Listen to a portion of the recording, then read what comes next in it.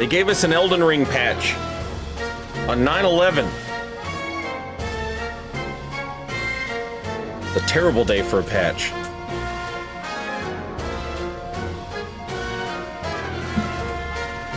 Reminds me of that tragedy.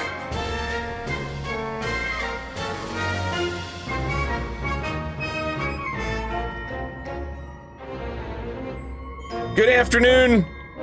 Welcome in, everybody.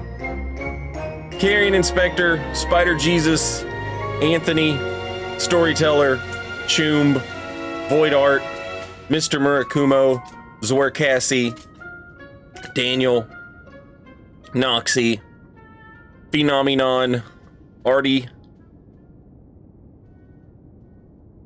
Ohad, Arbizo, X-Catalyst, Spider Jesus, Metro, Dashing, Foster Child,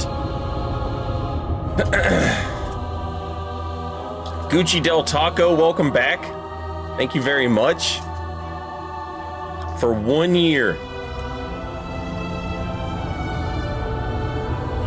Void Art, welcome back. And Carrion Inspector, thank you for the gift sub to Wolfman. Arrow, Drunky, Evilith, Spurg, 3-Putt, Proxy, Chef, Dreyfus, Lionheart, Alan, Potassium, Azul, Evelith, thank you for they hit the fucking spiders. Somebody said a second Radon nerf has hit the... Thank you, Evelith. Big Fat Azmaril, welcome back.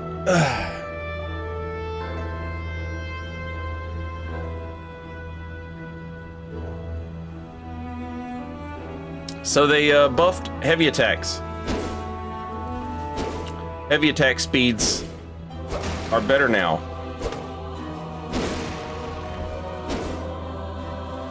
Out of neutral.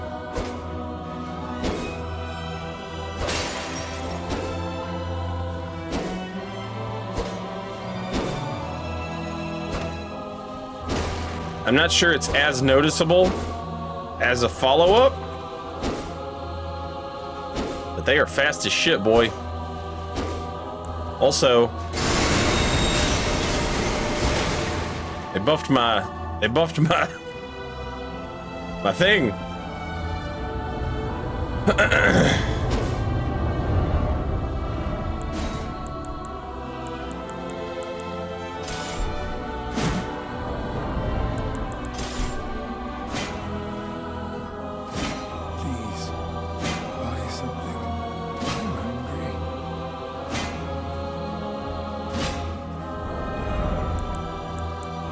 I heard you were with Miyazaki.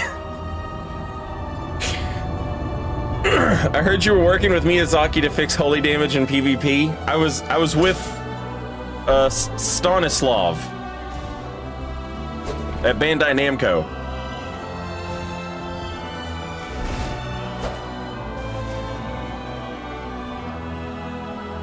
I sent him an email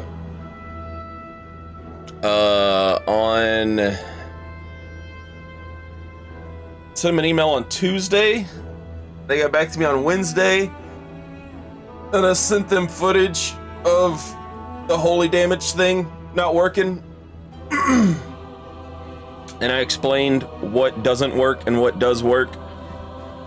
And then they tested it on their end and confirmed that it does not work. And then they sent me another email that said that they'd passed it along to From. I did see that a song dropped. I didn't get to listen to it yet, Gucci.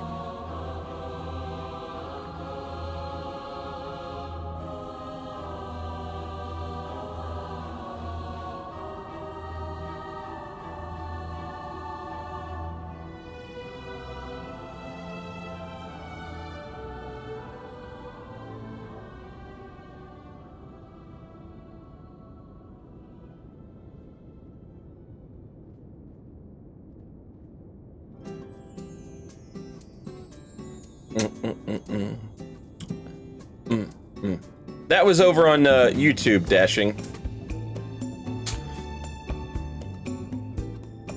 But thank you for the heads up.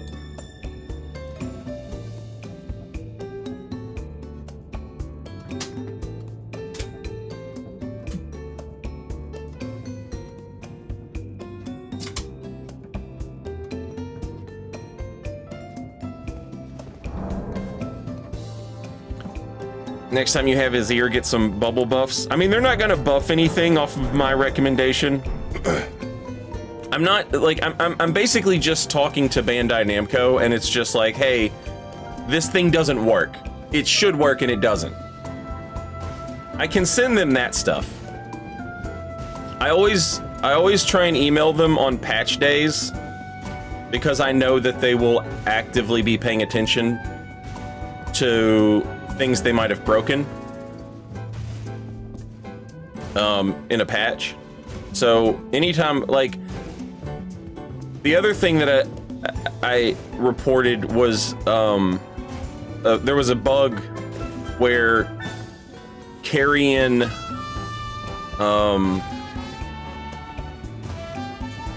carrion retaliation you could death blight people with carrion retaliation. And I was like, you guys probably don't want this in the game.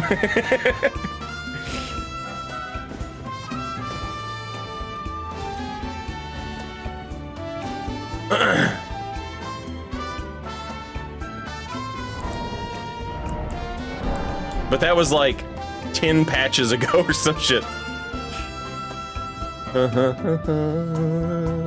Vitriolic Noise, welcome back. Thank you for 18 months.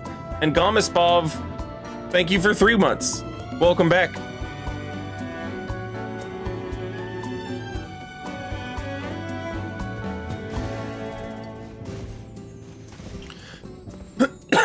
They did not fix the holy damage bug in this patch, but I put together like a thing and I sent it to Bandai Namco, and I sent it to them on patch day so that they like.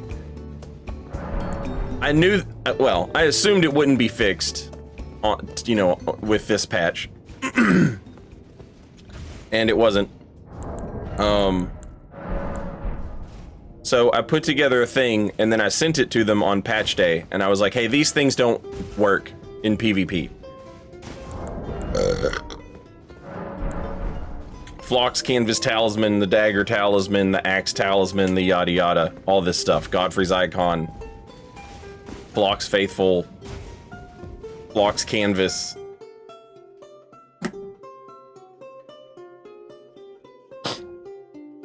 And then you send all that to Bandai, and they're like, hey, can you send us some, you know, details? We need the specs on, like, what version of the game you're running. Do you have any footage of this happening? Yada yada. And then you send them that. And then they test it on their end. And if indeed, rest in peace, Bloodborne guy.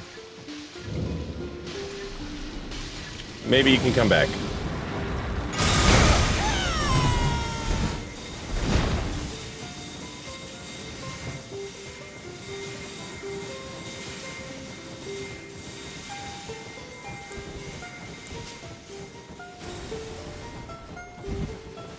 I keep running into goddamn walls.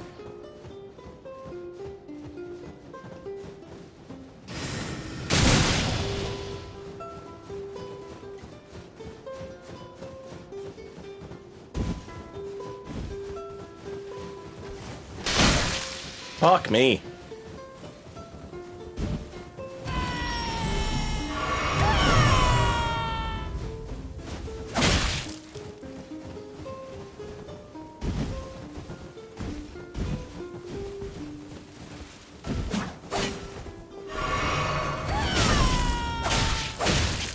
Fuck! I can't roll. I don't know how to press circle.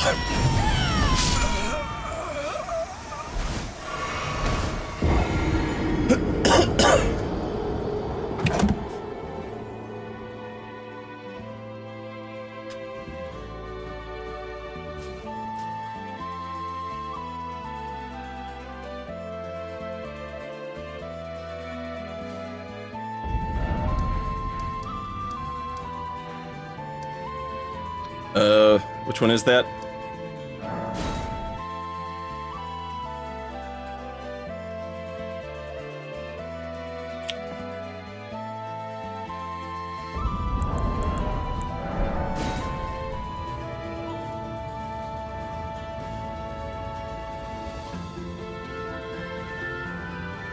Very cool gank. Every gank. That's every gank. None of them are cool.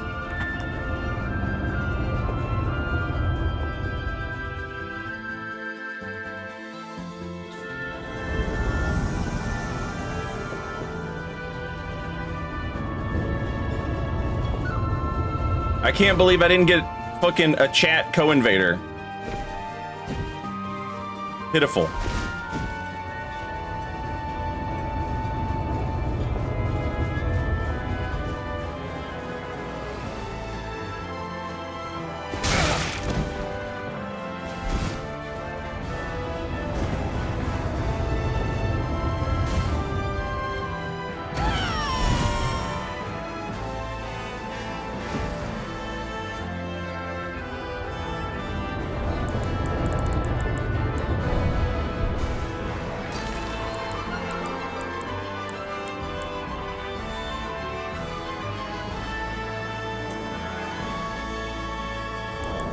Uh, 168.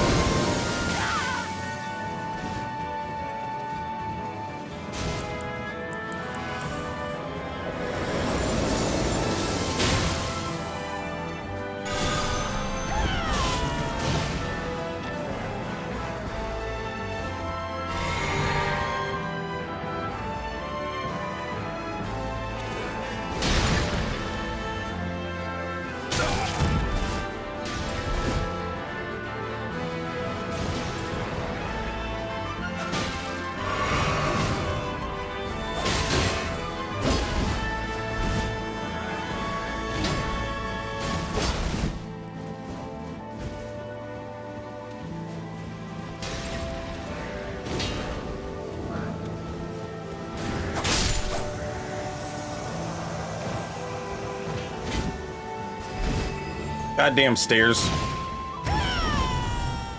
Could have had a backstab there.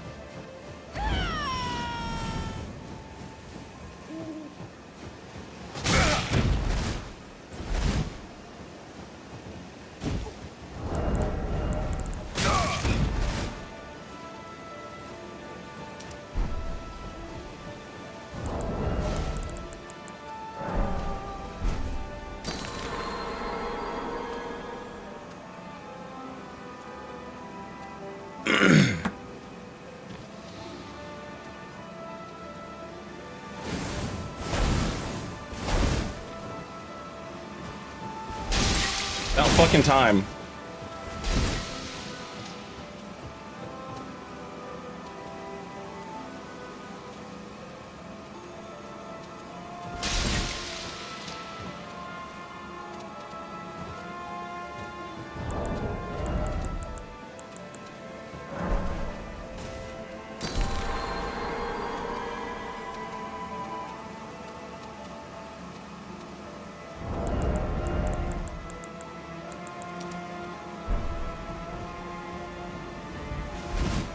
Of course!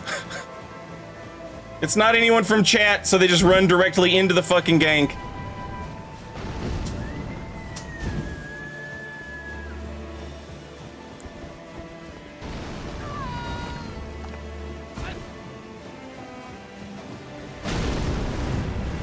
Oh, fuck me.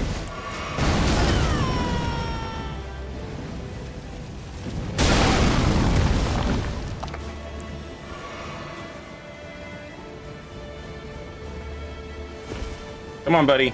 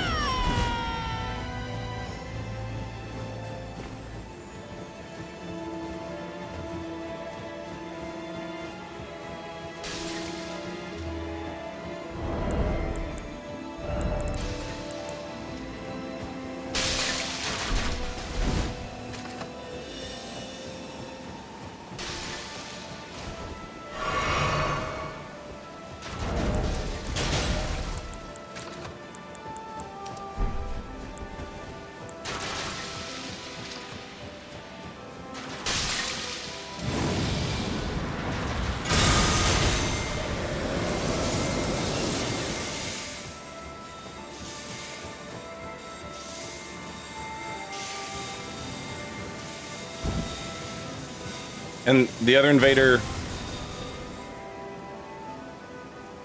has just fucked off somewhere.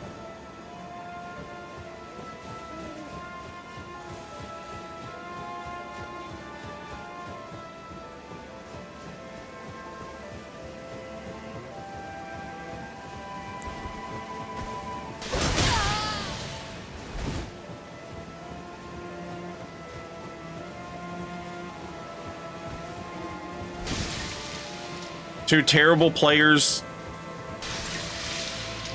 using shit they've seen people use on YouTube.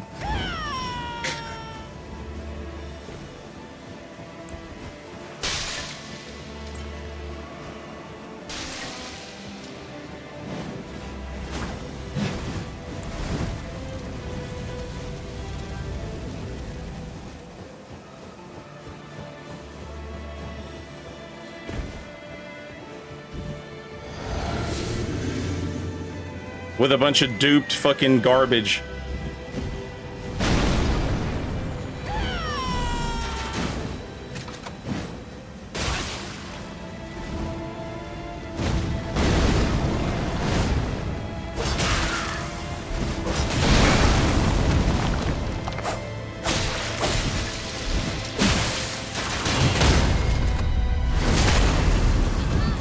And the other invader just fucking of no assistance at all.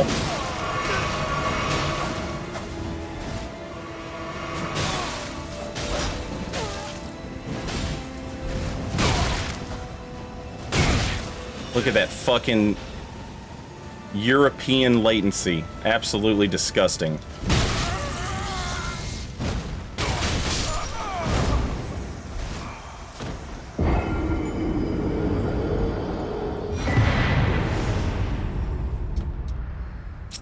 But that's all it takes because they're terrible.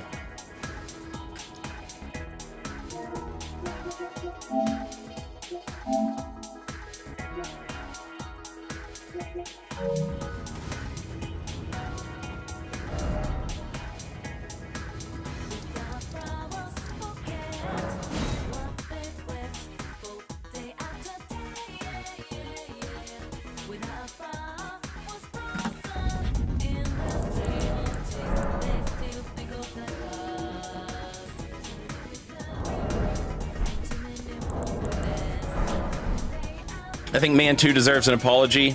I will give a begrudging apology because he did kill the host.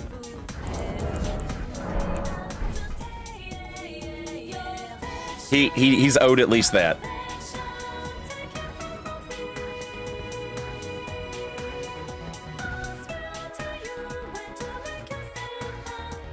Yeah, I mean, all it takes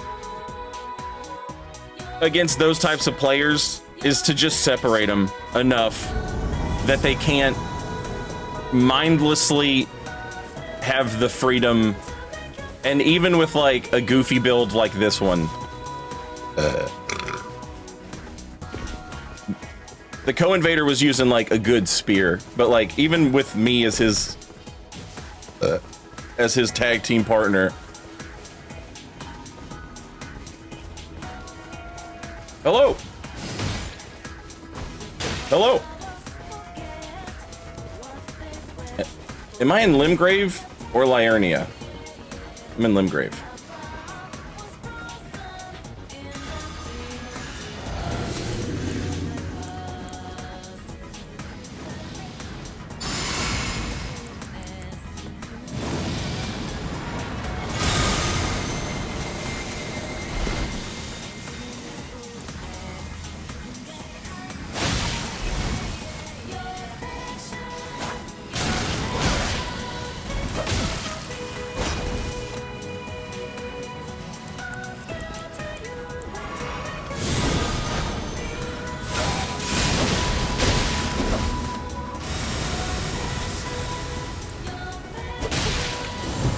Coward.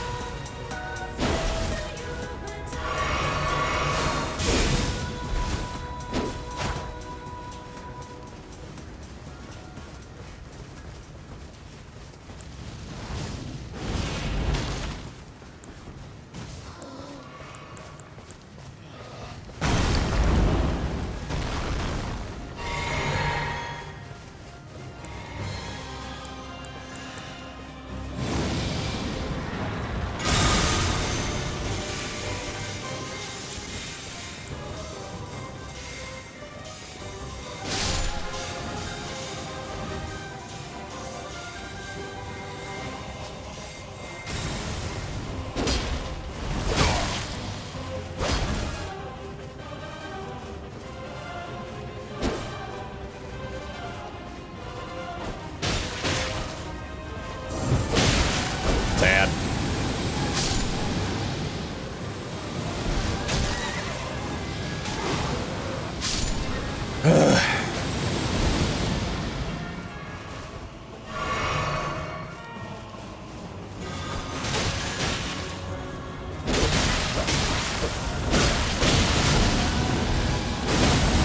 Fuck.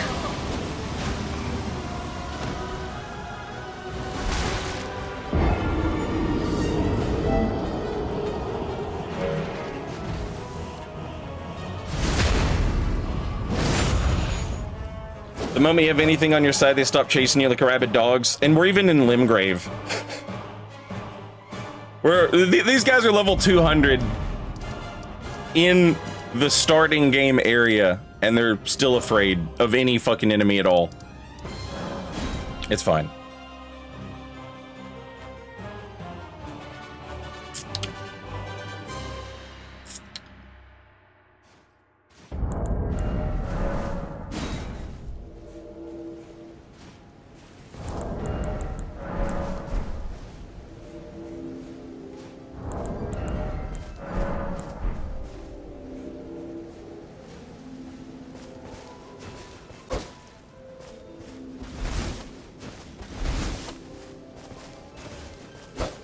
We didn't, Chris, and it breaks my heart. Especially after the buff we just had, where they buffed heavy attacks, like the speed of heavy attacks.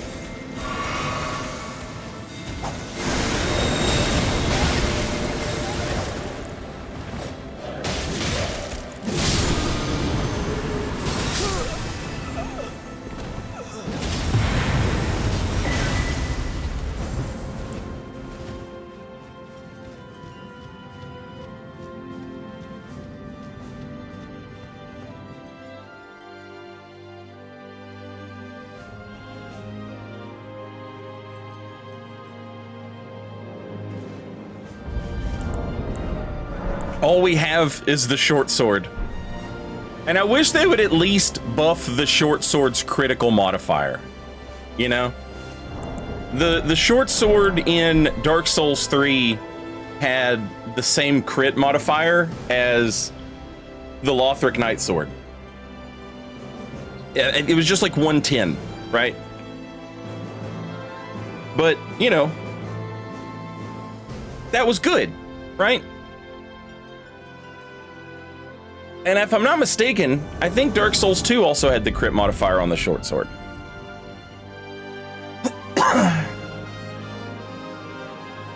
I might be thinking of one of the other... Dark Souls 2 had a lot of...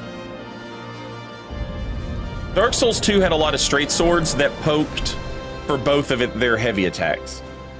Dark Souls 3 had the Lothric Knight sword and the short sword. So it's possible that I'm confusing the short sword in Dark Souls 2 with one of the other ones.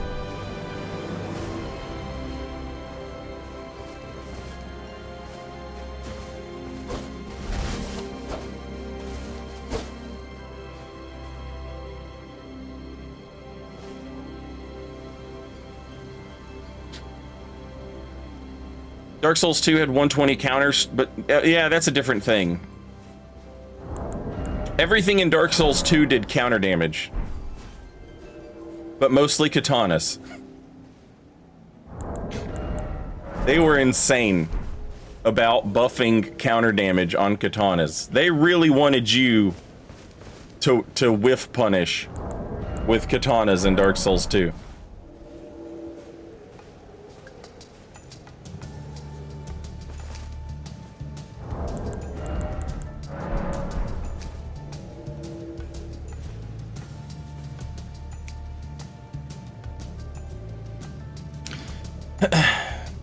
Robbie, hello. At least the short sword in Elden Ring has a unique R2 chain compared to being the exact same to Lothric Knight sword in Dark Souls 3. It's just the dagger R2s though. It just has dagger R2s on the straight sword speed.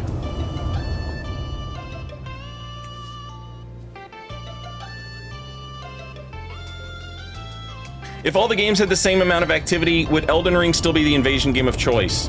I would hop around between, it would be like mostly Elden Ring and then like a little bit of Dark Souls 1 and a little bit of Bloodborne, which are the most unpopular opinions you can have. But I am also just fundamentally correct in having that opinion. Chicken Tindy, thank you for the gift sub to Neckles and Danger Bird. Enjoy your emotes and welcome in. And thank you, Chicken Tindy.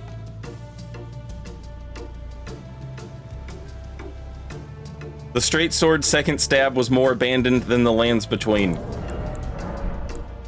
They just forgot about us, Kim.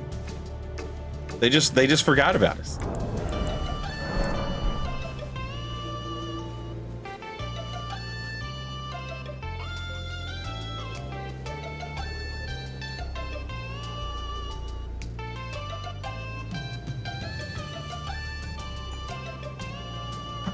Yeah, they gave the Lord Sworn straight sword, and if I'm not mistaken, also the Noble Slender sword. They gave both of those.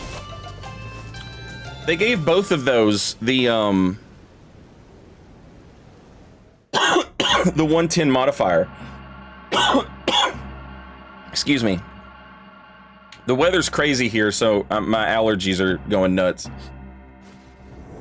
I mean, it's not crazy, but it's like we went from 80 and 90 degree days to like 70 degree days, and it's been fantastic. I love it. I'm all about this 75 degree weather we're having right now.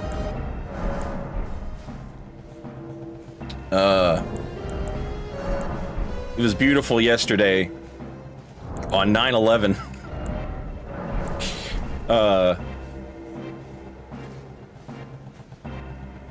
I took Necro Butcher to the doctor. She had to get some shots. And we went to food court afterwards, and I got like the best coffee I've ever had in my entire life. And we got some really good donuts, and then we went and tried this new Italian place that just opened up, and it was pretty good.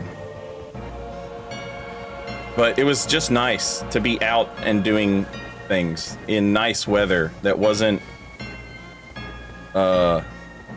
hellhole garbage.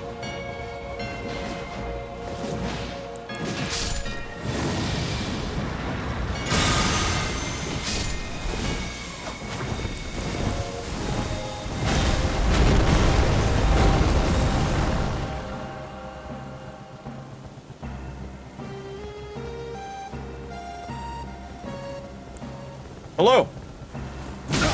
Ow.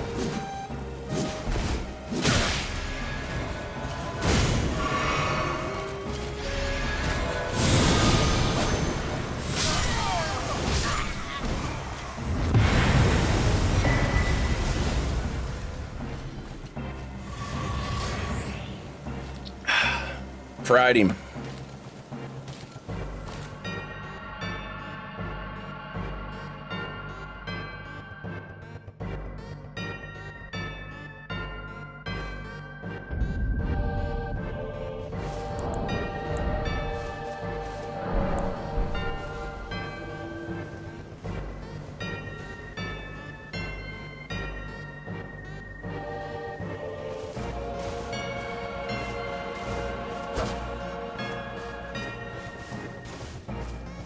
Melania ready with 631 health. Yeah.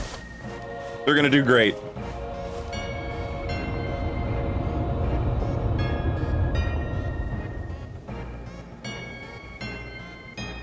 On 9/11, had to walk through disembodied shamans by the gates of divinity to find my brother. He was in northern Liurnia at the time.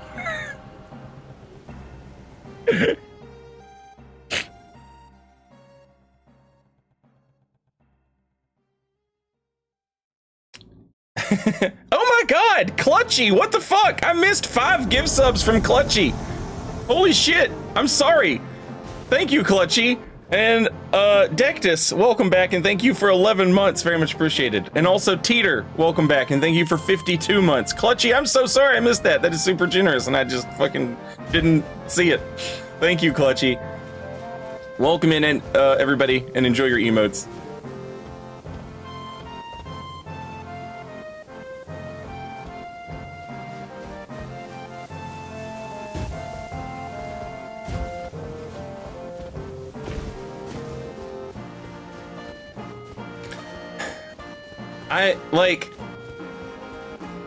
I felt like there was some stuff with Radahn that they were like just gonna have to nerf, you know? And when I say nerf, I don't even really mean nerf. There was just stuff that needed to be fixed.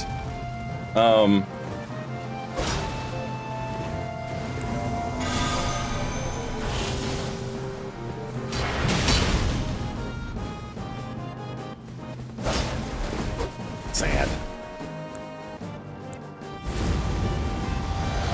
And there was kind of no avoiding that stuff needed to be fixed.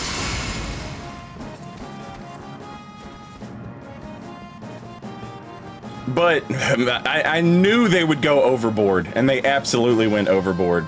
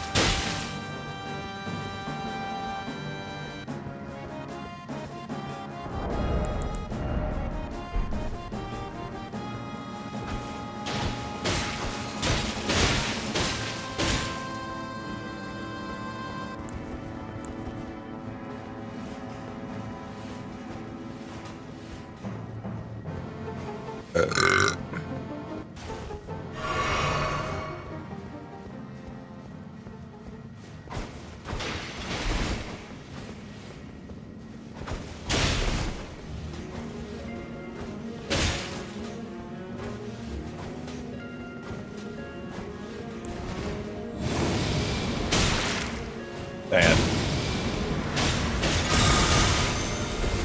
Happy.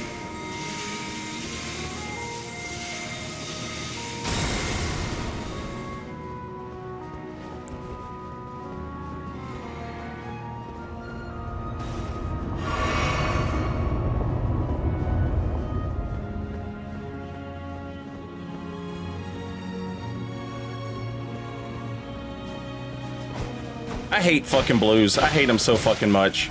Your entire point of existing is supposed to break this stalemate. Break the fucking stalemate.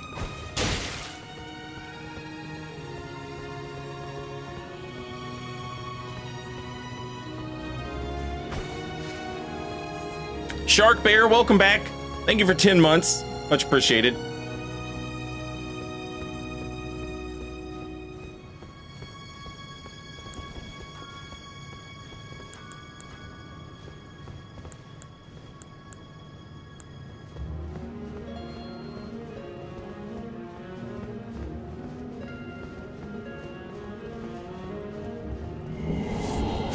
Shut the fuck up.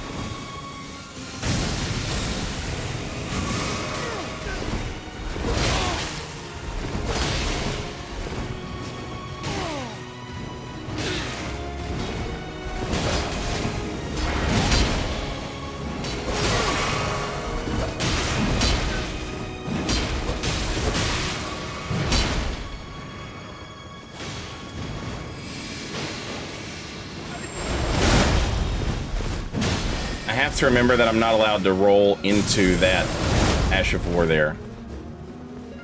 Fuck.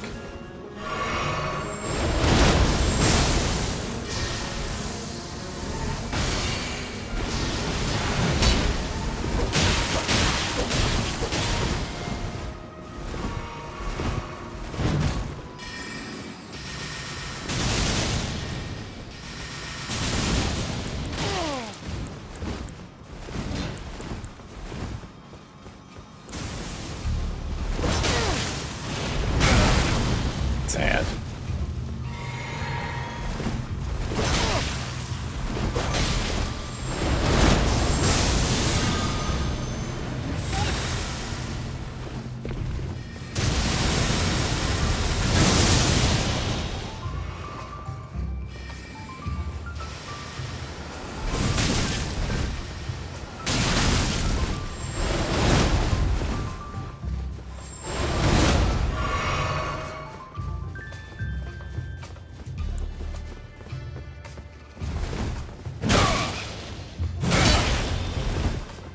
Made a mistake there.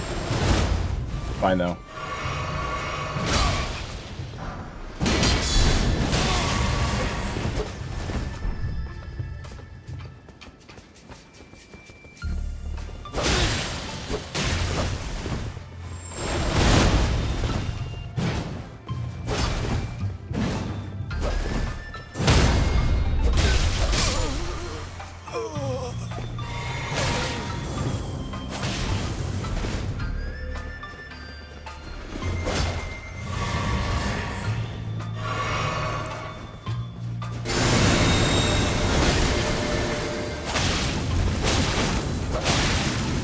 Fucking Europeans!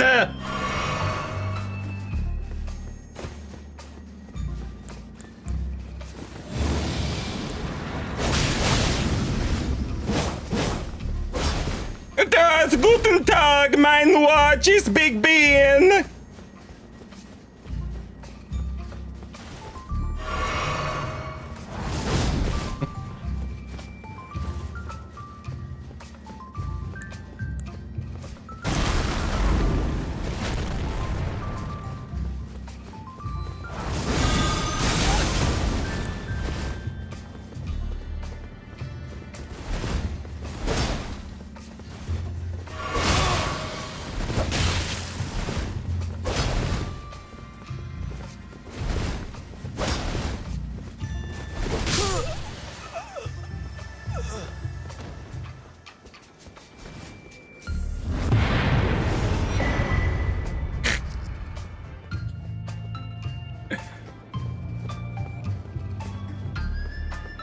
GG's.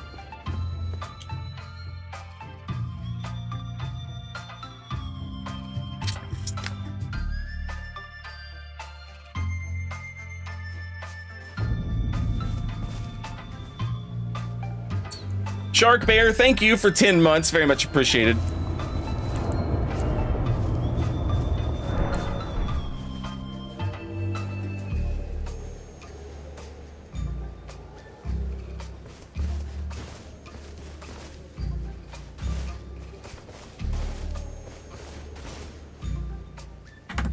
Chirality, good afternoon. I recognize that the funny part about is like I'm streaming at like peak European hours, right? It's like European evening time, and I'm complaining to my European audience about European players playing at the time that they should be playing at. That's the joke. Also, Velius, thank you for the gift sub to Rob. Enjoy your emotes. Welcome back, Rob. Thank you, Velius.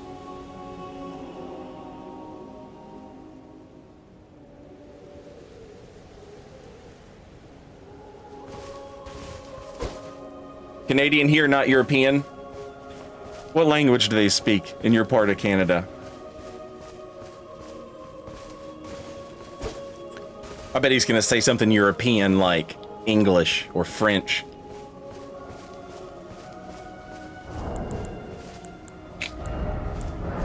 If that's not European, son, I don't know what is.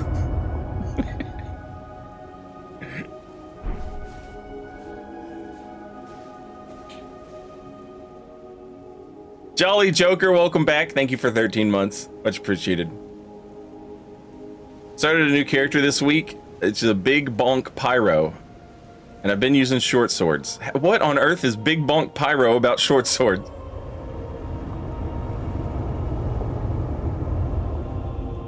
But as long as you're having fun, that's all that matters.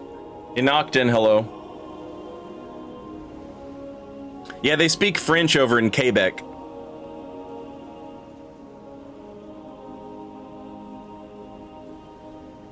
I think they still have the French Queen on their money in Quebec. Hollow Blades, welcome back, and thank you for 74 months in a row. Much appreciated.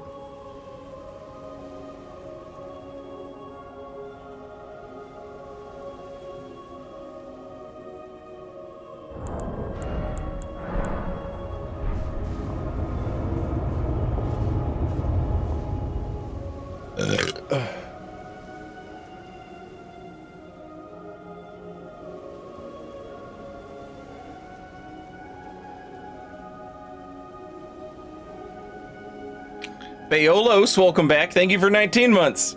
La blo European. Ja ja. Or is that ya ya? I'm so accustomed to reading Spanish J as H.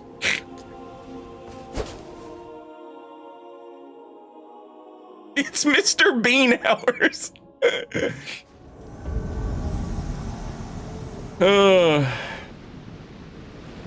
Nathaniel, thank you for the $2. I hate the Potta nerf. They're taking what I love. It deserves to be taken from you. I'm sorry. I'm sorry to be the one that has to tell you. But that shit sucked.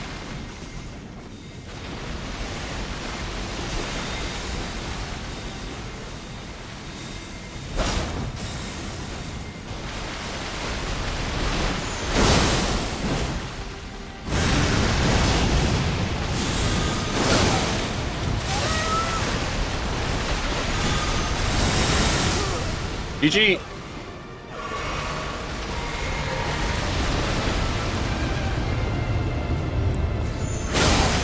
God damn. You spent all your fucking money and the wrong juice.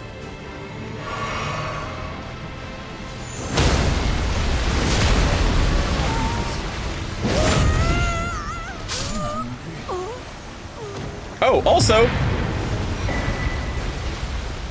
Nathaniel, thank you for the $2 as well. I appreciate it. Thank you.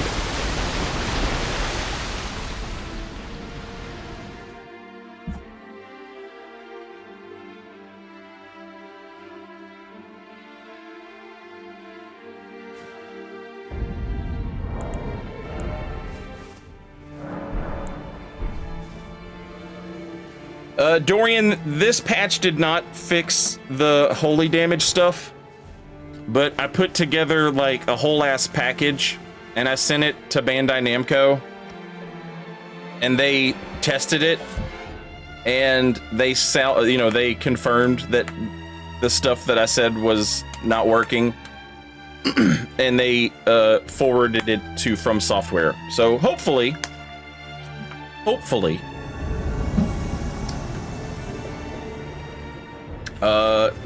they look into it.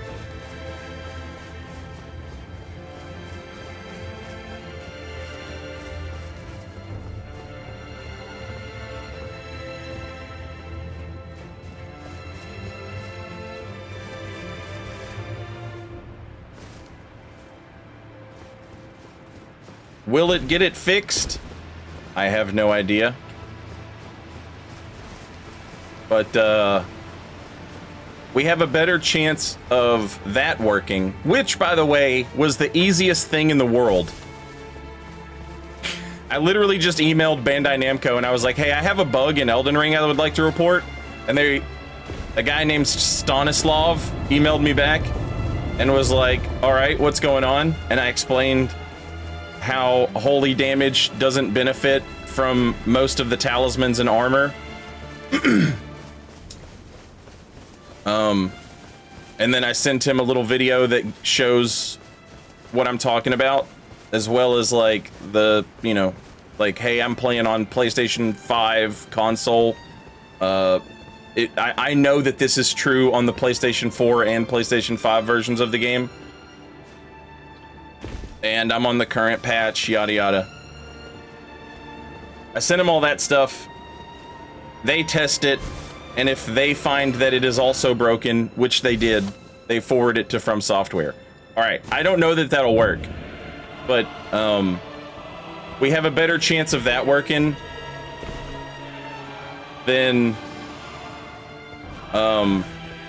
making a video and posting it on YouTube and being like, hey, we're just trying to get some attention on this exploit or this glitch or whatever. And then it gets 5,000 views and you expect fucking Hidetaki Miyazaki to watch your YouTube video. You know what I'm saying?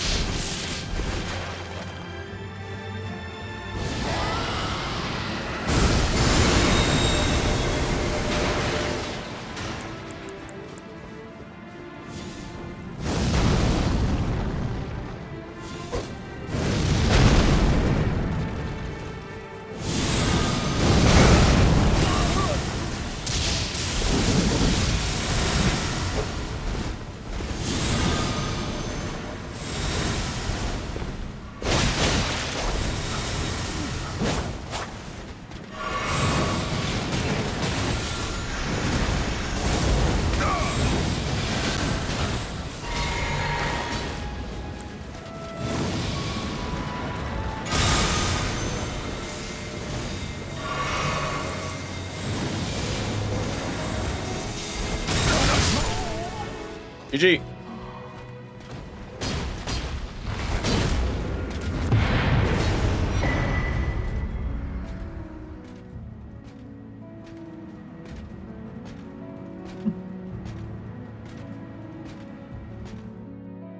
I also can't believe we didn't get the tongue.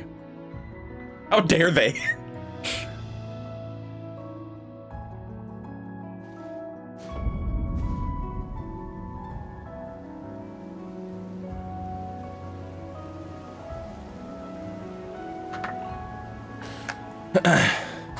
Should I play the PS1 version over the PSP version? The PSP version has more content in it. A lot of it is going to be stuff that, a lot of it's going to be stuff that doesn't matter to you if you've never played any Final Fantasy before. They're going to be like, look at all these extra characters we let you recruit. The protagonist of Final Fantasy Tactics Advanced. And you'll be like, I don't know who that is. One of the main characters of Final Fantasy 12. And you might say, I don't know who this is. One of the things that is nice about the PSP version is it has these sick-ass, like, hand-drawn cutscenes in parts of the game. And they're beautiful. And you also get access to more job classes. But the PS1 version of the game, the OG version of Final Fantasy Tactics, has a there are just parts of the dialogue that hit so much harder to me. Because it's very cut and dry, simple, plain speak. And so when they say shit like animals have no god, or, you know, don't blame us, blame yourself for God. When they say shit like that in the plain speak, you're like, God damn. So I'll always have a soft spot for the first one, or for the original. But there's absolutely nothing wrong with the War of the Lions version.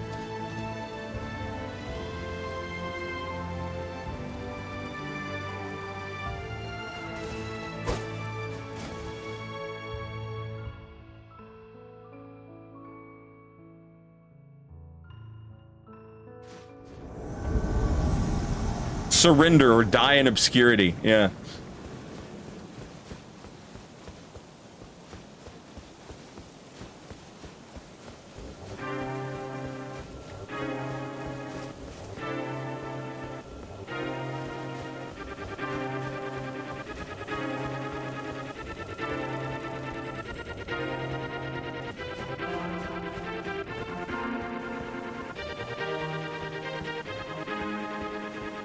So they cleaned out the first half, including the Hell Room.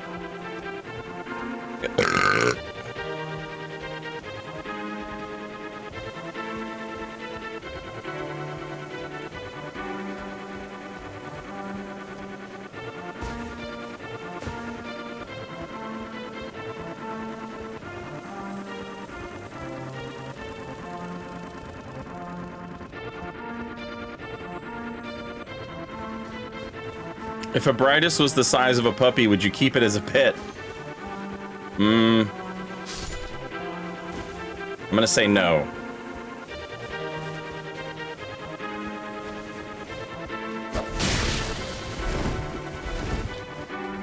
The Bridus seems a little, too smart.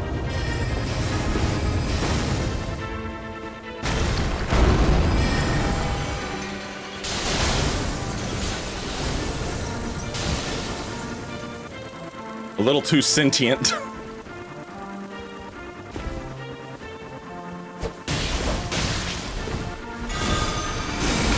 No.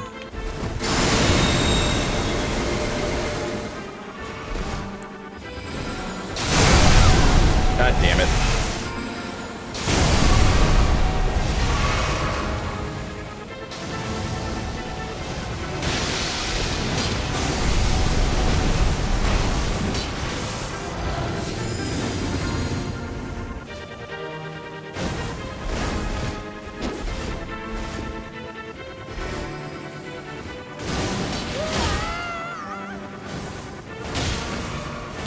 God damn, I hate all this fucking throwy shit.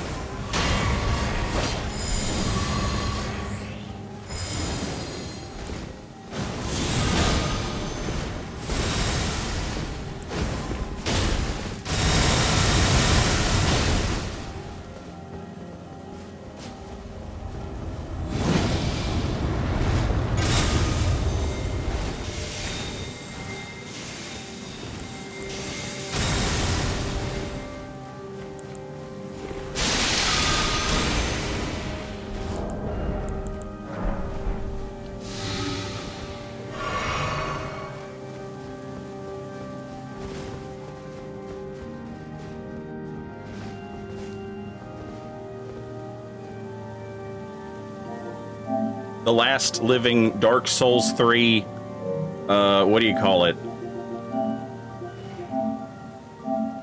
Survival streamer.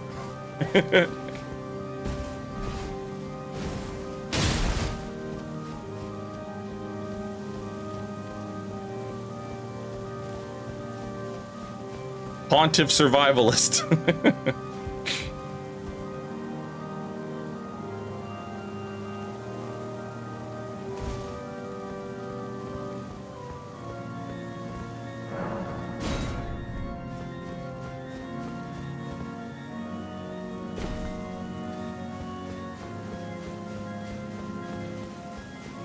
Boob hair, thank you for 3 months in advance. Welcome back, and thank you for 4 months.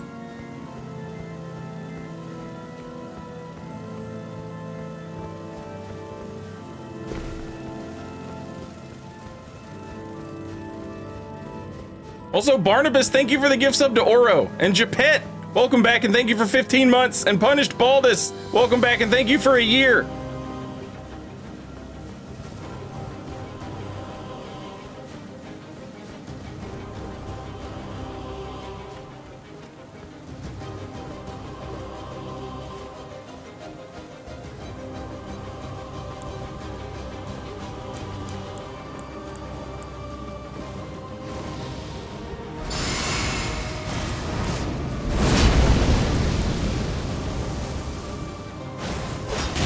God fucking damn it.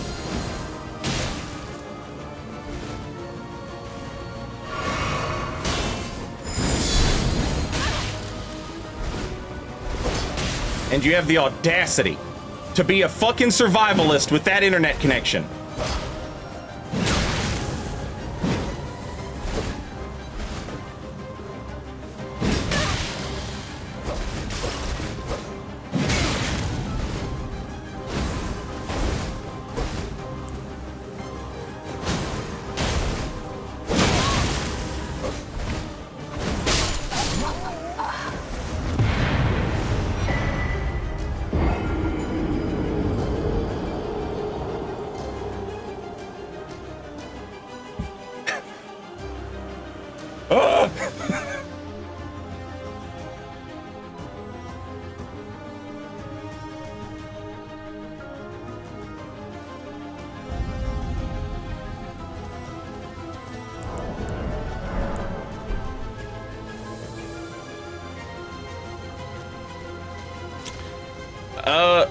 Lilac, there used to be people in Dark Souls 3 who would turn on the dried finger, which is the item that makes you get invaded.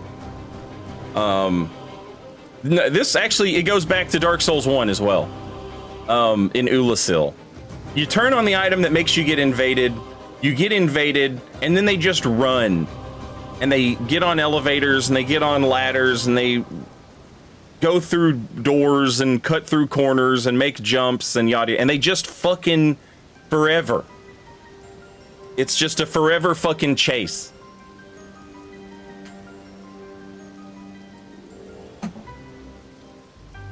And it can be pretty fun. It can be pretty fun.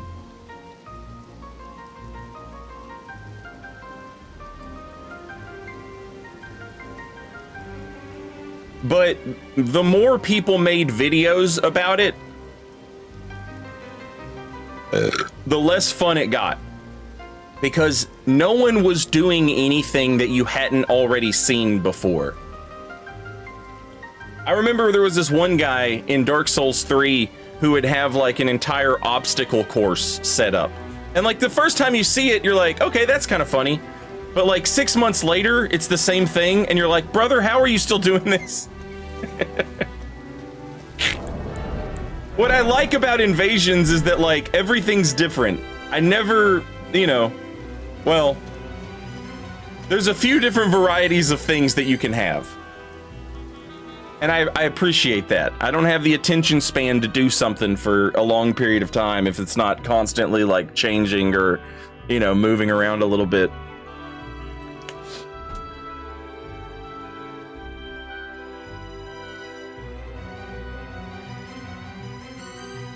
The thing about, I made a video about doing survivalist stuff, and I was like, the only thing I'm going to do different from the average Pontiff survivalist, the only thing I'm going to do different is I'm going to actually try and make progress to the boss. And the reason being is like, that's what an invader has, is that they can stand between you and progress to the boss. And if you take that away, then you're just some guy who has twice as many flasks as I do. You know, like...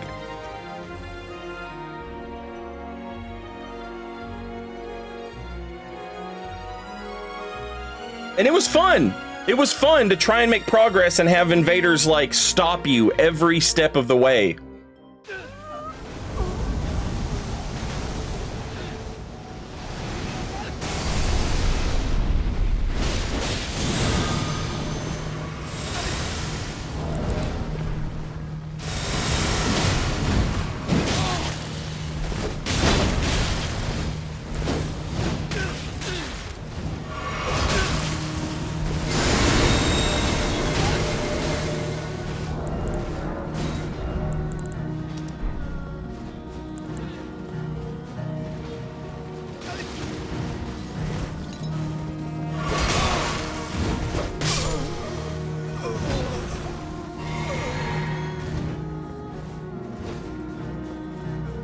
Which character would be the best rapper in Elden Ring?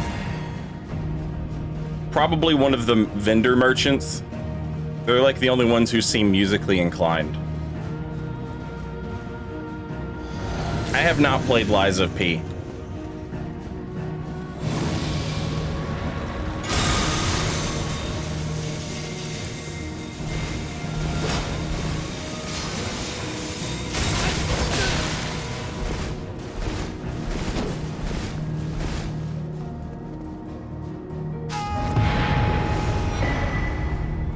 Bravest LeBron James fan.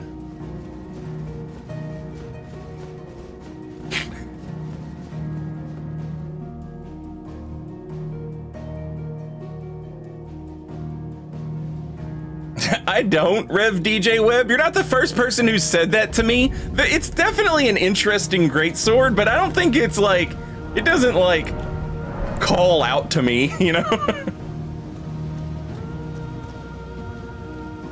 Yeah, give me 1 second, Alex. Why does it keep unjoining?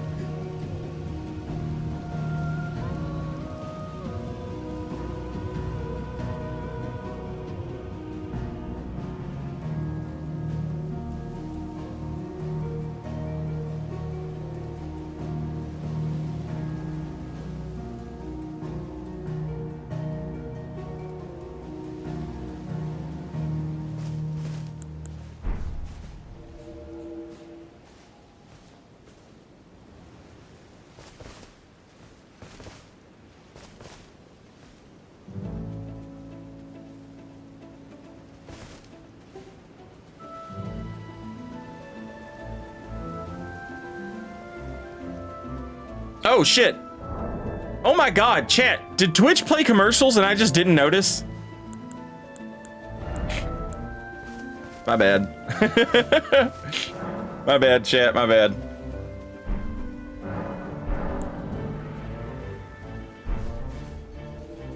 I was like, I should totally be playing commercials right now and going and getting a cup of coffee. What are we doing here? And then I look and it's like, ads will start in 50 minutes. And I'm like, oh, they must have played ads and my ass didn't notice.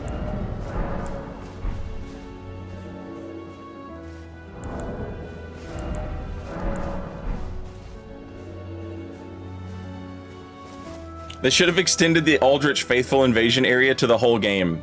I mean, like, it would be cool to do that in New Game Plus cycle or something.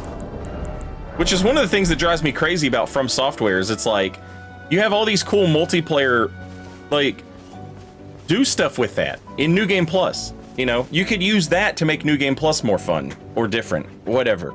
Imagine if in New Game Plus, you were just constantly, there was no invasion cooldown timer, basically. And then imagine if in like New Game Plus 2, you could like, I don't know, you and your opponents, you and your friends had friendly fire or some shit, you know?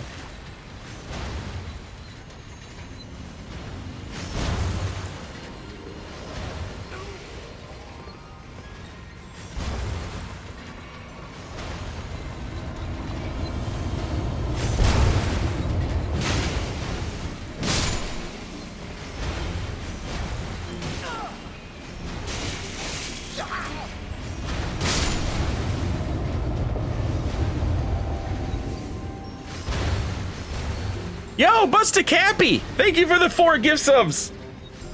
Welcome in, enjoy your emotes and your no commercials, courtesy of Busta Cappy. Oh, I fucking loved Midra Pringles. I fucking loved him.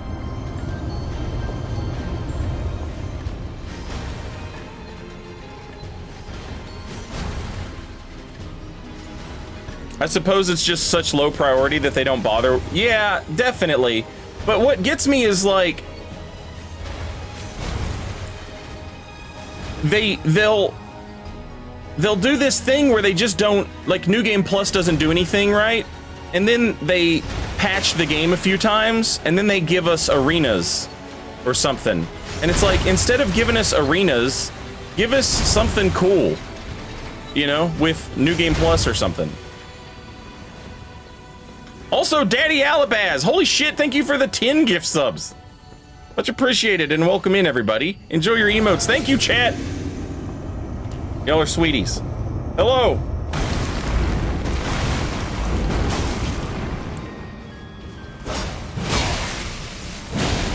How did that R2 not hit?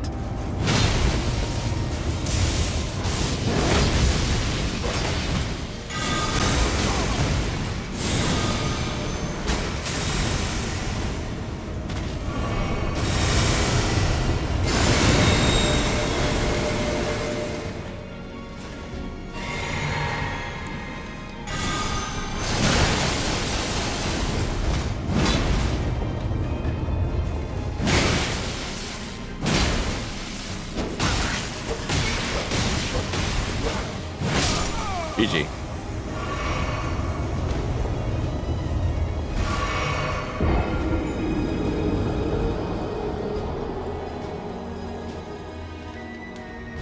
Yeah, it's like they give us the arenas, everybody asks for them. Everybody asks for the arenas, then they give them to us, and then people stop using them almost immediately. Like, give us something that would, like, people bitched about covenants, right? Instead of adding arenas, add covenants. Or add, you know, some interesting New Game Plus aspect, you know? People are just gonna go fucking duel at the Lake Crab Shack or wherever. You know what I'm saying? Dark Souls 1 did the same thing. They put a fucking arena in the game in the DLC, and then everyone fought right outside of the arena. Like, that was the spot to fight.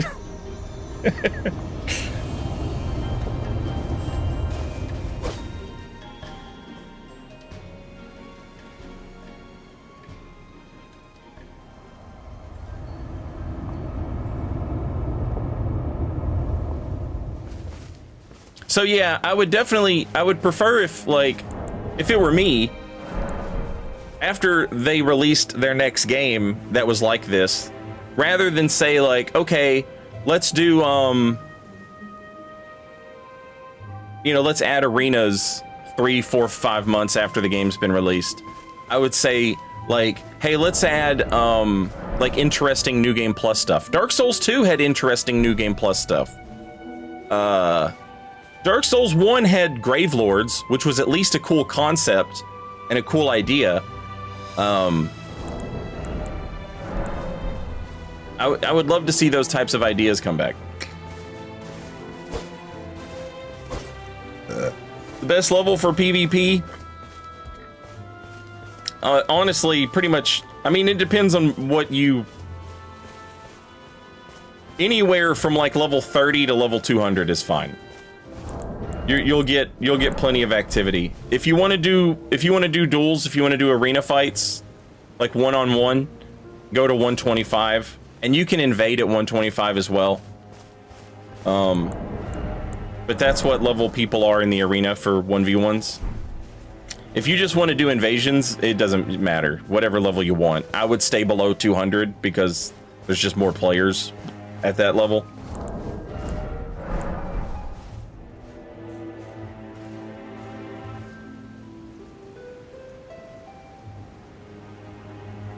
Yeah, I mean, like, there's covenants in the game. They just aren't tied to multiplayer. And honestly, it's better that way. Like, people will say, man, I miss covenants so bad. I hate farming Silver Knights for ears. You know?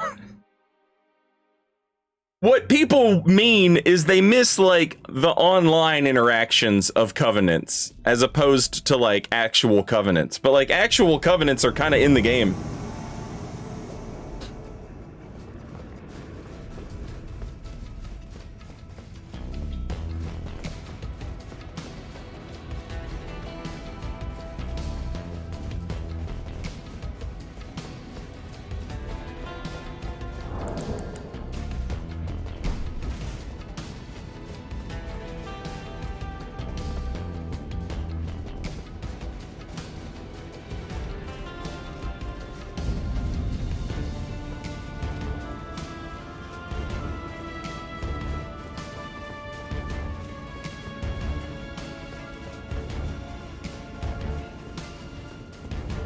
The people that say those things aren't the same people. They are absolutely the same people.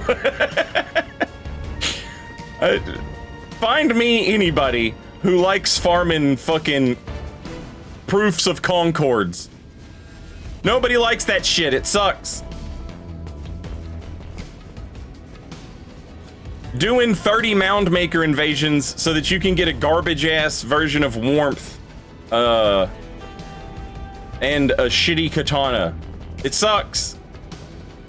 Everyone complained about covenants when Dark Souls 3 came out. They were like, oh, they're like half-baked. They suck. And they did. They were right.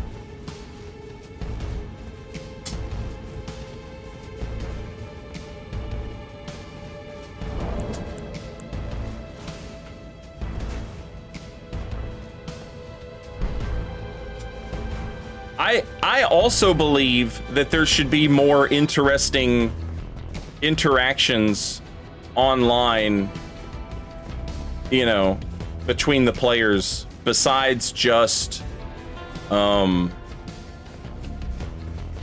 here to kill you, I'm here to help you. You know what I'm saying? I also wish that there were more interesting things.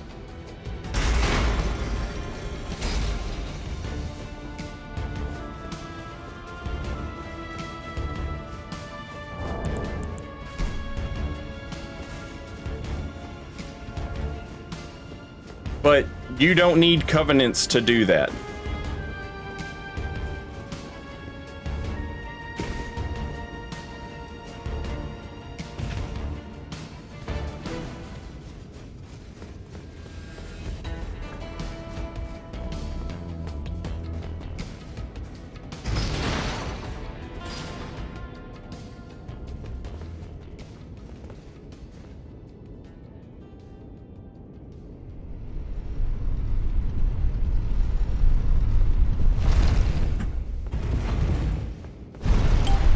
the way they did covenants in this game, in my opinion, like, it works better for a video game.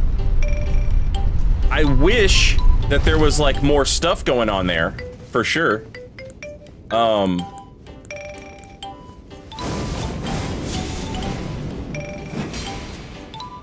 Like we've got like there's no incentive. Like there's nothing that says like, hey, I'm on Ronnie's team. But that's a covenant, you know? Like Volcano Manor. Like, oh, you invaded as a recusant.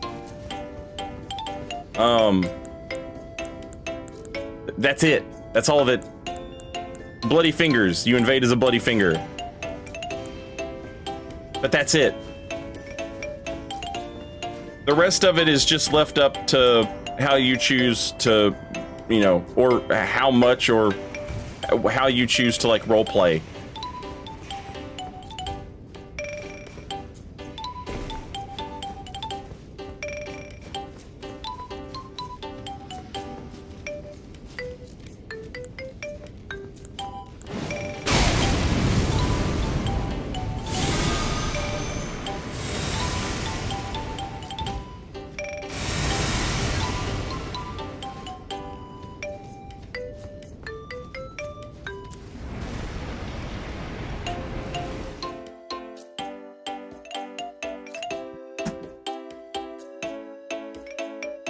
But shit like the Rat Covenant,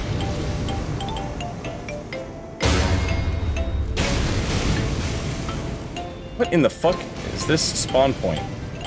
Shit like the Rat Covenant and the Grave Lords, I miss stuff like that, you know?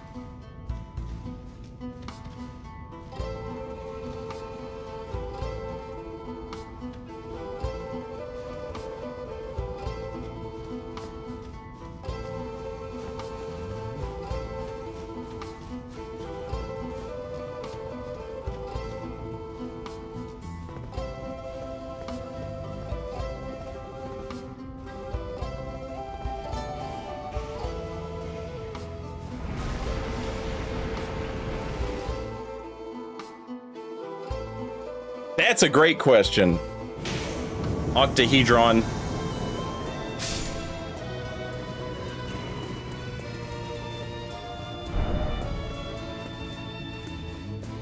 Rykard's rune should absolutely have a PvP effect like Rykard's does.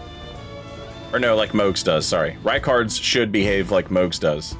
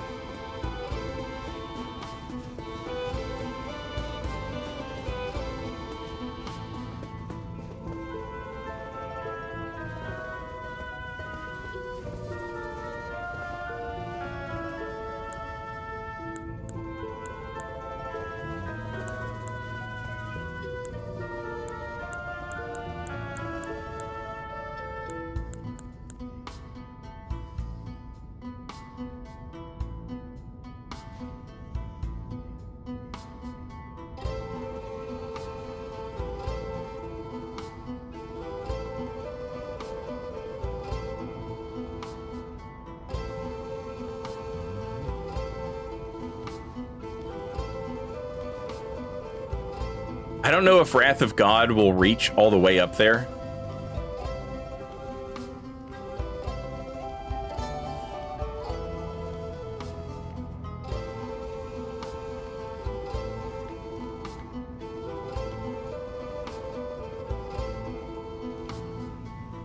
we're about to find out.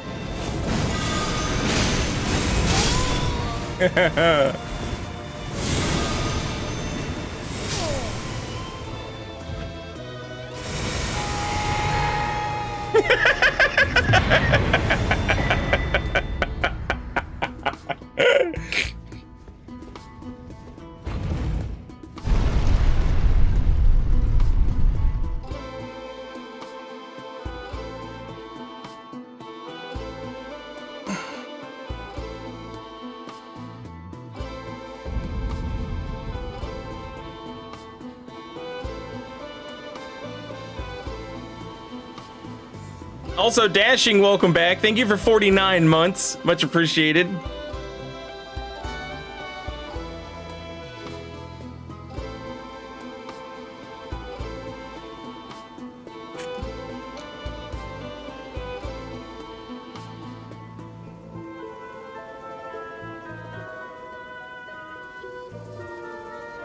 Yeah, there's all kinds of interesting things you could do with, like, all of the different factions in the game. Like, you know, like, in terms of, like, multiplayer stuff, like behaviors, right? Like, you've got Gold Mask, you've got Fia, you've got Ronnie, you've got, the Bloody Fingers, you've got the Recusants, you've got, fuck. Like, you have all these little, like, groups. Oh, the Frenzied People. Like, you've got all these people who are, like, vying for power and control or whatever. You could absolutely do some silly shit with the multiplayer in that type of situation. Like, just as an example, Rizio, welcome back. Thank you for 80 months. Like, let's say we make Gold Mask, like, the Solaire guy, right? And it's all about cooperation and helping people out.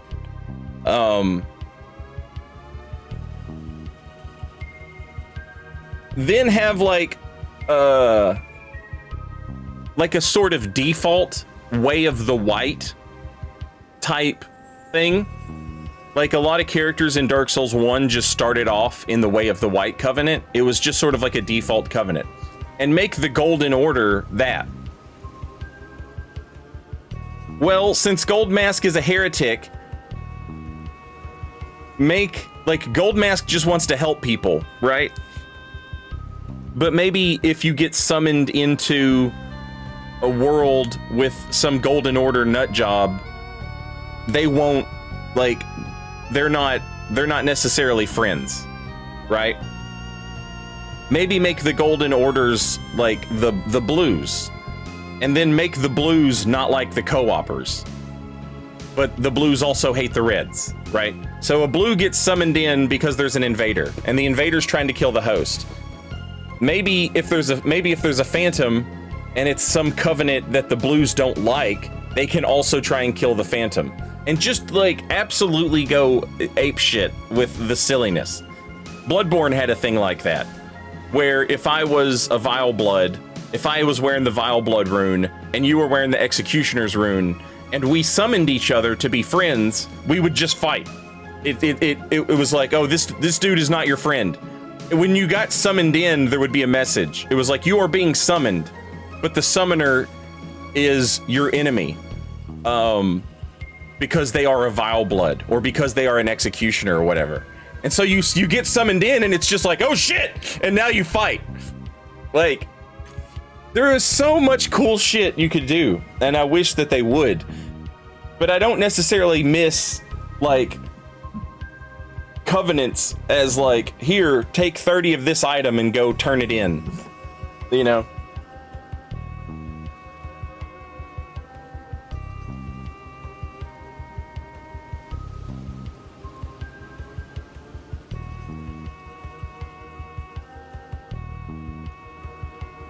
Not really, Billy. They get different soundtracks when they invade, and that's it. And, like, the way their name shows up. When you invade as a Bloody Finger, your name shows up as, like, Billy the Bloody Finger. And then if you show up as a Recusant, it's like Recusant Billy.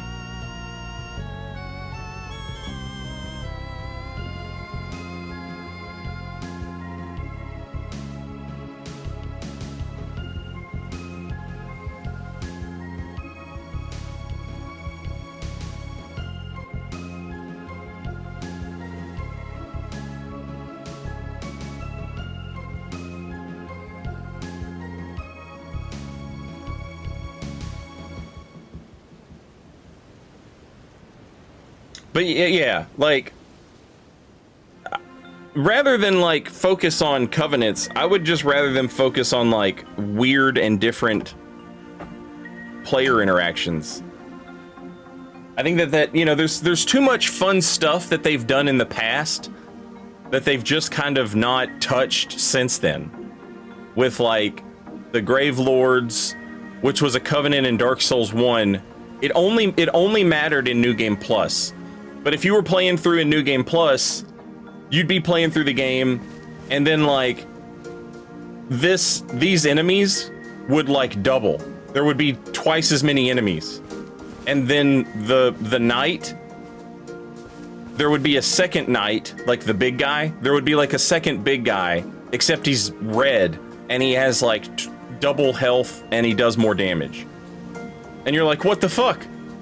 And if you look around on the sign, or sorry, if you look around on the ground, you would see a sign, and it would be like this grotesque, scratching, scrawling message on the ground. And it would kind of move around a little bit.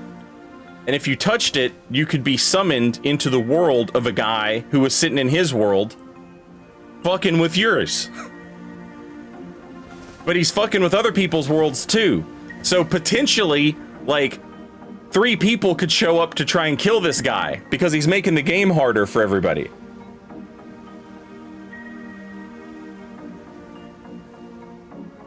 In Dark Souls 2, there's a covenant where there's an area, and the area is full of traps and enemies. If you join the covenant, the enemies won't hurt you, and you have control over the traps.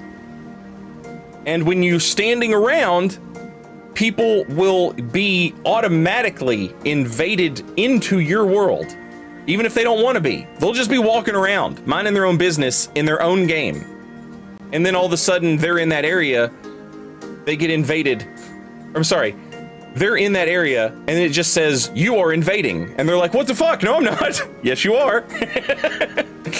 And they show up in your world, and you have all these enemies on your side, and you have all these traps that you can use to your advantage. That shit was sick. That was so cool.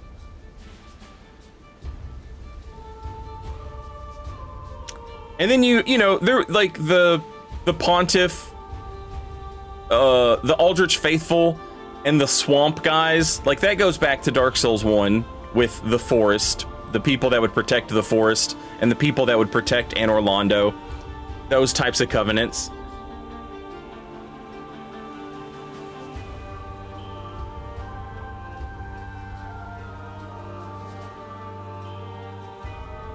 Mirror Knight, Spear of the Church. I can't think of what it's called in Demon Souls. The monk. What's it? Old Monk. Yeah.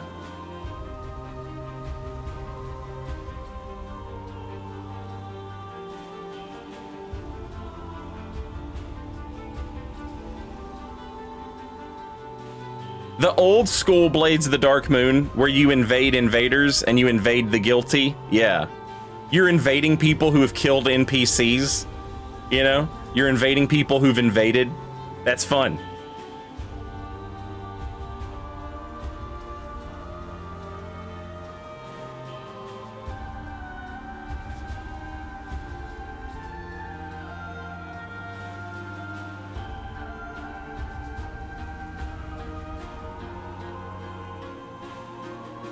Yeah, they did. It is interesting that they have the PvP bosses where the player touches an NPC and then their build is uploaded. Their build is uploaded to, you know, the game's servers, and then you might fight it when you go to the Great Jarsil Arsenal or Fia's Champions. It's interesting that they took that approach, because it's like, okay, well, we'll have other players fight other players this way, but they sort of remove the agency of the invader, right? And they just like, which is, it can be kind of like a blessing and a curse. if you're just running some fucking YouTube build, your Phantom whatever, your Fia's Champion will work just fine. Your Jarsil Arsenal will work just fine.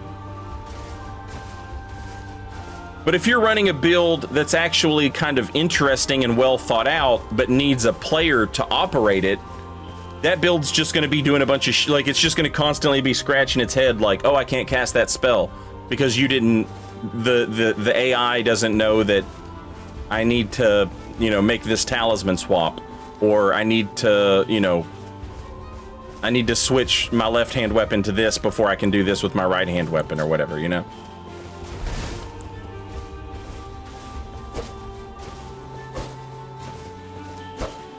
Yeah, K-Balls, Great Jar invaders are real copies of players.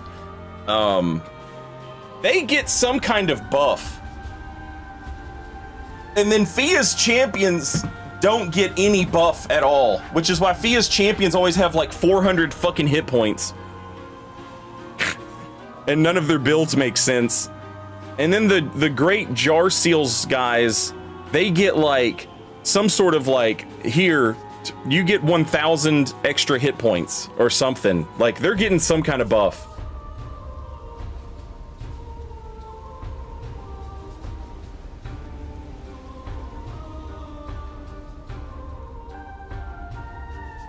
It's noticeable, Outright Duck.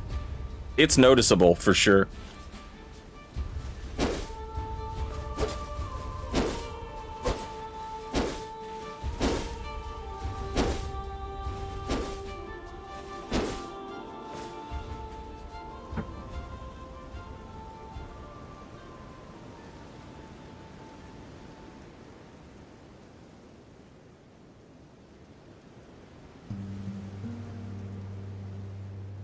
Maybe it's just the scaling of the area they're in. It might be.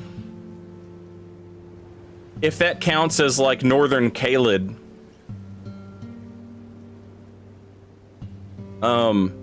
Illusory Wall has done a few tweets on it. But basically it's like when you beat the Great Jar and then you talk to the Great Jar after you've beat his champions, the Great Jar takes your build and uploads it. And Fia uploads your build anytime you hug her.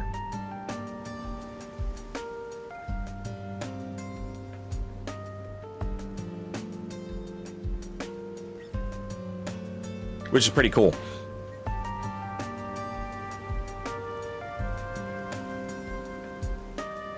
Fia works for the NSA. She's legit like a PSYOP honeypot.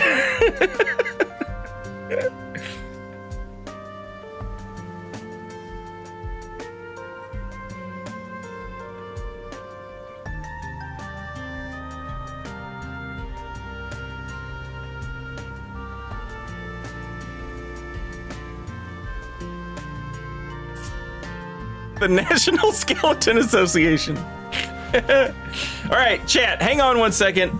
I'm gonna get myself some coffee and I'm gonna play some commercials, and I will be right back, and we will continue on.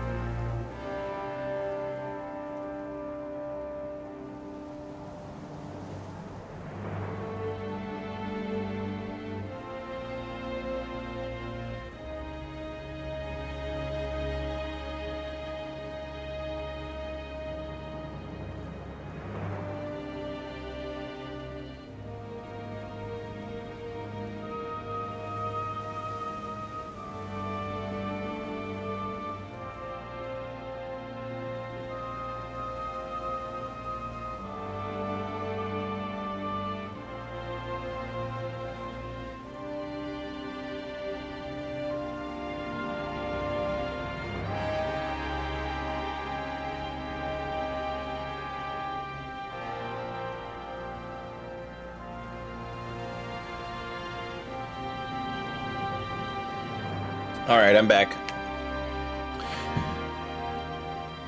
Phenomenon, is the Marvel vs. Capcom collection out now?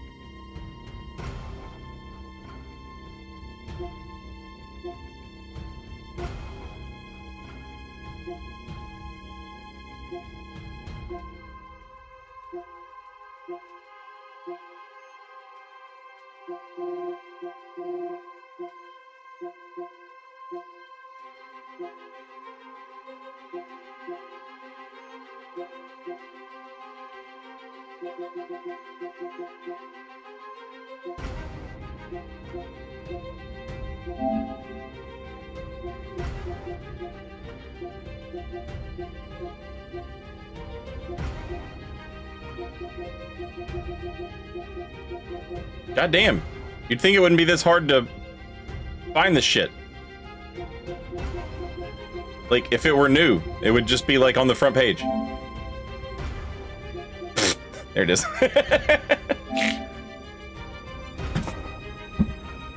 Oh, hell yeah, chat!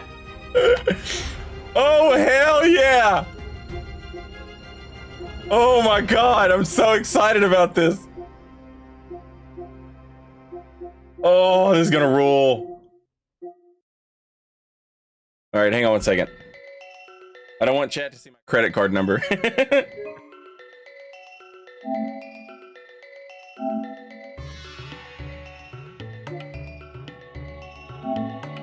Oh, son of a bitch. Oh, I'm on the wrong profile. I'm on the wrong profile. Okay, never mind.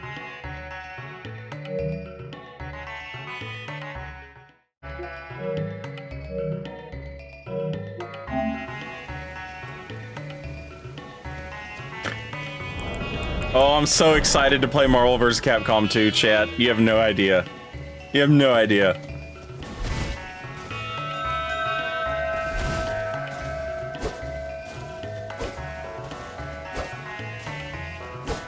Hey, Ribbon! Thank you for the raid. Welcome in, Raiders. I'm gonna take you for a ride. Boop, boop, boop.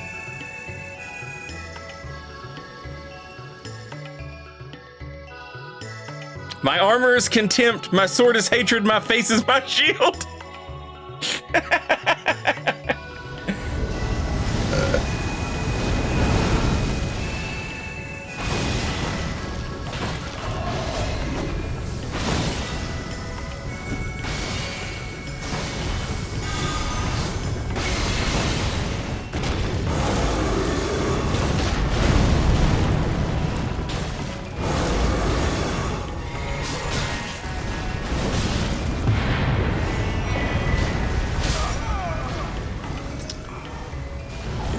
Ribbon, thank you for the raid. Welcome in, Raiders. Hope you guys had a fun stream.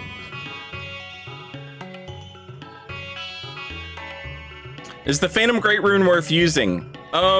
Yeah, but it's so dependent on a bunch of stuff. So when you use it, you're gonna lose a little bit of health. That sucks. That's a big thing to lose as an invader.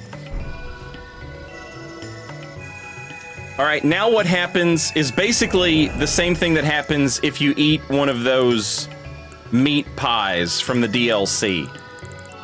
All of the enemies in the area now have access to Lord of Blood's Exaltation, the buff. So if you have a bleed build, or your opponents are using bleed builds, and there's a lot of enemies nearby, then yes, the Lord of Blood's rune is good to use. Because when someone bleeds, all of the enemies in the area are going to get a buff. And part of the buff is if any of those enemies kill one of the co-opers, it will completely refill your health, which is fucking sick. But that's, you know, there's so much there that's like dependent. You need a bleed build. You need enemies around. You need one of the enemies to kill a phantom. Like, it'll at least make the enemies tougher in the area. So like, don't go running around popping it willy-nilly. But if you're invading in a spot where there's a bunch of enemies, it's absolutely worth using.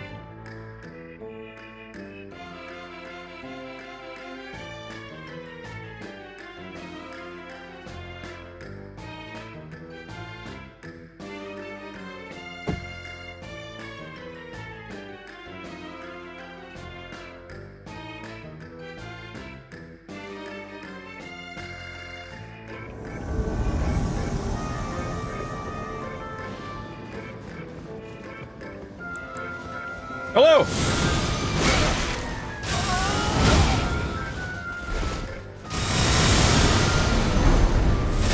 Freya just L1 waggled me.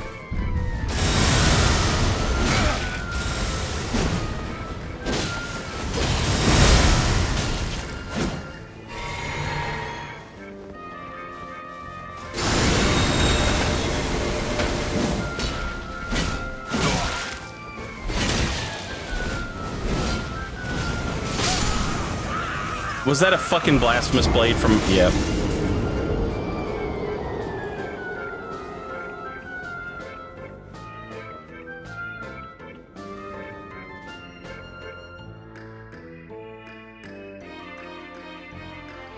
Nice, Ribbon. That sounds fun.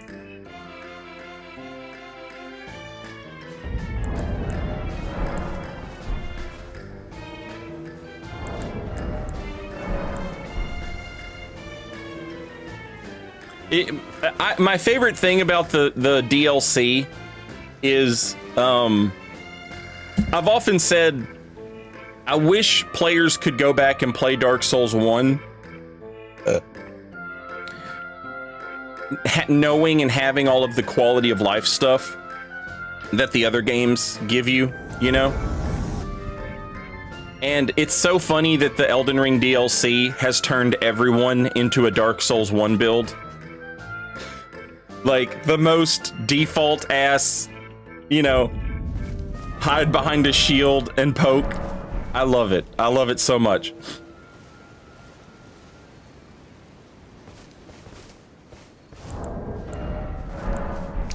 Zum, I don't even know yet. I've looked at the patch notes, but like I haven't really interacted with much of anything.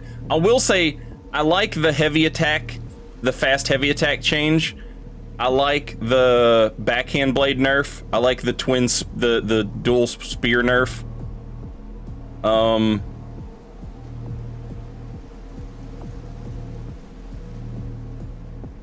They buffed some spells, and I'll typically always like when they buff spells.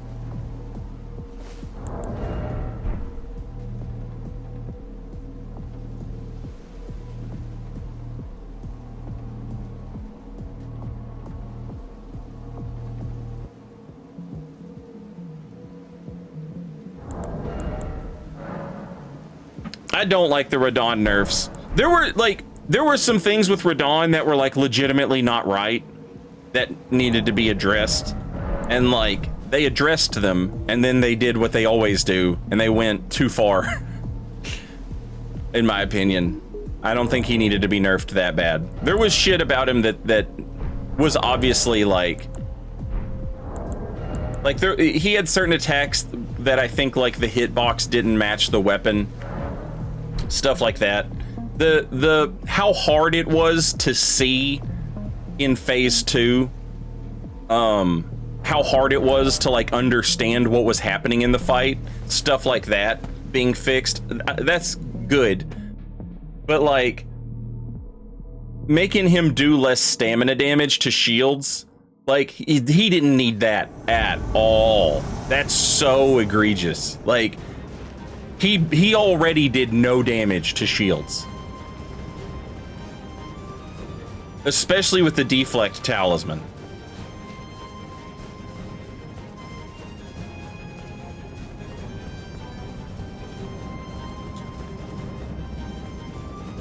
But, you know, at the end of the day, it doesn't really matter. It was... I was hoping they would keep him, like, really hard. You know, he's the last boss of the DLC. He deserves to be hard. But you can't have him being a fucking nightmare, you know?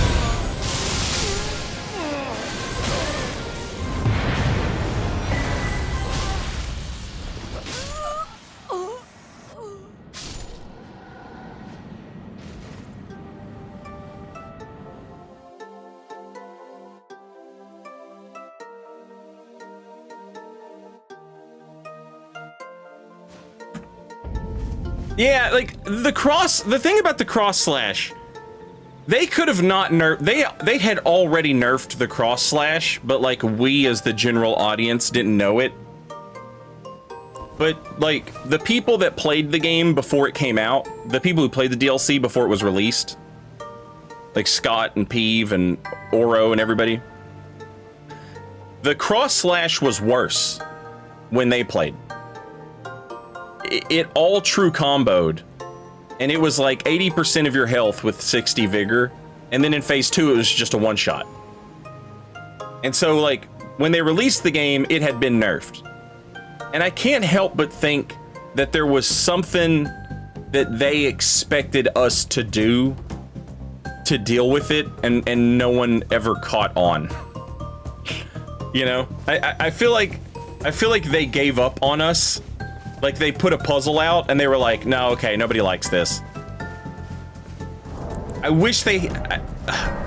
If it was bad, and they thought, oh, we fucked up, and they fixed it, then good. But I can't help but feel like... there was something to that, and we just never caught on to it.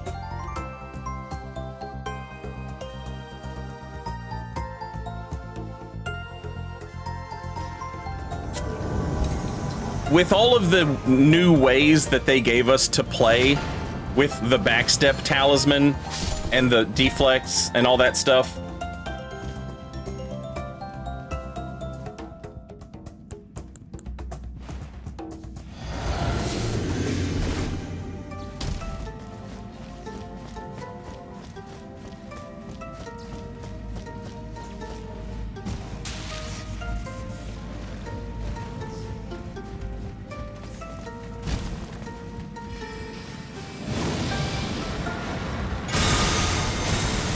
fuck me.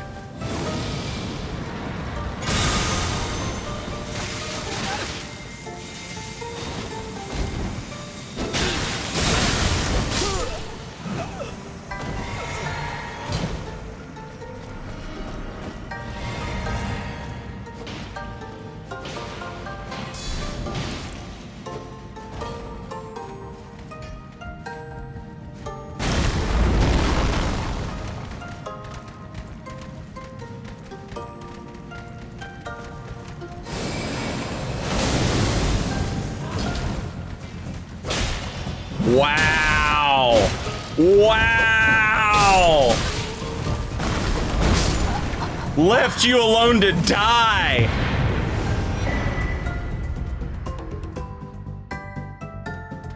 I hate co-opers, man.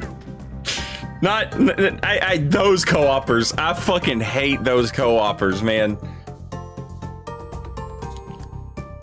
That's so, like, that's worse than being an invader and showing up and trying to kill people.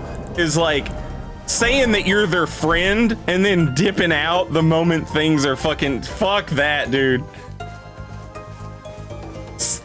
The invader's at least trying to stab you in the front with a backstab. But you know what I mean.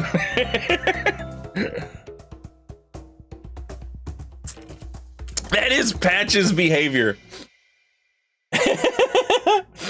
What's up, Dudley?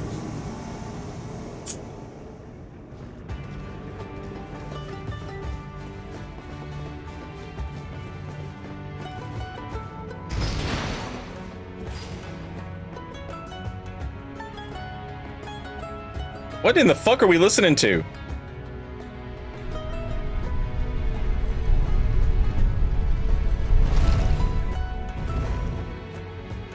Oh, it's from Unicorn Overlord.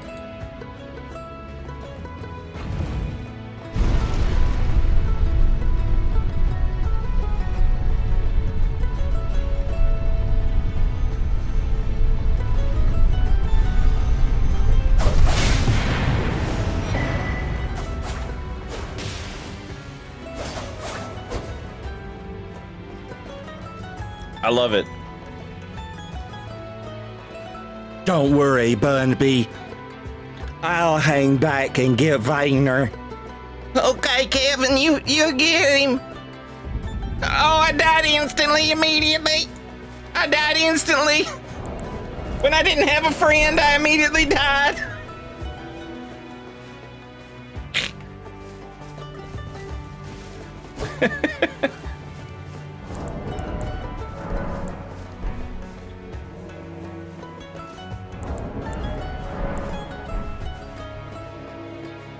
This is some medieval baby making music, my lord.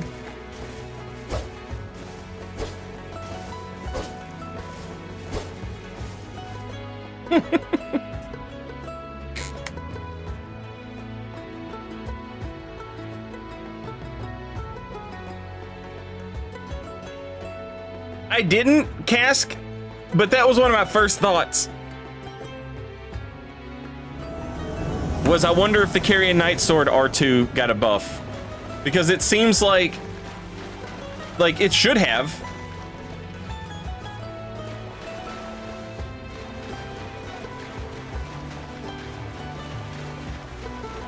A buff to heavy attacks and a buff to shields in the same patch.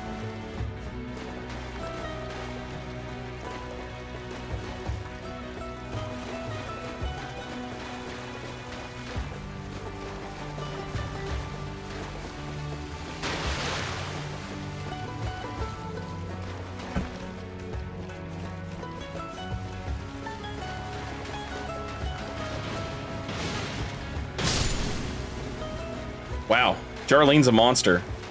Hey.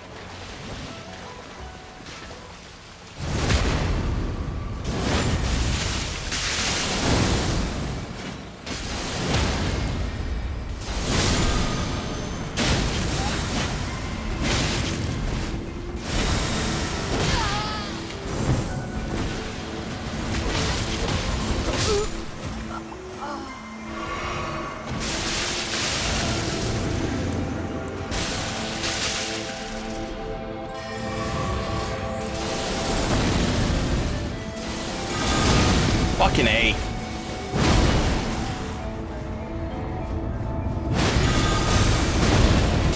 Oh! Must have been just out of range, I guess.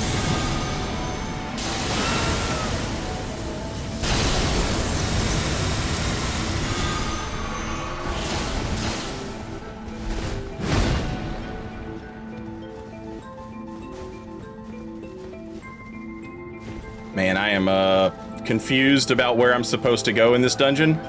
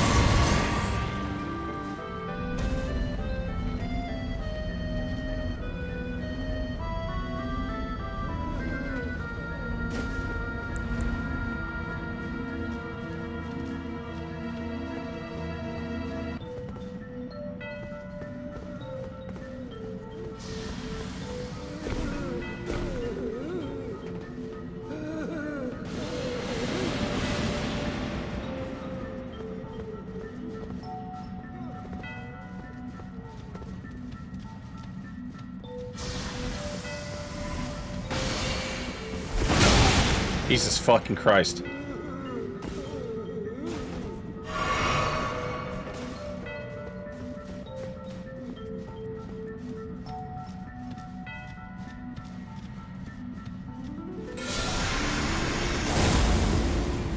Got his ass. Eat shit.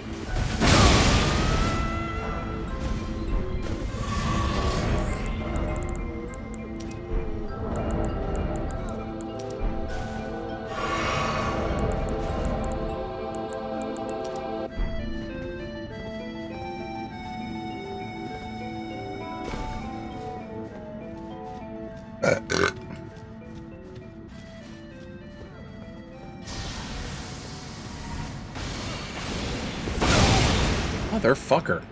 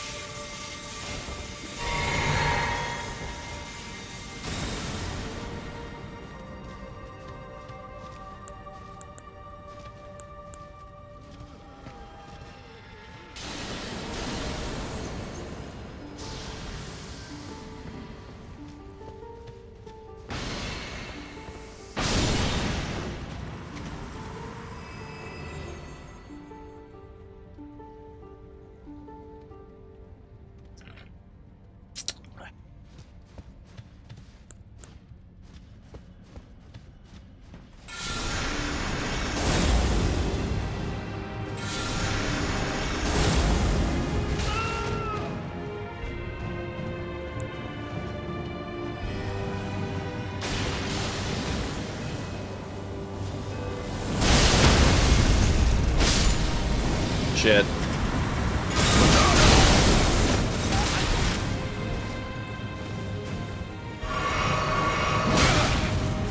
That damage is fucking absurd.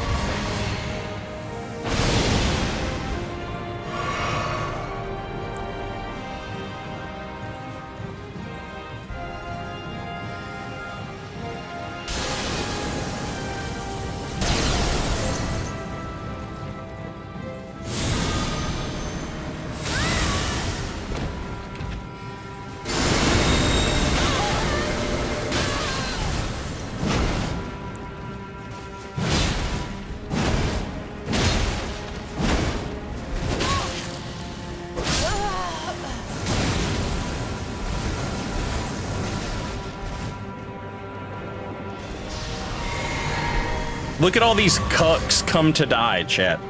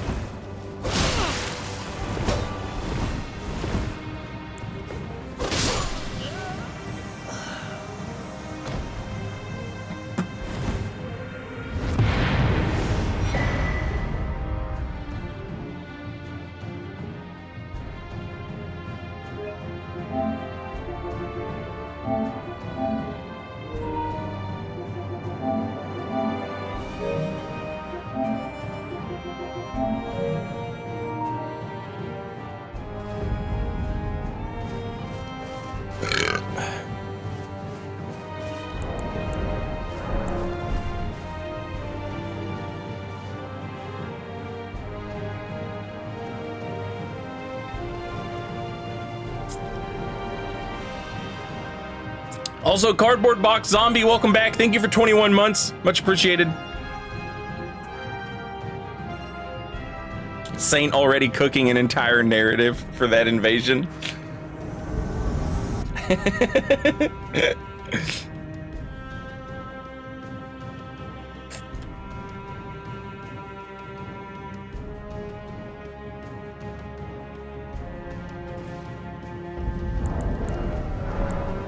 That host was the warden, and he kept sending fucking COs after me as I tried to make a prison break.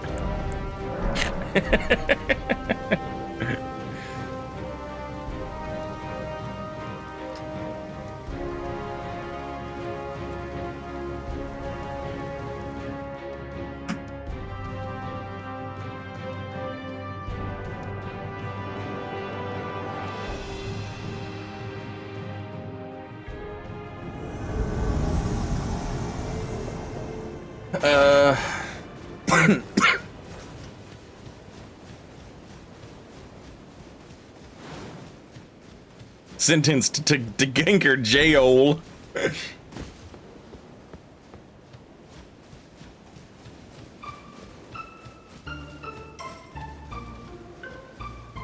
Hello. How we doing, three guys? Hopefully doing great.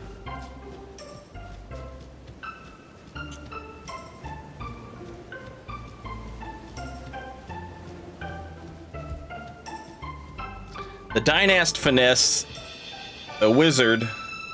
No, wait, that's not a wizard. I don't know what that other guy is. And Dual Katana guy?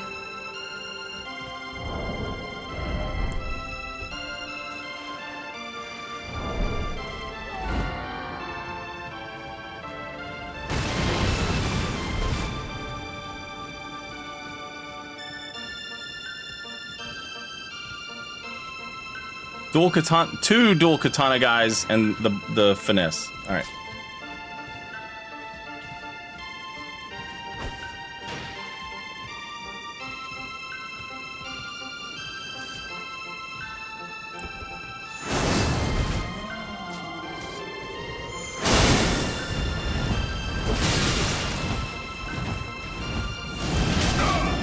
Thank you so much, Giant.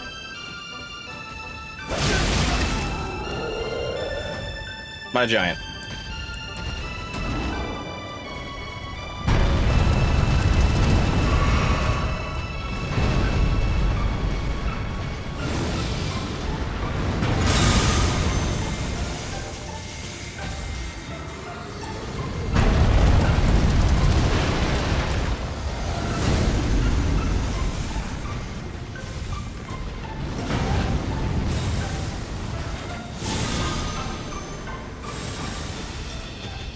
Dead.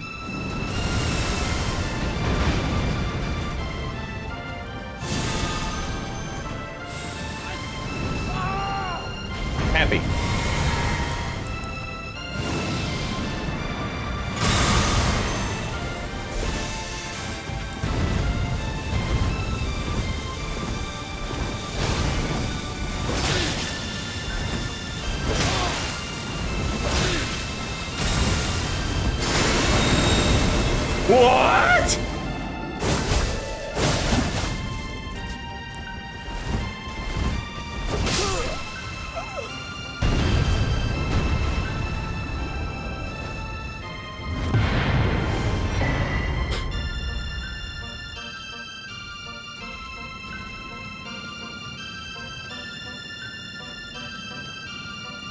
What are the lore implications of burning the Erd tree causing me to have a permanently reduced frame rate for the rest of the game? You know, that's just the game telling you go into New Game Plus. Any character I make who has to go so far as to burn the Erd tree, I will just go into New Game Plus. For me, it's not about the frame rate of because I spend most of my time in other people's worlds. For me, it's mostly just about like, for me, it's mostly just about I like standing here and invading. And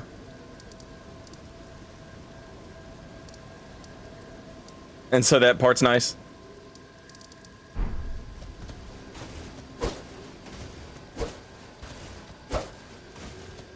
New Game Plus allows you to invade areas that you have already been to in New Game.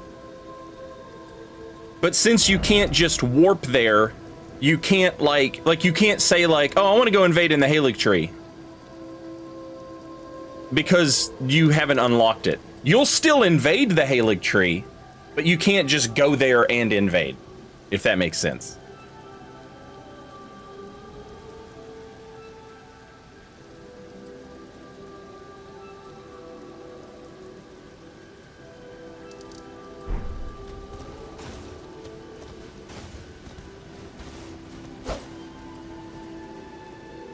What's the purpose of Elden Stars? It's like the little bullets don't do anything, but I guess, I don't know, a lot of people don't know that. And so they'll just roll forever against it, which is honestly not even why, like that's nice, but that's not why I put it on the build. I put it on the build because it has one big explosion, and that one big explosion plus me is two things that my opponent has to worry about, as opposed to just one thing. And that's the hardest part about being an invader, is you don't have a teammate. There's nobody there to like cover your mistake. Elden Stars is like one hit that just floats around.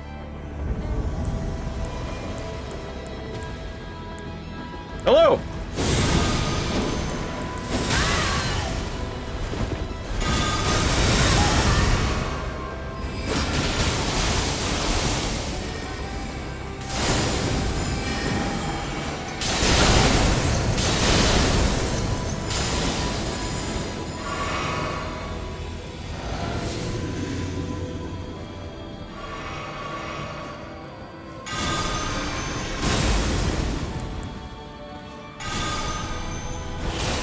Sad.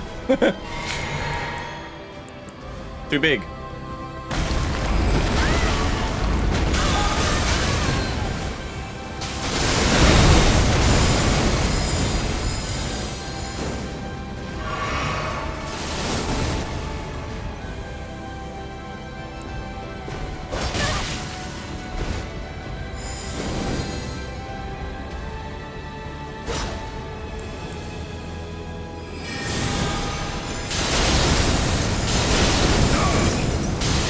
God damn it. I thought Miquella's light would for sure fuck him up behind the door, and it didn't.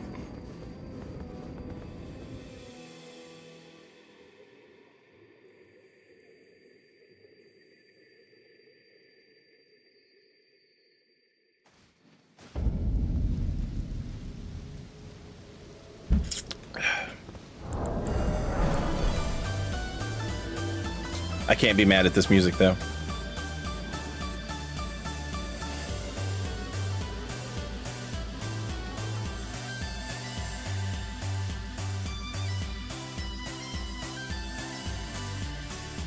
Void art, I know that. I know everything. There's nothing that happens in the world of From Software that I don't know about immediately all the time. Instantly. Hello!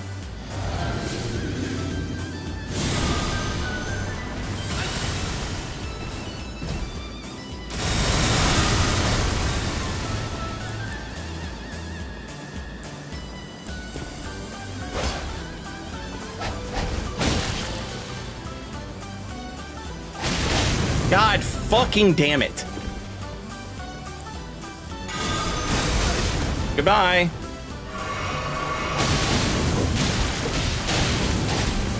Oh.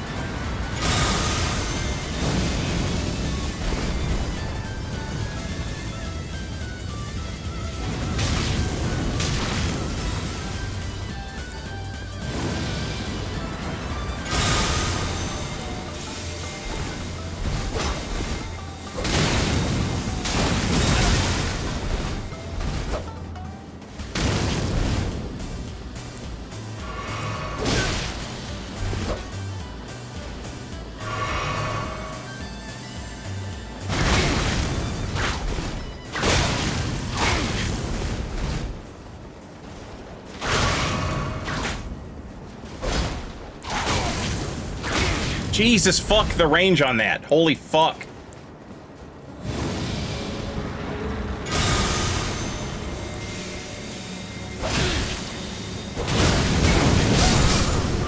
Eat shit, ganker.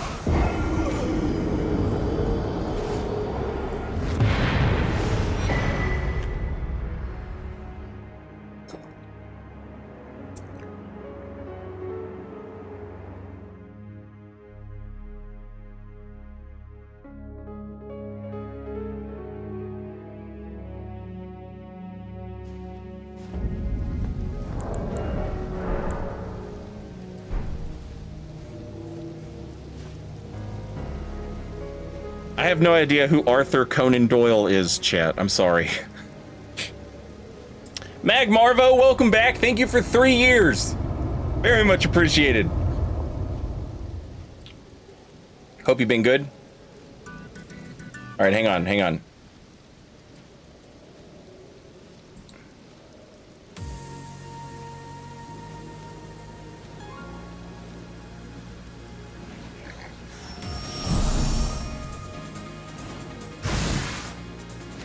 Here you go, chat.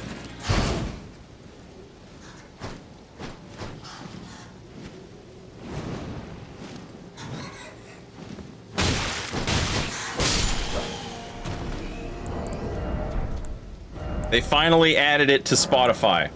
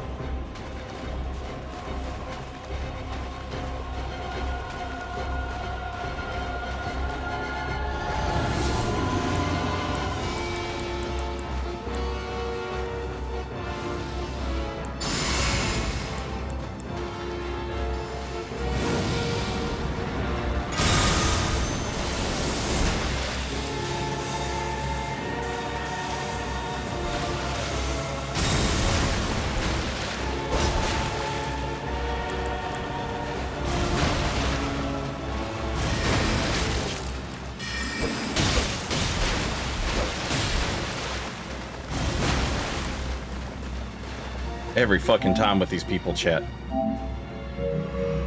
Alright, I was gonna block him, but I think he's summoning blues. Or he has a host that's hidden somewhere. We'll give it a second, we'll see what happens.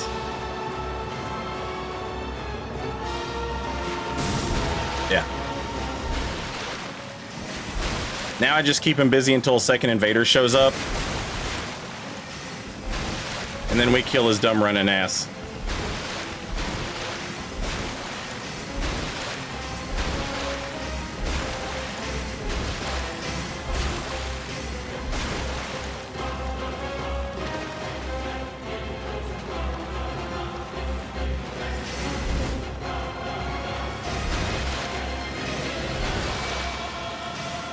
GG.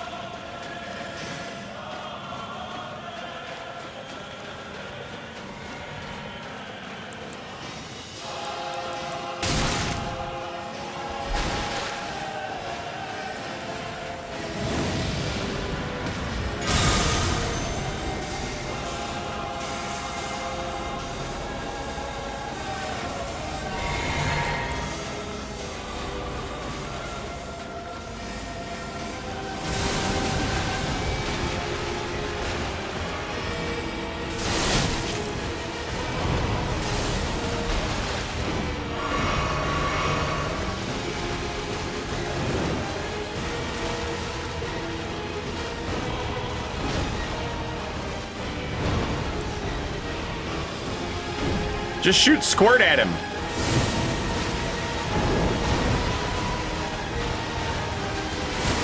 There you go.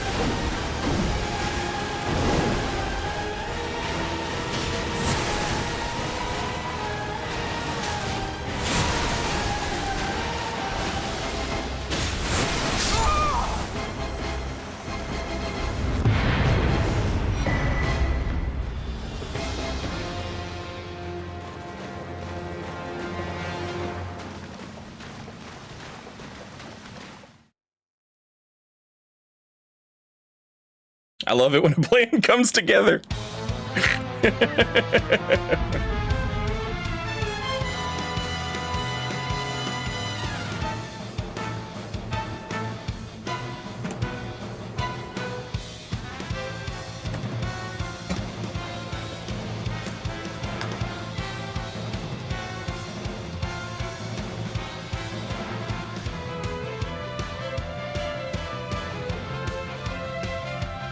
I love that his name was Hussein. It's like when Donald Trump would always say Barack Hussein Obama. Crab Shack Hussein Ganker.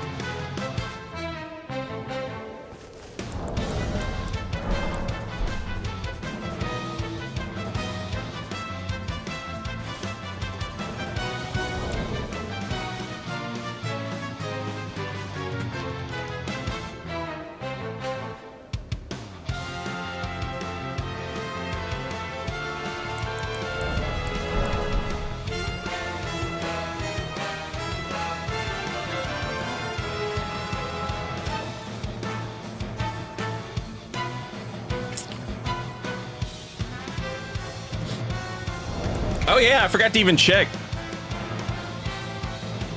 64 stability on a fucking... I wonder how much stability the fucking Banished Knight shield has.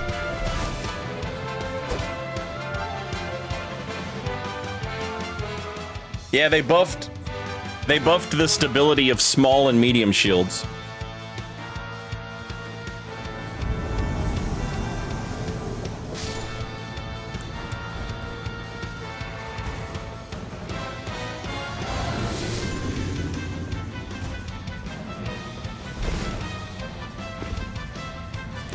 Hello.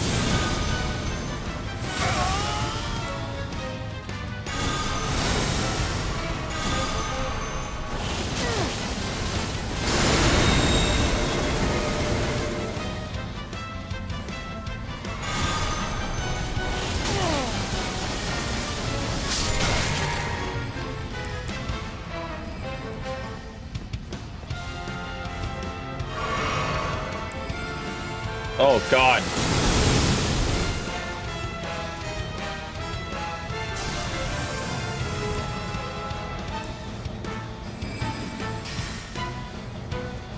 The other guy, the fucking Radon is a wizard.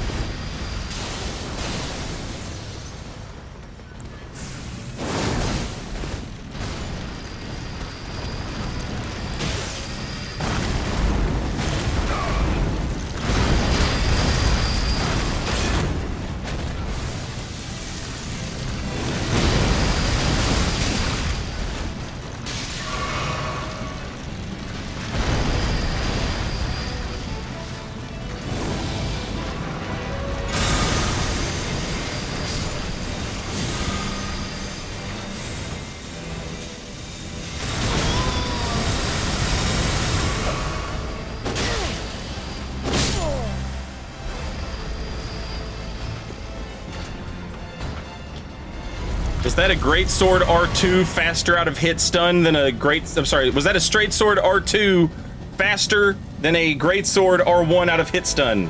Yes, it was. What a new and beautiful world we live in, chat.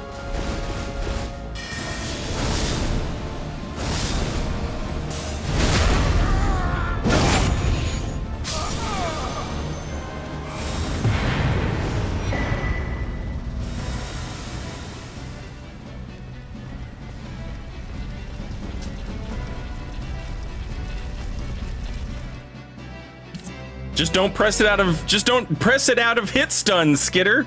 Don't press R1 out of R2 hit stun. R2 should absolutely be rewarded for being hit by being faster than an R1. Yeah, it absolutely should. Now, if you want to really make me happy, bring back R2's absurd poise damage. And let's fucking go.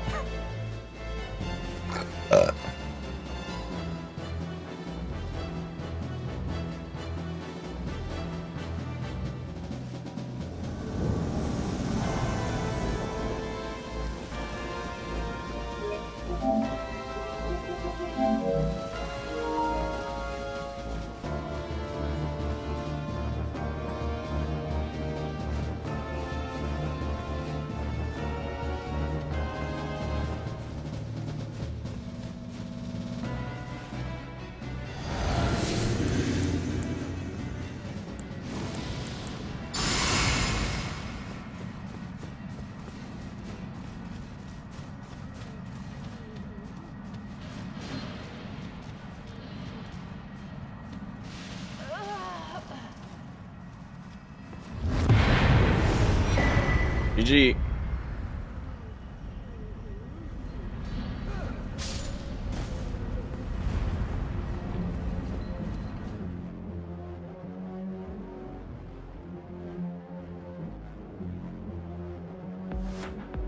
I'm begging you to change your chess piece. I am begging you to become familiar with Chapter 3 Ramza of Final Fantasy Tactics. Eat shit.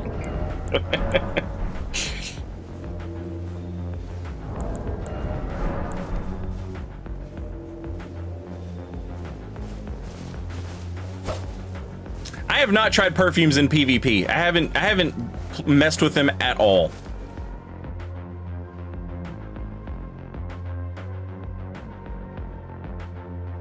His Squire drip looks better? You're insane. You're insane. Heretic Ramza is peak fashion. Spiky armor, bowl cut, red pants. Let's go.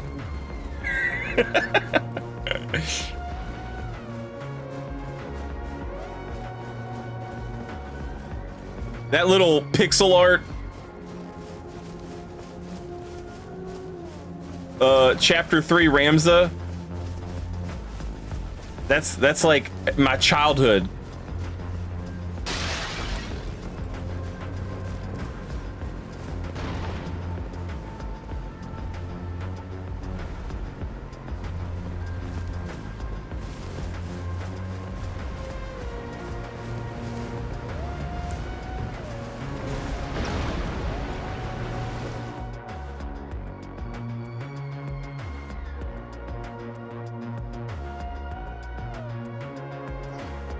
Which Rams is the one with blue arms and legs? Chapter 1 and Chapter 4, I think. They're different, but they're both blue.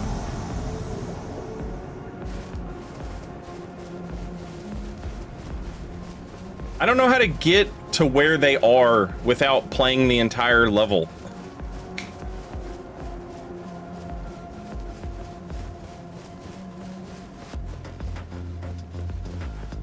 And the worst part of it is the game loves to spawn you there all the time.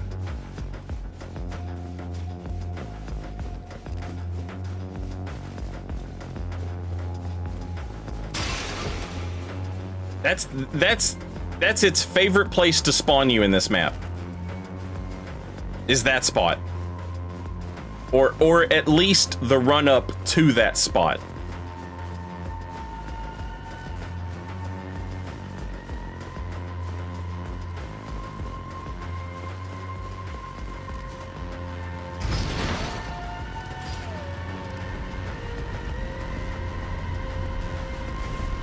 Yeah, Final Fantasy Tactics is like, yeah, it's worth playing. War of the Lions is just the remaster of Final Fantasy Tactics.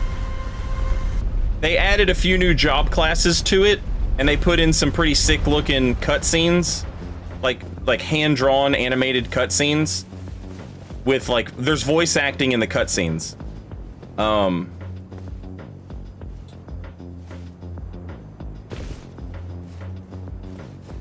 You get access to some new job classes, and there are some like guest characters that you can get that aren't in the original, like Balthier from Final Fantasy XII. One of the Final Fantasy Tactics Advanced games, you can recruit the protagonist of Final Fantasy Tactics Advanced into your party. But yeah, War of the Lions is just the first Final Fantasy Tactics game remastered. It was a remaster they did for the PSP. Bum bum bum bum bum bum bum bum bum bum bum bum bum bum bum bum bum bum bum bum.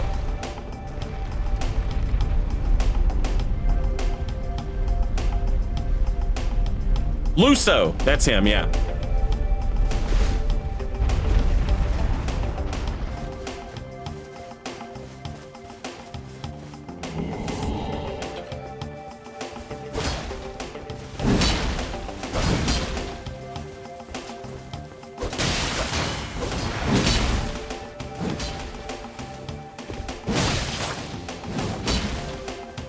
What a sadness I feel in my heart.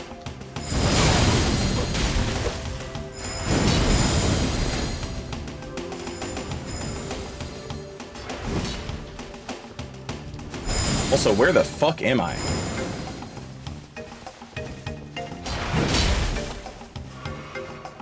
How do I get to the big monster man?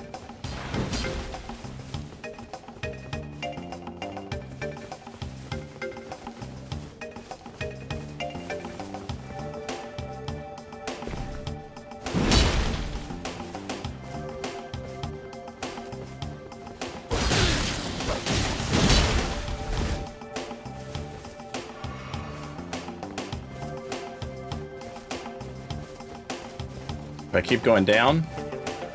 I do keep going down.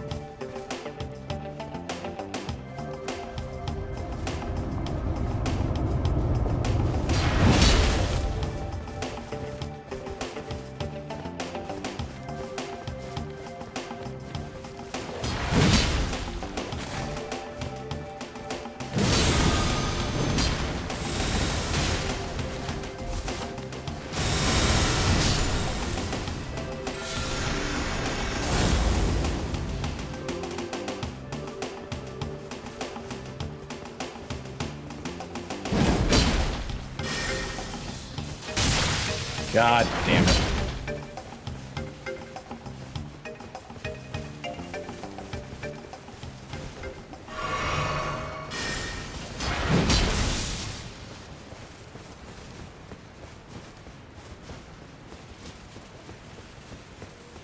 Do I keep going down?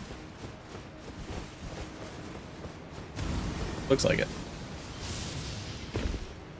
Oh, that's beyond the reach of multiplayer. Fantastic.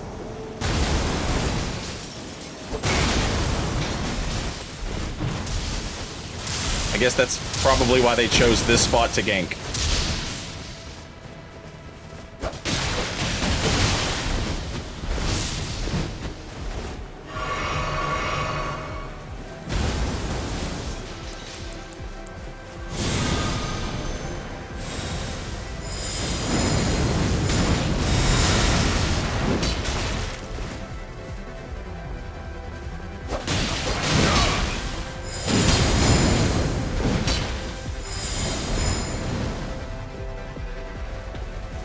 Man, this place fucking sucks, chat.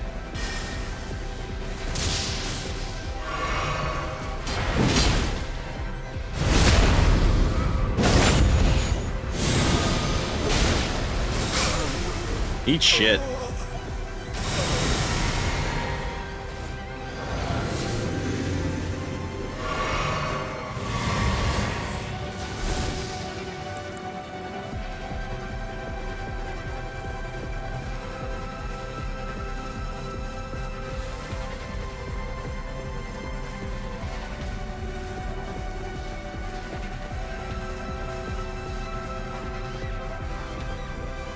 Circular Ruins, welcome back. Thank you for 15 months. Very much appreciated.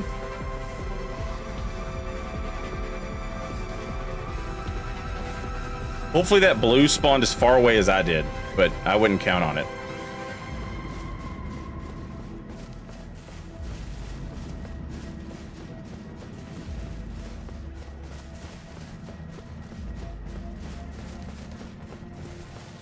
Frank, the problem is that nothing you do in PvP will increase... What a fucking loser. Is he just gonna sit on the fucking button now? Nothing you do in PvP will increase sacred damage on spells or on weapons, unless it physically alters your character sheet. There's a few things that do. The two-handed talisman and the claw talisman.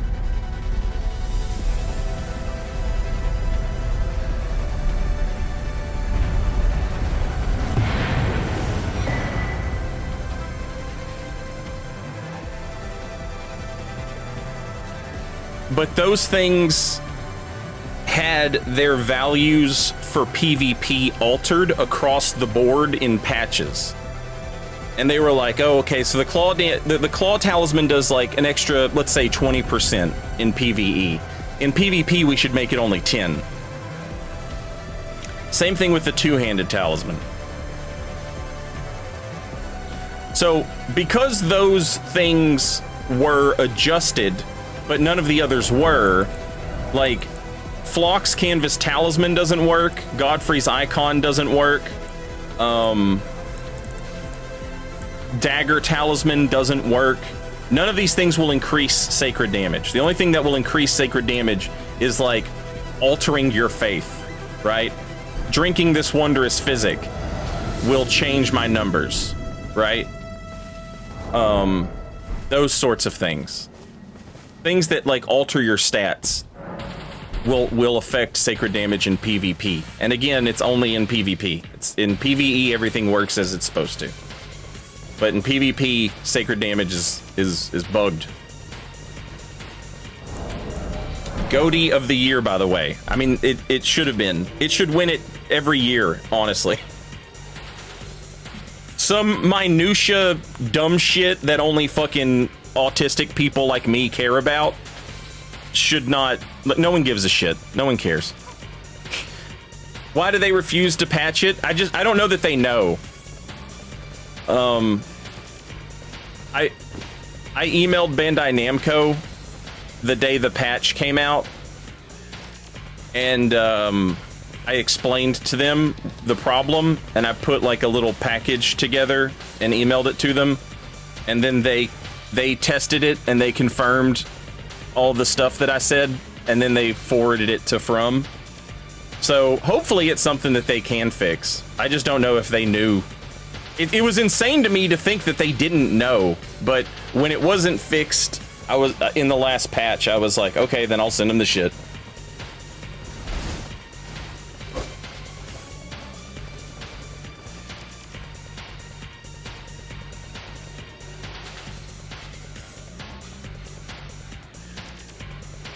Also, Spider Jesus, welcome back and thank you for 9 months.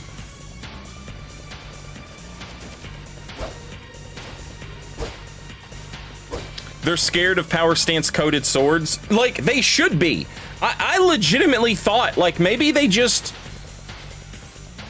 you know, maybe they were scared of dark infused Hornet Ring backstabs, you know, dark infused Hornet Ring riposts. I legit thought, like, maybe they know about it and they just don't fix it on purpose.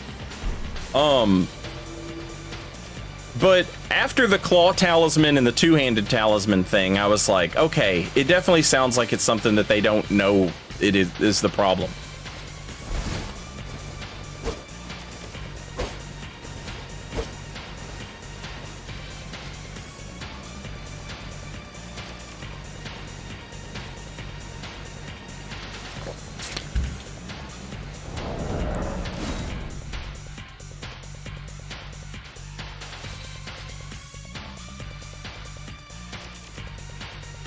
Every heavy attack got buffed in this patch. They're all faster now.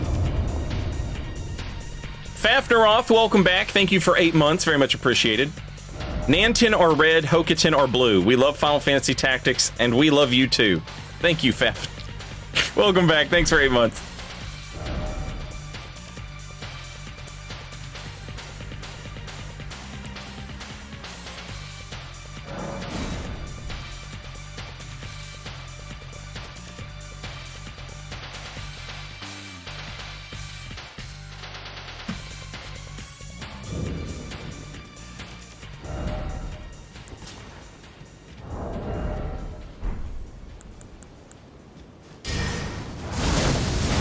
This also got a buff. The Furious Blade of Ansbach.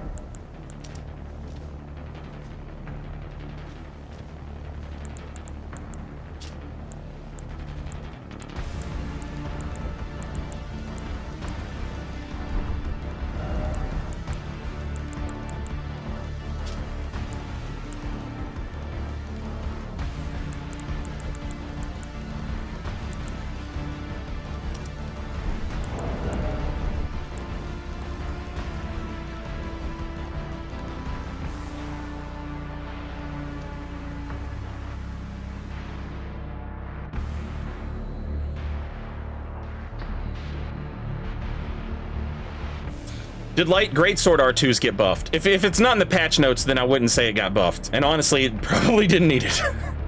Light Greatsword R2 was good enough as it was.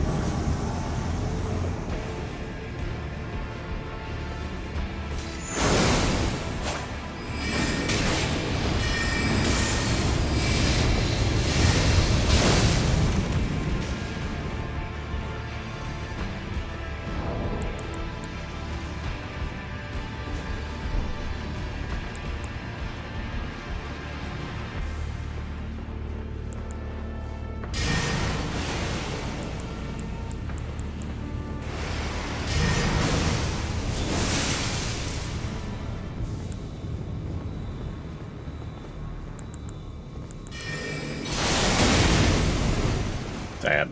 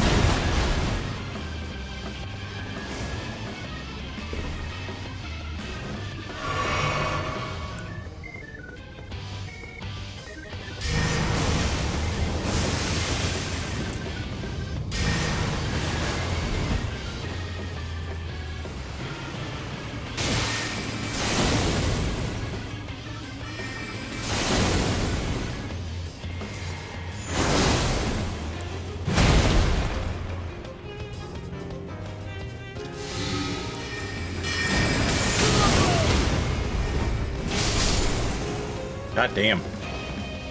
What are you afraid of? You just killed everything in like half of a second.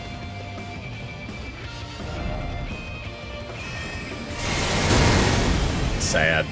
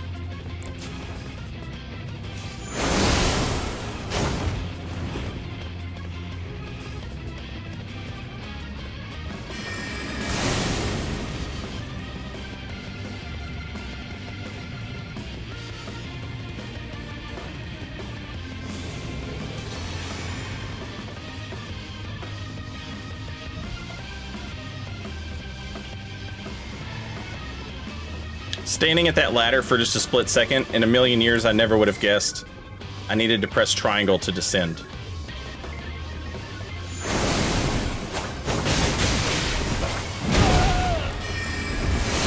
Fuck me. God damn it.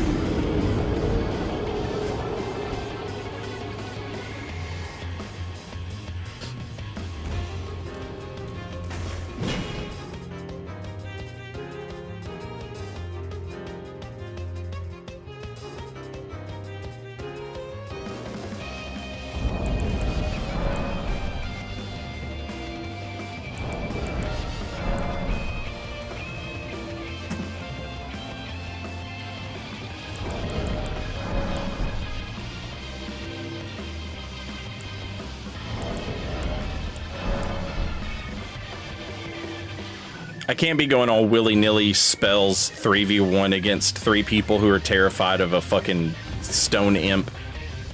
That invasion's gonna take too long. I need to fight with the sword and the bow.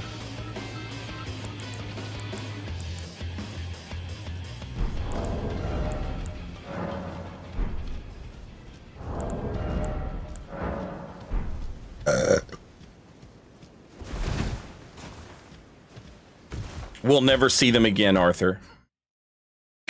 This is Elden Ring.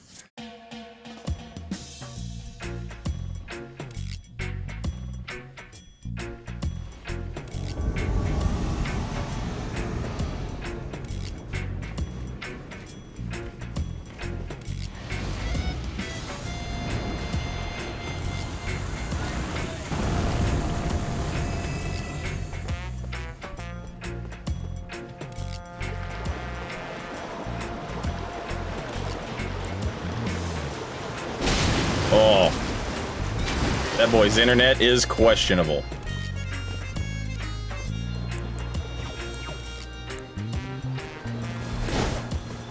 Fuck off.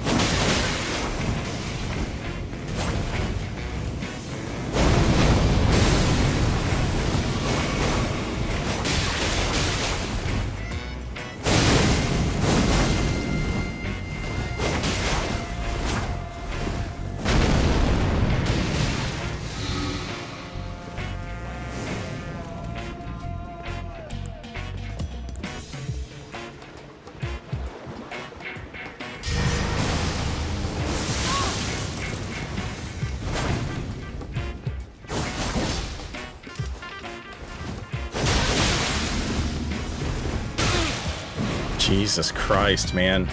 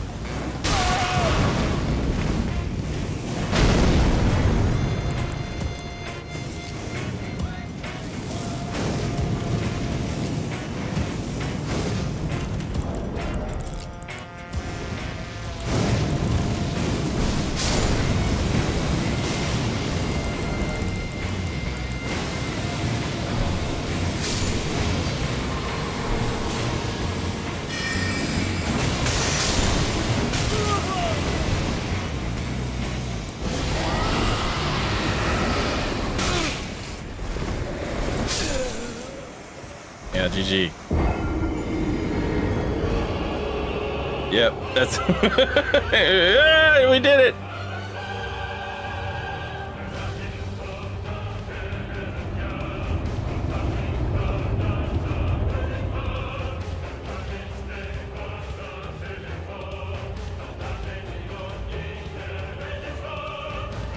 Magikarp, welcome back. Thank you for 19 months. Very much appreciated.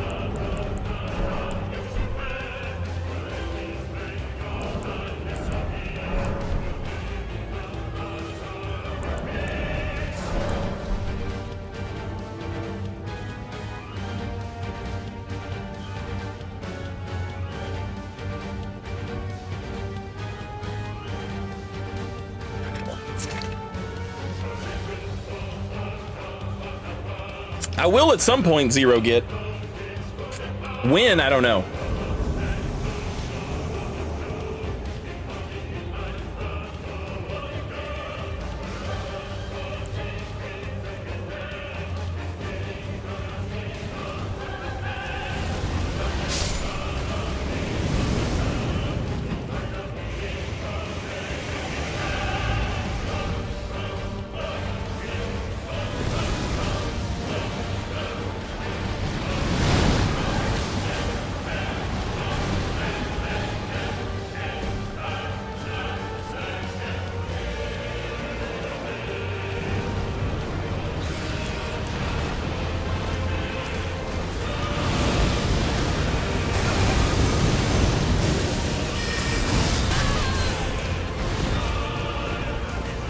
Shit. Oh my god, I fucked up my spells so bad.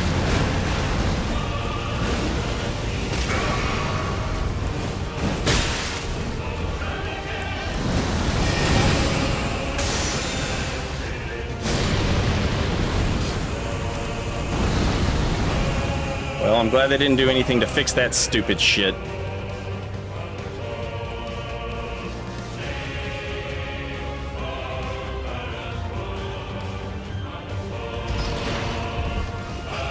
I guess it doesn't headshot as easy now, and that's nice.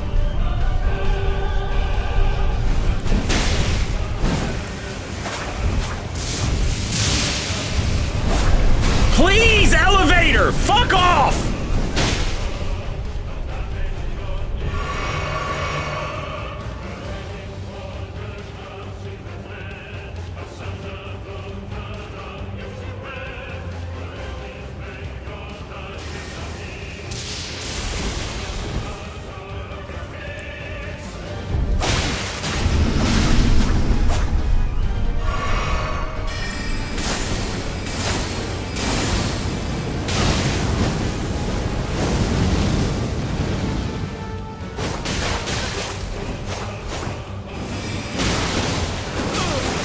Fuck.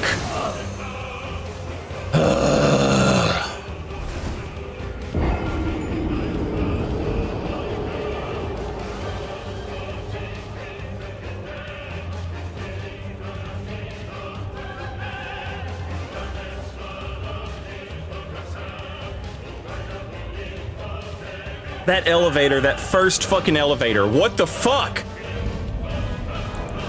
It took 200 years for it to move up.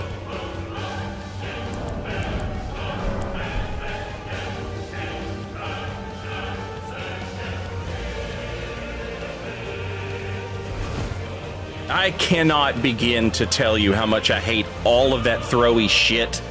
I hate it, I hate it, I hate it. The fucking Night Claws are the worst offender because every fucking peon-brained fucking idiot just stands 10 yards away. Oh, it's annoying.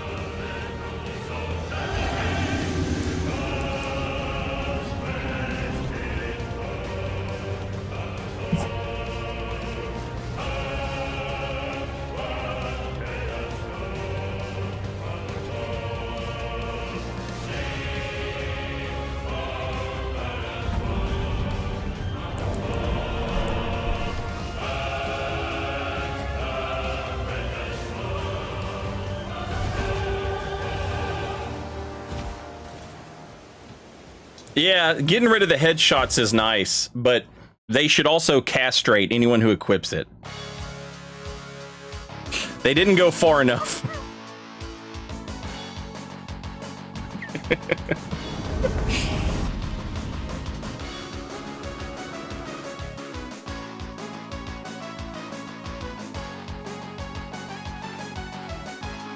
Crow Quills ran so that Claws of Night could do space travel.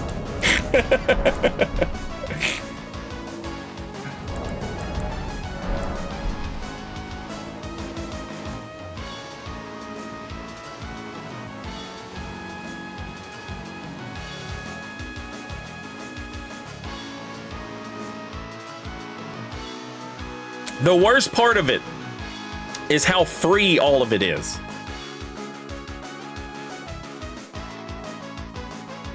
The throwing shit spam. It's all so free. And if you don't like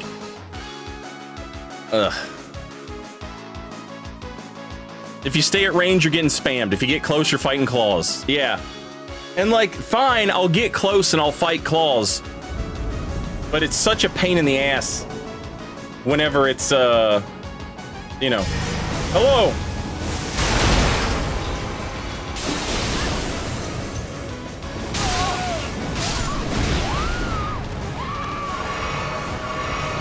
It's such a pain in the ass when it's 2v1 or whatever.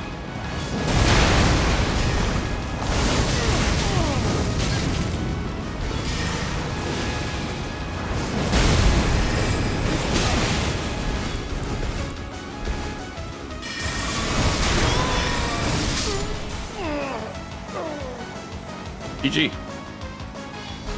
Hey.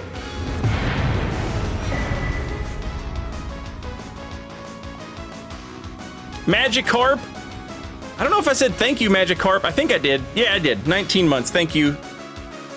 And Surf the Earth. I think I said thank you as well for 2 years. But in case I missed either of those, I don't want to miss them. Thank you.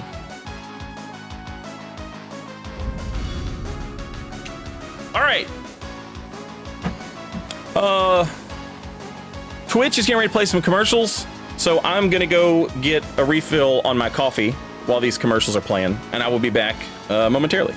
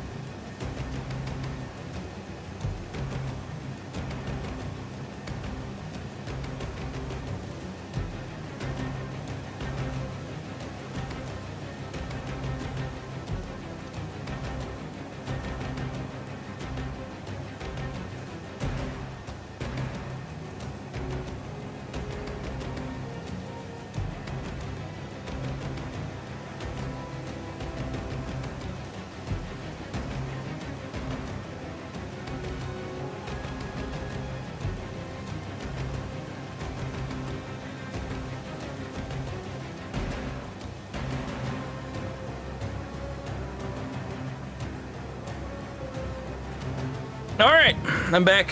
Thank you for waiting. Appreciate you, chat.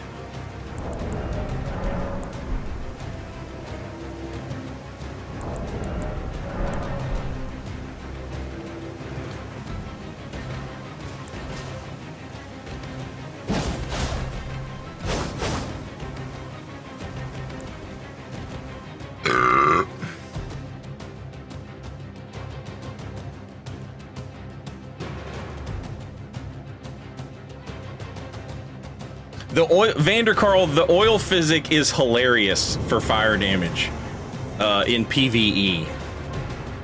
It's like the sunflower went from phase 2 into phase 3, and when it came out for phase 3, it had oil on it, and oh, it's these guys again. It had oil on it, and I hit it with Burno Flame, and it one-shotted. It was hilarious.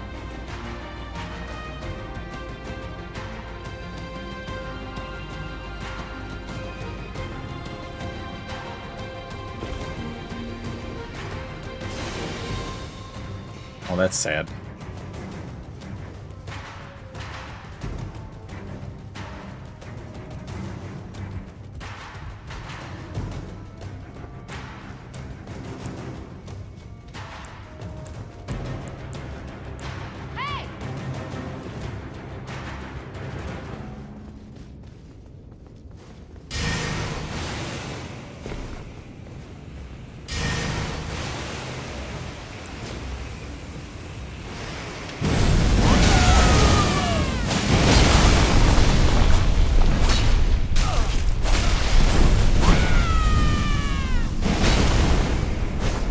Well, I killed one of them at least. I think. Oh, no, I didn't kill him. They just laggy elevator. Ghost road.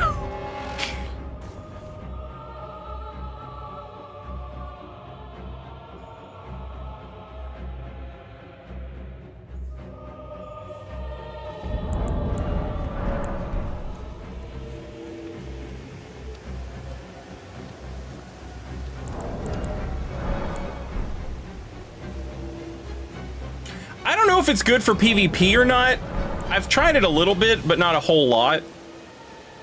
I imagine if you had somebody oil soaked and you hit them with a big fire spell, like Giant's Flame Take Thee, or something along those lines.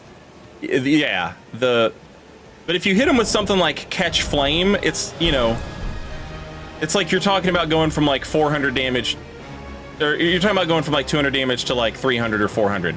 And it's like, that's okay, you know. But I think where it would really shine is going from, you know, 900 damage to 1800.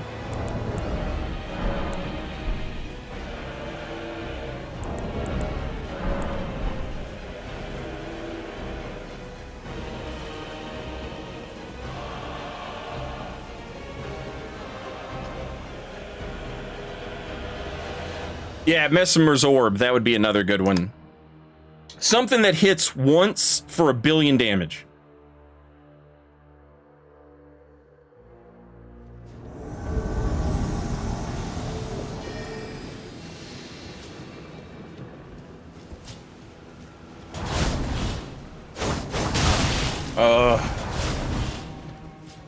Okay.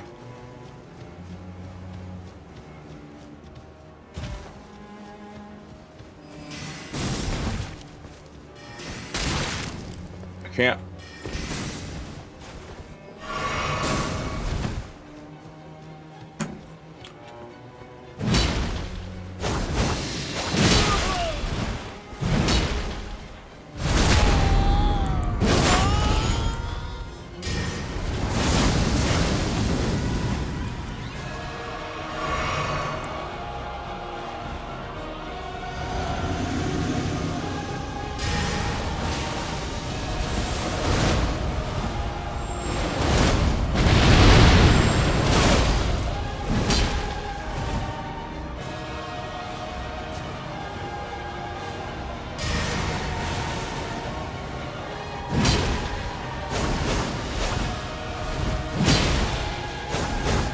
I just cannot fucking touch this person.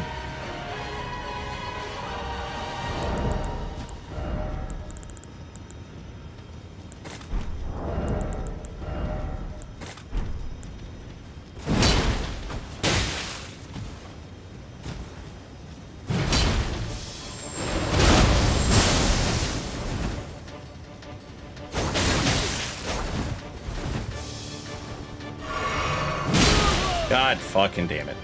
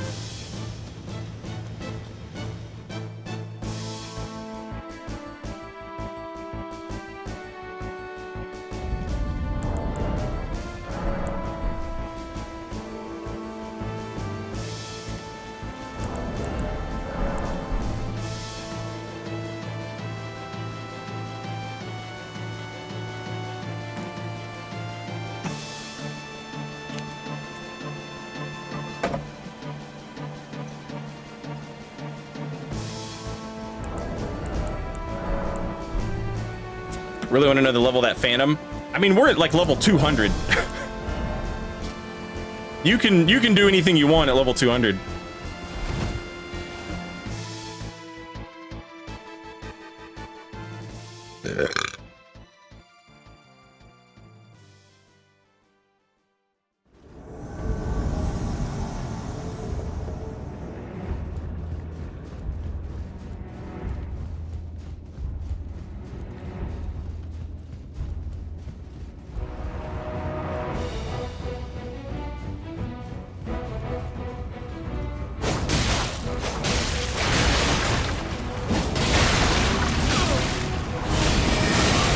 Motherfucker.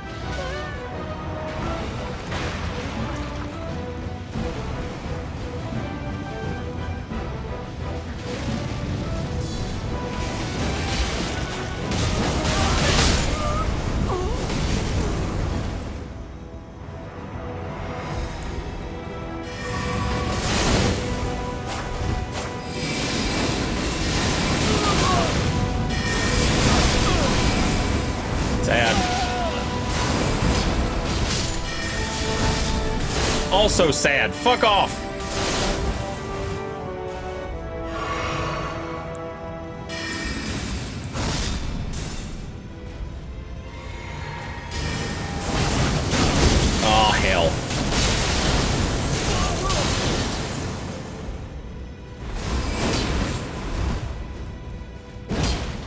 so glad you're not from Europe.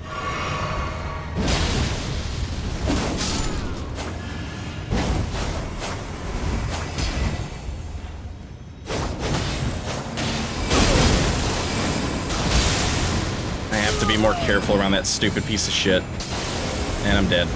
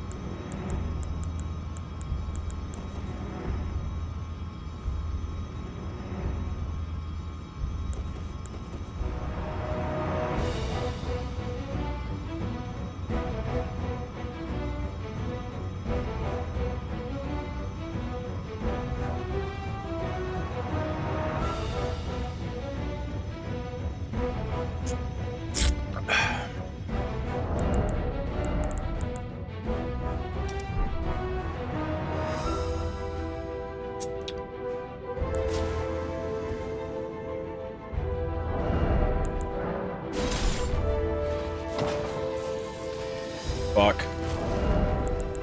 Don't have time.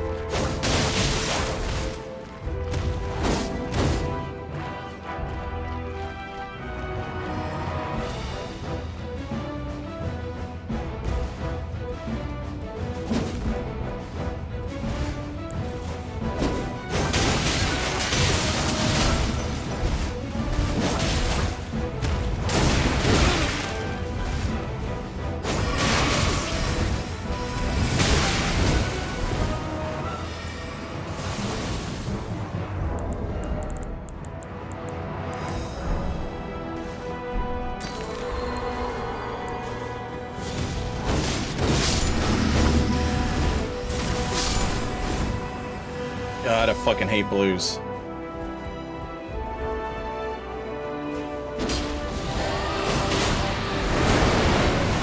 Yeah, come here and defend these dudes who have already been up here and unlocked this fucking area, you fucking cuck.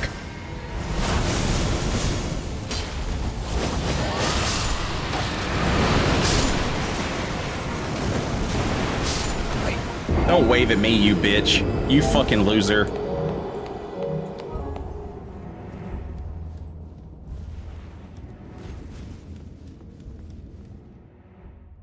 Oh, I hate blues.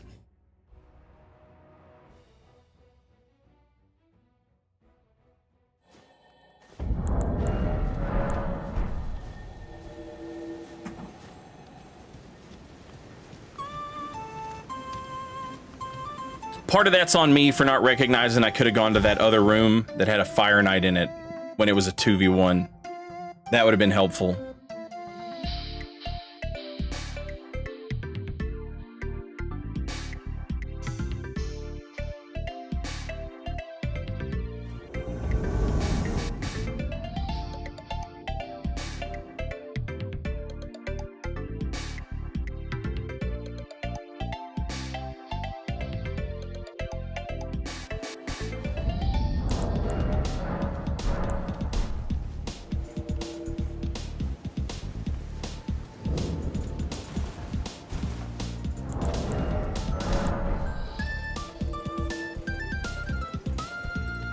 Abacab. Abacab.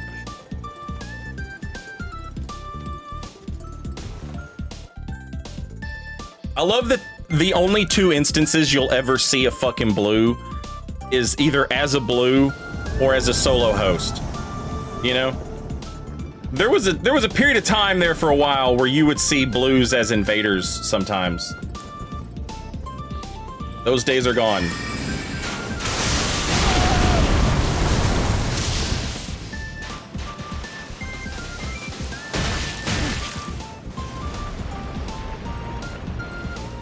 Enjoy your Lake of Rod experience.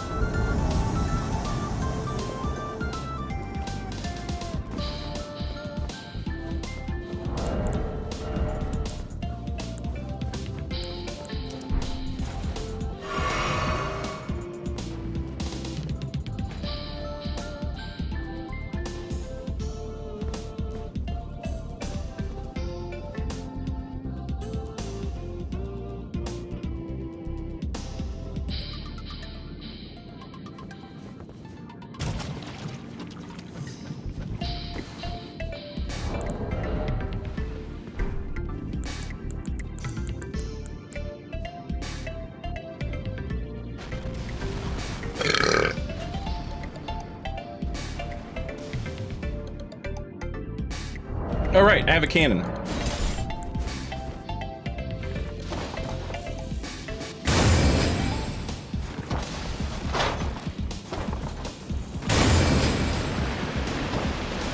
God damn, the range on that thing is abhorrent.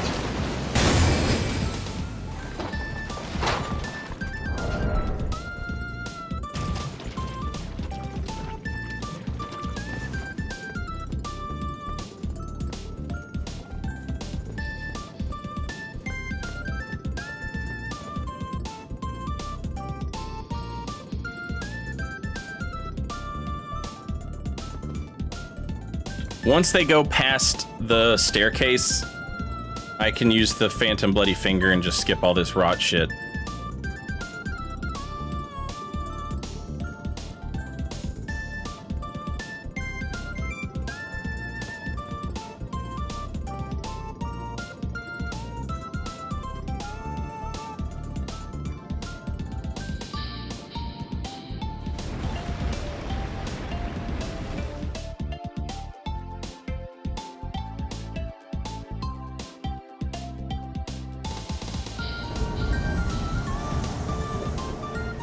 Teleporting would make you, like, not take rot buildup for a second, and then you would have to stand still and take rot buildup again.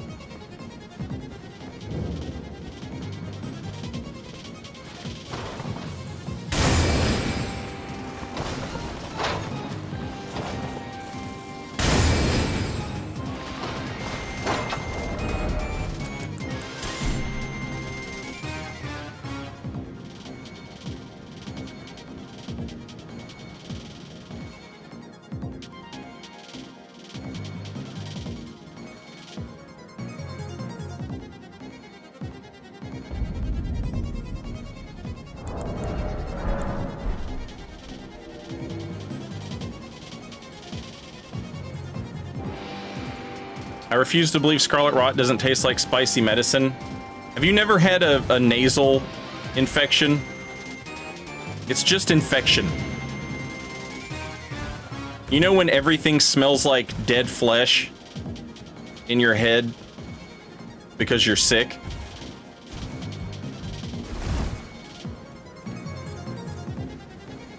That's... yeah, it would be unbearable.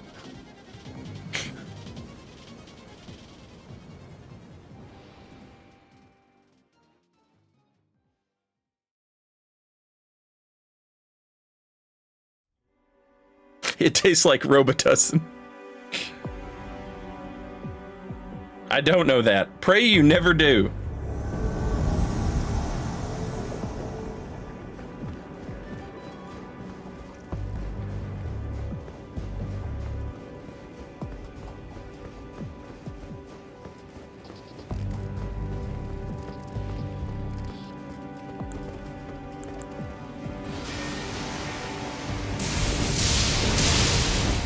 Jesus Christ, man. Every time, too. At least they left the spinning Nightmare Man alive.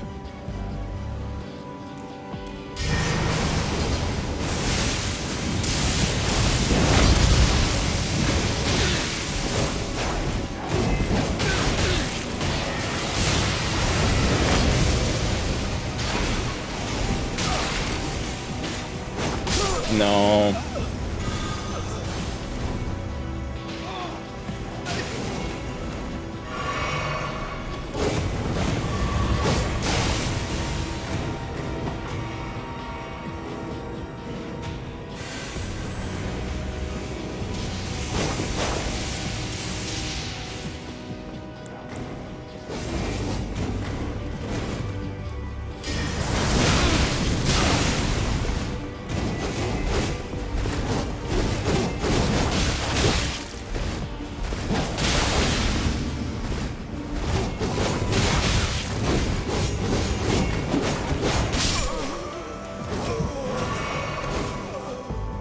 spinning nightmare man. Like the spinning nightmare can. Me and my friends are no match for just one enemy with scoliosis.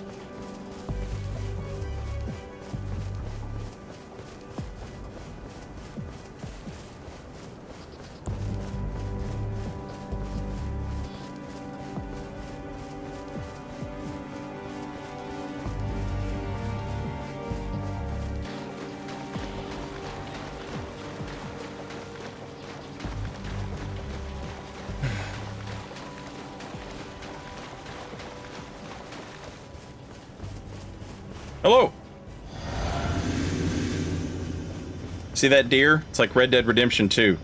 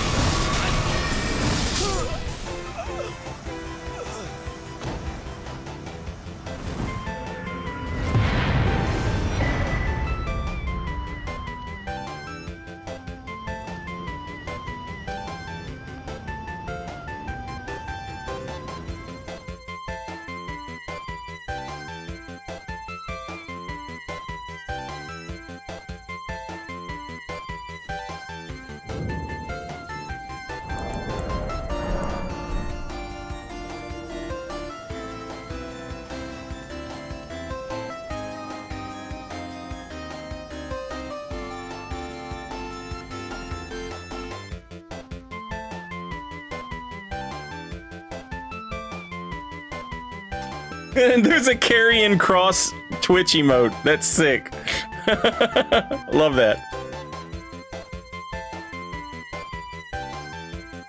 I haven't used it, the Warhawk Talon, because it's like we just have a better Warhawk Talon now with the light greatsword. I guess after the R2 buff though, because I don't think light greatsword got an R2 buff, but Warhawk Talon would have.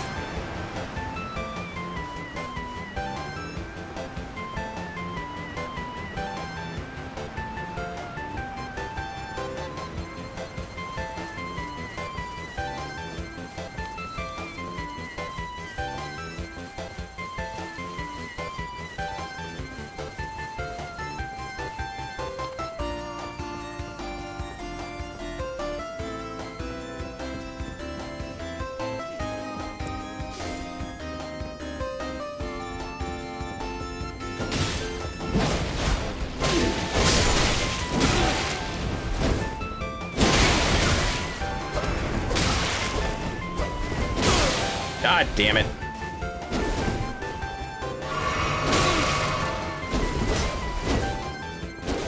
Hello?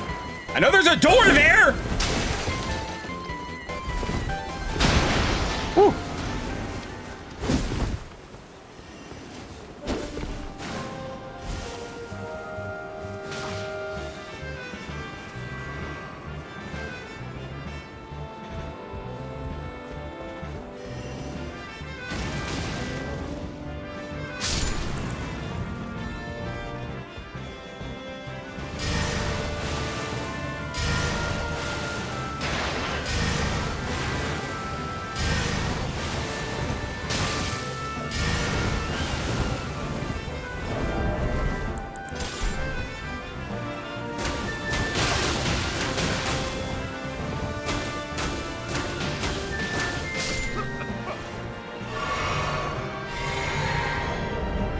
Monster de sope.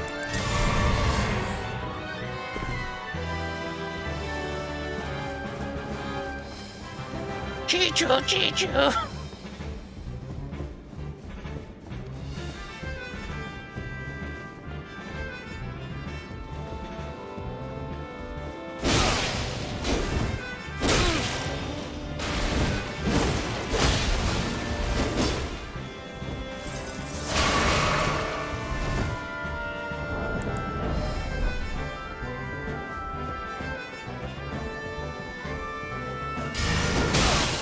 God damn it.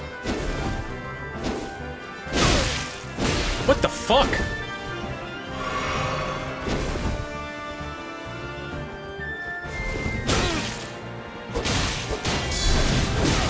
That does not get hyper armor!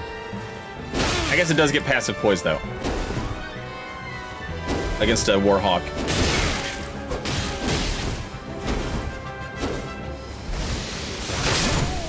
Bitch.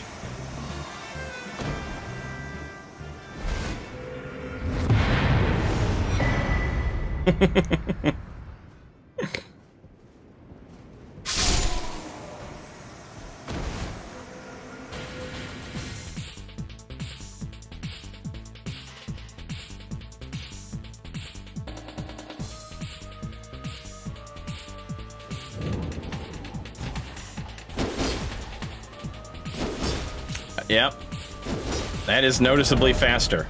You know one thing that's not noticeably faster and it makes me sad? Oh, wow. Wow.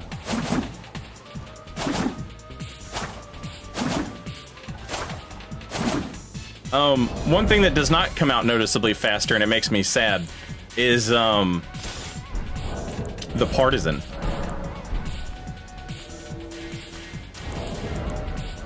It might be a little faster, but everything else is, like, noticeably faster.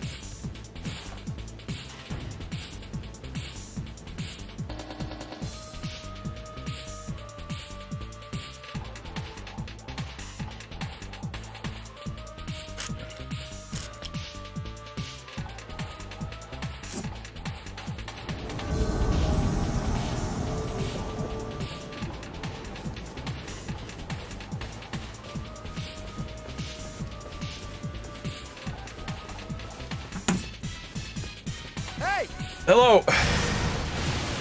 You gonna stop me from killing this guy? You're gonna try to.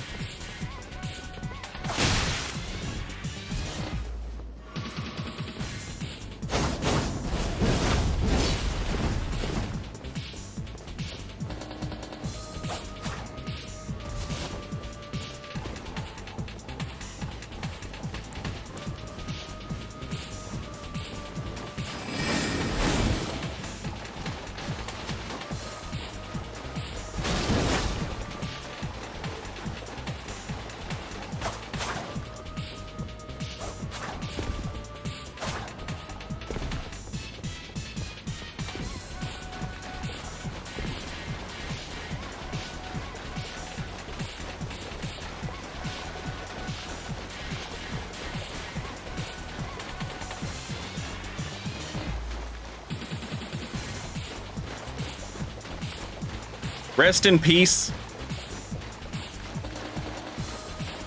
Legitimately. And may God bless your soul. But this is like invading with the real Praise the Sun back in Dark Souls 3.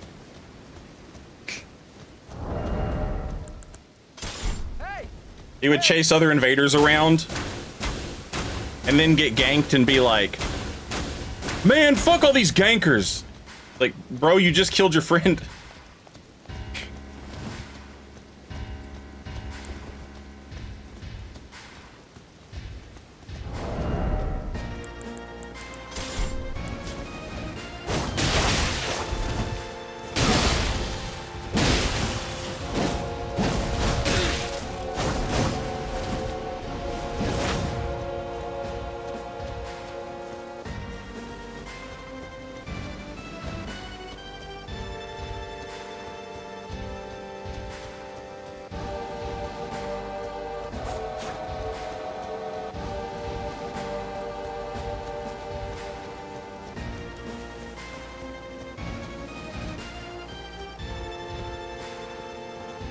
Alright.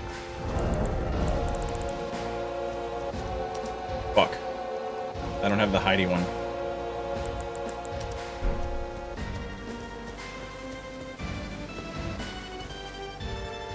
We want the blue to show up and fight the red.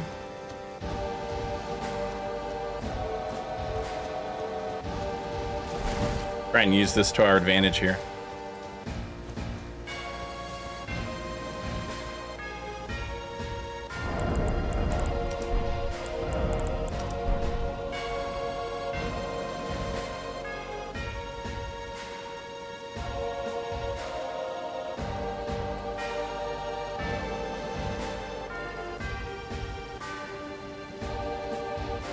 Sad.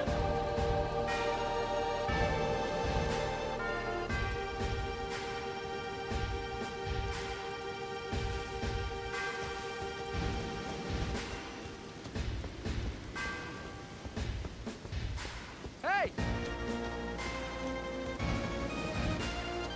Hey! I genuinely don't know why some Reds do this. They're new to the game, or they don't play a lot. And they're like, I miss old invasions. One-on-one, honorable invasions.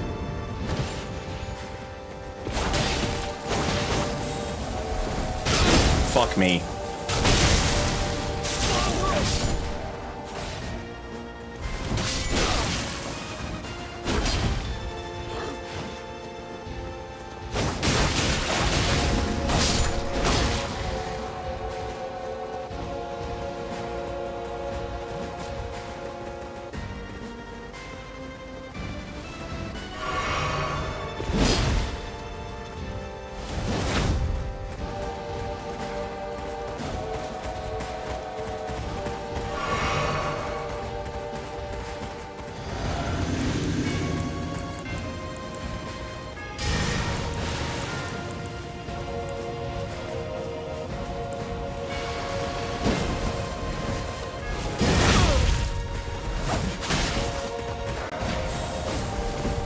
Fuck!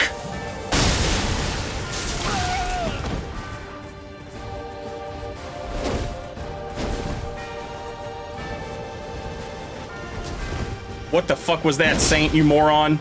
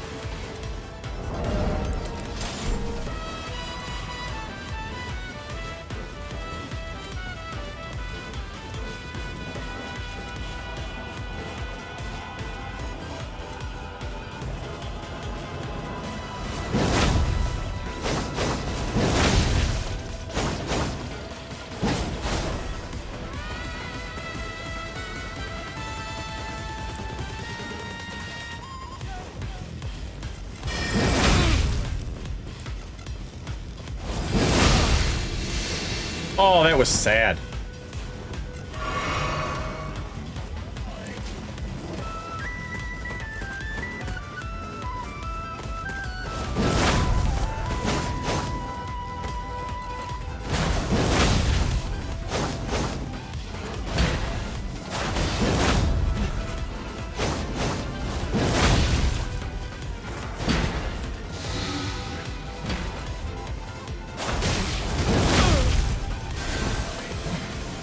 Fucking blue. Spawns behind you every fucking time, chat. At least we have a good co-invader now. Just based off that name.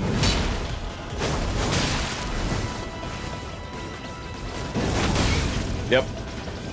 Yep. Alright, don't hit me, asshole. Thank you.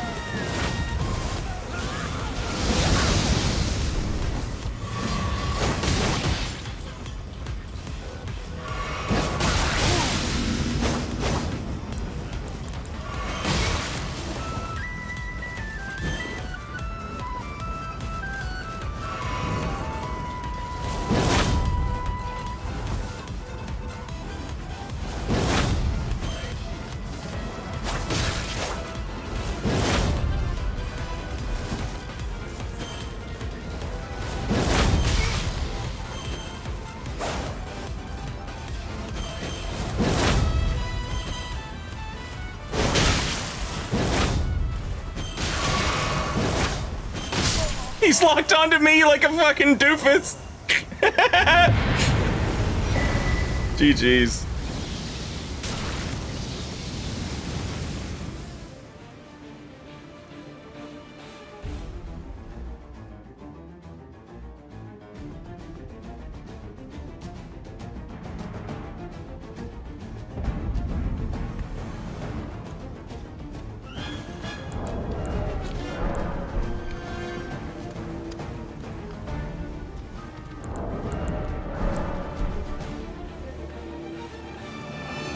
Yeah, that co-invader saved the day. Absolutely. Also, Ratsleys, welcome back. Thank you for 26 months. And Winkleheimer, if I missed you, I don't know if I did or not, but if I did, I think I got you. A year and a half, I think I said. But either way, thank you again. It's probably the third time I've said thank you to Winkleheimer, and I just keep forgetting. The Torch did not get buffed. The Torch got nerfed one patch ago, and in this new patch, they buffed the Midra's spell, which is good because it was ass. It was ass.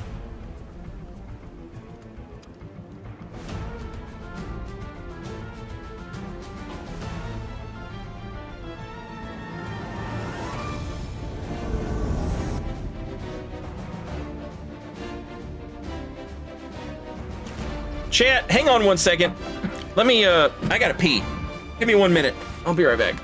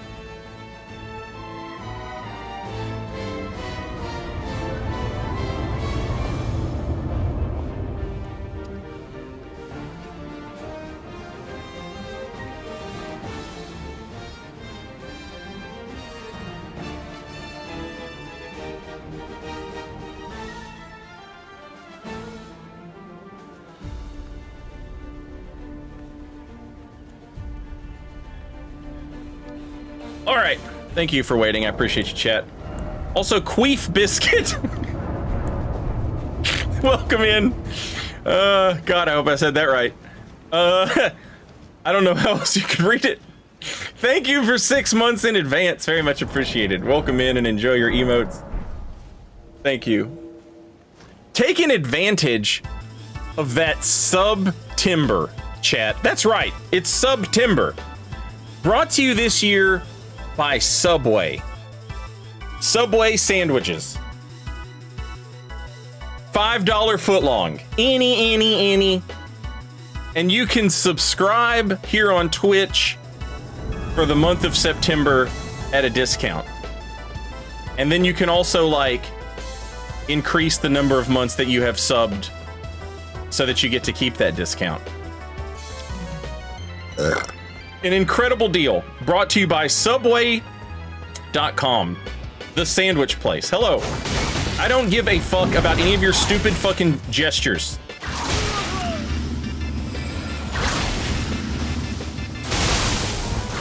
Ow.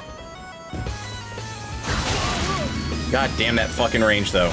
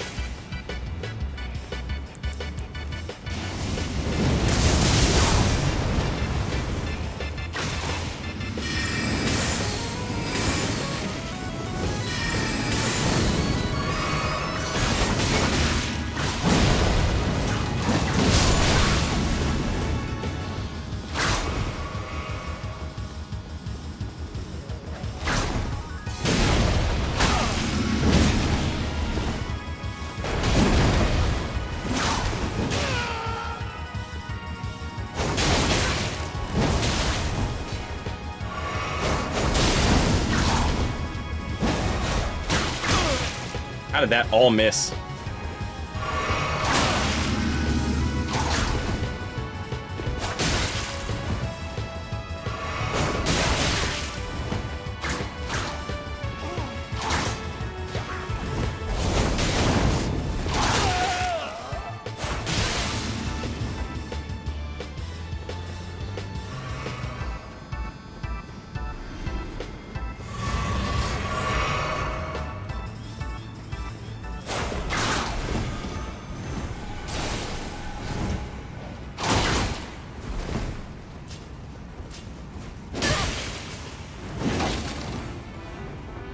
Jesus Christ.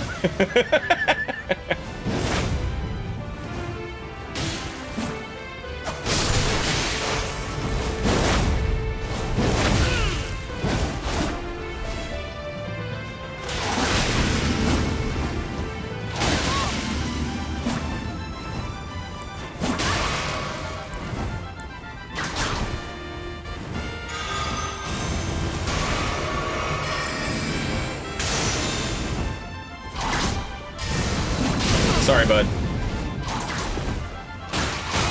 Ow.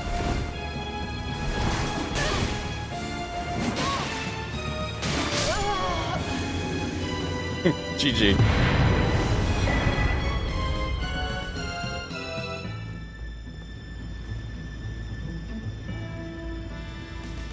Subtober, sponsored by Subaru.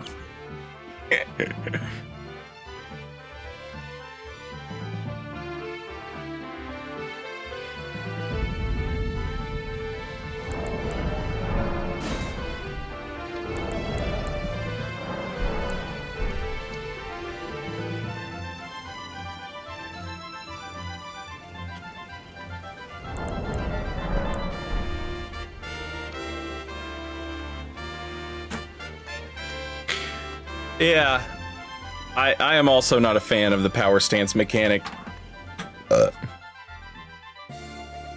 I wasn't even a huge fan of it in Dark Souls 2, where it was actually fun and good.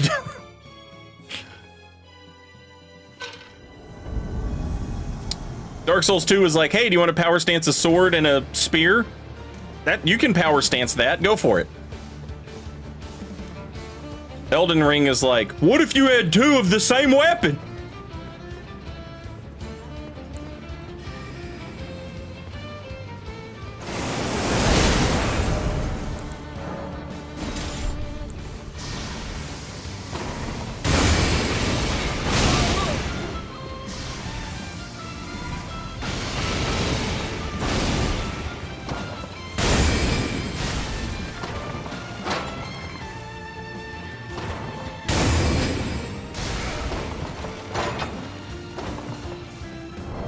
I'll take that.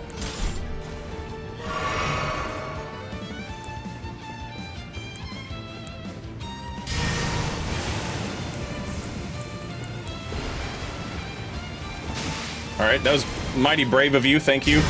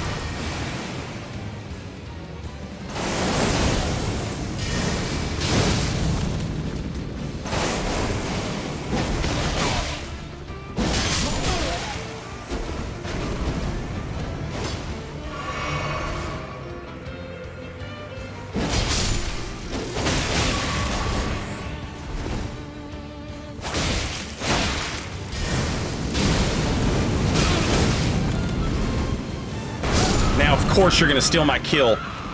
You fucking loser. You fucking bitch. stand back there and do nothing when it's 2v1 and then come in here and take it when I'm trying to do something fun.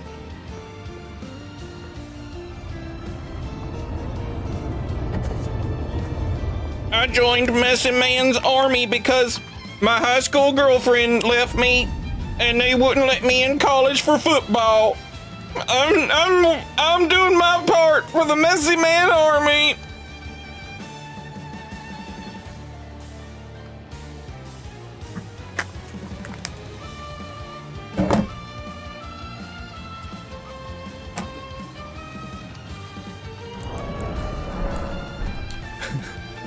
Winkleheimer, thank you for the gift subs to Bob and River. Enjoy your emotes and welcome back, both of you. And thank you again for the 100th time, Winkleheimer.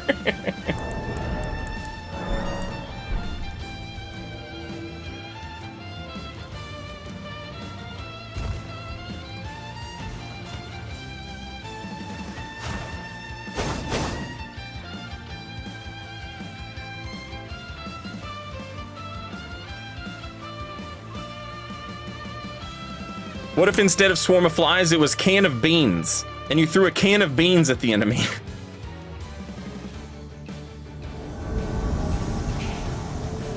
I am the bean mancer. I am the legume mancer.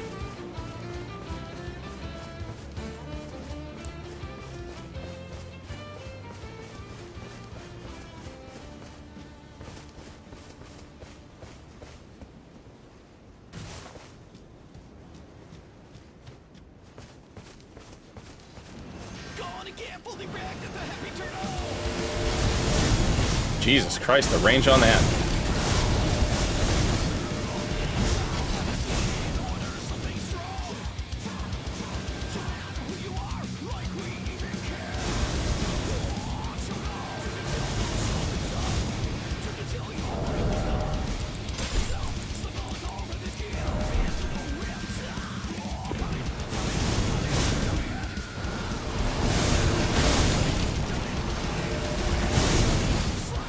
Does it even do damage? It doesn't when the one guy does it, but it does when the other guy does it. Jesus fucking Christ!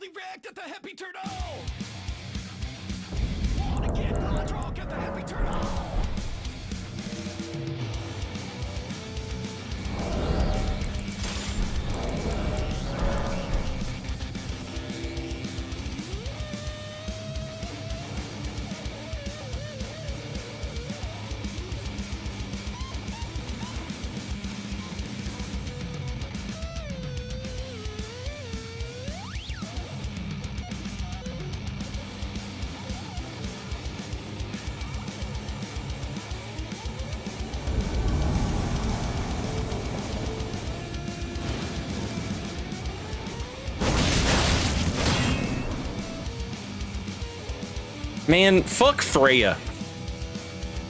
And all these other fucking loser NPC crybabies.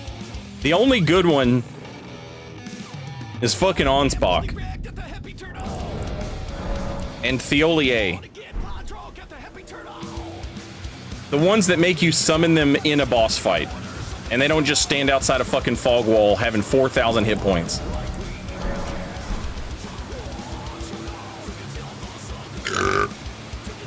Egon. Yeah, he's fine.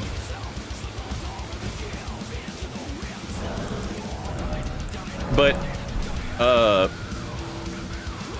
fuck Leda and fuck what's her name's illiterate ass. Dumb bitch, never learned how to read.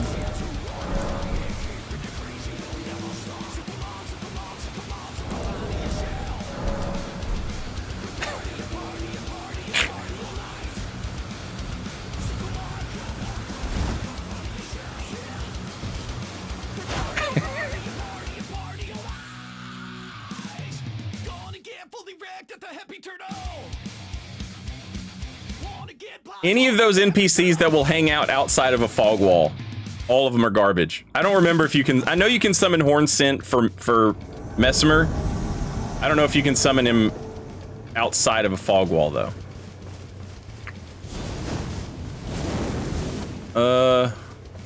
Where am I? The golems? I think I'm at the golems.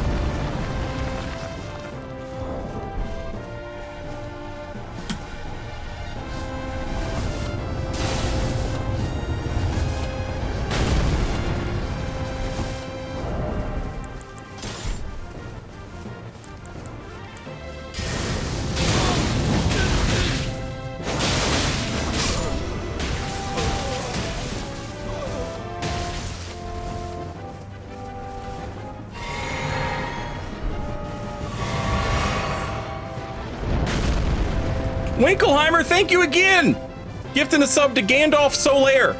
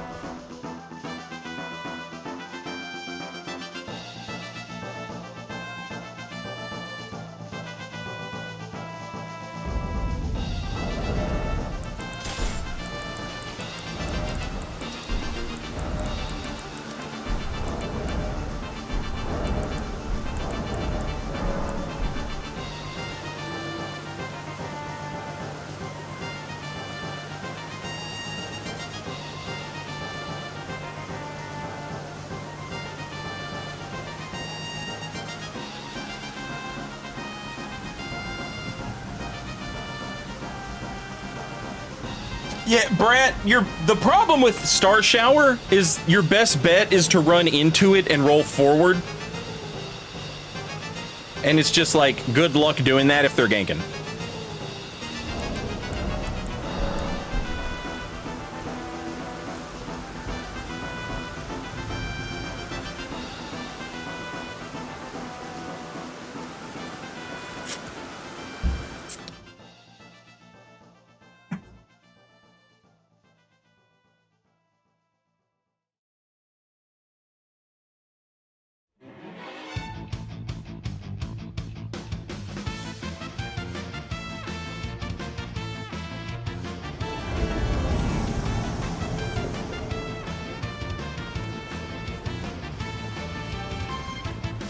Miyazaki, I beg. Can I have one invasion that's not out in the fucking open world? May I have one dungeon invasion, please?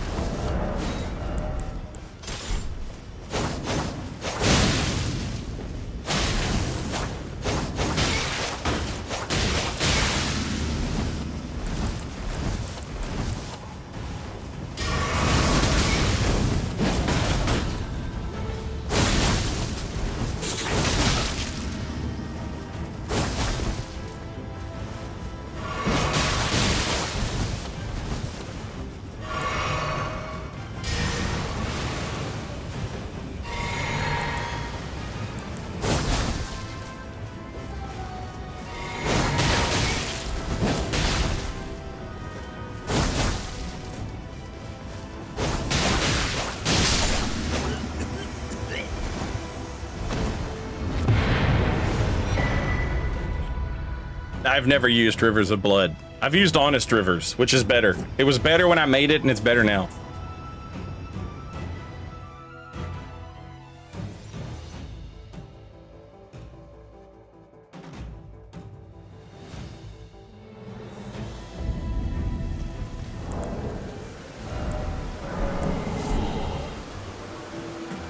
Honest Rivers is Blood Flame Blade on a katana with, on the washing pole, whatever they call it in this game, Nagakiba. Blood Flame Blade on the Nagakiba with, double slash.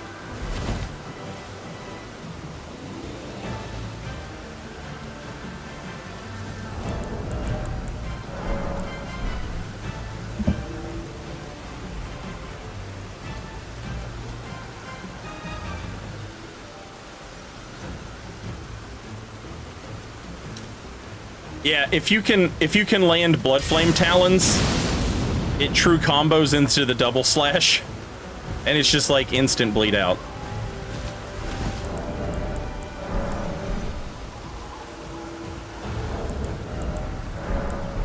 But even if you don't hit Blood Flame Talon, it's still disgusting.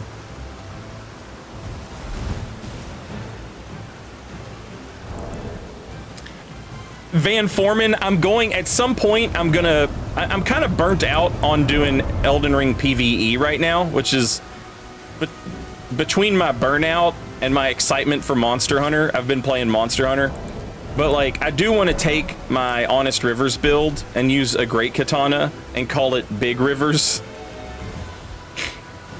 which is a great Johnny Cash song. It's just called Big River, but.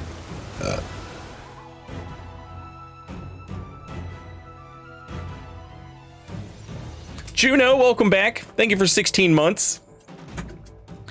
I have been playing with the R2s. This weapon didn't get any R2 buff. It did on this, though. The Warhawk Talon got an R2 buff. Which is pretty nice.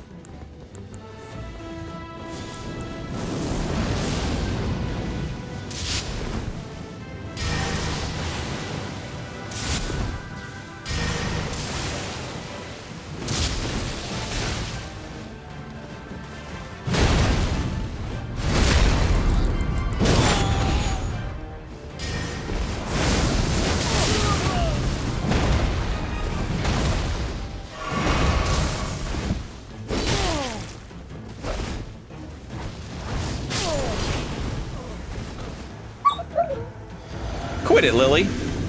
Hey, don't jump on me. I'm trying to kill losers.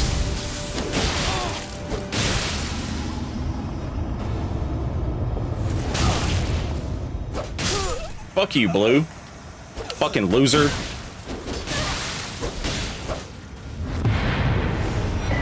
I'm like Cloud of Final Fantasy VII when he inherited the nightmare in Advent Crisis of Vincent Valentine's powerful brain where the darkness was.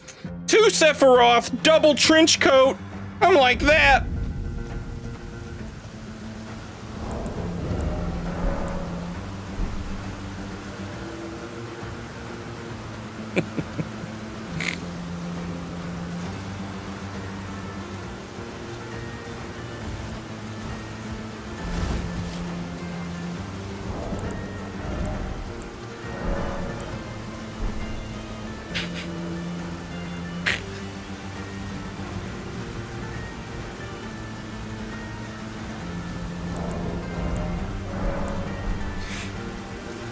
Shit drives me crazy.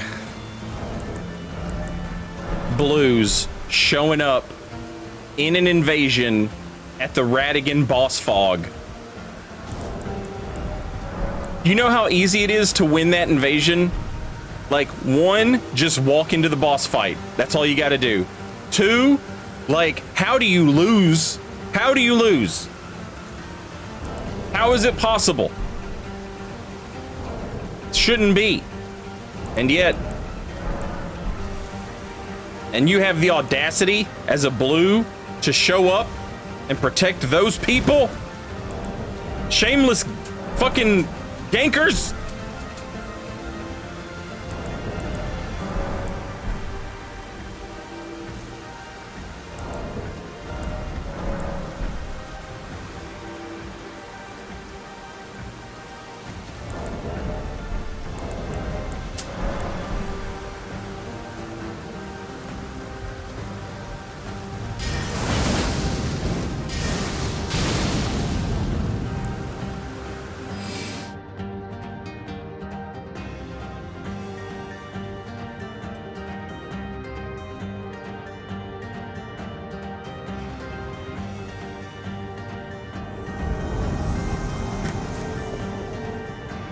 I'm coming, salty hot dog.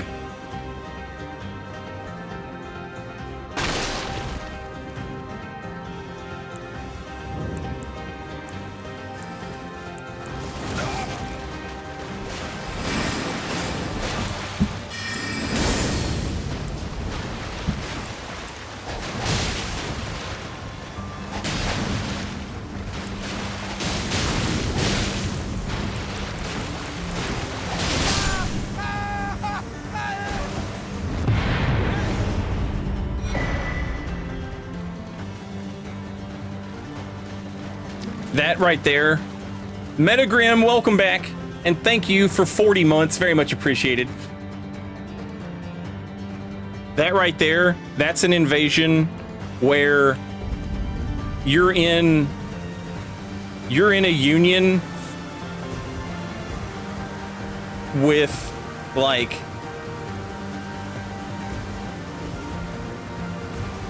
I don't know, like you're with the welders, right? And you're working on a project with HVAC or plumbers, and they're in their own union, but, like, you know, you hate, like, that like, you're not going out, you're not gonna have beers with that guy, and everything that guy does annoys you, but you have to show up and help him.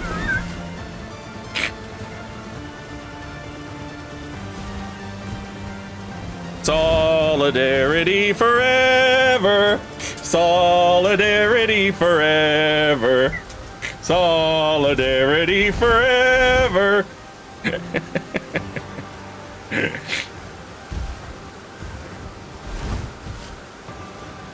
Wasn't helping the host an option? No, because he's like, he's a scab or the boss.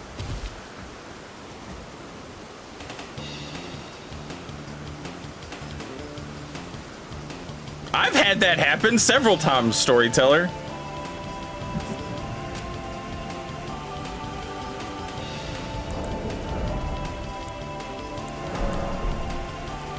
Kim, I think they nerfed Weed Whacker so that you can interrupt it now. But it was... the only thing that was going to interrupt it was like pancakes, launches, headshots, and status procs. But it should be interruptible now.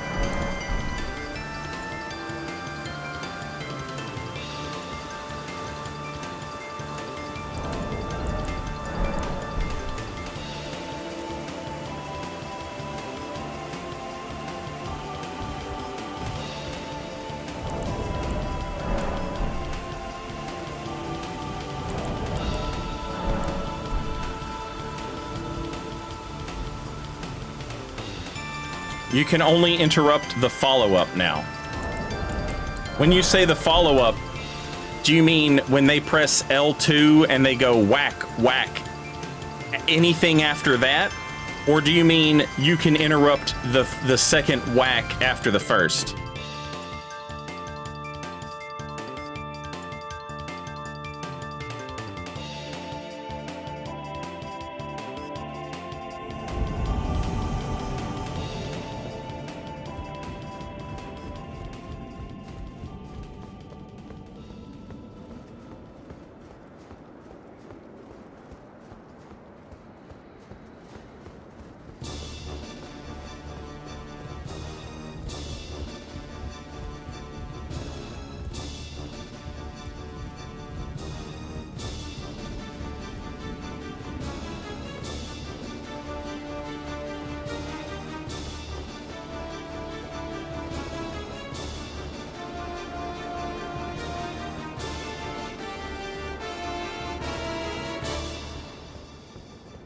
I am befuddled.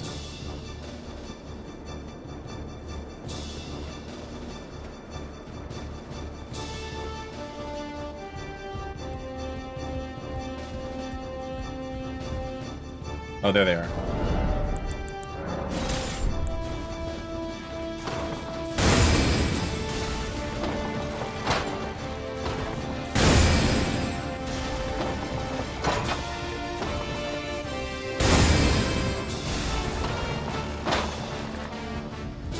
Does he have a friend?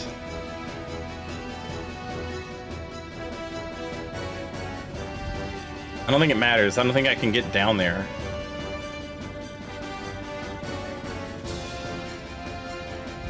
I guess I could if I use the Phantom Bloody Finger.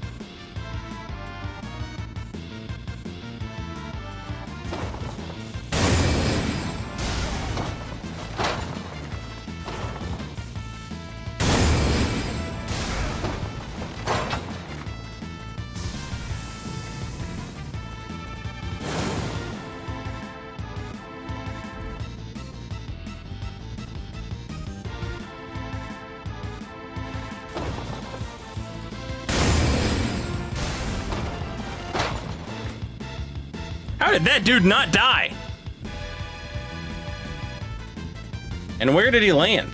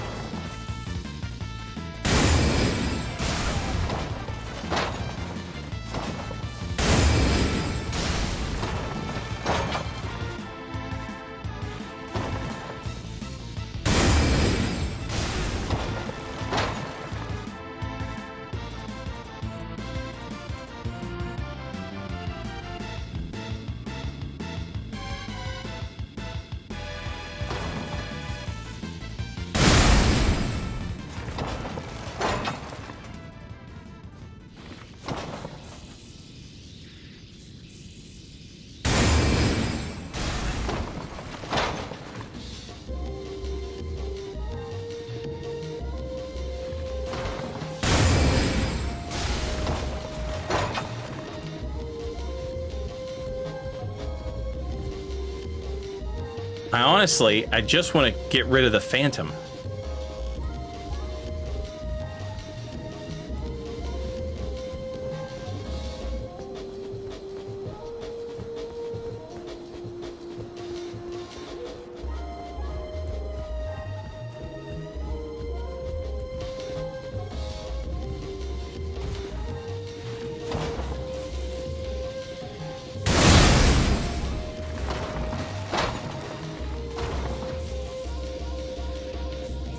Stupid horse.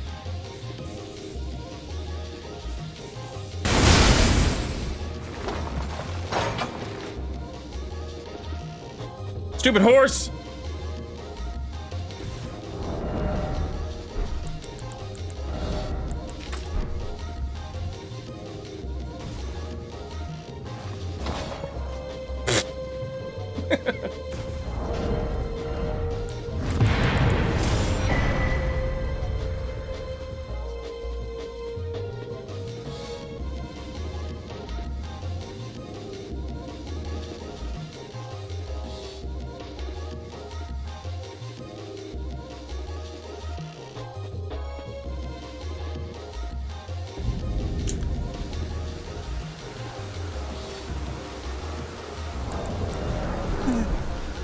Yeah.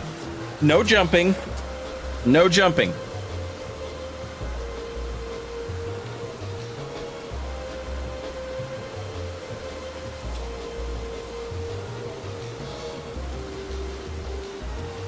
Oh, now here comes Sophie. Now Sophie has to get some scratches. Now Sophie has to get some scratches. You're lucky I got two hands.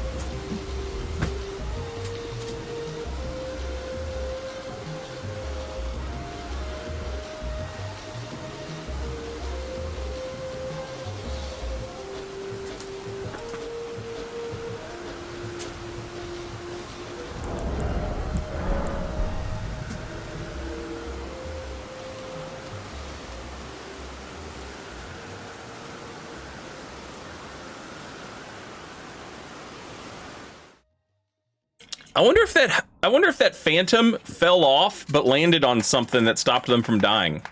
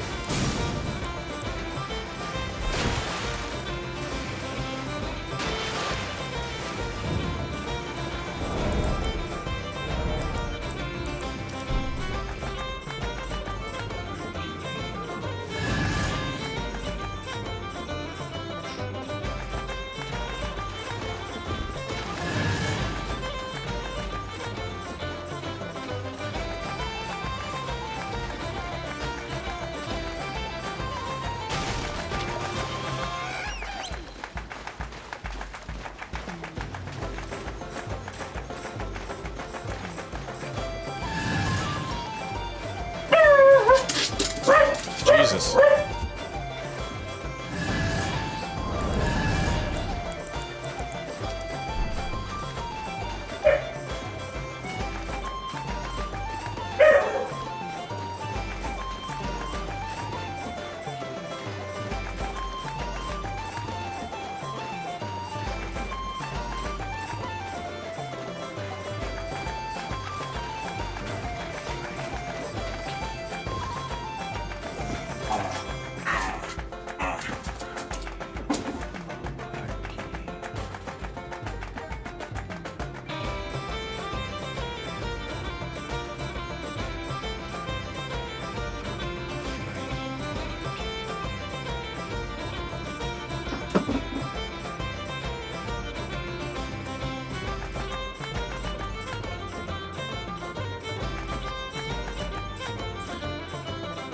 They've got a wizard with a donkey shield.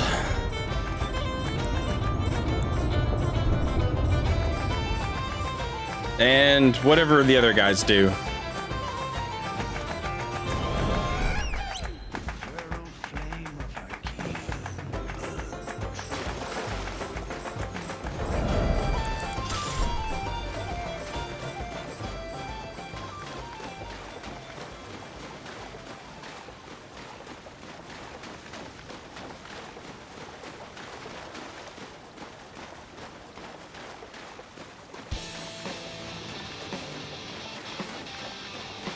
Got a halberd.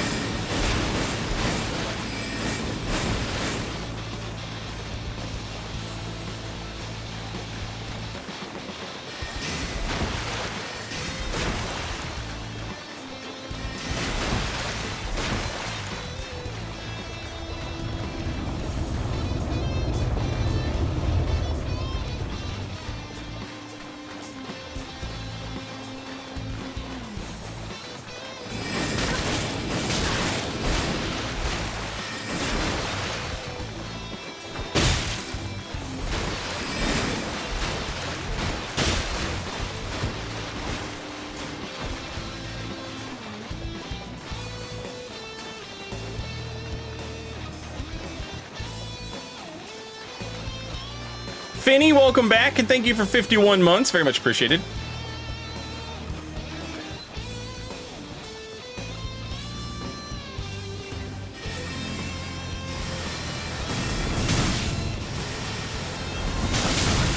Jesus Christ. God fucking damn it.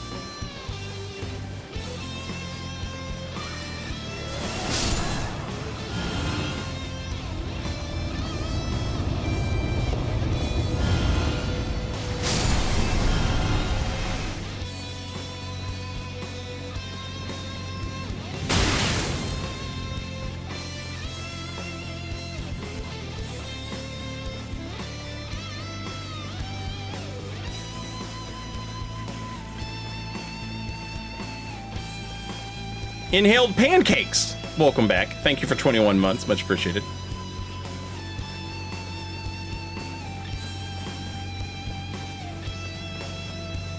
This guy's fat rolling with his fucking axes.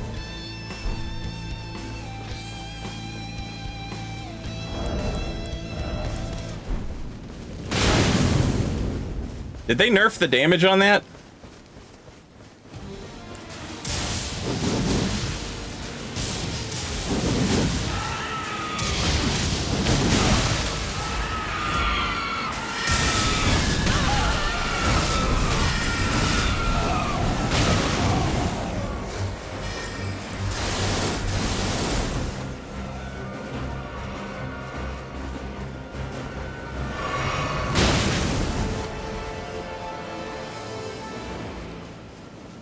Battery has no faith.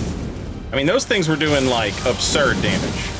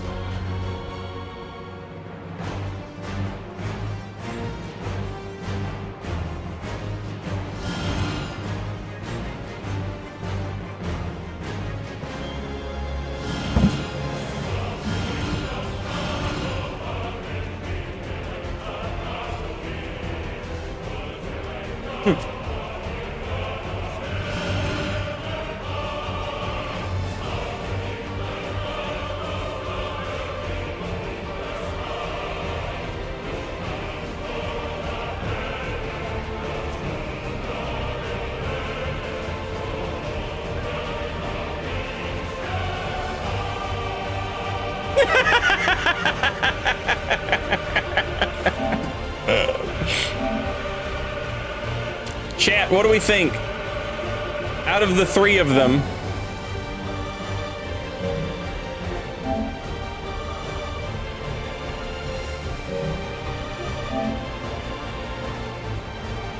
who has beaten Sekiro?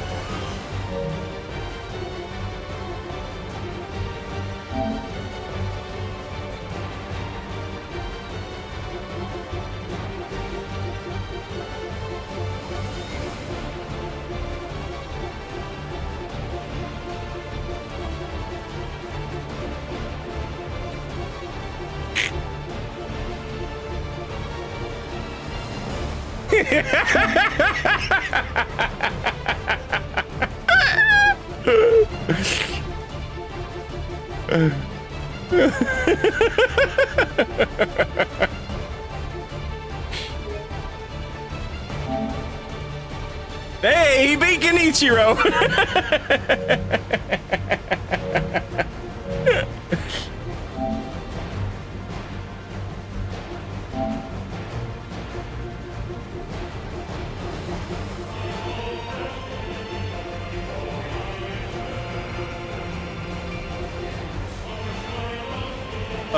Baltius. My man got walled at Baltius.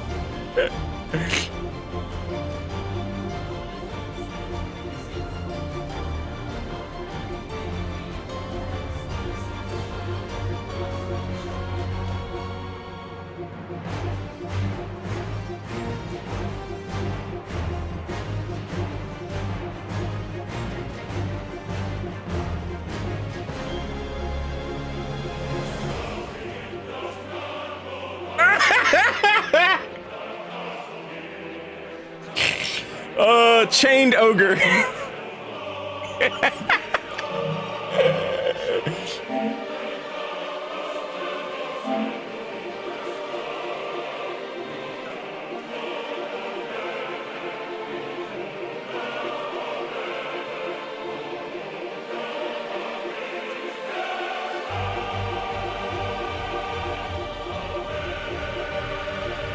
Ooh!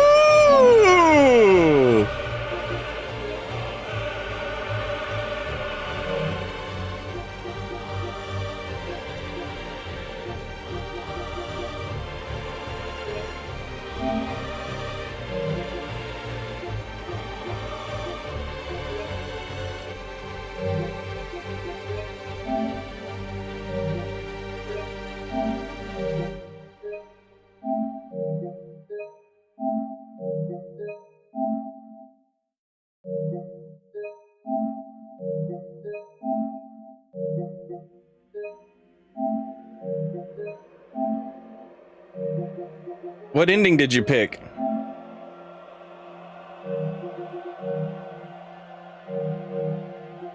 One of them beat it, chat.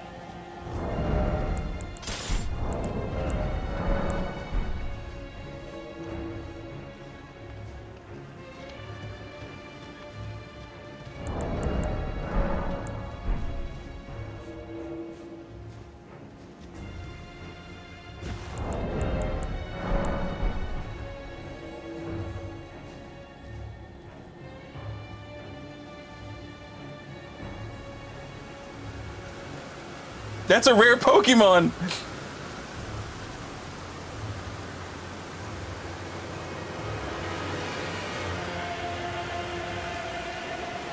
I don't think they beat...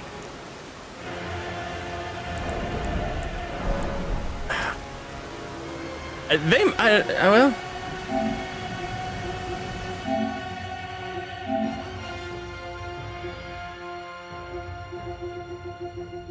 The problem is it hides the trophies, and I have to go through and I have to look at them each one. I'm sure they defeated Sword Saint, though.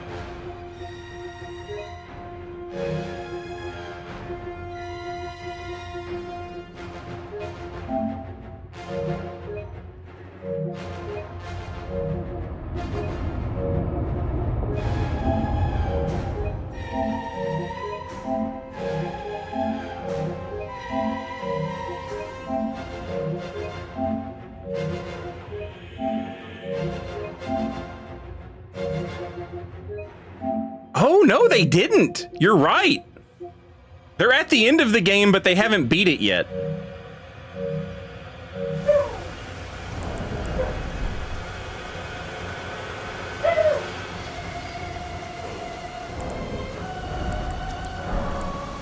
No victory over the Sword Saint.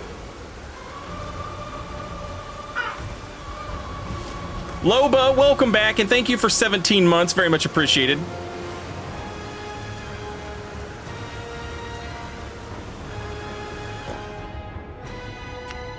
They're trying. Yeah, I'll give them credit. They're trying.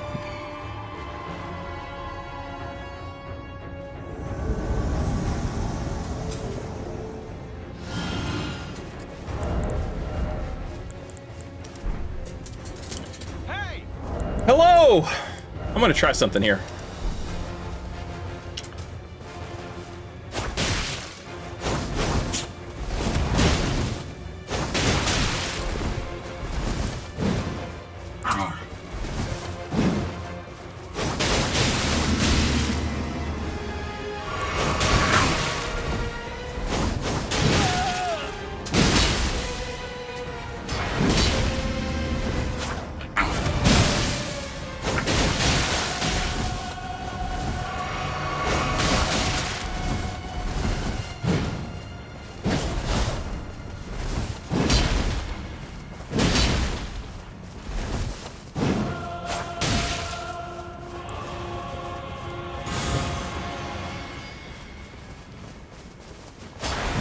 God damn it.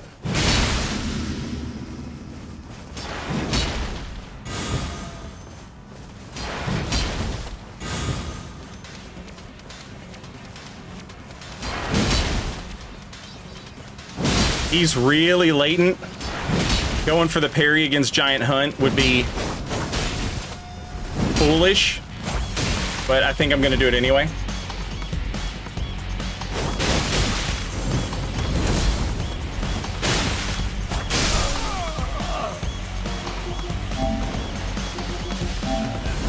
My man drank like 15 potions. Still got fucking owned. Incredible. I gotta stop. I gotta stop.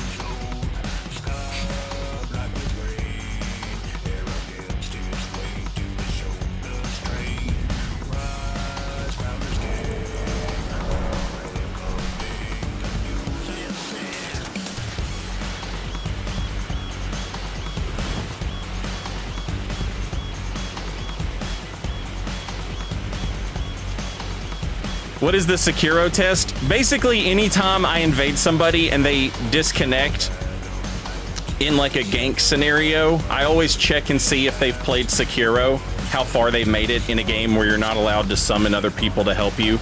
And without fail, none of them have ever made it very far.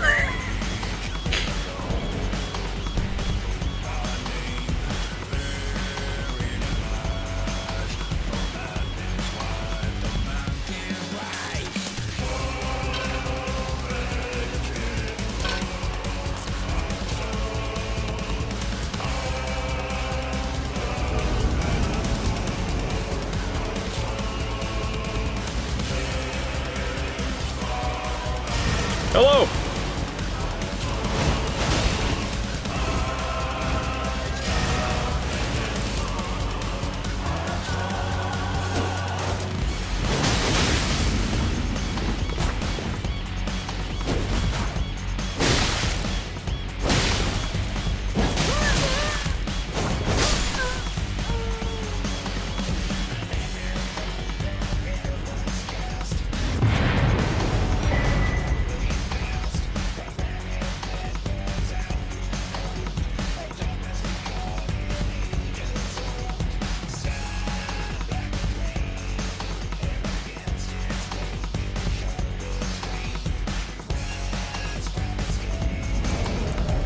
I did Jupiter. We looked at this. We started off doing invasions with the Sword of Light, and then we did some invasions with Warhawk Talon as well, both of which have had improved heavy attacks.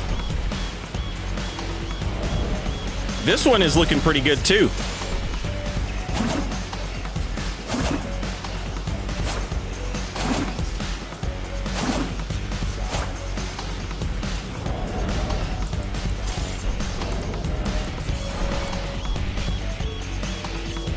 They made all the R2s faster, Squidwads.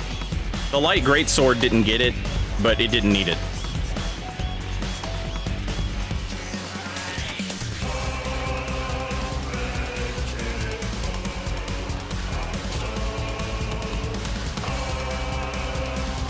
Yeah, pretty much every weapon class had its heavy attacks buffed.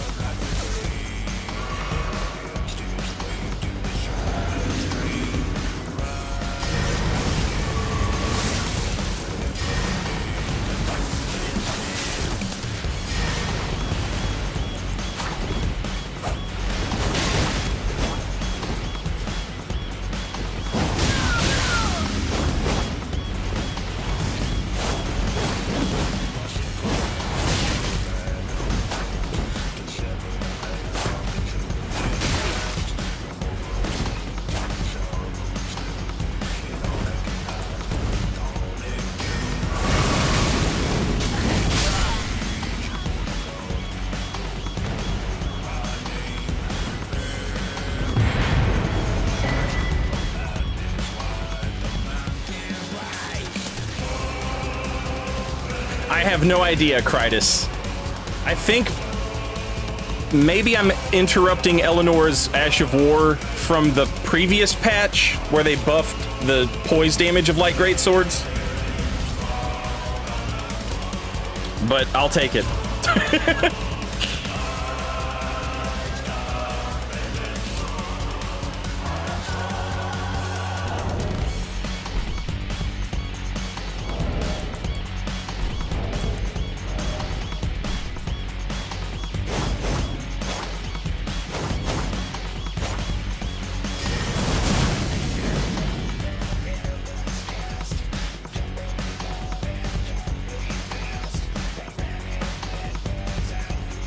Hey guys, what's the meta?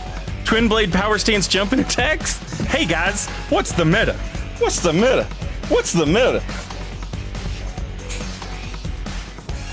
What's the meta with you? What's the meta with me? Tomato, tomato.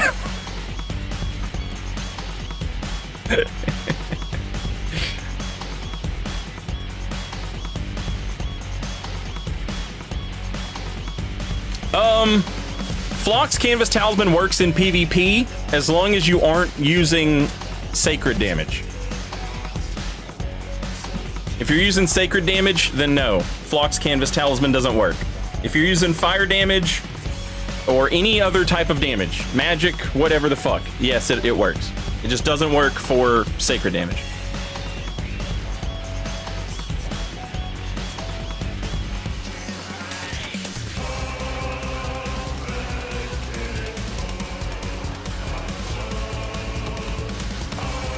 That doesn't surprise me at all, Peeve. I wonder if he knows the Pata got nerfed. I doubt it matters, honestly. It's still gonna be good. It's still a fucking fist weapon with longsword range.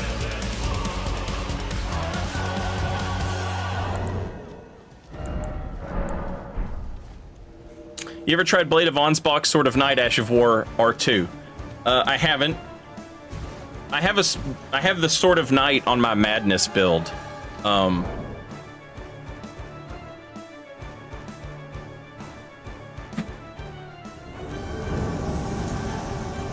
Bloodflame Talon into Sword of Night would be cool.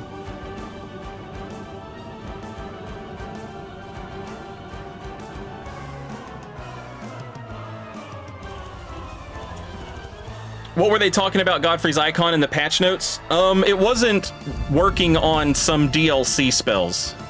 I think. I know it was not working on some DLC spells. I think they fixed that, but I don't know for sure.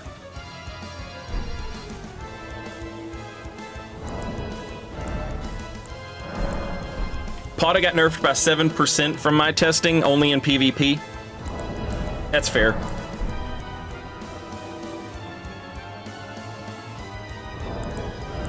It's insane that all of the most annoying weapons are fucking fist weapons now.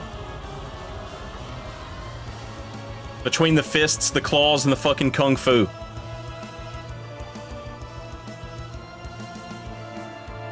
Remember when everybody hated katanas?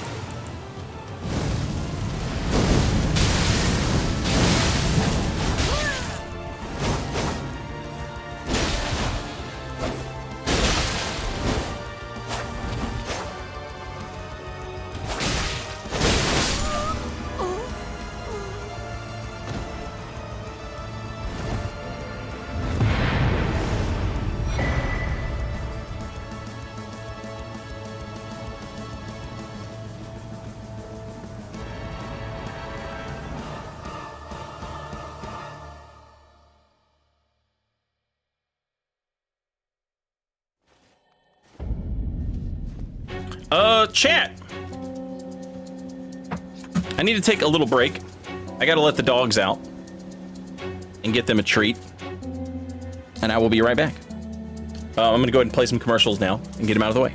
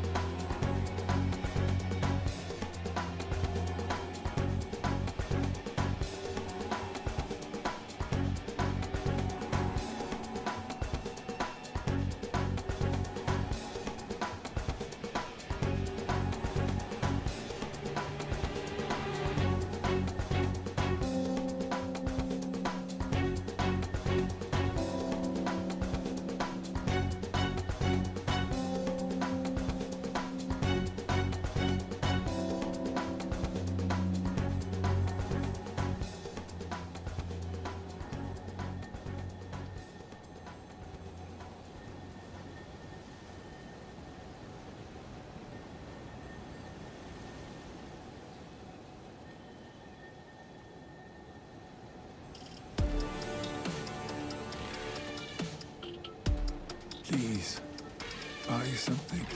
I'm hungry.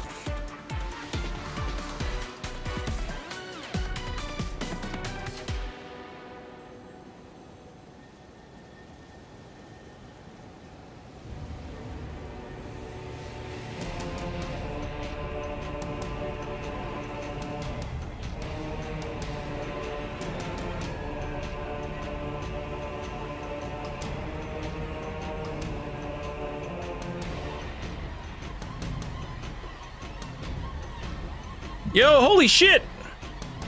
Hank Hill. Austin, thank you for the 20 bucks. Longtime watcher, full-time ad block user. Thank you for the 20 bucks and welcome in.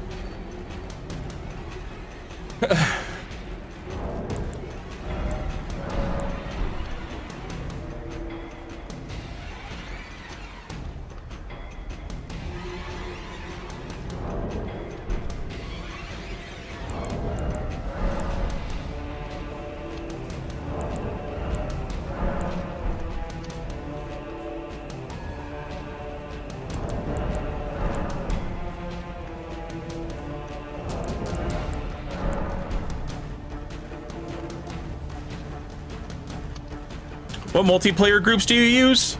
Just Guidance. This is the only one I've got.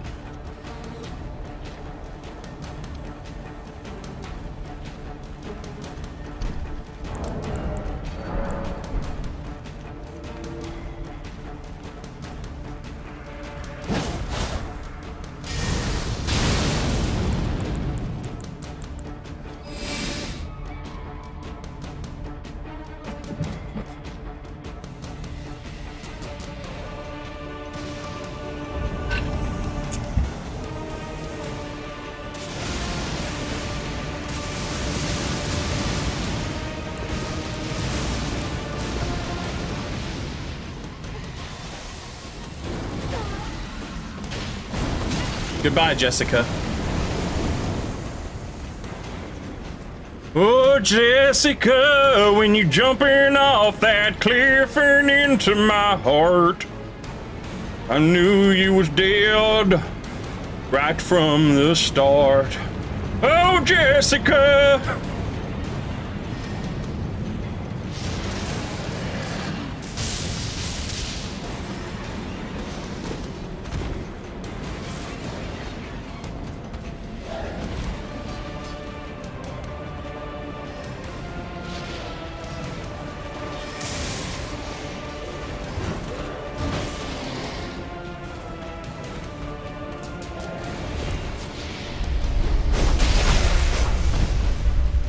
Goodbye.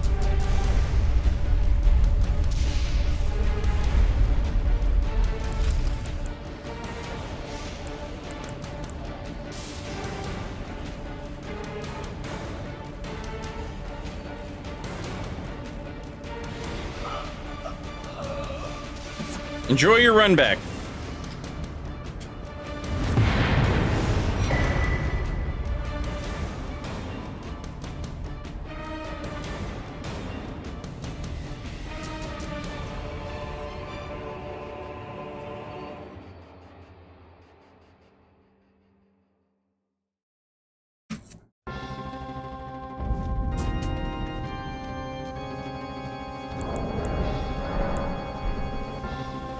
I have not made any builds based on Darkest Dungeon classes, but yeah, they would all be pretty doable.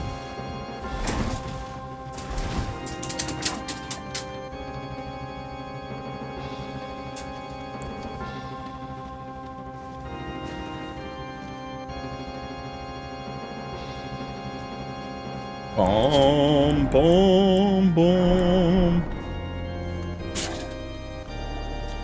Would you guys calm down? You better calm down, dogs. Or I'll make you calm down. Lily, get your ball. Good girl. Good girl. Good job.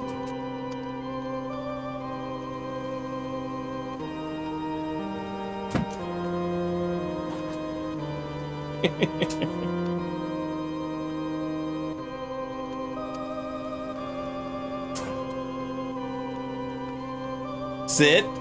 Good, sit. Speak. Good, speak. Get it. Nice.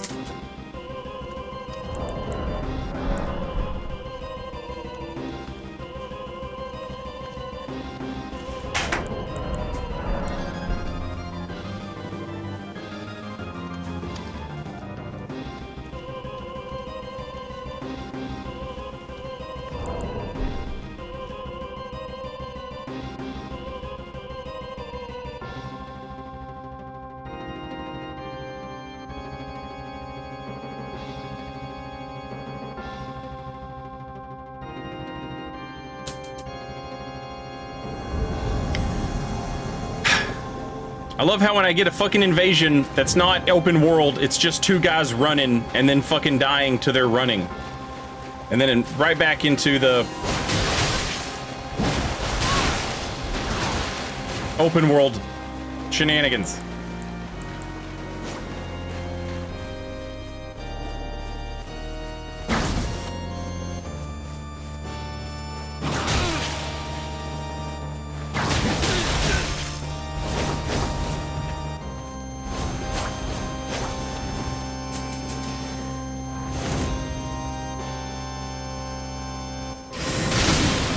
Oh my fucking god. No!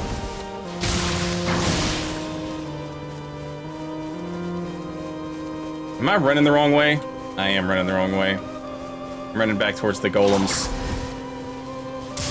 No way that hits me, right?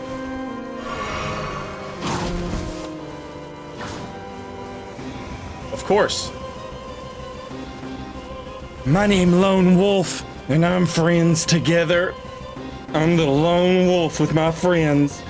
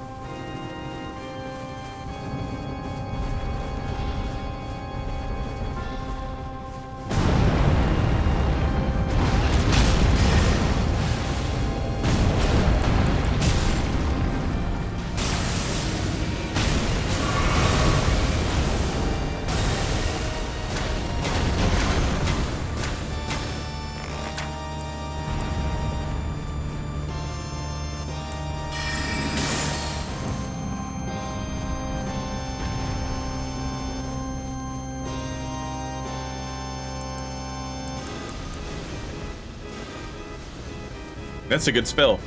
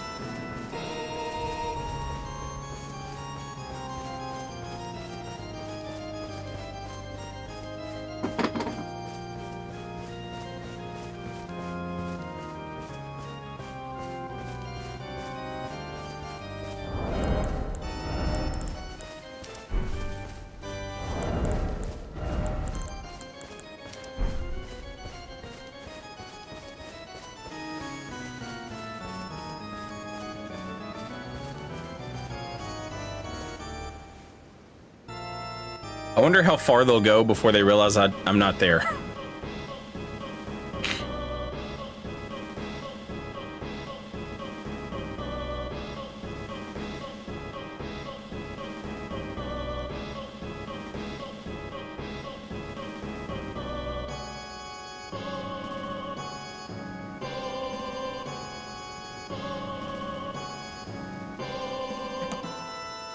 It looks like they're coming back this way.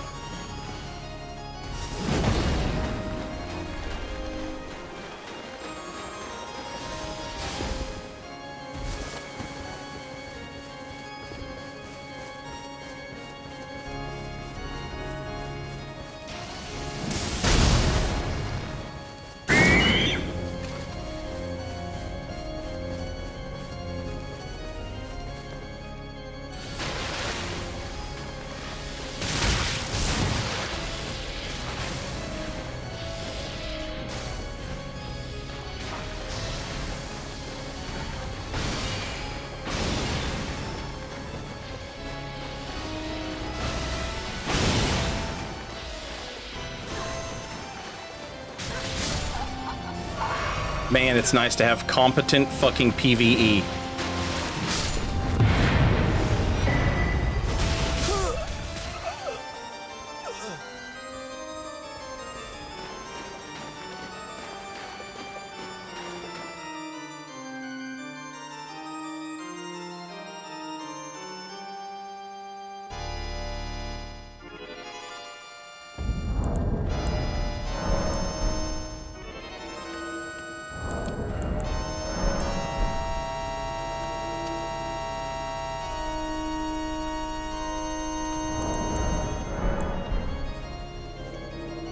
It's sad because, like, in a perfect world, when PvE got involved, it would just keep the phantoms busy, or, you know, like, separate them in a way where, like, you could still get a fight out of it.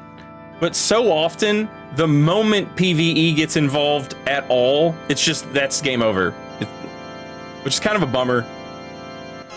It's like, I can't walk in there and fight all three of you at the same time. I'm not going to be able to do anything. On the other hand, it's so rare that you meet any co-opers at all who are capable of dealing with one decently tough enemy and an invader.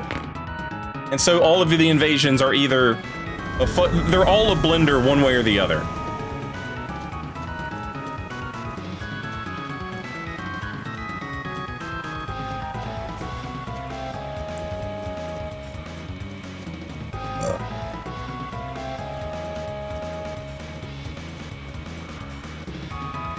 Now they've killed everything, and they have this area, like there's no getting out of here. You can climb the ladder, but you would have to have climbed the ladder before they saw you. Like once they see you, that's it.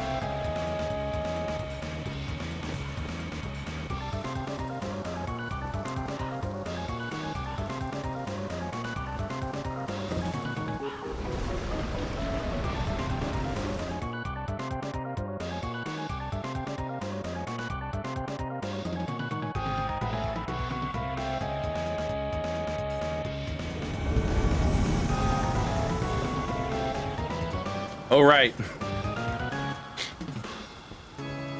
I forgot that sometimes Miyazaki says fuck those people and gives you a good spawn point. I was expecting to spawn like over there, but I'll take this.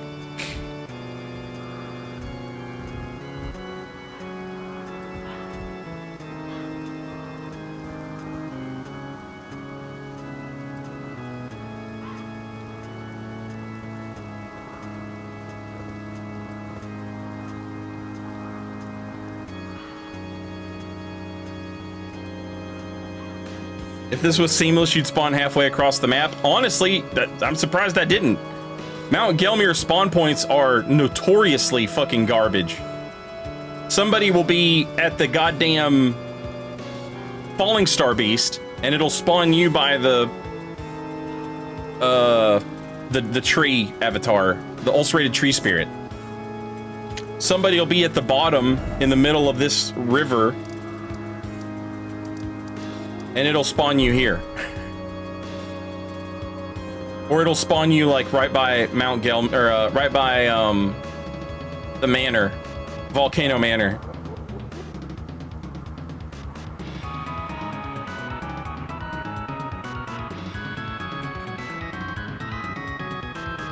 And you could always hop on Torrent in Seamless.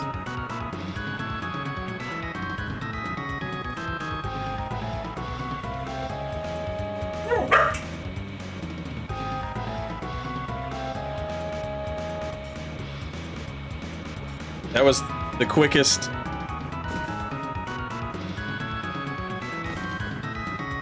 My dogs barked once and then... Okay, we get it.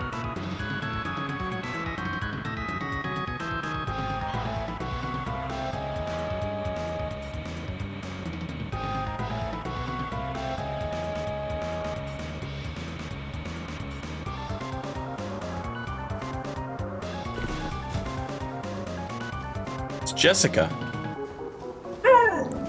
Sophie. Quit it.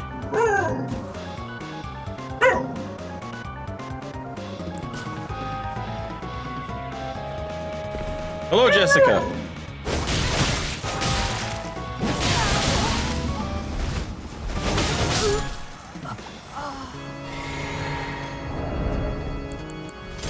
Head on a swivel, Jessica.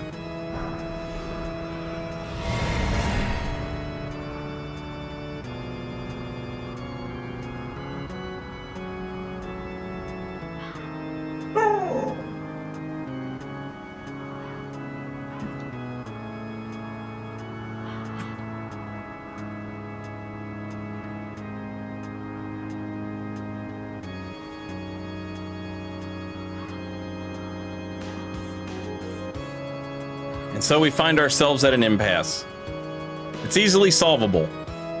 You keep spawning blues and hope that one of them keeps me occupied long enough that you can climb this ladder.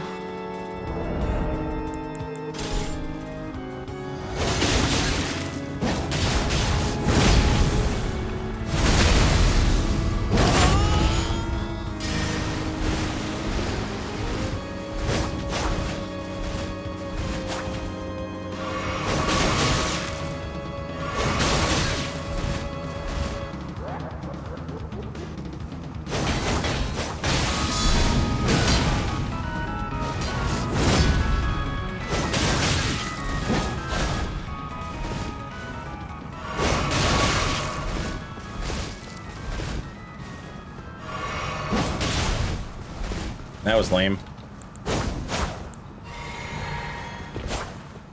God damn.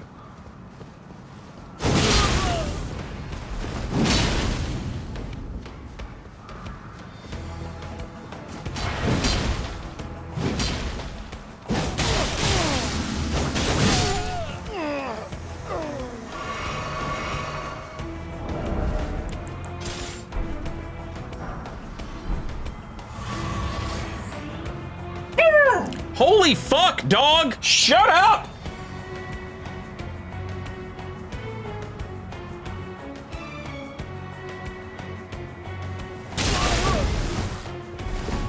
Alternatively, you can give me a red as a teammate, and then I'll come down there.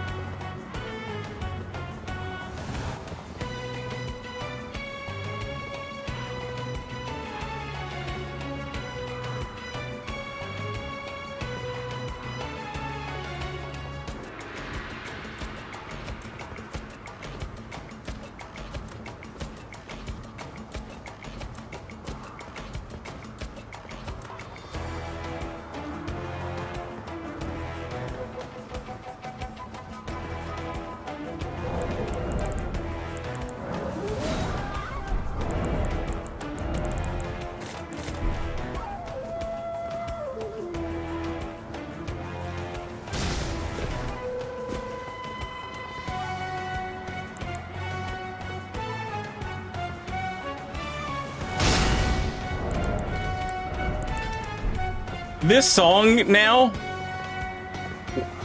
will forever remind me of the hardcore band Speed. That one song they have where at the end they're playing that weird flute at the end of the song. There's probably like 2 people in chat who know what I'm talking about. That shit goes so hard though.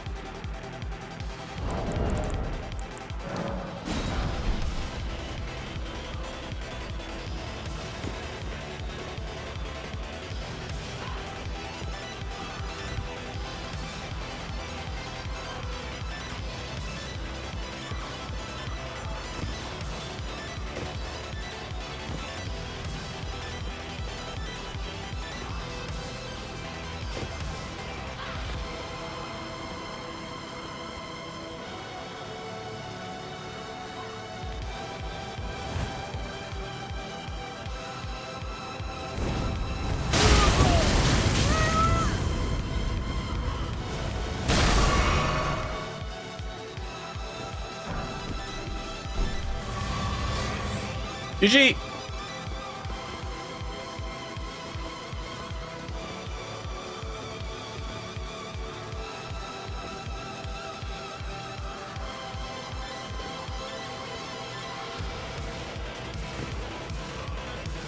The blue got volcano potted on a ladder.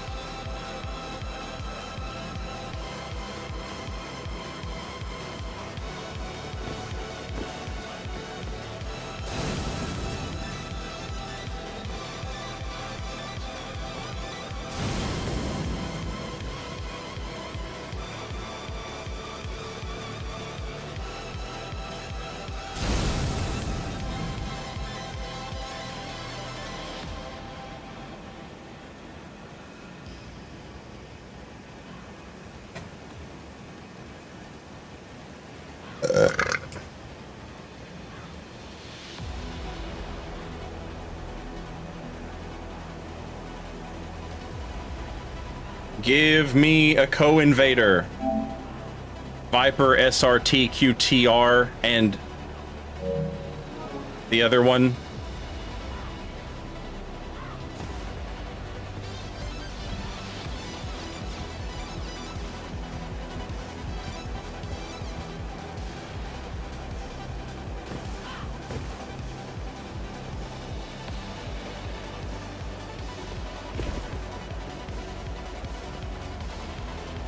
I have no idea. Jupiter, maybe?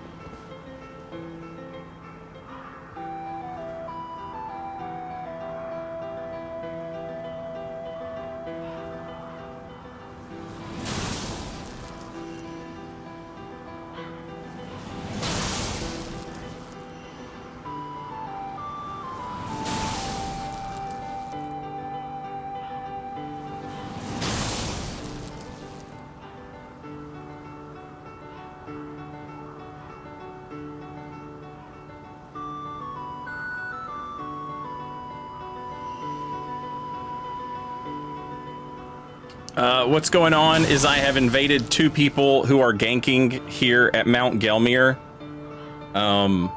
With all the enemies cleared out, I got a lucky spawn on a Phantom Bloody Finger that put me on top of the ladder, so I made some volcano pots, and now I'm just killing blues.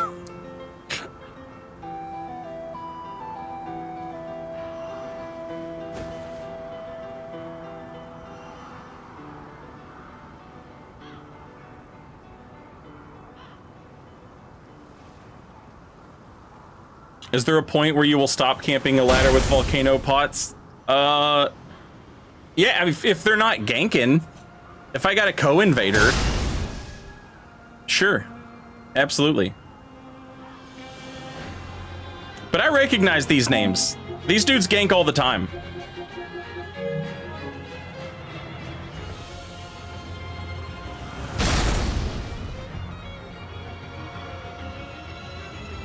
How do you know it's a gank and not natural co-op? All of the enemies are dead. Like, there's nothing alive. And they're not making any progress, they're not going anywhere, there's nothing for them to do. They're camped in a dead level.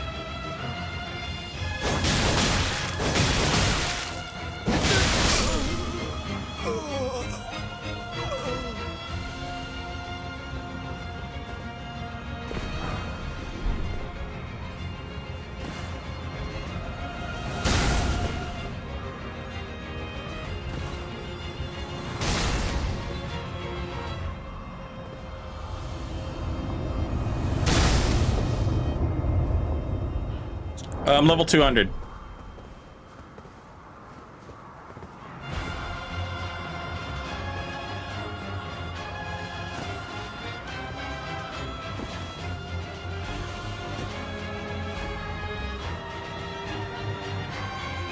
They seem to have a lot of ammo. They do have a lot of ammo.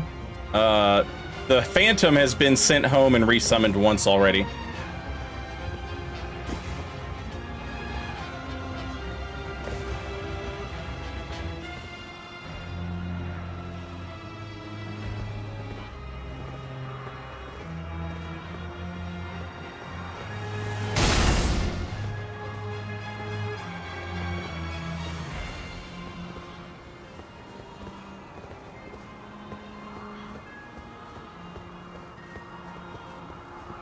$200 on the Xbox is mostly fog walls. It's a lot of fog walls on PlayStation as well. Do you think they sent him home to get more bolts? Yeah, probably.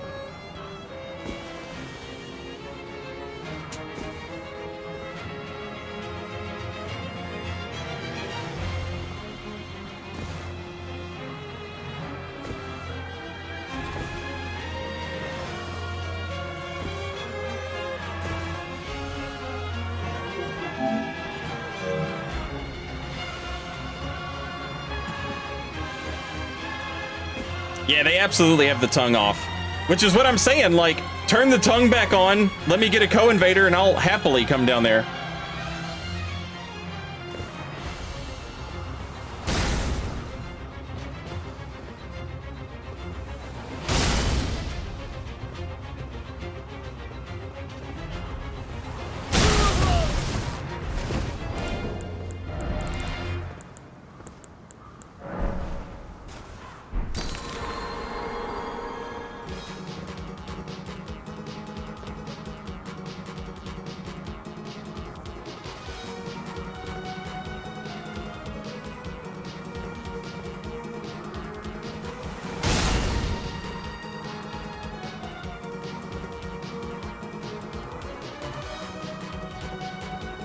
They're making the real now. Invader too afraid to fight my friend and I. 8 views.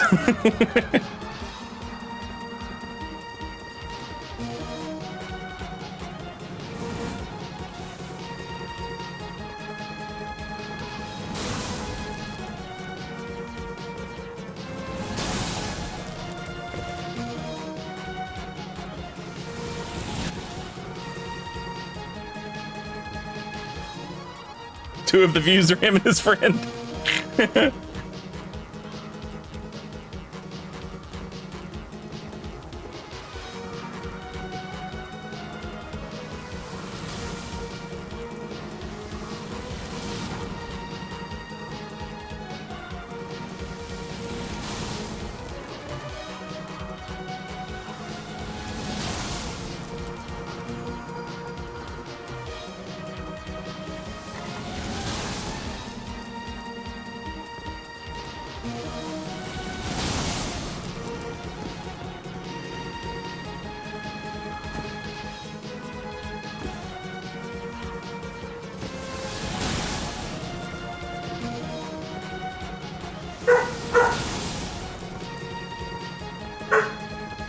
It did, Red Attack. I have no idea why From Software decided to change it. It is literally the worst fucking multiplayer decision they have ever made in a game, in my opinion.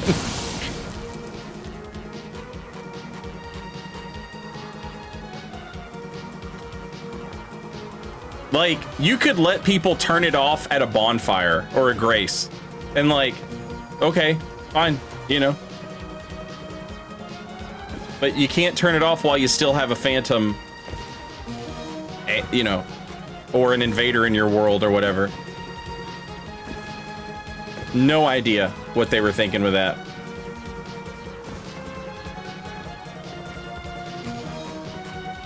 And that's, yeah, that's the, like, it has no effect on the casual player at all, because they will never use it. Or they might use it once, and then they'll never use it again, because they know better at that point.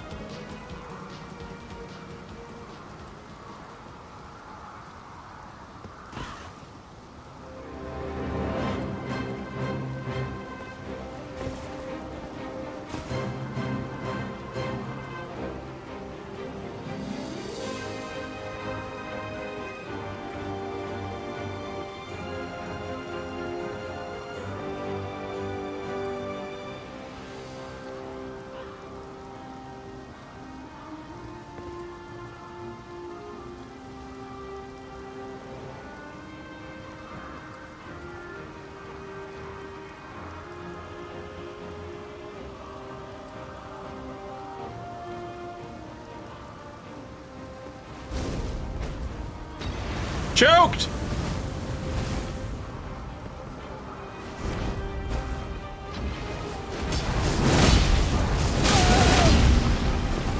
God damn it.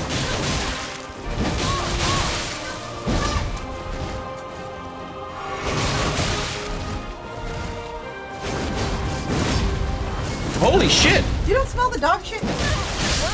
No. Chat, hang on a second.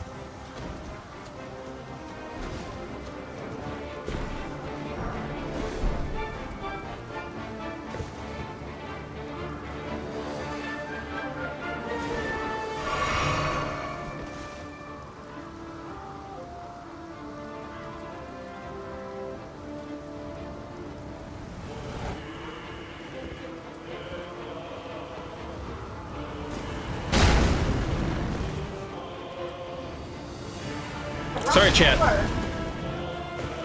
One of the dogs pooped in the house.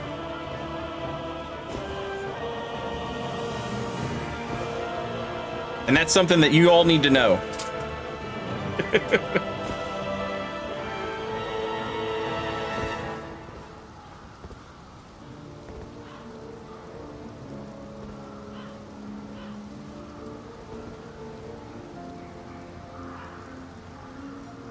We went to the Tractor Supply store, which is like the redneck store, yesterday, and we got the dogs some like special treats. and they were eating on those things all night.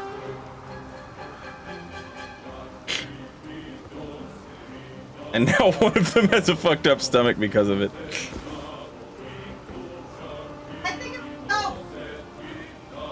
I mean, either one. They both had it.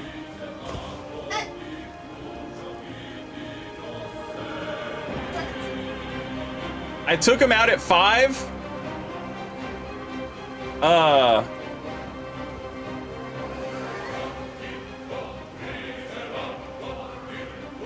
Okay.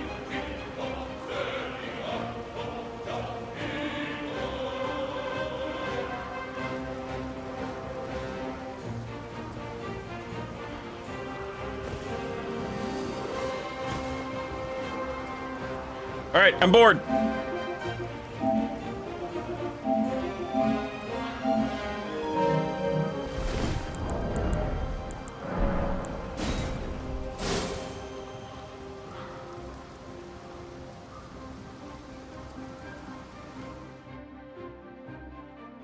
Oh, chat, give me a minute. Twitch is gonna play commercials. I'm gonna go check on the dogs. I'll be right back.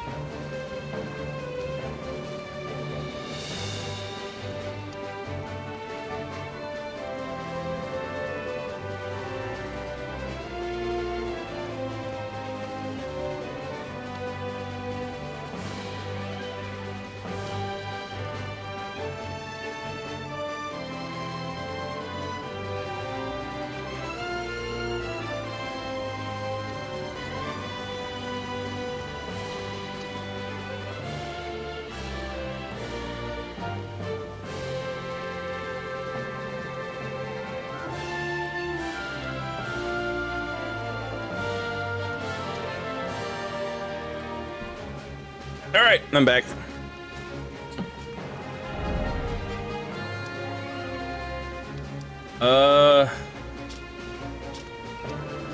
What's... There we go.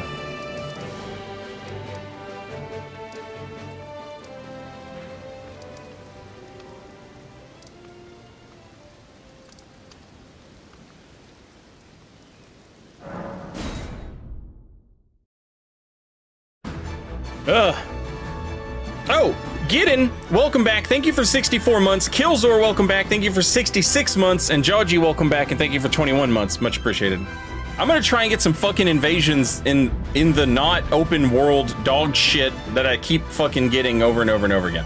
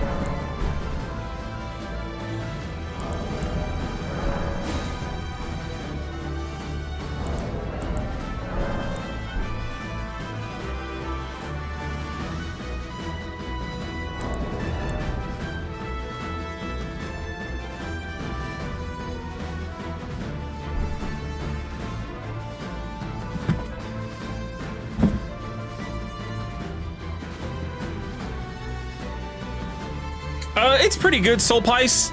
It's nothing, like, crazy, I don't think.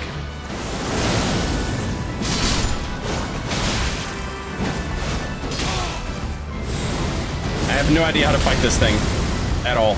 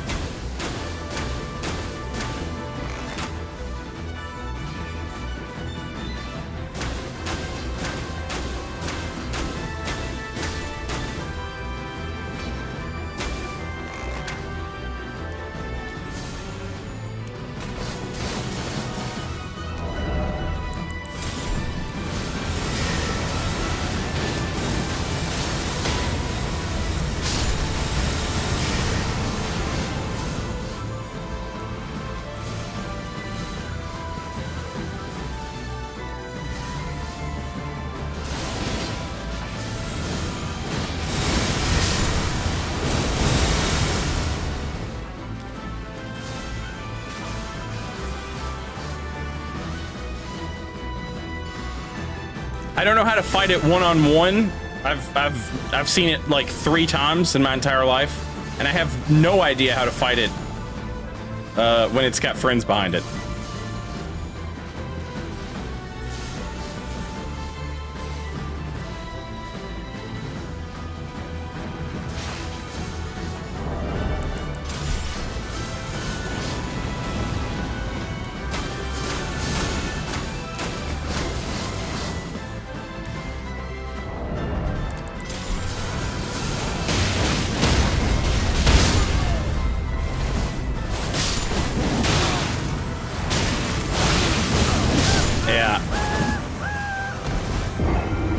That guy's a little skippy.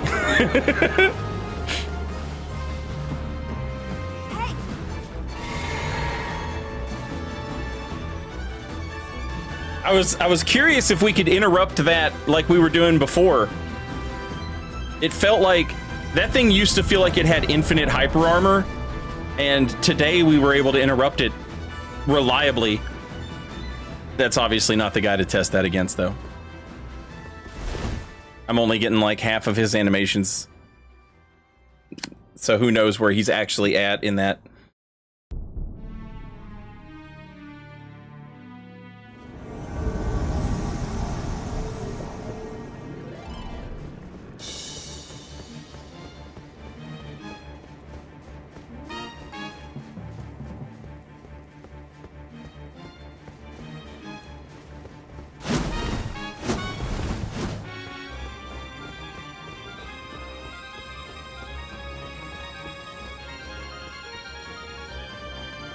Nice.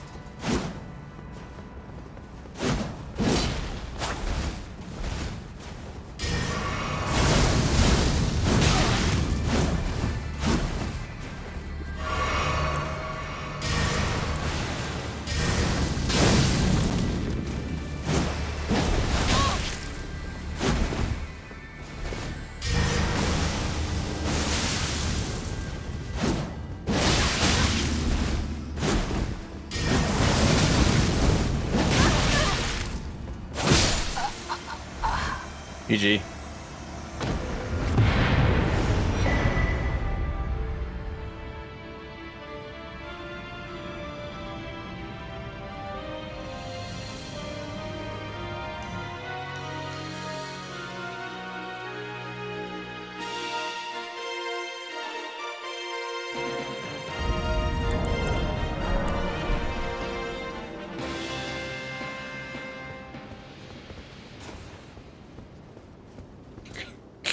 Liz on Twitch and Jonath in YouTube both said he really hit R1 there. He needed to mash R1 more.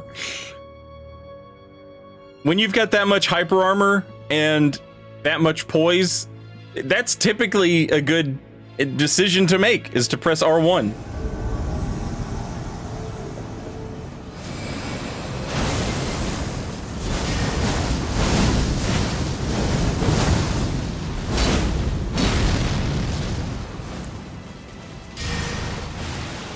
I don't know that I would do it when I didn't have any health left.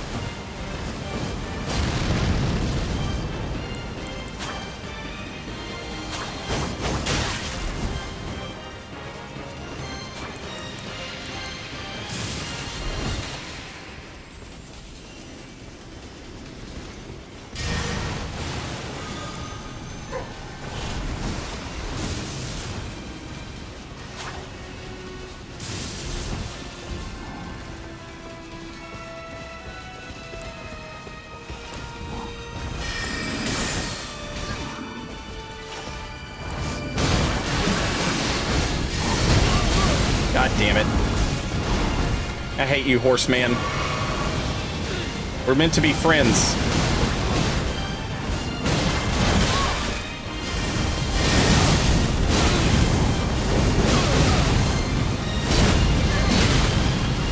I am so beside myself that they gave that move that much hyper armor. I fucking hate that goddamn Kevin spear.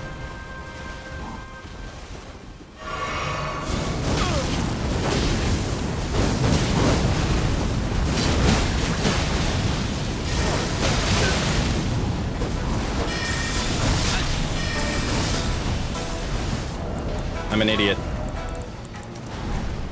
No, that should have worked regardless.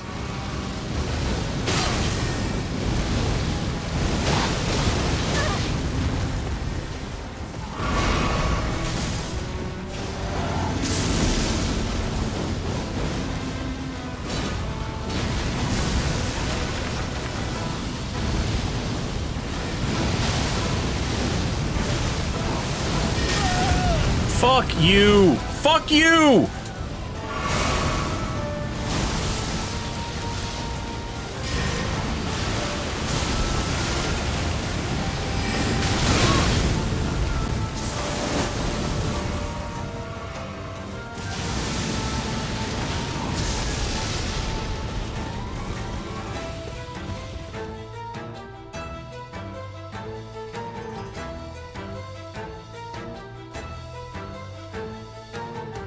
Yeah, Messmer's spear, man. What sucks the most about it is I wish it was worse. I have a build that I would love to put it on, but there's just no fucking way.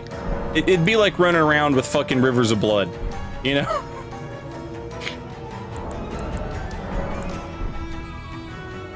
What if when you pressed L2 a movie played? And also you couldn't be hurt during the movie?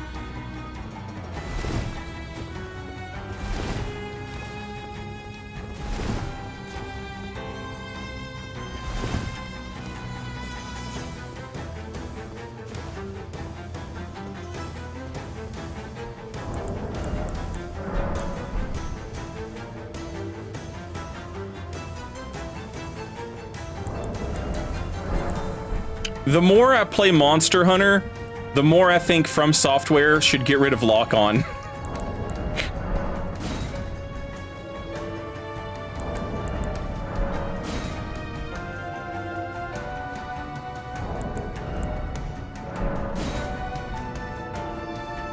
Imagine if these fucking brain-dead people had to actually aim these attacks.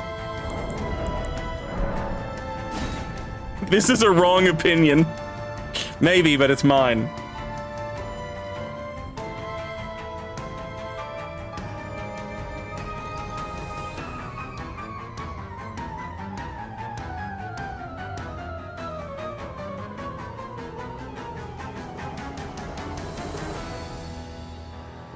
Or just remove the tracking of every move. Well, I think if you didn't have lock on, you wouldn't have tracking. But I suppose I see what you're saying. You could get rid of tracking and keep lock on. But I feel like if you keep lock on with no tracking, then it's impossible to aim your moves.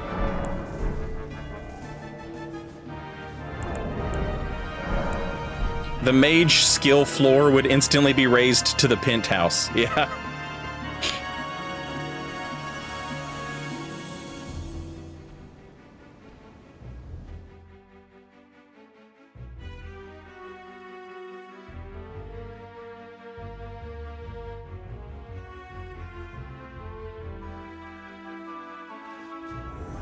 As a crazy person who plays with mouse and keyboard, I support this.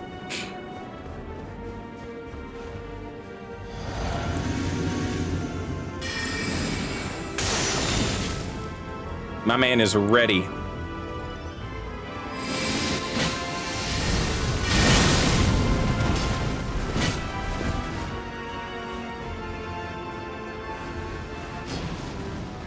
These are some Radon gamers right here.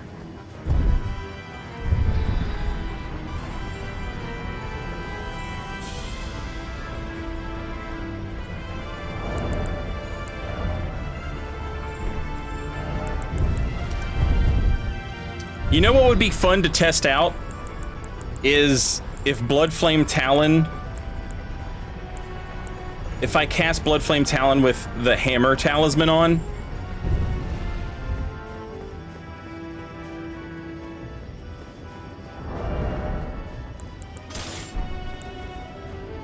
could I get a guard break?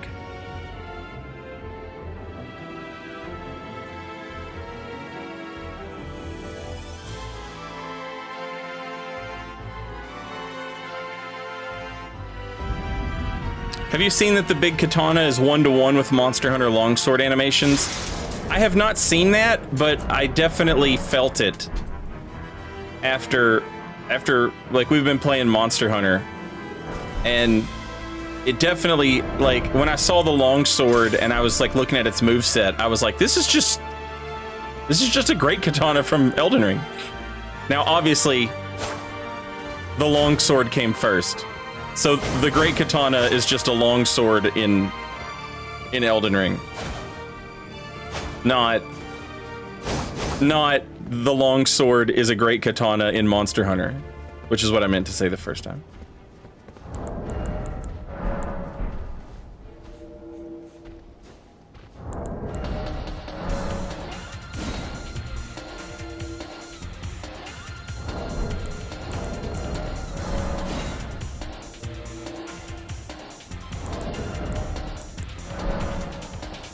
Hey, what's up, Lanolin?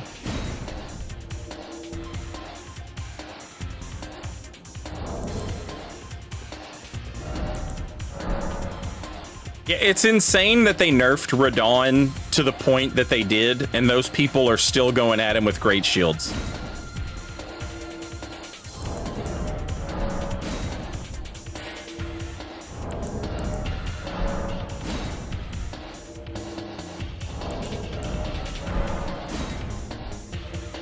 Camson, they nerfed the shit out of him.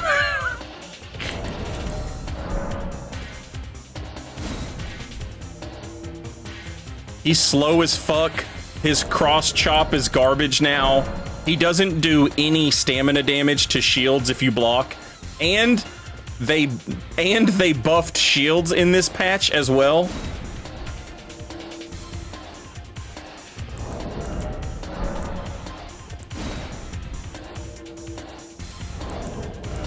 The cross chop nerf, I don't love that, but okay, I can definitely see why. The nerf to his, like, nerfing the visual horror show of Phase 2, I totally understand and support that decision. The rest of the nerfs they did to him just seem excessive. It's like my man had like luscious, luxurious shoulder length hair that was full of body and volume and sheen, and he went in and was like, I just need a little taken off, you know, just take off like a half an inch or something. And they were like, oh, we hear you, bud.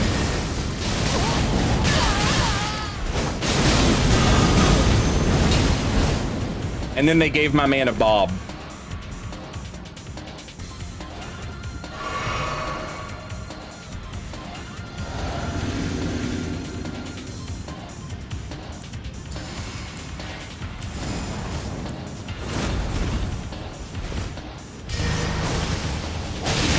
God damn it.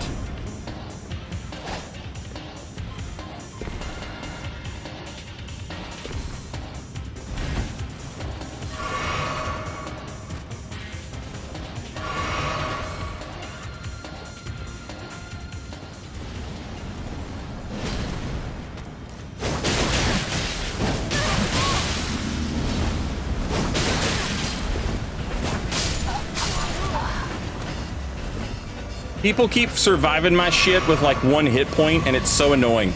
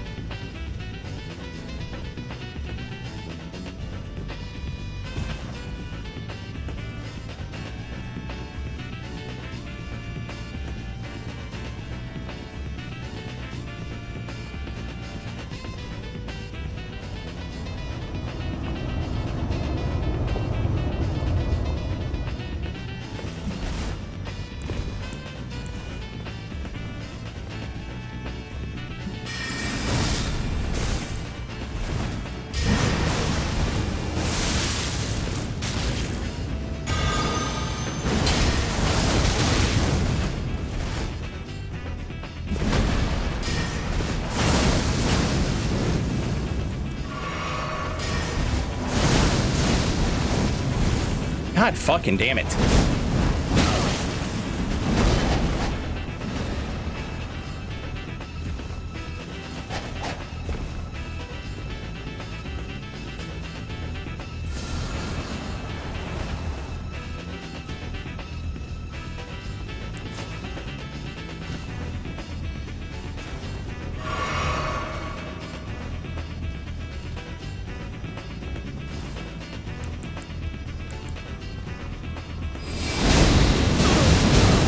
Motherfuck!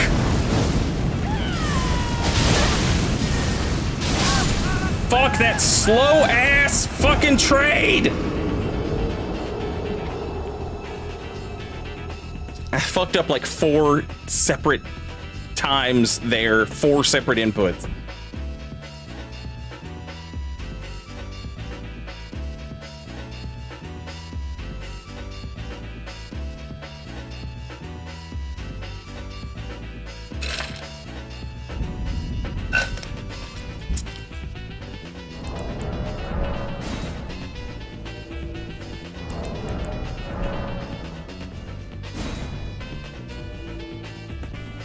One who does the least taunts the most.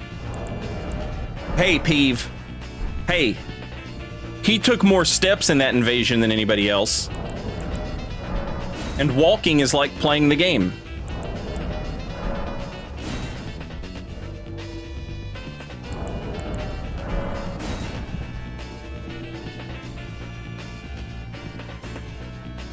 Game Journalist Edition. I mean, what's fucked up about that is that Games Journalist had to fight Radon before we did, and he was harder then. So if anything, the Games Journalists have been vindicated, and the player base has been, you know, shit on.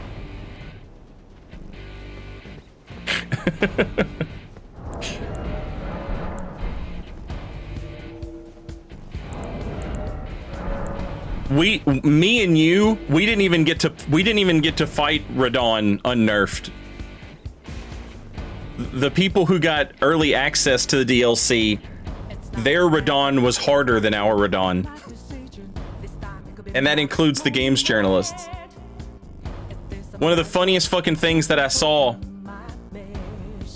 was when they gave Radon that first nerf. Some Games Journalist wrote a thing that was like, From Software nerfs Radon so that you don't have to be as good as a Games Journalist.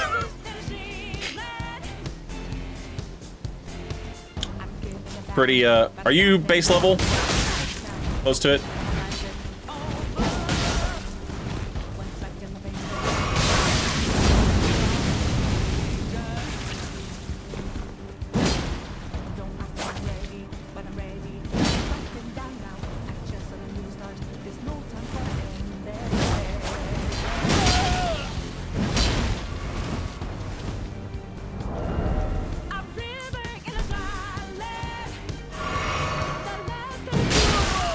God damn, that's sad.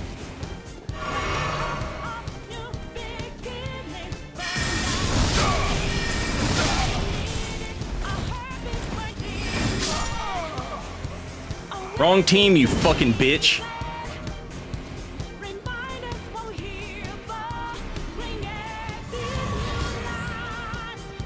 Chat, let me get another invader in here. And let me, like, I want to torture these people to death.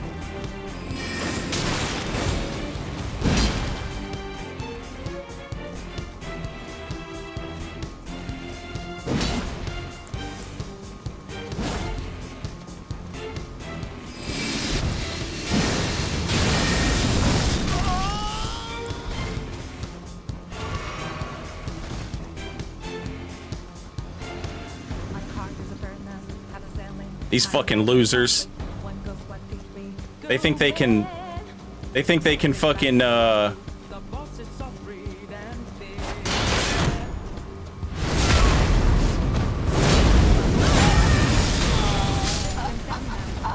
they think they can level their buddy off the souls of invaders.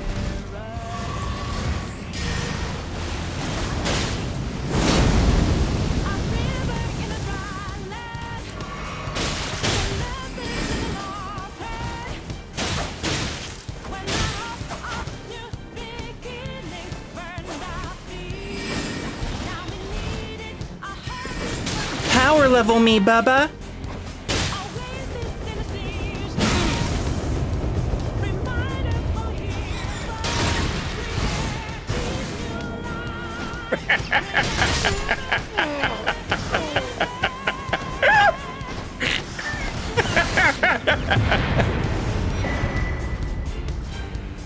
GG's.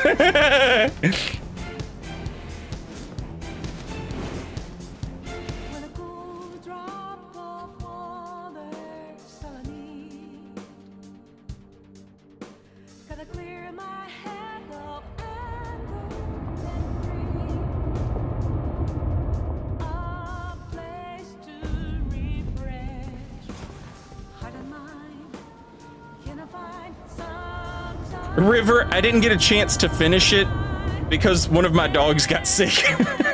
I had to sever out. Holy shit, Nino Wolf! Oh my god! Nino Wolf, thank you for the 10 gift subs. And welcome in, everybody. Enjoy your emotes. Very much appreciated. Thank you, Nino Wolf. Also, Absolute Sausage, thank you for 40 months. And Bran Flakes, thank you for 25 months. Appreciate y'all.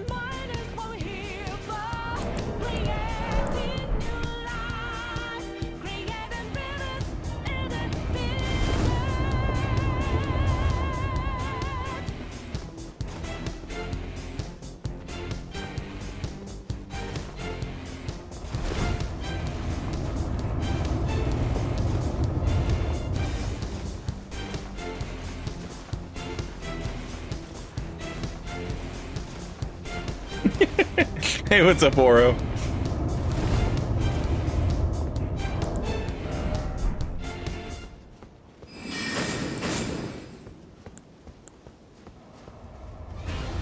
I keep forgetting to change my shit.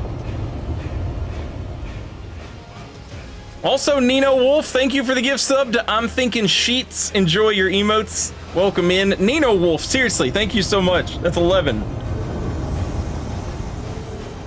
I'm coming, buddy. This is the worst build I have for co-invading, but I'm here to help. Oh, wait, did you die?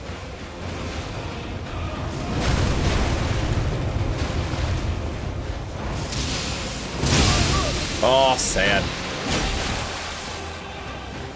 Did the other invader die?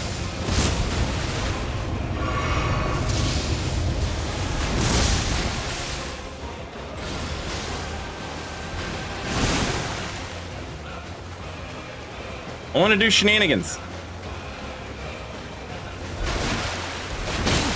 Bad.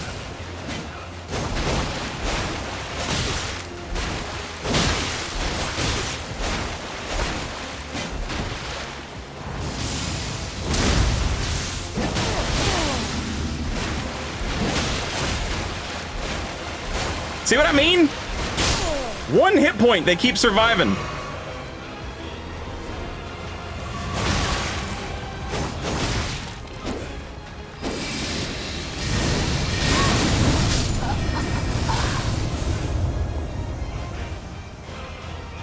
GG.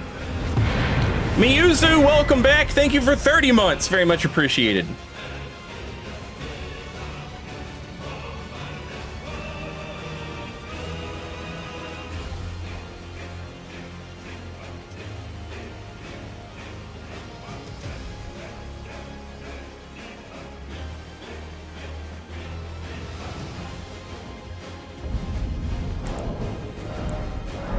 Yeah, I don't think Heal from Afar works on other invaders. It works on enemies in the level, but it doesn't work on invaders.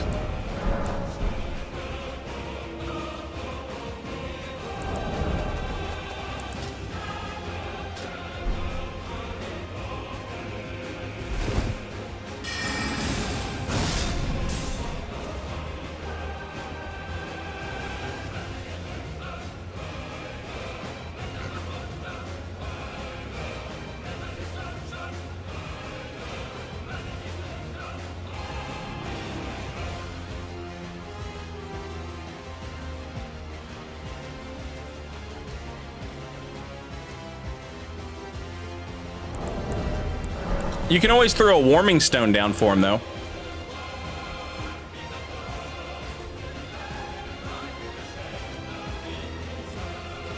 That's what I'm saying, Loba. If we're gonna have this garbage-ass Taunter's Tongue, then at least make invaders not hit each other. Everybody wants co-opers to have friendly fire.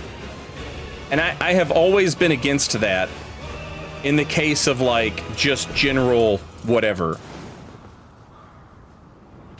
If, like, Peeve had an idea for, like, a bomb that you could throw, and the bomb would turn on friendly fire for co-opers that it hit for, like, you know, a certain amount of time. And something like that, I could definitely get behind that.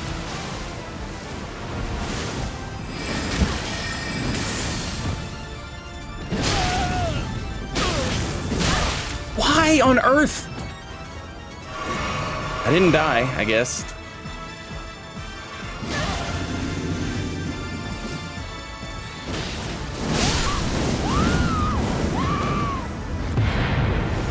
GG's.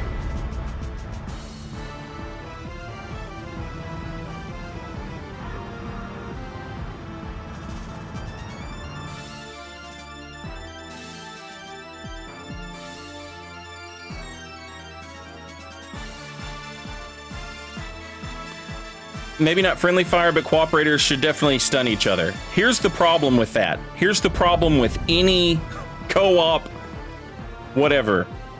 You would immediately, your YouTube algorithm would be full of videos that said, I get summoned to help, but troll.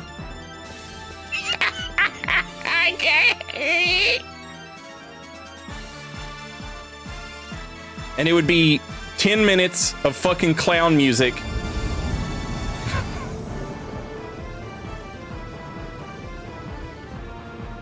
Okay, that's epic. Yeah. They've killed everything. You haven't killed my heart.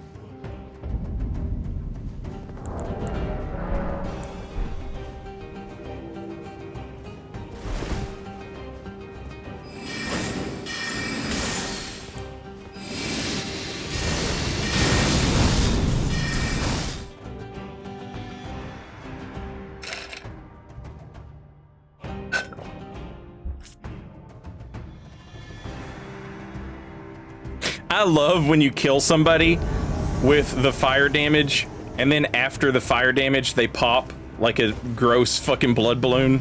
That shit is hilarious to me.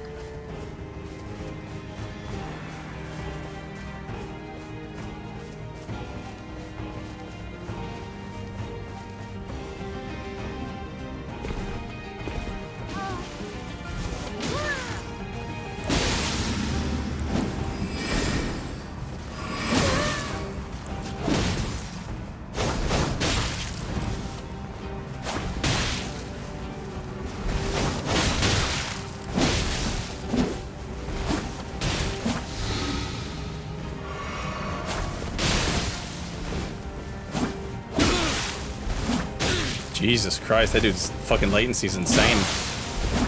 Absolutely fucking naughty.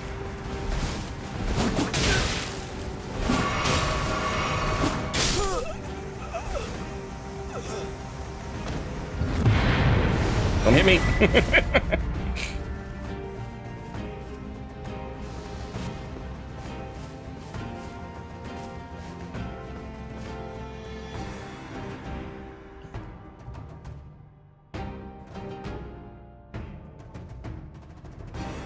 Why so many Limgrave invasions today? I feel like there's always Limgrave invasions. A lot of it is probably like people trying out the patch, and then some of it is probably stream sniping, and then the rest of it is just the general. That's just where people fucking hang out.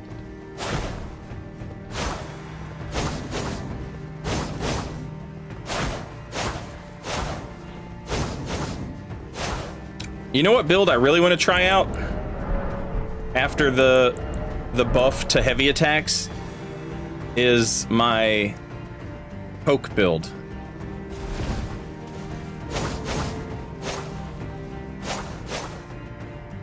Also, Mr. Uppercut could be fun too.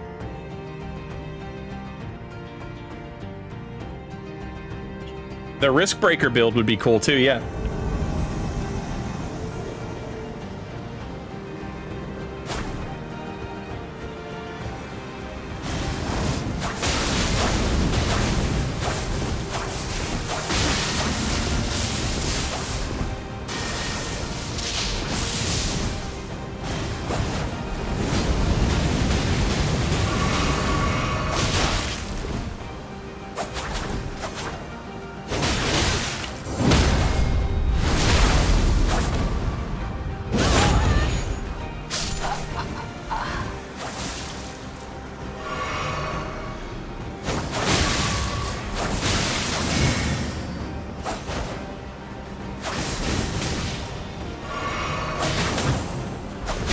Can't believe I didn't get that parry.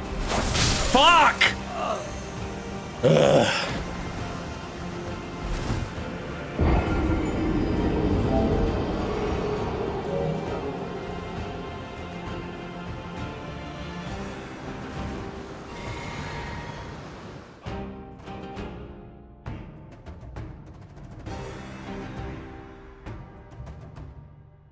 Yeah, it's just fashion, cell hating.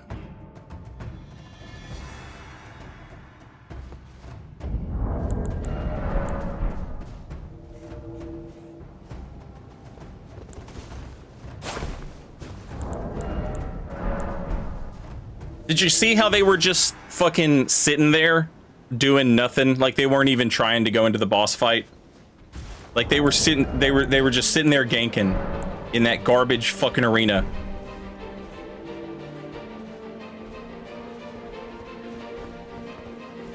I wish I could have got a co-invader there. That would have been fucking beautiful.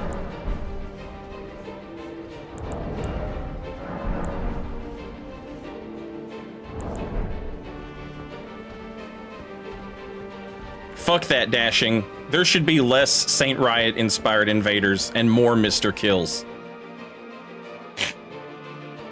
I want everybody who invades with me to be Mr. Kill.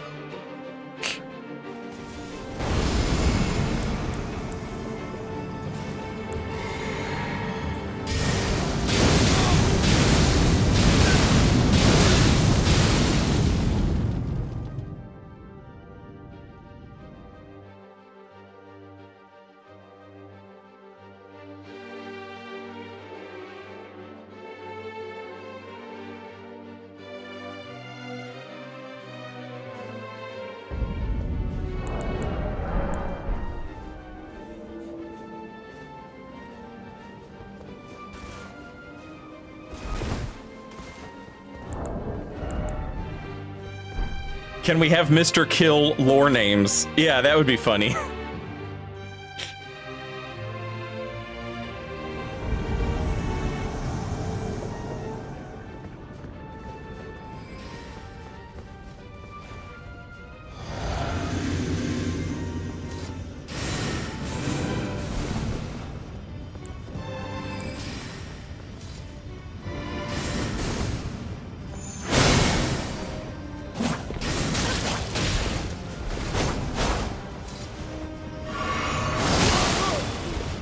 I cannot believe they gave the Moon Veil something else with that fucking cameo.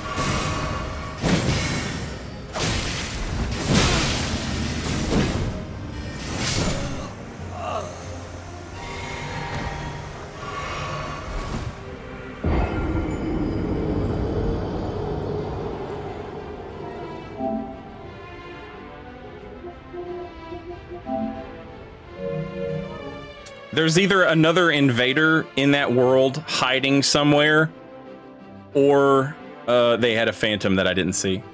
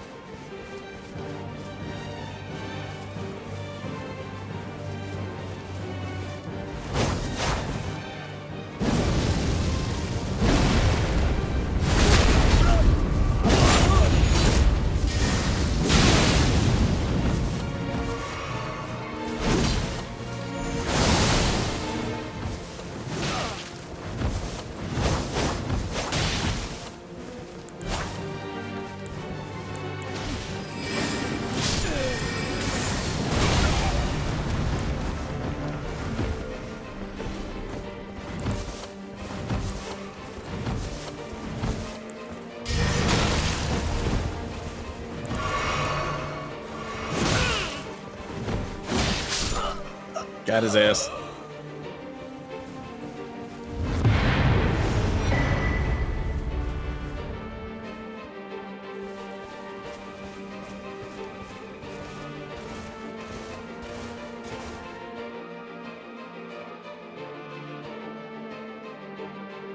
Stomp and sweep should have been a stance. Yeah, that would have been cool. Stomp R1 is the spin and Stomp R2 is the uppercut. That would have been cool.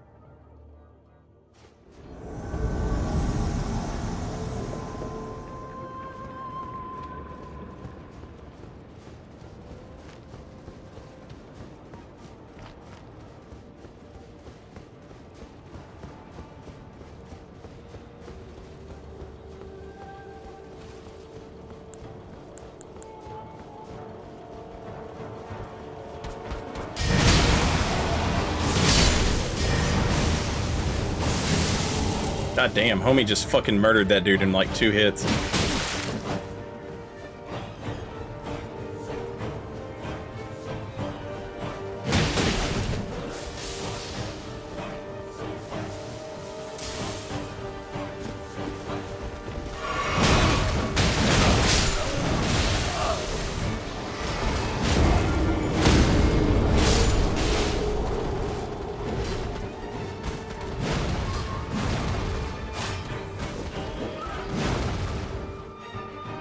The fact that there's no PvE in this game that's dangerous enough to make co-opers think twice about just running face first into all of it is so disappointing. Like, they don't have to think at all. There's no fucking... That's my fault for thinking that they would give a shit about an enemy. They don't care. They don't have to care. It's all easy shit.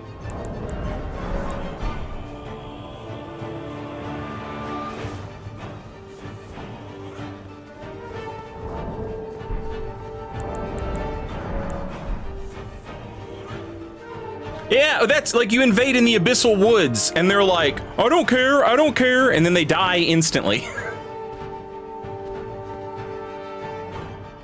It's like there's no middle ground. Every enemy is way too easy or a fucking impossible nightmare.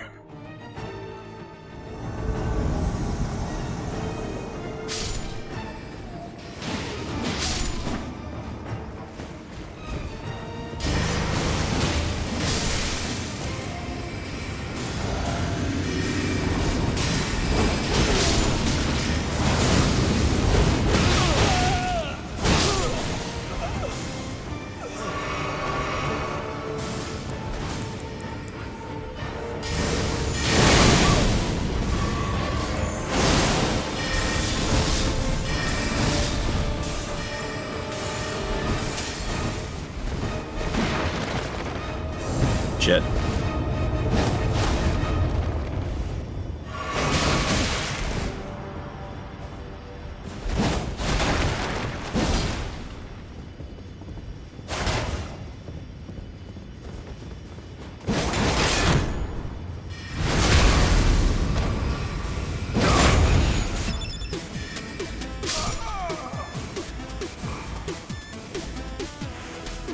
That's what I'm saying, Brat. There's no middle ground.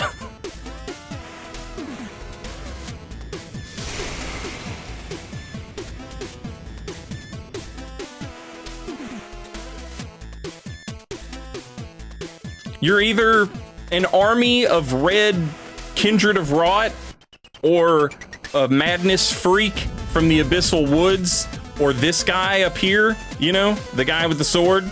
You're either one of those things, or you're just a fucking pushover.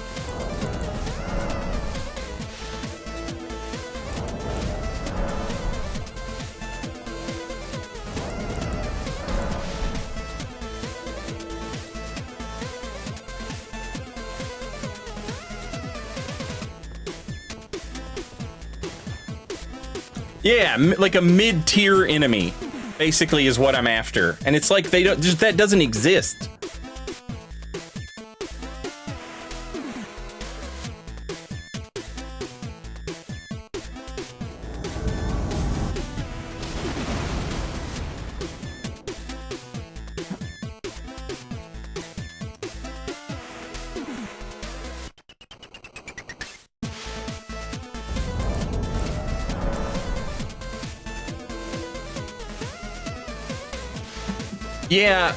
Yeah, dig. Whatever game they do next, I really hope it's a much more confined type. I'm not saying I want it to be Dark Souls 3, where they basically just put you on a fucking linear path. But, you know, you could do like a game... You could do a game that's like the size of Dark Souls 1, where it's like you have that freedom of exploration, but the areas themselves aren't sprawling, empty nether holes full of nothing.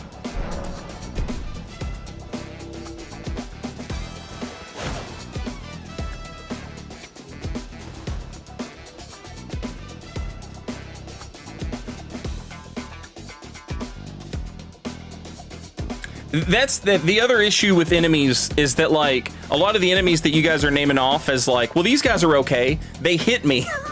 Fuck them. They're worse for that.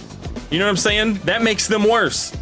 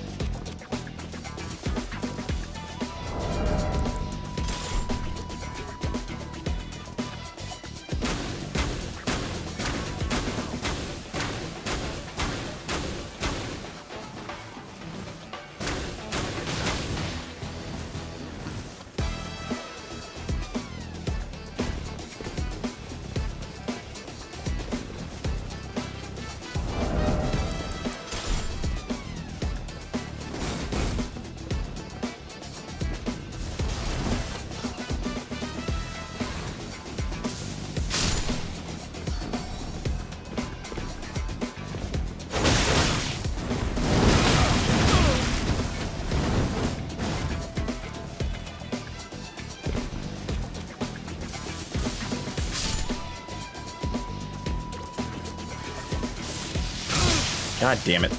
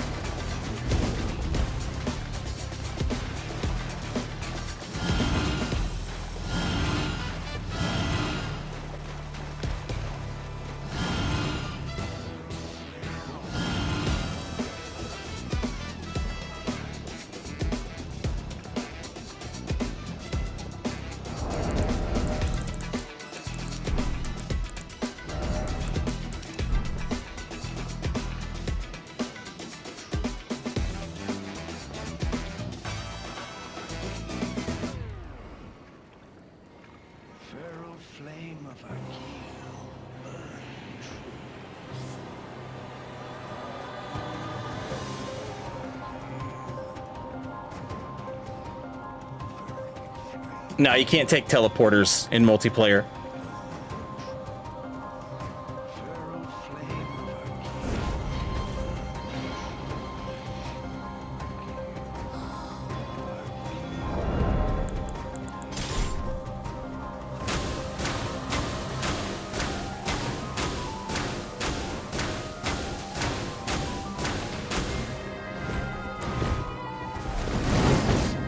Fuck me. That was a mistake and a half.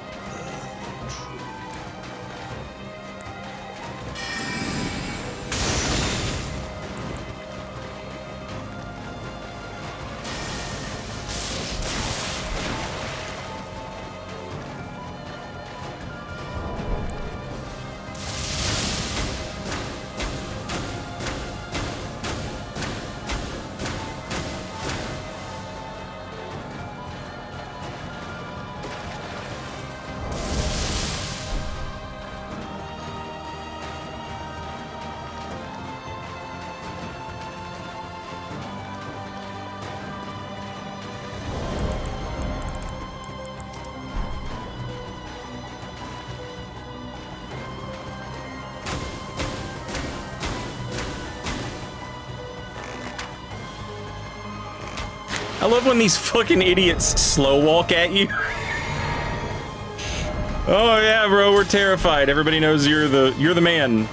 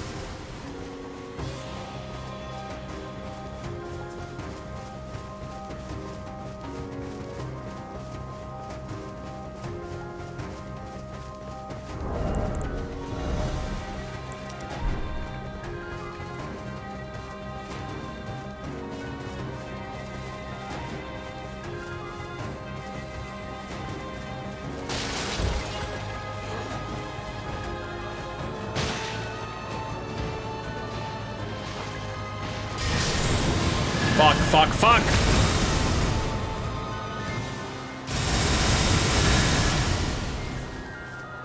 I'll take it.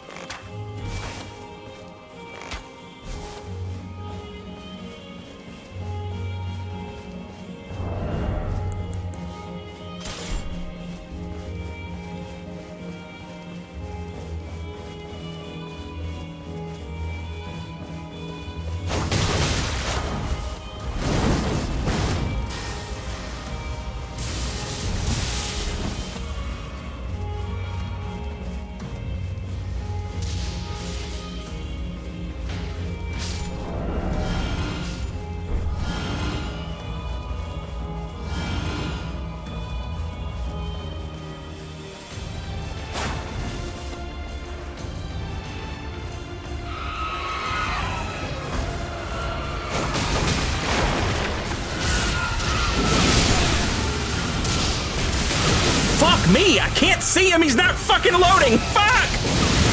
Fuck! Ah! What a shitty fucking move to have some latency on!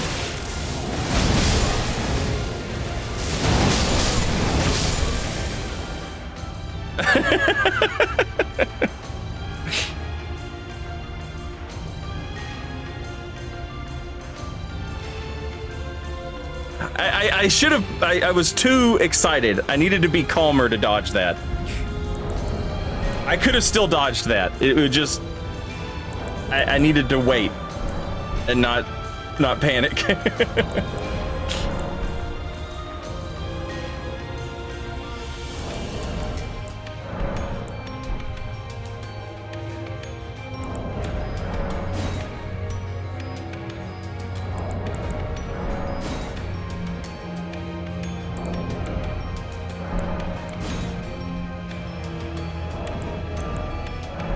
Yeah, the fact that you can't just, like, walk away from that, and so, like, you have to engage with it. Basically, it's just a free gank tool. It's one of those weapons that sucks for invaders, but if you're a ganker, it fucking rules.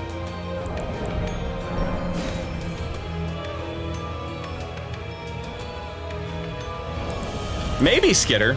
Probably worth checking. Also, I think I've missed some shit. I said thank you to Miyuzu.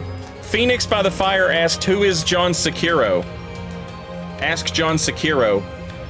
I am John Sekiro, and I'm the baddest son of a bitch from the Sengoku era Japan. I'm a guy who plays a game where you can't just summon your buddies to beat the game for you. And you can go home, you can lay your head down, you can cry in your pillow, you can get on Instagram and say that you've been gate kept and ain't nobody gonna give a damn. Also, Donatod, thank you for 9 months, and APOC, welcome back, and thank you for a year and a half.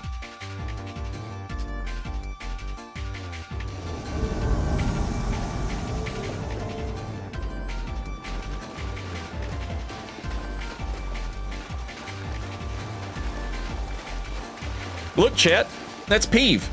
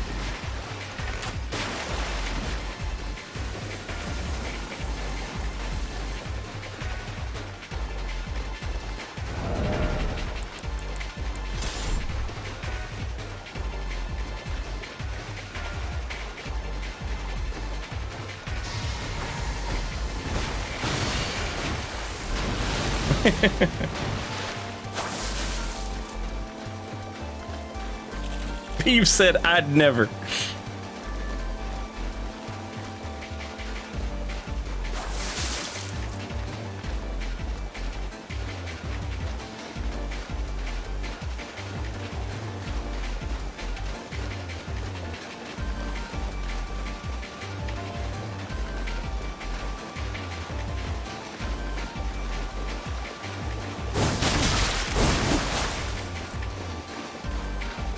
That did not do a lot of damage.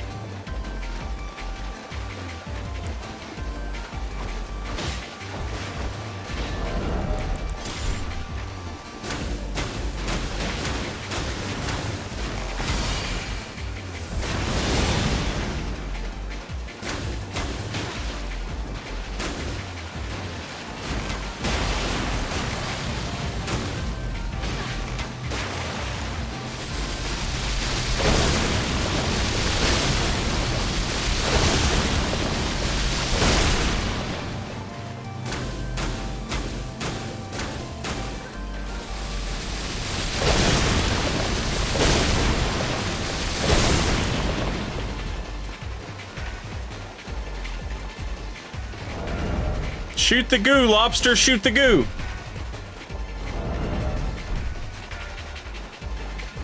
Look at this bitch-made lobster. Won't even shoot the goo.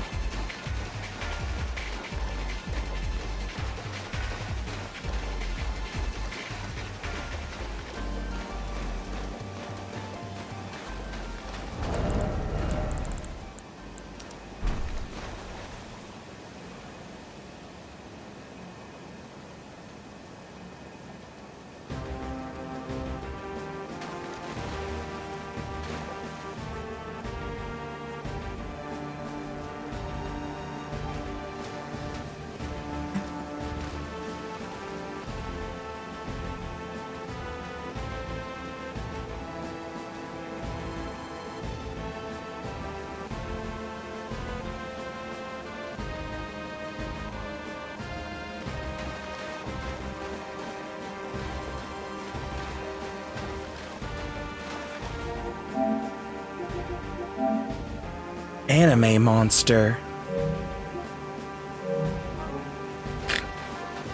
I swear to God, chat always gets mad at me when I'm like, you know, the anime fandom is just by and large awful, you know, and full of pedophiles. And chat's like, no, no, no. I'm not saying every time you look at one of these players, they have an anime profile picture. But I am saying every time you see an anime profile picture, it's one of these players.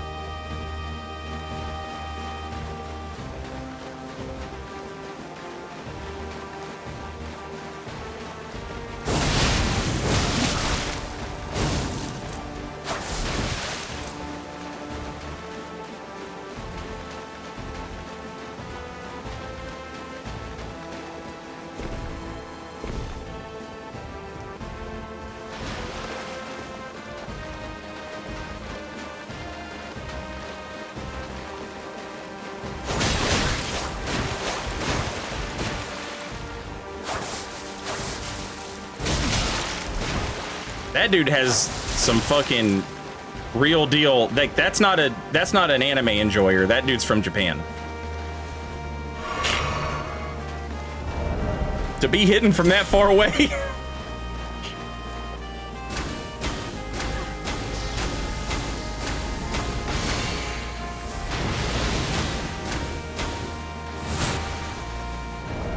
Finally, the goo comes out.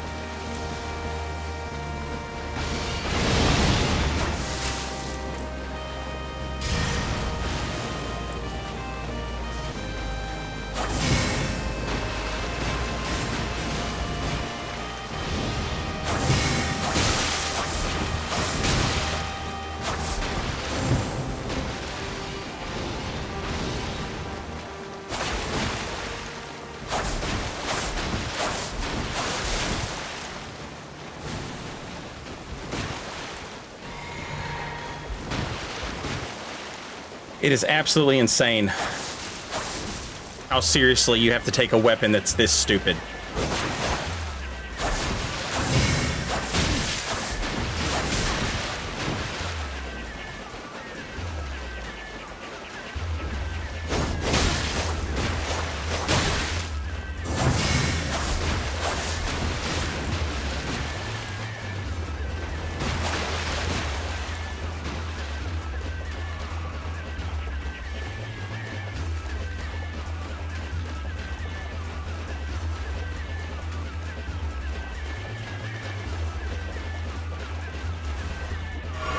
And you know what? You know what would change all of this instantly in a heartbeat? Let me parry the fucking sword. Let me parry the dagger on the laser. That's all you have to change.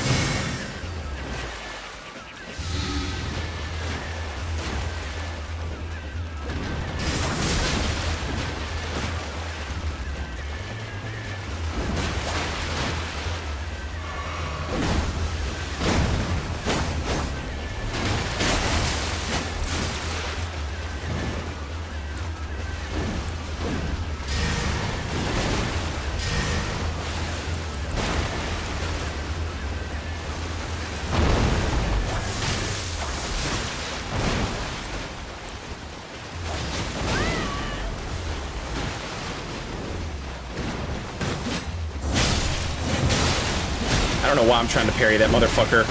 That's obviously a terrible idea.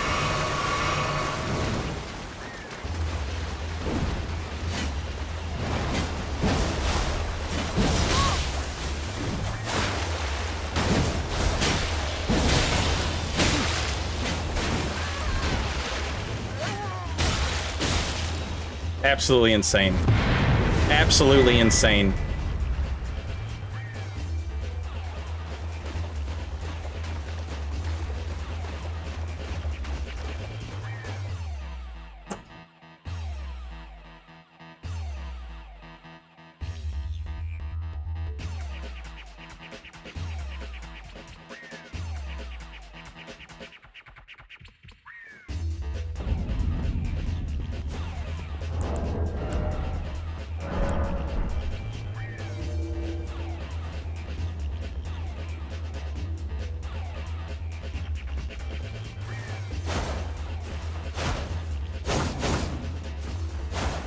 On the topic of Berserk, there's this video series that TikTok keeps showing me of this older guy. He's probably in his 60s, I guess, and he's reading through Berserk for the first time at his daughter's recommendation, and he loves Casca. Like, he loves her. He's like, she's so brave. She's the best. She's smart. Yada yada. She makes good decisions. She's, yeah. And he just got to the part where Guts and the Band of the Hawk rescue Griffith from the castle, and yeah.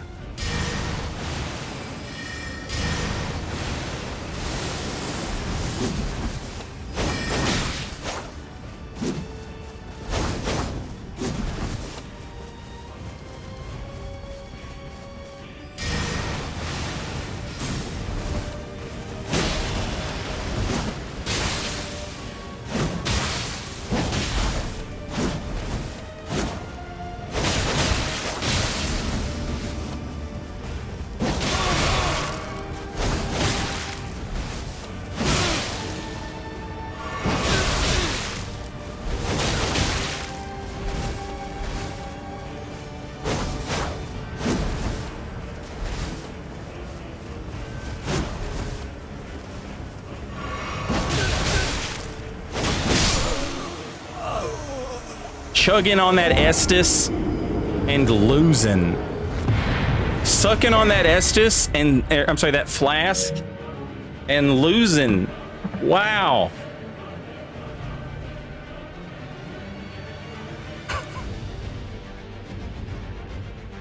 Just slurping it down.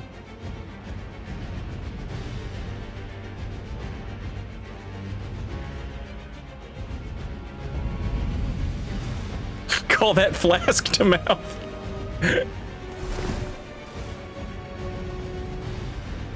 Saint, do you know the entire plot of Berserk because of memes? Memes, and I watched the anime. The old ass anime.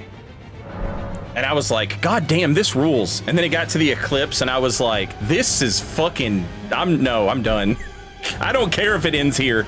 This is this is the worst cliffhanger of all time.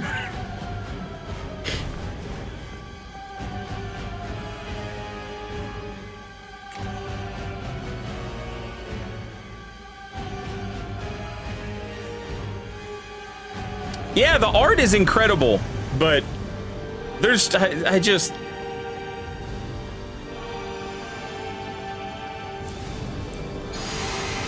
Hello.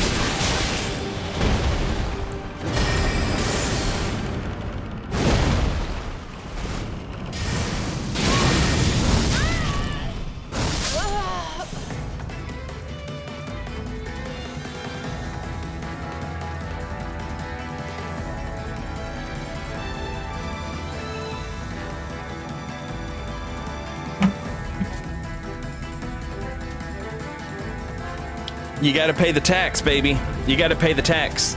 You want to sit there and buff at the fog wall?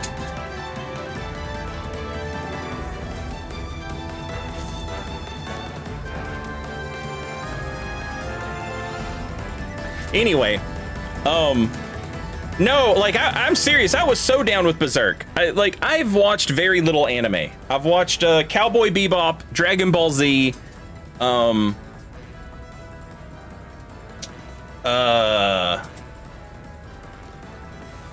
the Berserk anime, Vision of Escaflowne,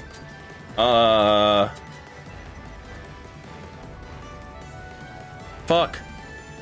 Every other anime I've tried to watch, I'm just like, I can't get into this. I tried to watch one about this, like, I don't know. It was about some woman who could psychically explode people like balloons of blood.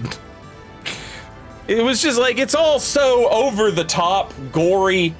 Not all of it, but like the stuff that gets popular enough in America, you know? And it feels like I'm just watching something that was like, it's like it's trying to get a child's attention. Elfenlied, that's it. I'm sure there's a bunch of shit that rules and you just don't hear about it because, you know, it doesn't blow up massively huge. And the stuff that blows up massively huge is all kind of, you know, like in the same vein or similar or whatever.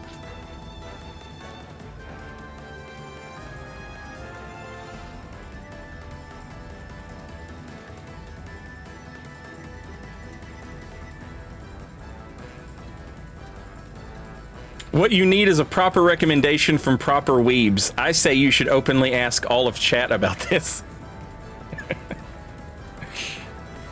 You need to watch stuff that's not from the 80s and 90s. See, I feel like I should watch stuff from the 80s and 90s. Have you guys ever seen Tank Police? Tank Police fucking ruled.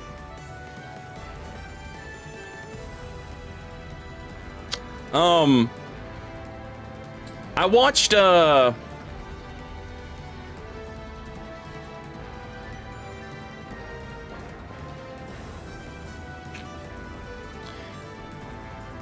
there was some anime that was like, it was almost tolerable.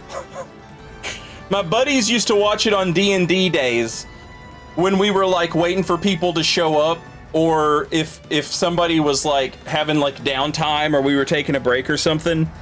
It was like a fantasy anime. And I was like, this is almost cool.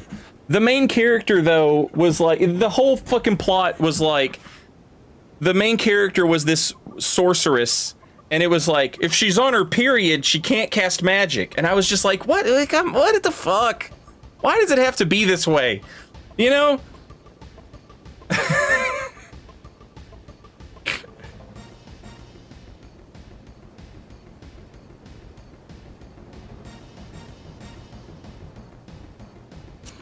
Slayers.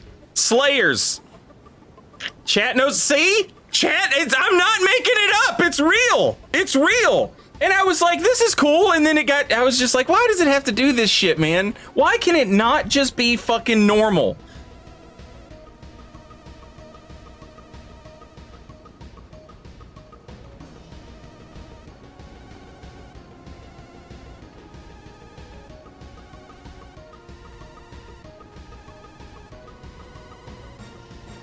I've not watched Samurai Jack start to finish, but I used to watch Samurai Jack a lot when it was on and I was a kid. I did Zero Get. I still haven't. I finished it. I finished one playthrough as a bad guy who sacrificed Gale. And I didn't think the game would let me do that. I honestly didn't. So when the credits rolled, I was legitimately surprised. So I did a second playthrough, and I got to literally the last boss, and it pissed me off so bad that I was like, I just need a break from this game. I'm so mad at this game right now, I just need a break. So I took a break from it, and I never finished the last fight.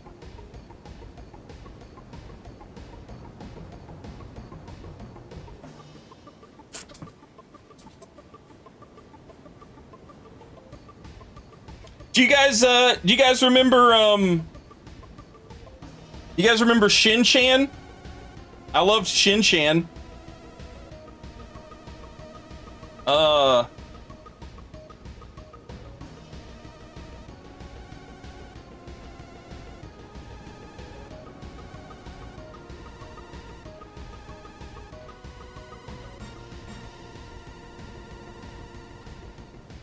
I remember before I saw Cowboy Bebop, I watched Outlaw Star, and I was like, "This fucking rules." And then I saw Cowboy Bebop, and I was like, "Oh, my bad. I didn't know." Outlaw Star is still good, but come on.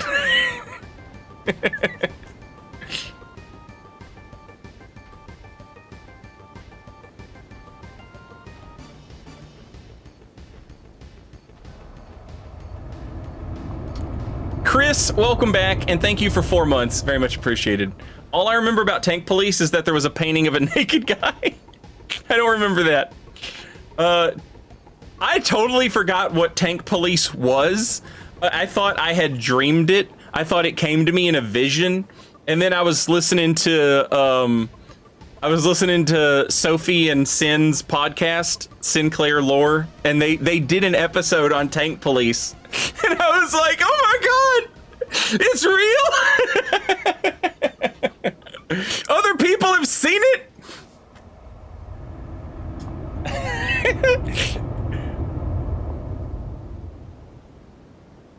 Because I had already forgotten what it was called, you know? Nino Wolf, goddamn! Thank you again for another 10 gift subs, holy shit!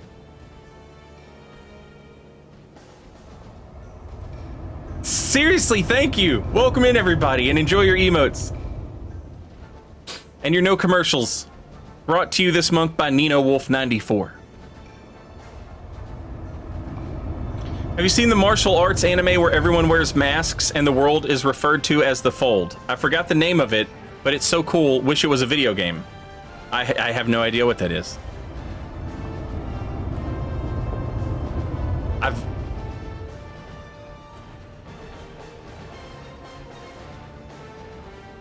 A lot of the problem that I have with anime also is not like a problem with anime.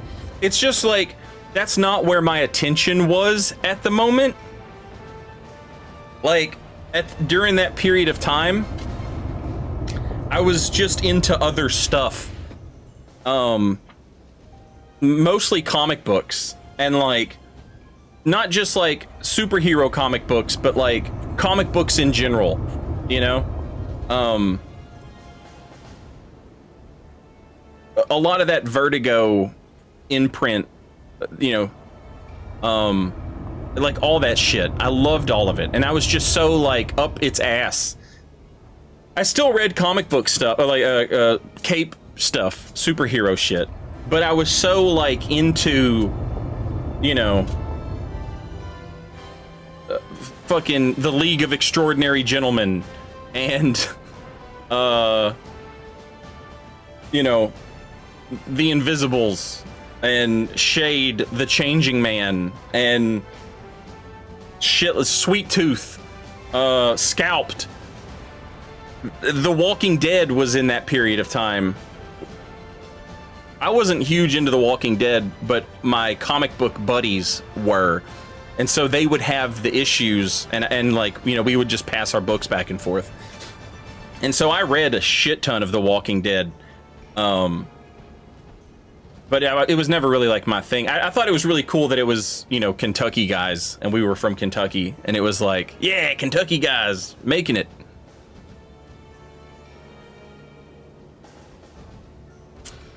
Yeah, The Authority fucking rules. Transmetropolitan, Planetary. If you've ever read Planetary, that one fucking rules. I've never read Books of Magic, no. And I never read Sandman either.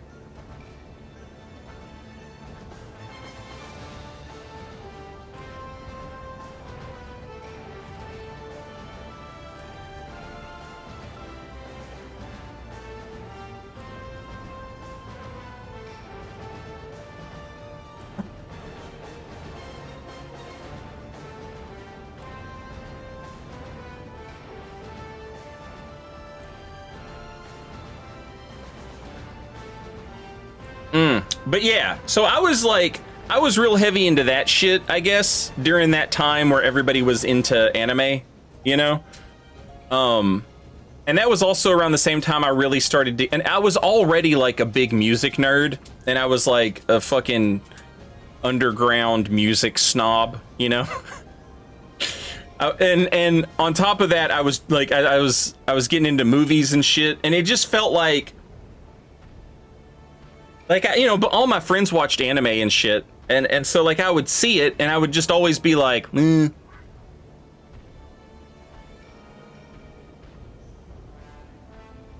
Too bad Neil Gaiman is allegedly a huge creep. Yeah, that was fucking gross. Also, Warren Ellis. Admittedly, what Warren Ellis did is way less gross, but still a bummer. My favorite part about it, like, I've always been a Grant Morrison guy, you know? And I love that Grant Morrison is like, you should not attach yourself to these authors in any way, shape, or form, right? But I've always loved Grant Morrison. He's like David Lynch for comic books to me, you know? I like that guy. And so like all of these like scandals are coming out on all these comic book writers that I like, and I'm like, oh, that's a shame. And then Grant Morrison is like, I have an announcement to make. I'm non-binary. And it's like, of course you are. What are you talking about, bro? It was like him coming out as bald. We know. Is Grant Morrison the wizard guy, or did I make that up? Grant Morrison and Alan Moore are both the wizard guy.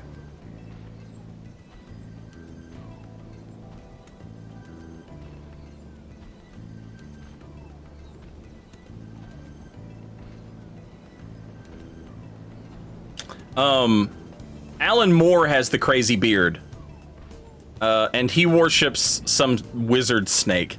Grant Morrison is the bald guy or the bald person who's completely clean shaven, and they worship chaos magic and make you like, they're like, Grant Morrison was like, hey, they're gonna cancel the Invisibles. I need everybody to draw this magic symbol and think about it while you jerk off. That's how we'll save the comic book.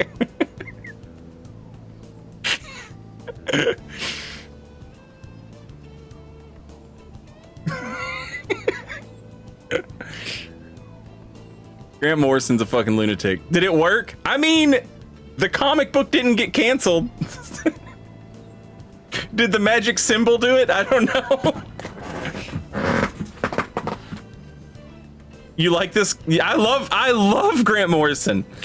Like, read Doom Patrol or The Invisibles or Animal Man. It's impossible not to love this guy or this person. It's impossible not to love this person. They fucking rule.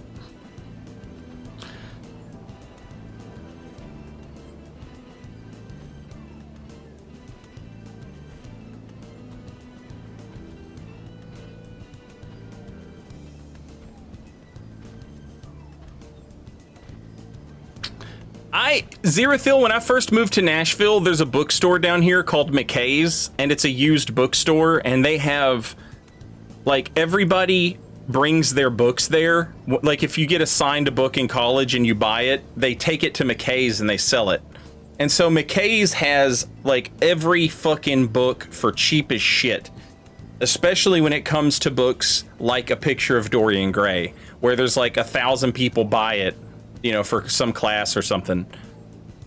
So my little library, when I moved down here, it was full of all of those types of books, like Dorian Gray, Frankenstein, Dracula, 1984, We, Brave New World, Animal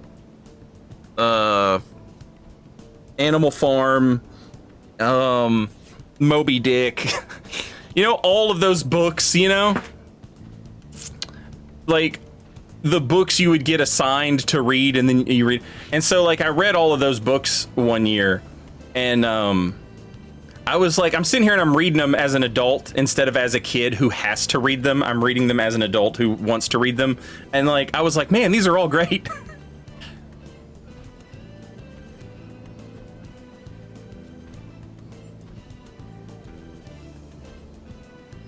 I remember, you know, being assigned books when I was a kid, and I was reading them, and like we got assigned The Hobbit, and I was like, I don't want to read this shit. I made it to the part where they where the fucking dwarves came in to have breakfast at Bilbo's house, and I was like, this shit sucks.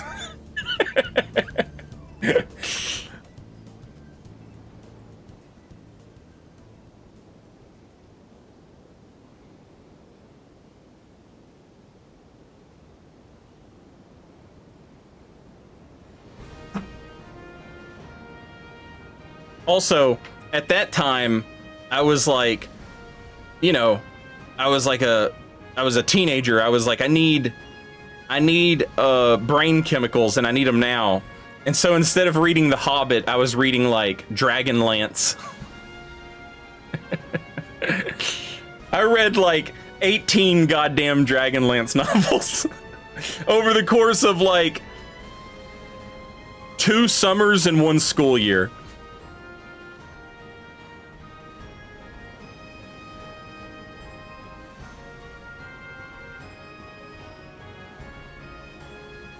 I had to read A Day No Pigs Would Die, and it was the biggest pile of shit that has ever graced my hands, and I've missed with toilet paper before. I felt that way about, what is the one where the kids are on the island and they're all fucking, they go feral? Lord of the Flies. I remember reading Lord of the Flies, and I was like, this is a good book. This is a good story. This is a good story. But you can tell that these authors got paid by the word, because there's too many words in this fucking book that don't matter at all. Like, this man went on for paragraphs describing the rocky surface of a cliff edge that didn't fucking matter at all. And it was basically just there to pump up his word count so that he would get paid more. It's just fucking... There was another one that was like that too. I was reading it and I was like, God damn, man, get to the point. I can't remember which one it was, though.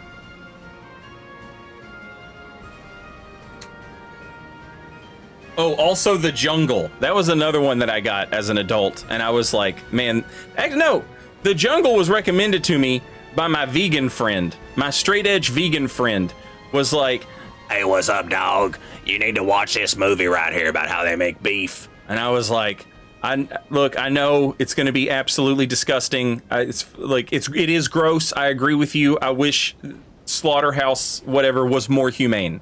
And he was, you know, all right, Dan, all right. I'm going to give you this book. You got to check out this book. And he gave me The Jungle. And he gave me The Jungle expecting that I would come out of The Jungle like, against the meat industry, but I came out of The Jungle against like I just came out of The Jungle like pro-union. I came out of The Jungle and I was like anti-capitalist. I was like, bro, you gave me this book and I think you wanted me to be like, oh, it's terrible that they work in this meat packing plant. But that's not the point of the book. You understand that, right? This man had his home stolen from him, and, you know, all of his family died because, you know, he didn't make enough money at the meatpacking plant. This is not a book about, like, yeah, it's gross, the meatpacking plant. But the bad guys in this book are the landlords.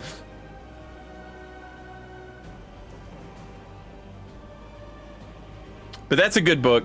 I absolutely recommend that one.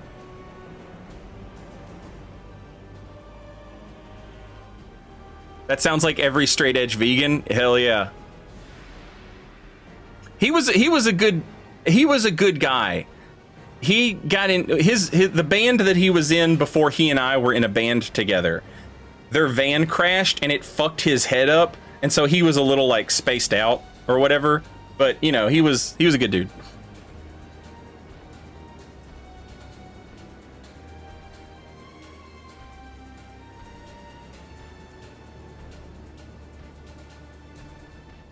I know that dude listened to some Fugazi. I think he fucked with Fugazi a little bit, but he was more of an AFI guy. Davey Havoc from AFI is straight edge and probably vegan as well. He was just a full-blown AFI dude.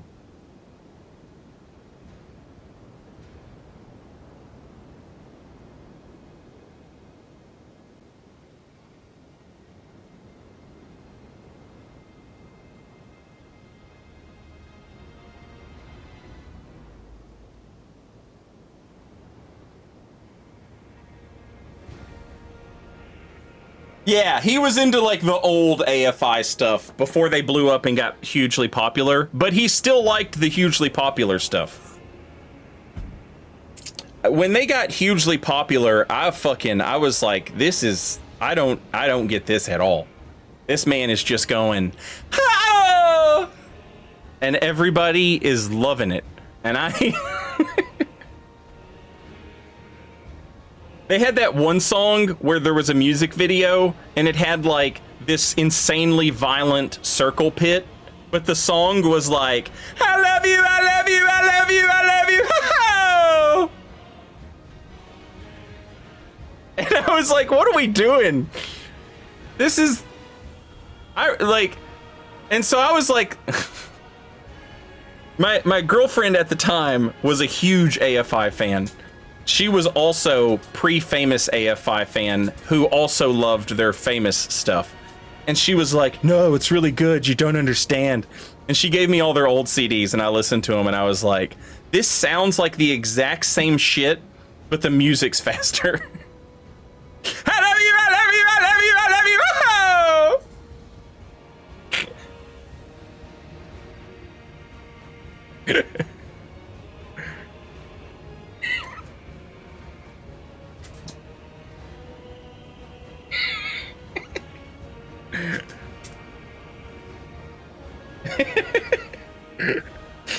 I'm sorry. We've been talking about fucking AFI for... Let me stand up and stretch my legs, and when I come back, we'll switch builds. We'll try a different build out.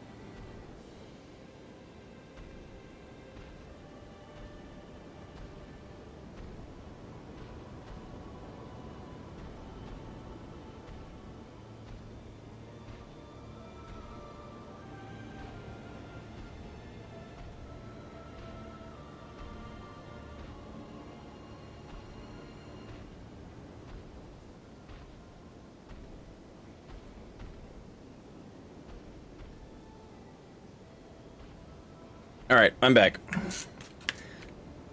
I want to try out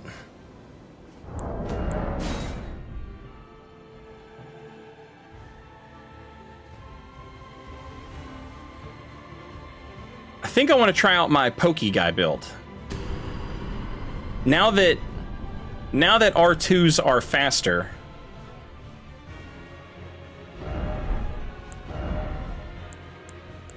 hitting some R2s out of what build is this? I wish it would show me the stats.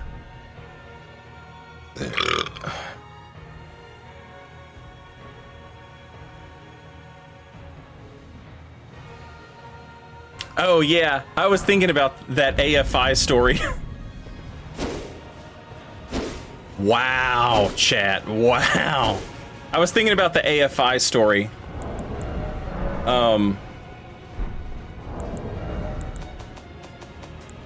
While we were talking about AFI.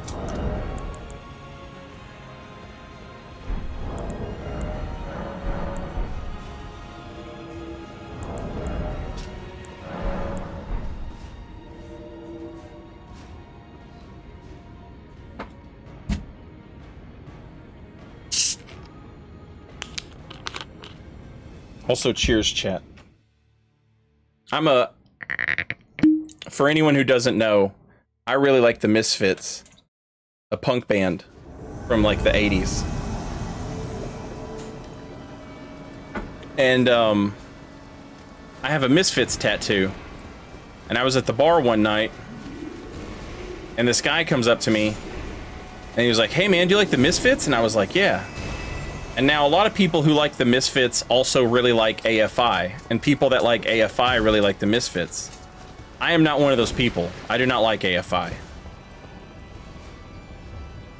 But I was like, yeah, I like the Misfits. And he was like, do you like AFI? And I was like, not really. Not really my thing. And he goes, do you want to see my AFI tattoo? And I was like, well, okay, yeah, sure. You know, just to be nice or whatever. And,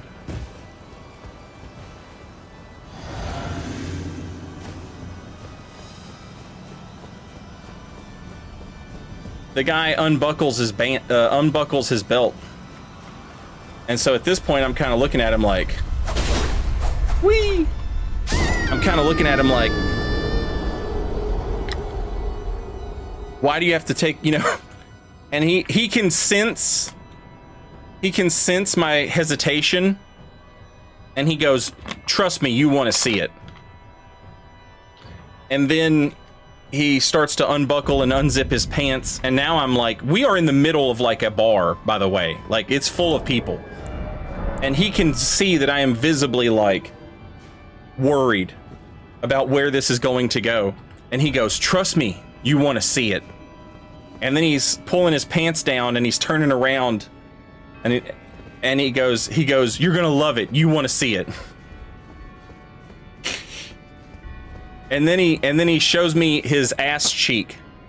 And on his ass cheek, there is a tattoo of the Misfits Fiend skull, and it's wearing sunglasses, and it says, AFI sucks.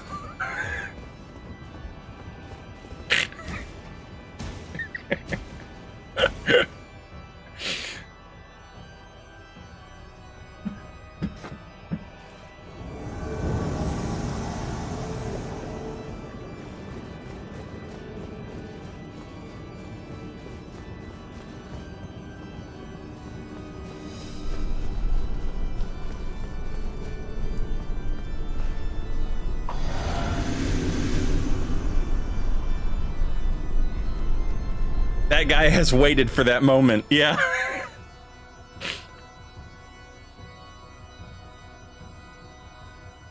I was like that joke is gonna have, like, there's one person in the audience who's gonna, and it's me, you know?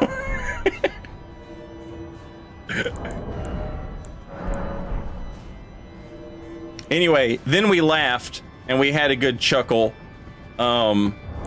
And then we went back to our respective groups, and like an hour later, a Misfits song comes on the jukebox, and so I look around and I see the guy, and he's like pointing at me like, yeah, yeah.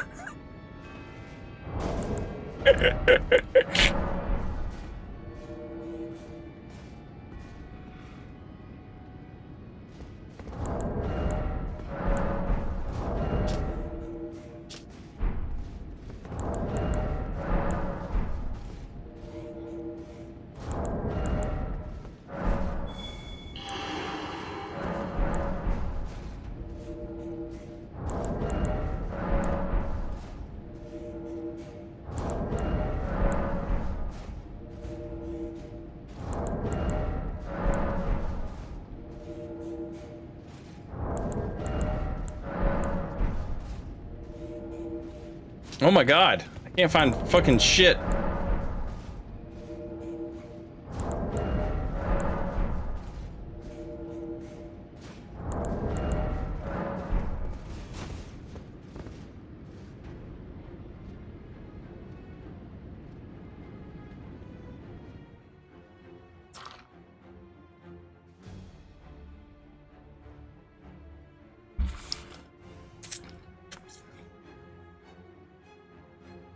Georgie, have a good night.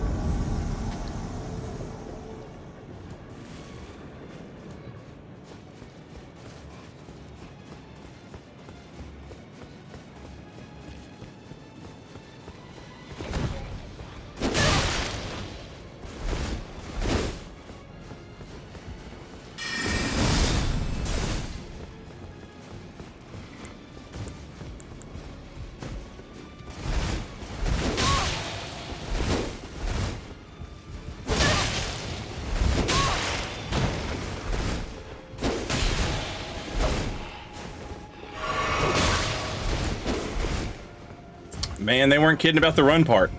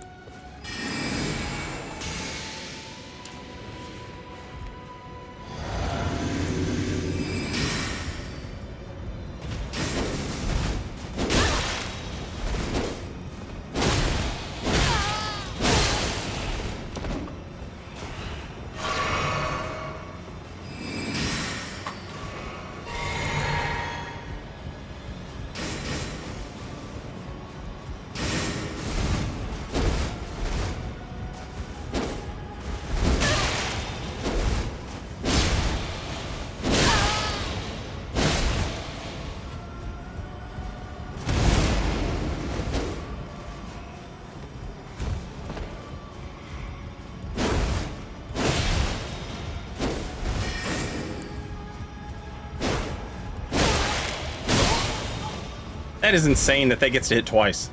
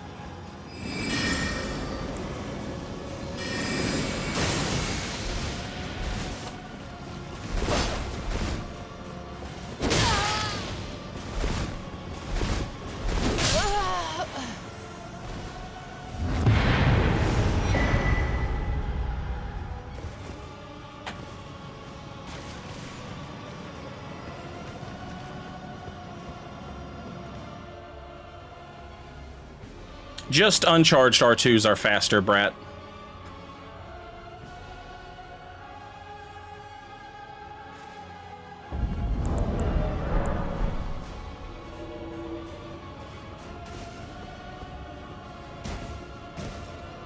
Why do some players make female characters? It's a combination of different things. I think some people just would prefer to look at a female character rather than a dude. Some people like the way the armor, like the armor sets on the slimmer figure, you know? Looks better than the bulky guy armor sometimes. Now me personally, I'll always say it's because they're lonely and women won't touch them in real life.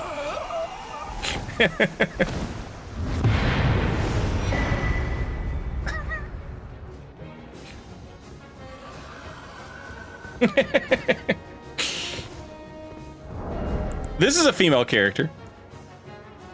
This one's based off Kashua from Tactics Ogre. I should actually take her into the DLC and get her the Carrion Knight lady armor.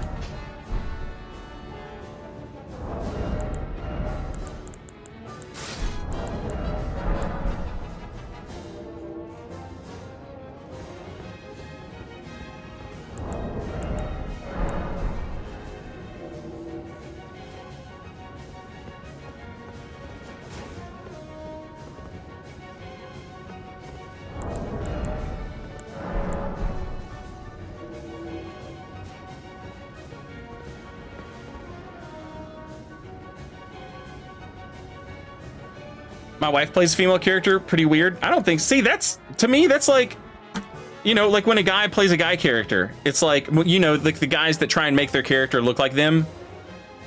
It's like you want it to be like, you know, you're the hero. You're in the story. It's not something I would ever really think too deep about. It's just, you know, some.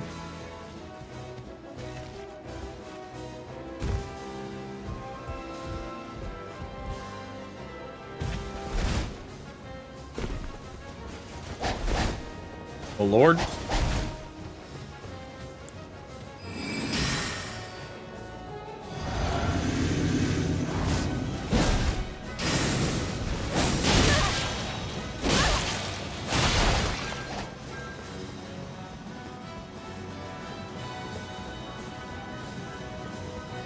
I'm guessing everything's probably, nope. We got some backup. We can make it there.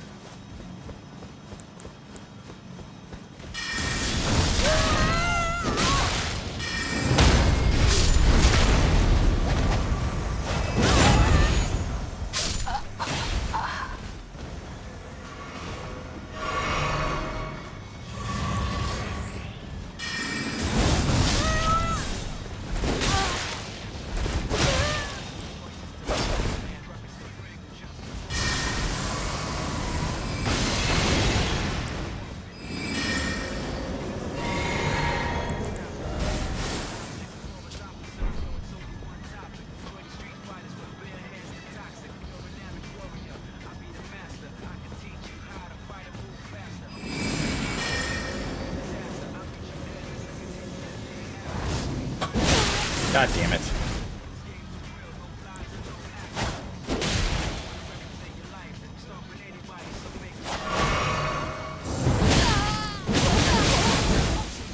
Oh, that is ridiculous.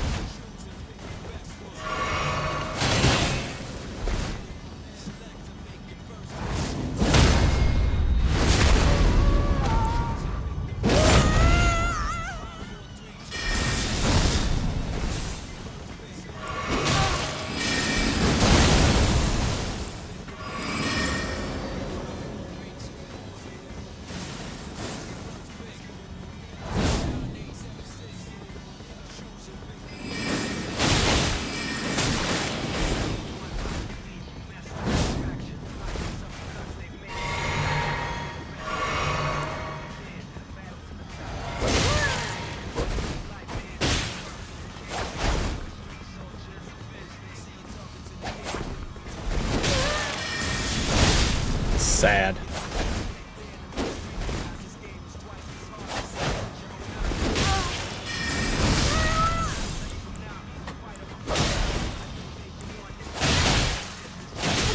Fuck me.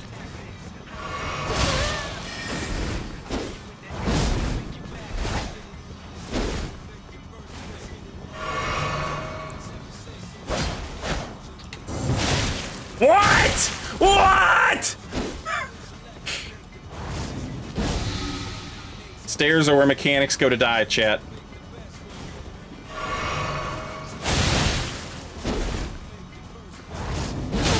God damn it.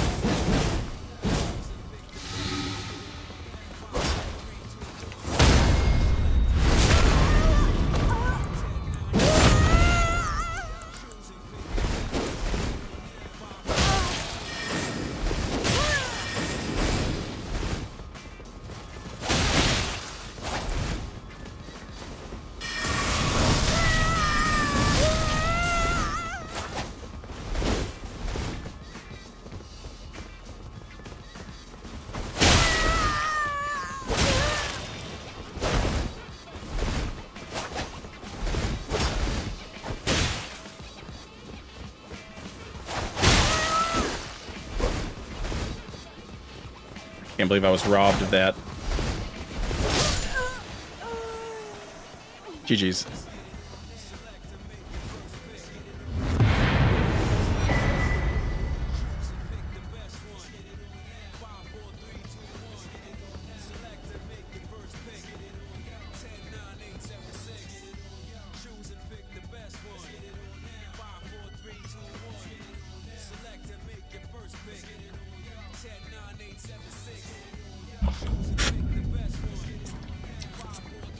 All of the 2 voices are so annoying.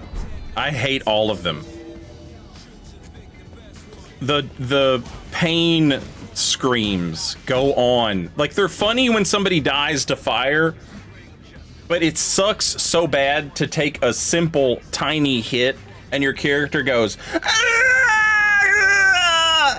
It's like, shut up, man.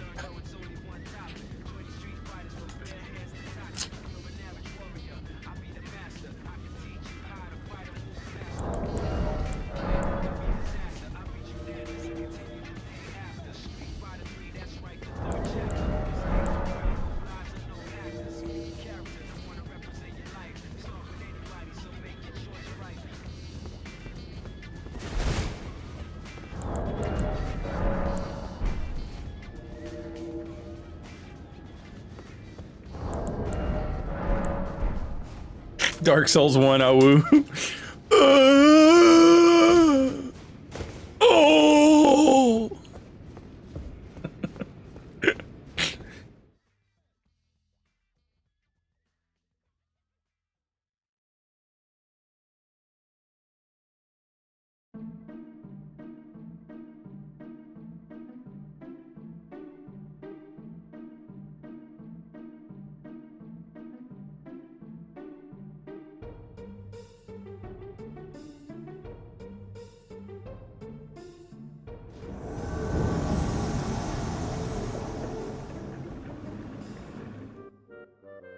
Oh shit, J-Brew, welcome back. I missed your resub. Thank you for 18 months. And Reef Symmetry, welcome back, and thank you for 9.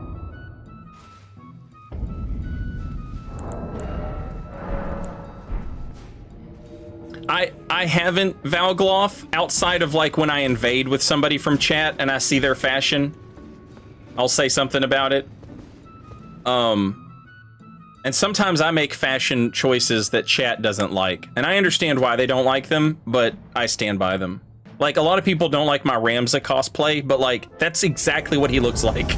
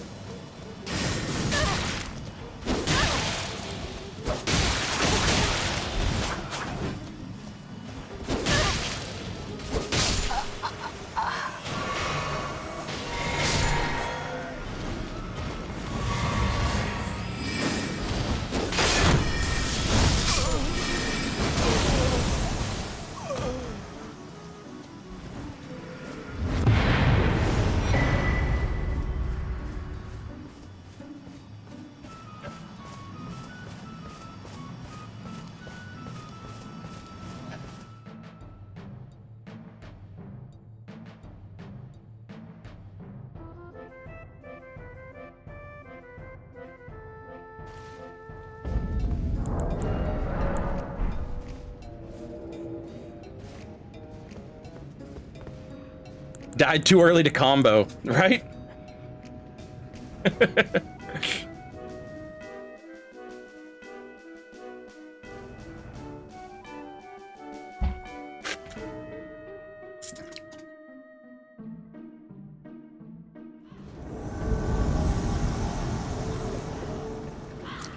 There we go.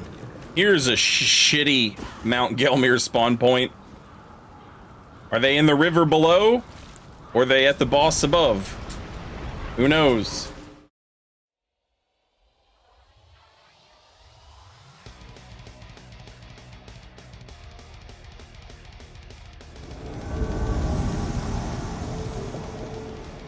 Neither. We're at level 66.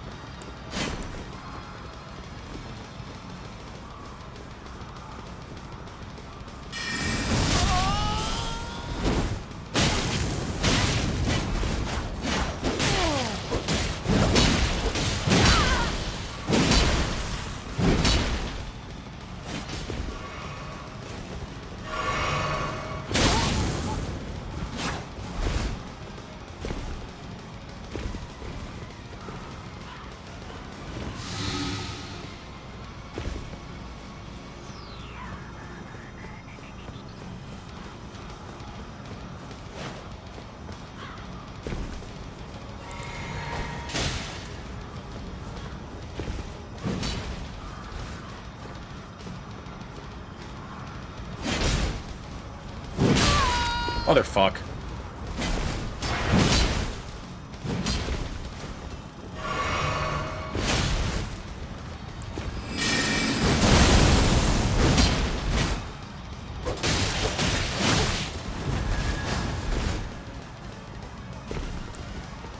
Where the fuck is the spot where Patches will kick them off?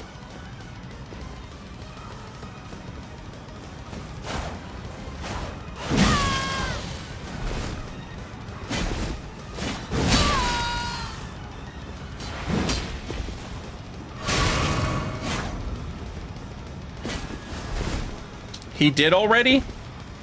Pretty sure that can't trigger online? It can, I've seen it.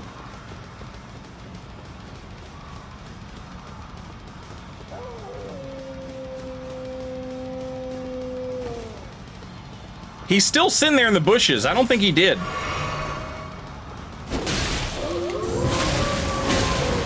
God damn it.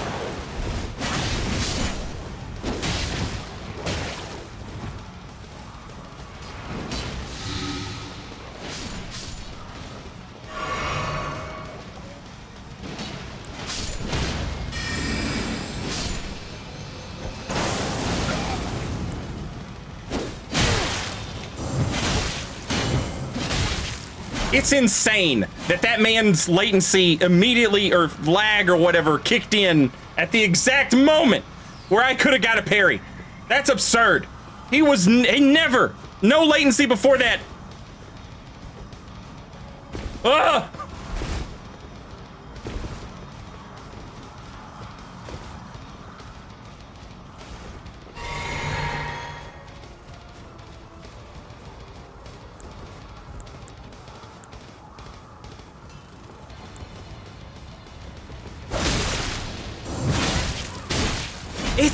It's right there! Why am I not getting it? Sad. I think it's over for us, chat.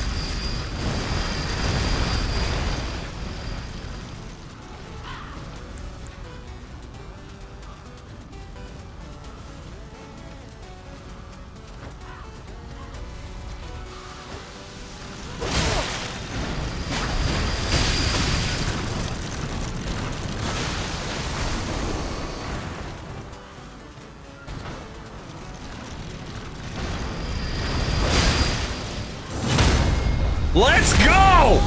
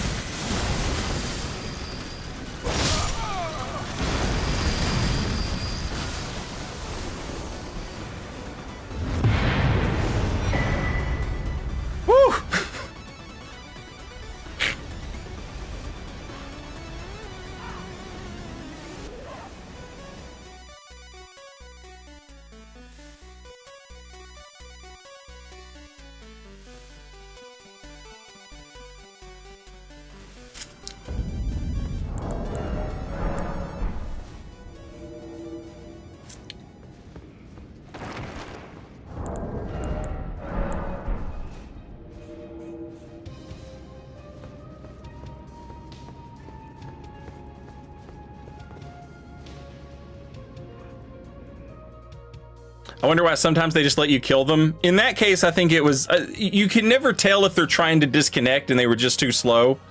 But sometimes I think it's just sort of like a checkmate thing where they're like, okay, you got me.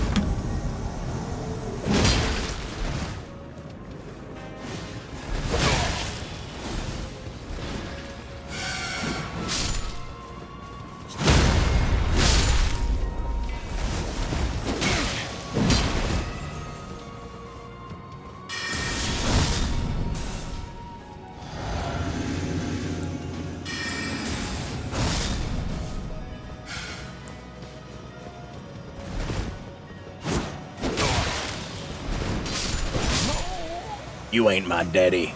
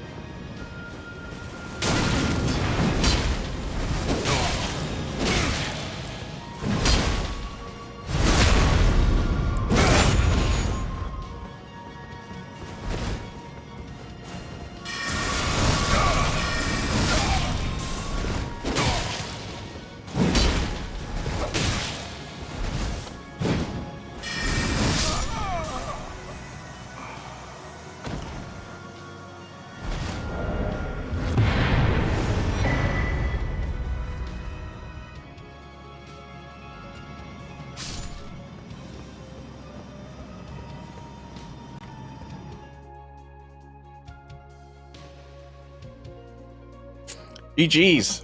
Good game.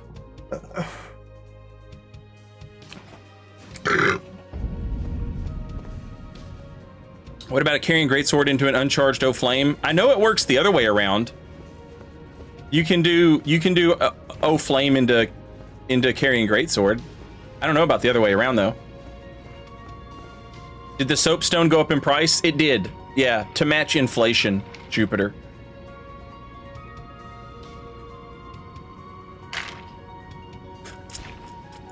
So jealous you got to meet Gus Burke. Just keep playing Peeve, and you'll run into him eventually. He's pretty down to earth, you know. I see him out a lot.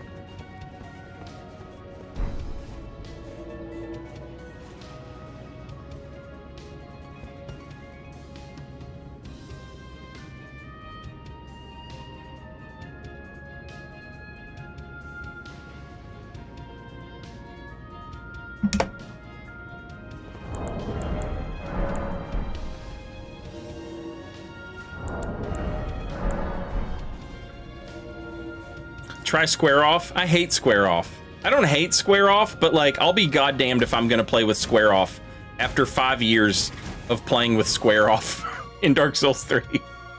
I'm just so... The ability to put something else on a straight sword has ruined me.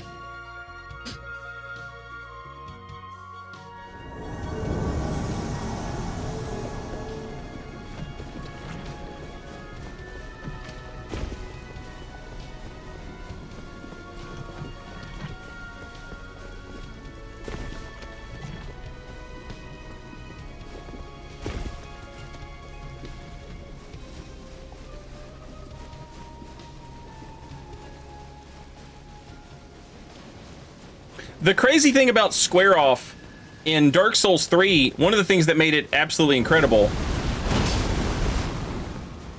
was that it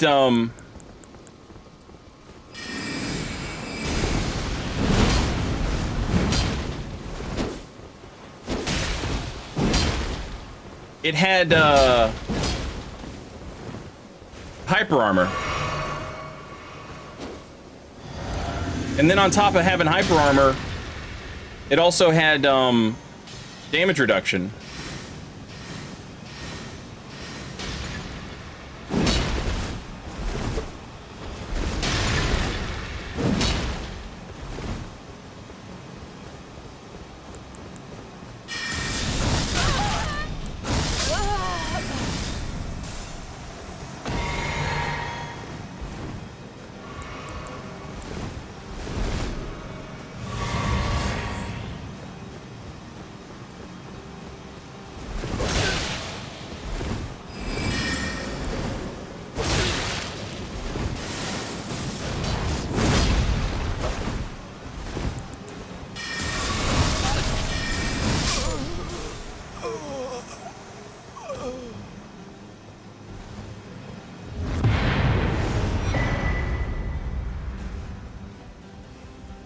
And then they got rid of the hyper armor.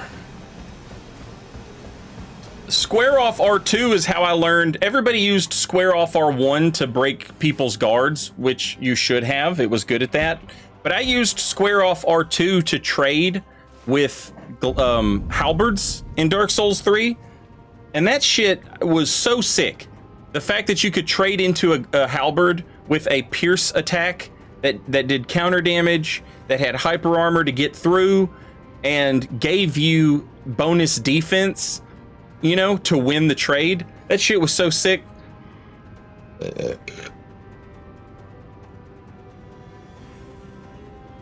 Yeah, we were looking at it earlier, Revenant. It's much faster.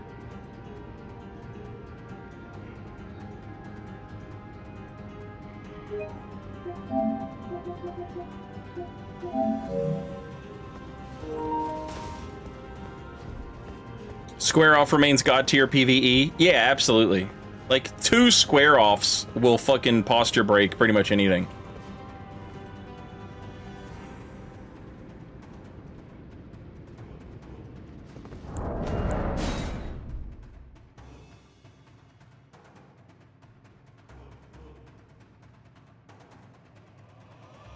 Yeah, if the Serpent Bone R2 is good, then that means so too is the Sword of Knights R2.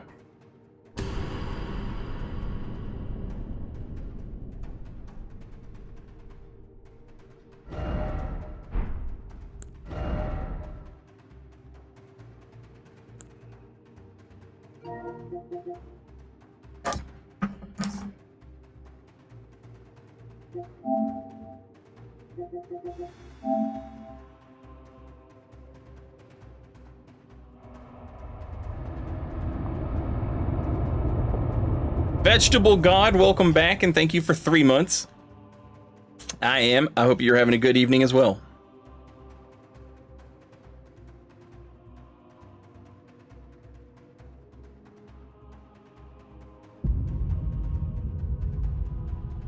I watched a level 1 no-hit dual... I watched a level 1 no-hit dual straight sword user fight Melania with square off, no upgrades. Yeah. Square off does work.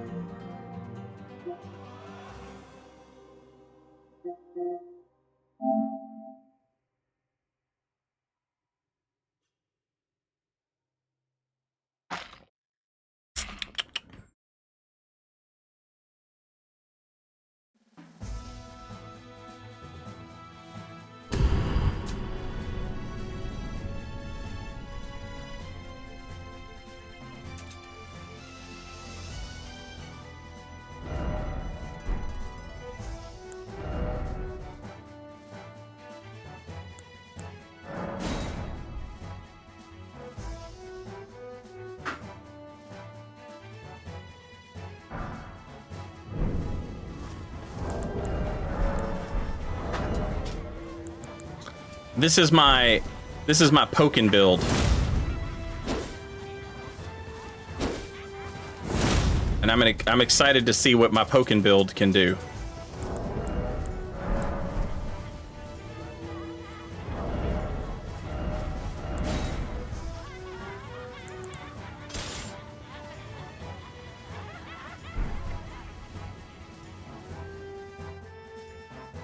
I'm about to, Hanya.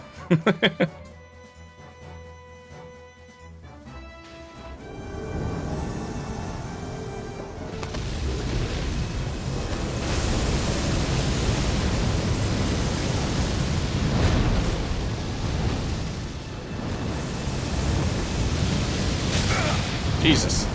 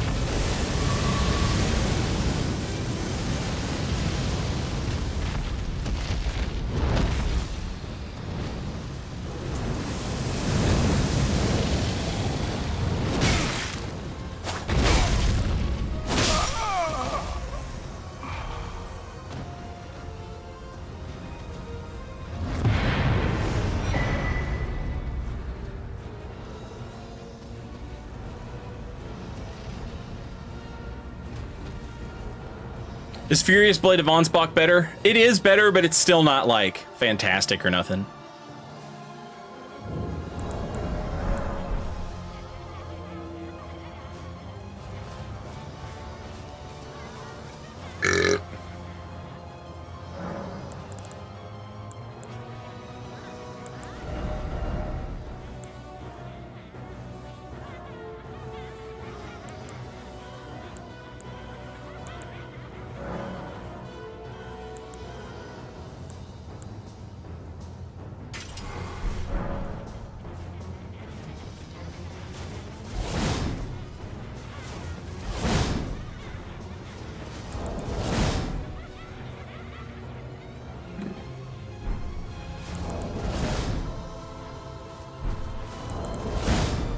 Yeah, no hyper armor and no extra defense.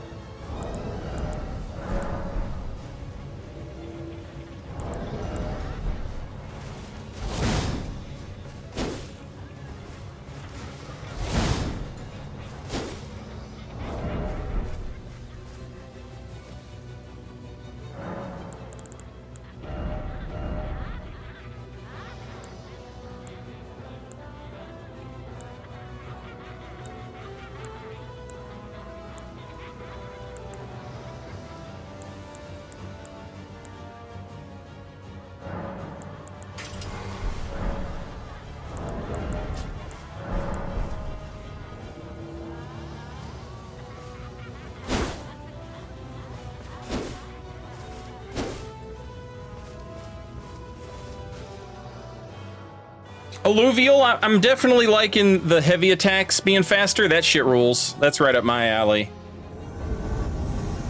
The buffs that they gave to spells are nice.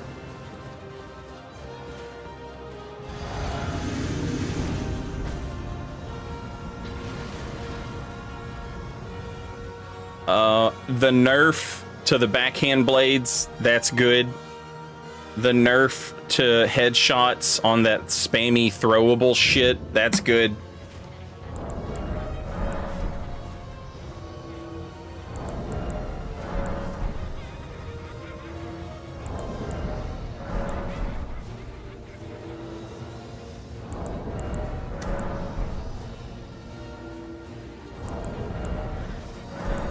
Backhand blades are still annoying. Yeah, they're always gonna be good.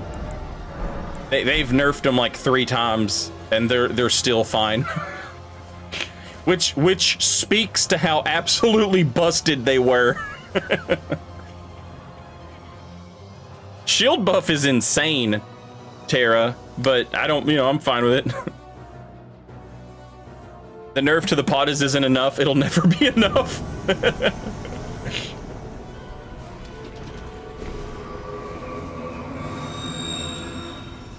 Hey, I think they fixed that garbage spawn point, chat.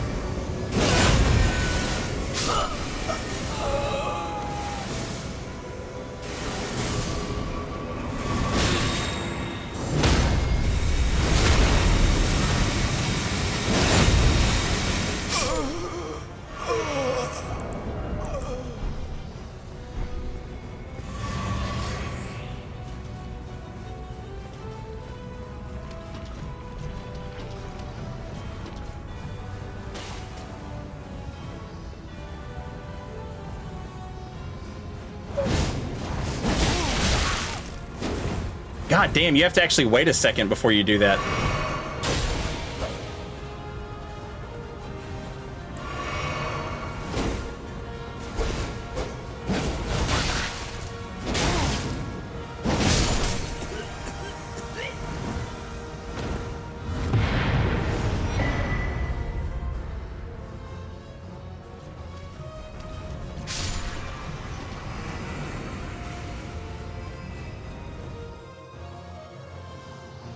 Spinning slash being unparryable is stupid. I mean, it like in Dark Souls 3, it was nice to have an unparryable straight sword attack, you know? For Goddard's, it gave Goddard's a nice mix-up. However, one thing I'll say is I think that in Dark Souls 3, I think only the first spin was unparryable, and the follow-up spins were parryable, if I remember right. But yeah, like, it's cool. I get it.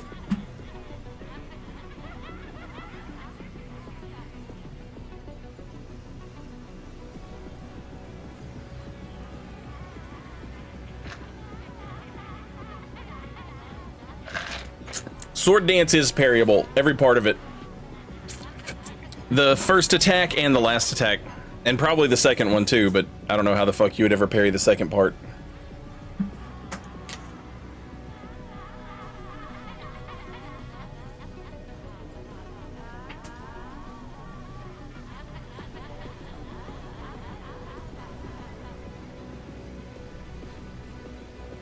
I miss being able to parry roll poke Uggs. Yeah, ditto. If you could parry crouch poke Uggs, oh my god. That would be beautiful. Also running attacks. Magic Mirror, welcome back and thank you for 6 months. If they keep rolling out patches, what changes would you like to see? I sent them an email. I sent Bandai Namco an email about the holy damage bug.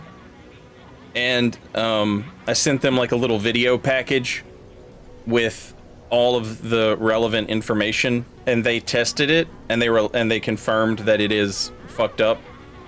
And then they said that they were forwarding it to From. So hopefully that gets fixed in a future patch. That would be nice. In a dream world, I would love to see them do something with the fucking Taunter's tongue. That would be fantastic. That would be fantastic.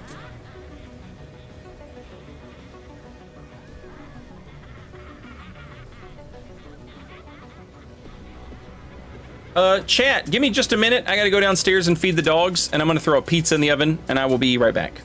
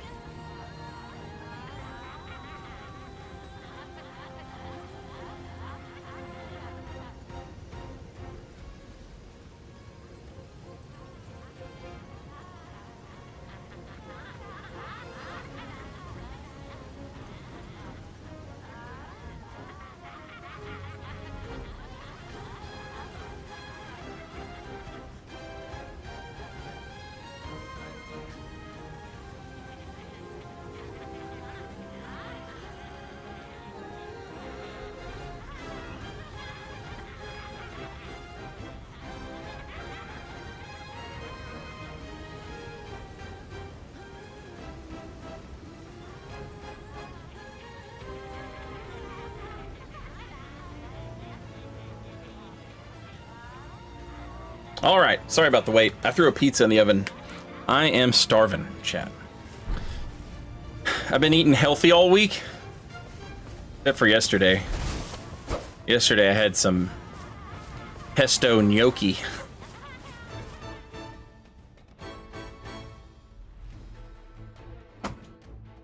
And a donut.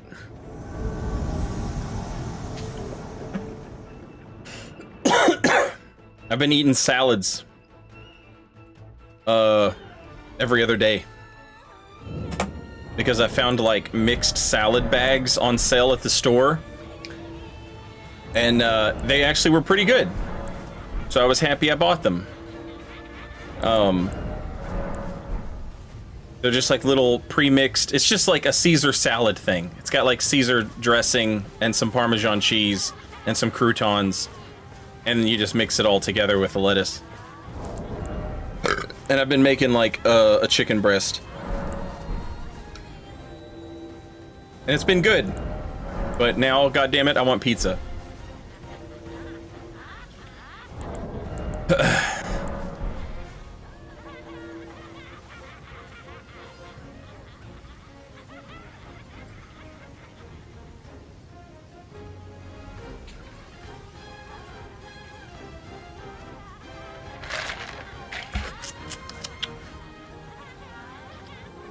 What did you say a moment ago? I'm confused. You have to make clickbait monetized YouTube content about how broken that thing was. I thought that's the only way to get from to fix things.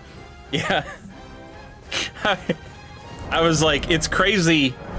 It's crazy how easy it is to actually get Bandai Namco to email something to From Software when you actively take a part in trying to contact someone instead of just saying, FromSoft needs to fix this now. And getting 6,000 views and hoping that Miyazaki was one of them. I am only posting this exploit so that people know about it and to spread the word so that it gets fixed. And then they're still using the exploit 1 year later.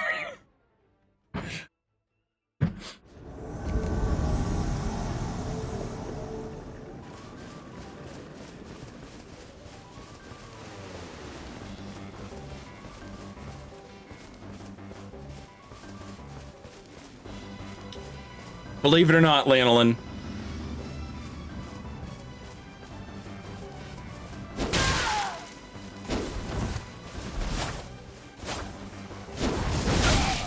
Oh my god. That was a lot of damage from the naked woman. Oh yeah. That's a powerful naked woman right there, chat.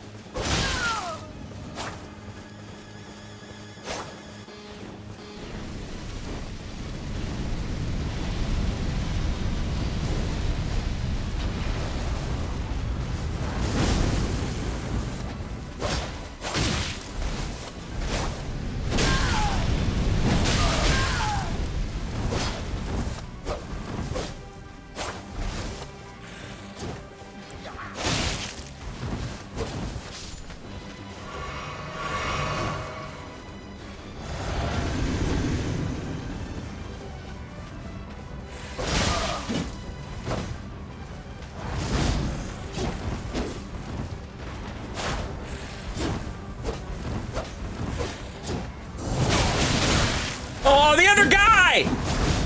Not the other guy, I hate that guy! My least favorite of the guys.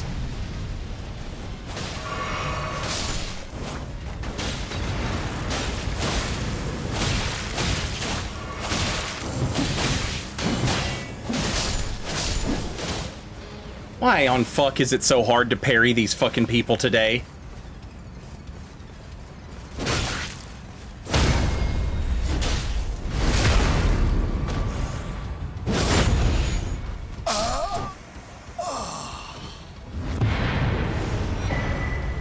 Oh, now we get another invader.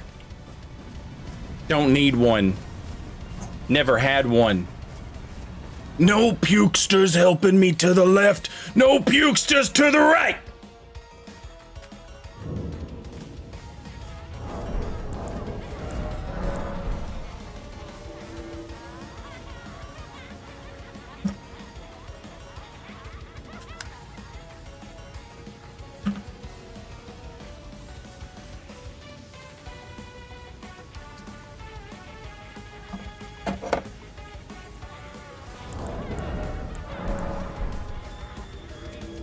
Bonerito.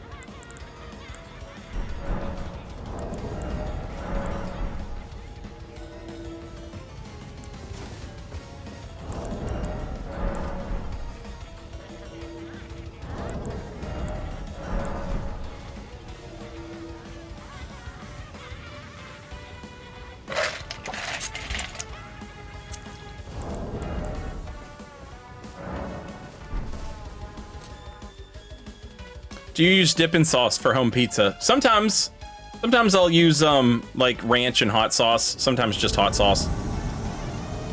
Just depends on my mood.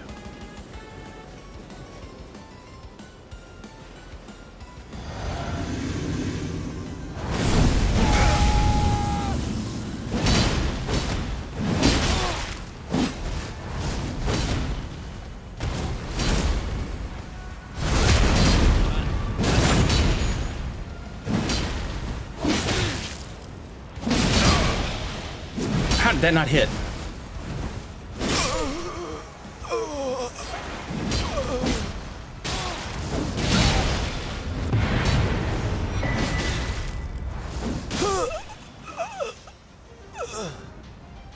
I love you, Lucerne.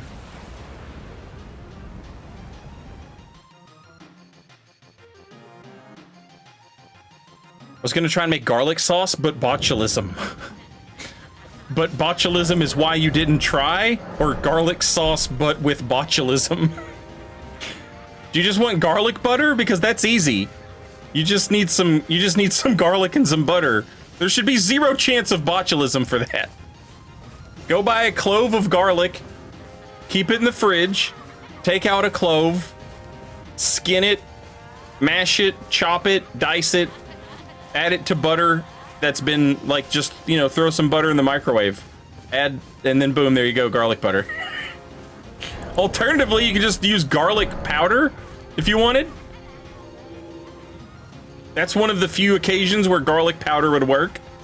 I wouldn't use the jar garlic because that shit's always ass garbage that tastes like shit.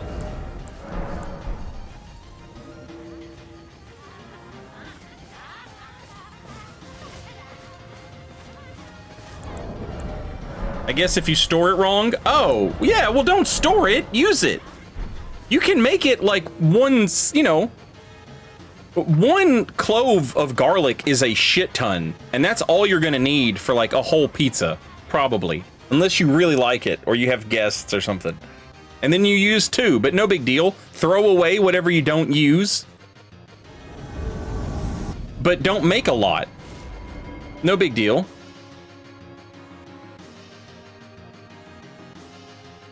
You could toss garlic and butter into a food processor and make it quick, for sure, but like, not everybody has a food processor, you know? But I mean, that's one of those things you could easily make pretty well at home without, you know, fucking anything up.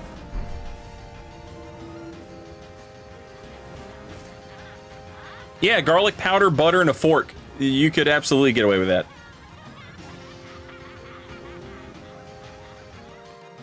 Roast the garlic. That's not a bad idea, and that's easy.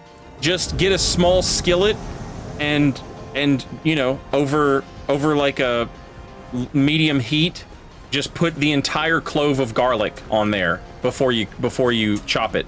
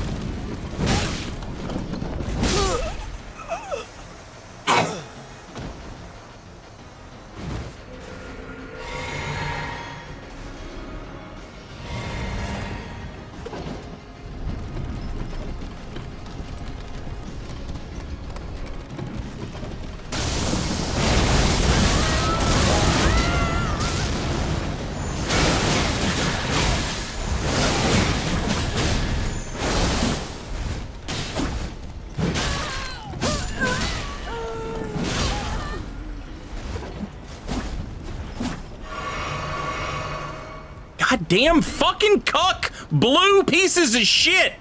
You fucking donkey dick suckers. Just showing up constantly, never ending parade of fucking fatherless pieces of shit. When I was a blue boy, my daddy took me to see the daddy. I wish I had a dad.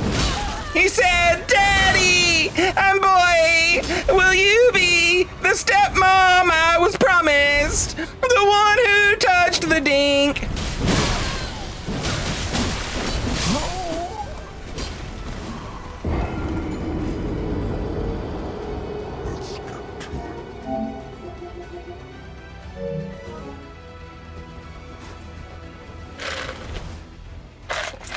My blue ring's on, but I never get summoned. You know who would summon you? I can tell you right now who would summon you. If you got a rope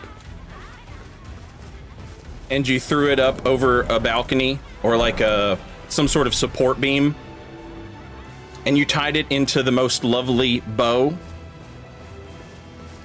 and then you called and you said, Mama, I want you to come look at this beautiful bow I've made. She would come look at it and say, that is gorgeous. This is art. This is art. And you could put them on the side of barns for Amish people as a sign of loving Jesus.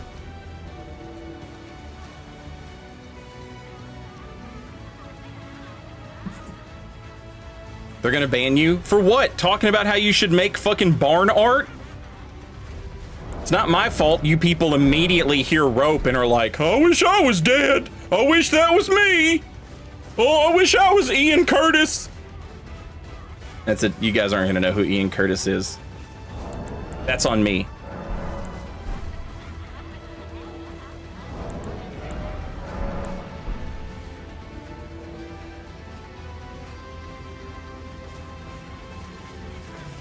And then the Amish guy will summon you? Well, yeah, you'll get summoned by the Amish to put ropes on their barns.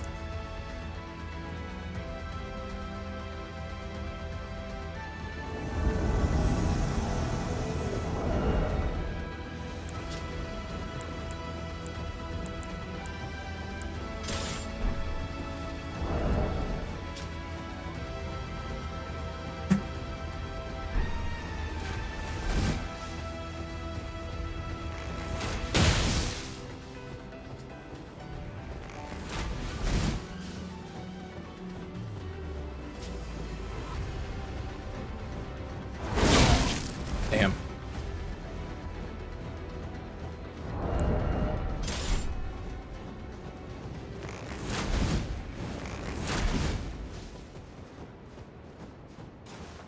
Hey! Keep trying. It's like 8 arrows a shot.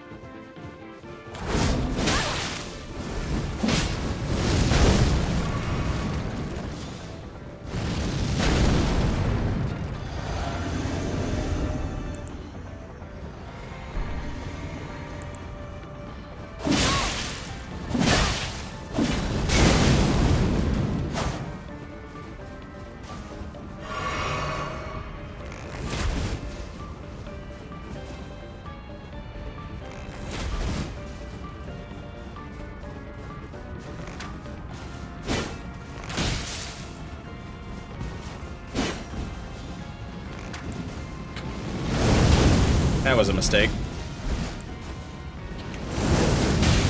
God damn it.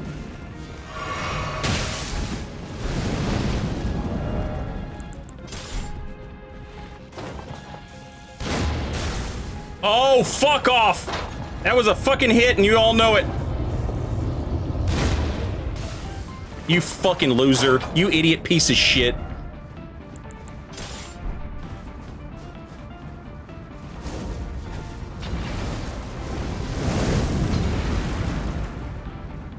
Dumb bastard. You fucking hard carried DLC fucking baby.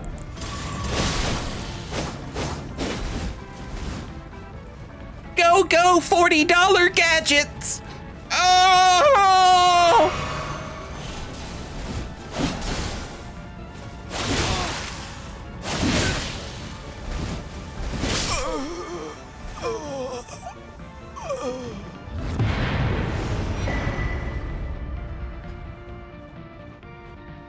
This character hasn't been in the DLC yet. I don't have any DLC shit on this build.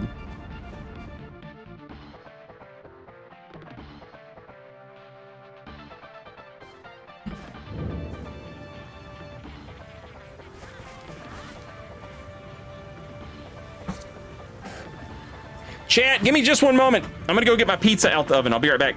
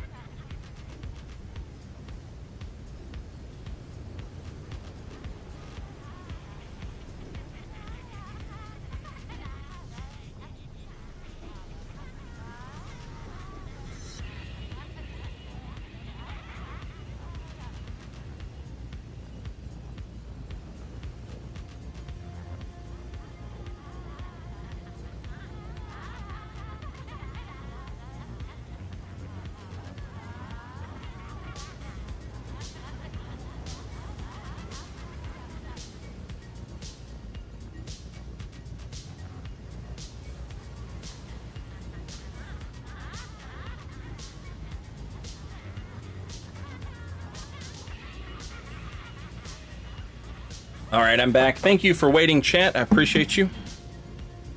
Oh. Got pizza. Got Mountain Dew Baja Blast.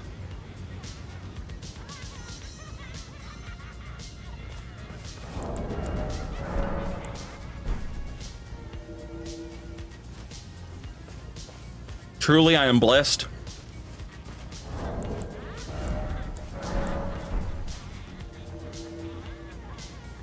And want for nothing.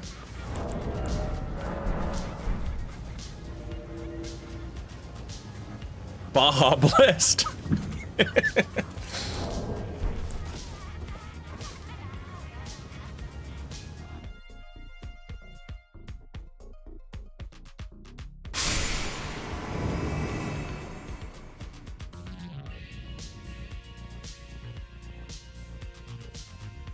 Would you add Swift Spear to this build if you took it to the DLC?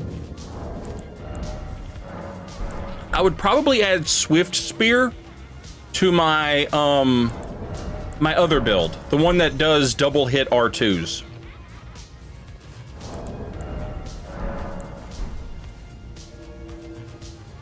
My Risk Breaker build.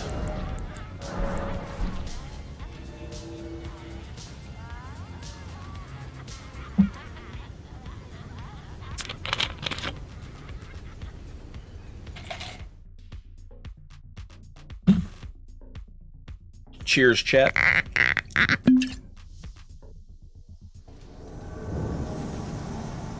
I love invasions here if they're real.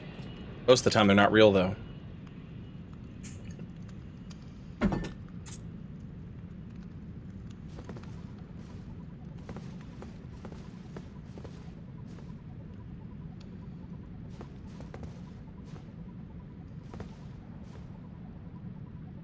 I think they're already at the boss. No? Maybe? No, there they are.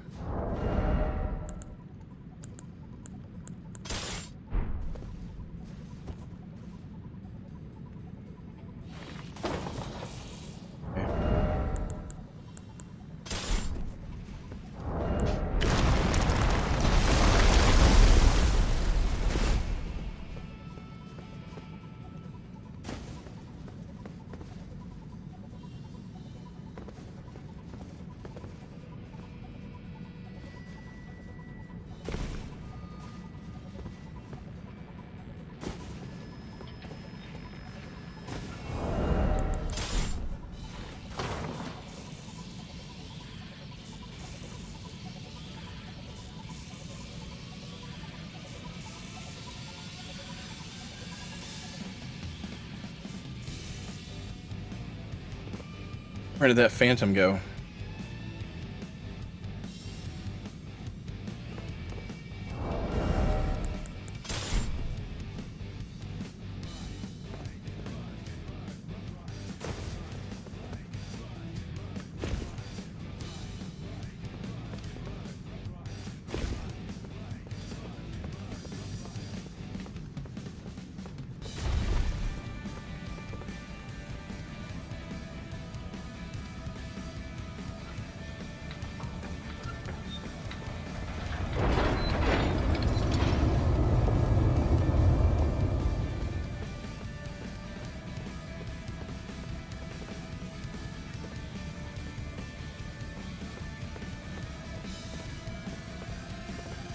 Did they dip?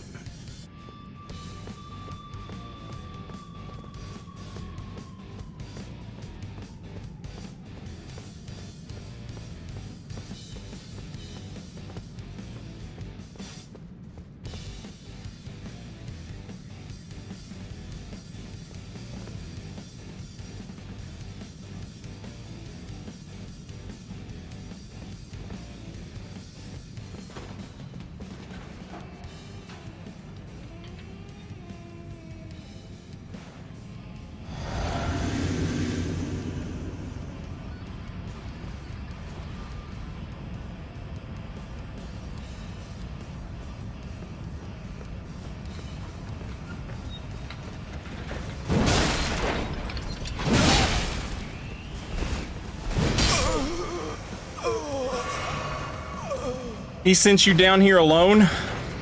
That's fucked up.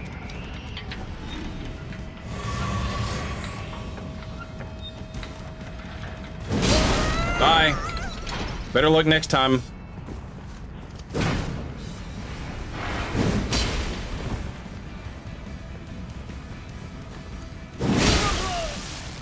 Now this is what I've been curious about. That first R1, I'm sorry, that first R2 into a second R2. I think that that is potentially a fucking game changer here.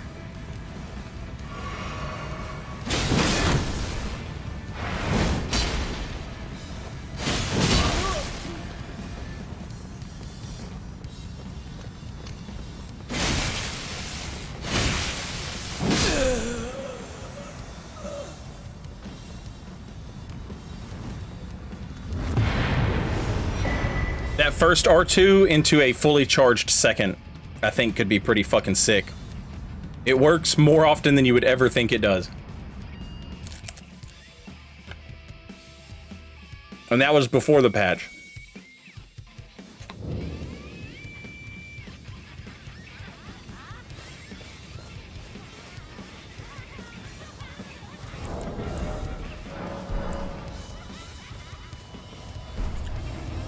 Zombie Francis, welcome back. Thank you for 22 months. Also, GD Zing, thank you for 5 months. Excalibur, thank you for 3 months. Much appreciated. Trying to get my level 60 build into the DLC is cruel and unusual. It's tough, but it's doable. Gankers do have concept of a plan. Oh my god, man.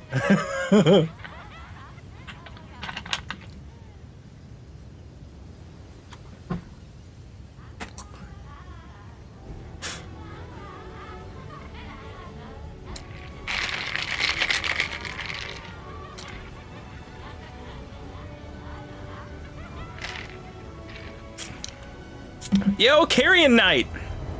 Thank you for 22 months, and thanks for 3 months in advance. Very much appreciated.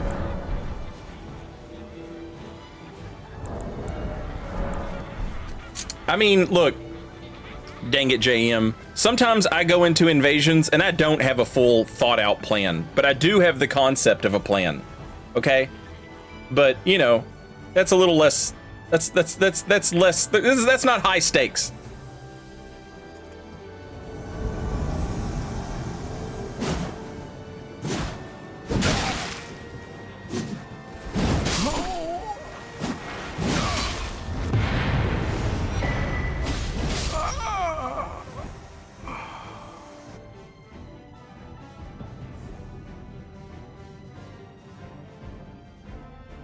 Lowest level you've done DLC at? 60. 60 plus 12. All the way to Radon so that I could get Furious Blade of Ansbach.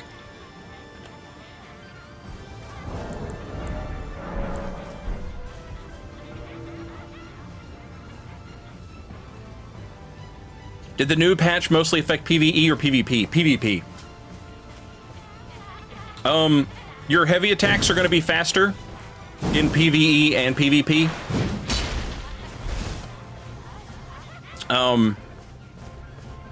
And some of your spells will be better in PvE and PvP.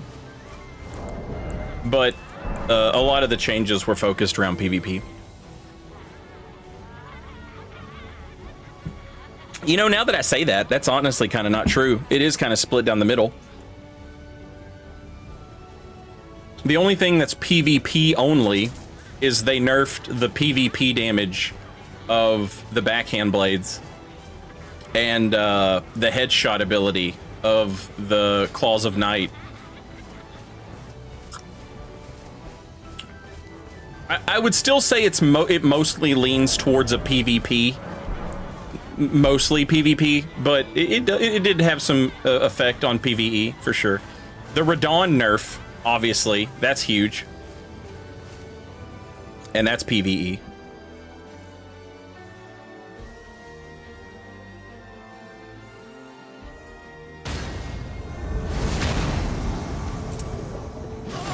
Oh no, patches.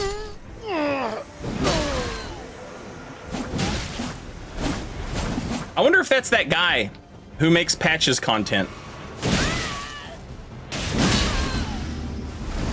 SBD, I think his name is. He seems like a really sweet guy. Hello.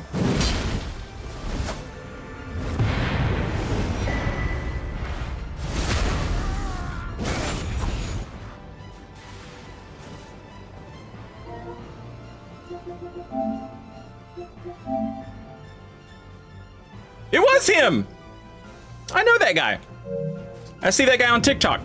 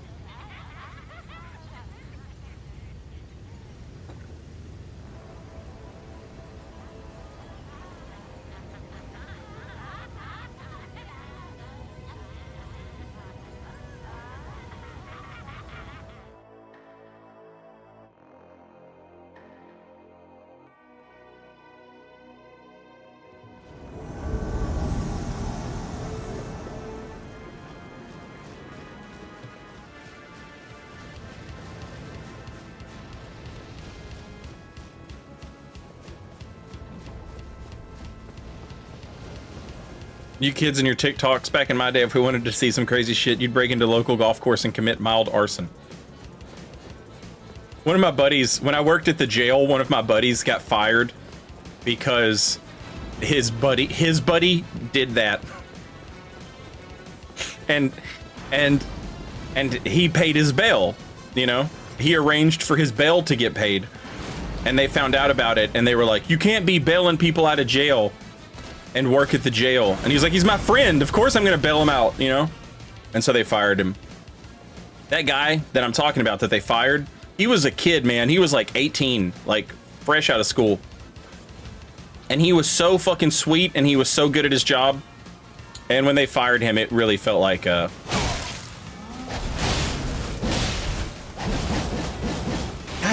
damn it. It really felt like a moment where it was like, okay, this place is about to start sucking ass. God damn it.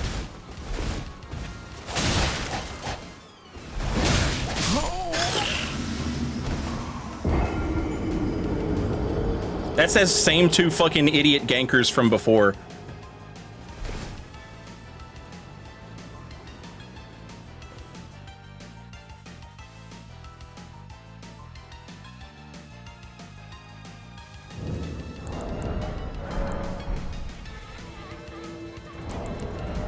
Which, by the way, chat, this is a learning opportunity for you fucking people at home. When the streamer is level 60 and invades somebody and then invades them again at level 80, what does that mean? What does it mean, chat? It means that the host was level 80 the whole time. So if you're ever like trying to invade with the streamer and the streamer is level 60, go to level 80. If the streamer's 50, go to 70, assuming you have a build in that range. But my point is, like, you can go up a little bit, because most assuredly, those motherfuckers are higher level than the invader.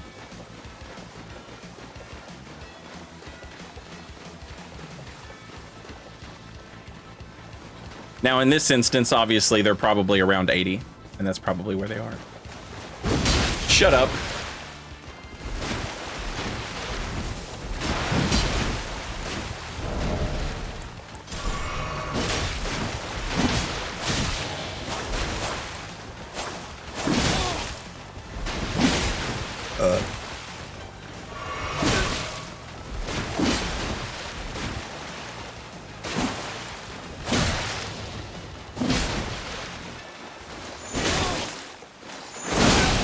Oh yeah, I'll make that trade. You want to make it again?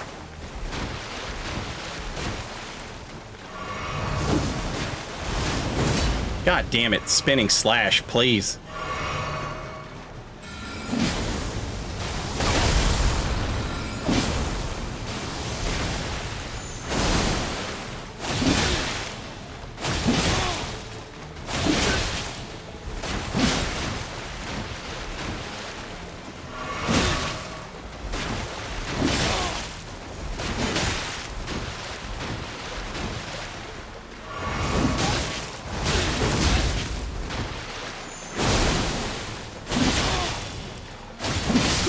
God, I love hyper armor.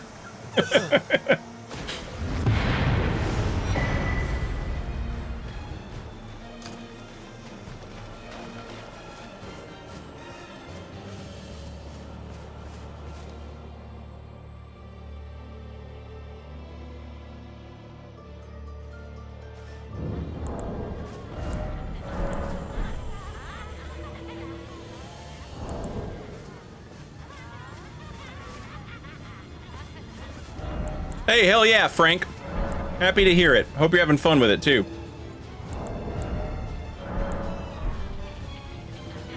Is the Lucerne R2 good now? Seems like it. Seems like against small weapons, you could just trade into shit. Maybe get a Bull Goat Talisman.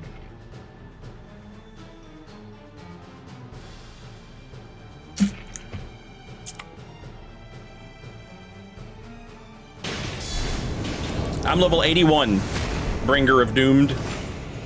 The last build I was using was level 60.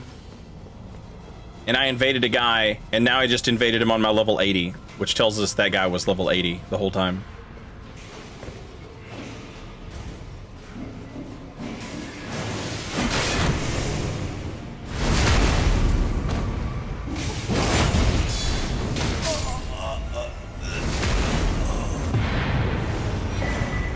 Y'all drive me fucking crazy with that dumbass fucking ring, that talisman.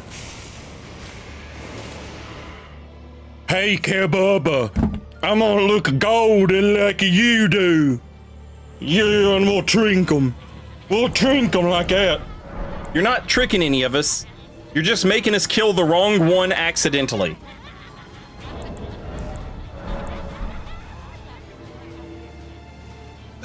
I mean, I guess that is technically tricking me, but...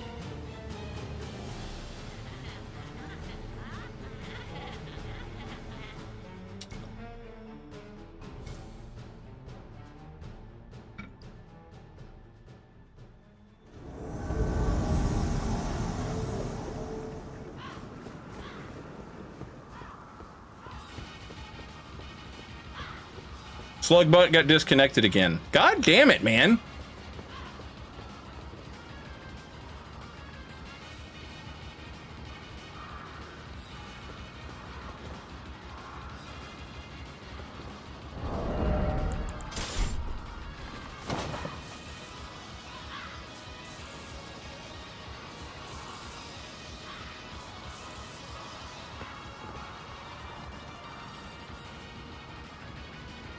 There's got to be something happening, right?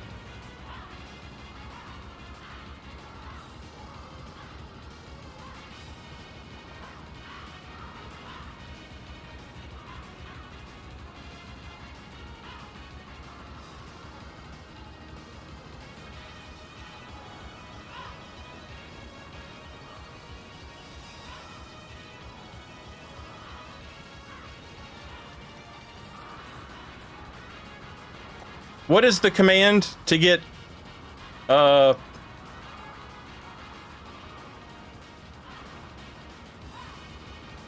is the command to get Slugbot back?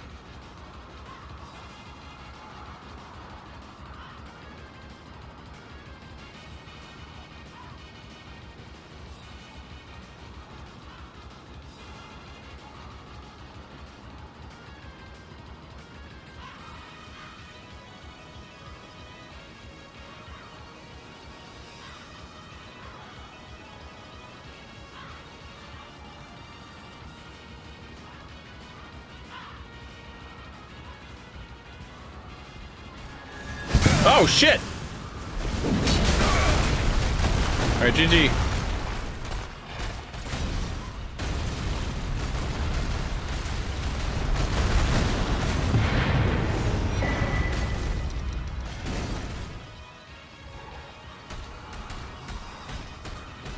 Join Twitch.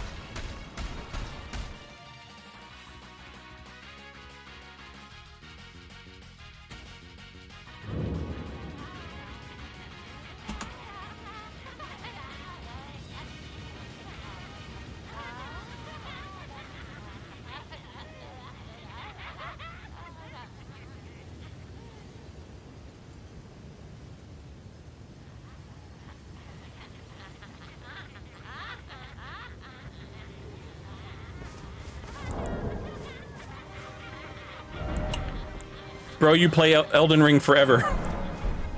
See, this is how I know. People say this to streamers all the time. They're like, "Are you still playing this game?" Like, I just spent the entire last week not playing this game. When someone comes into your stream and says, "You still play this?" What that means is I only come to your streams when you're playing this.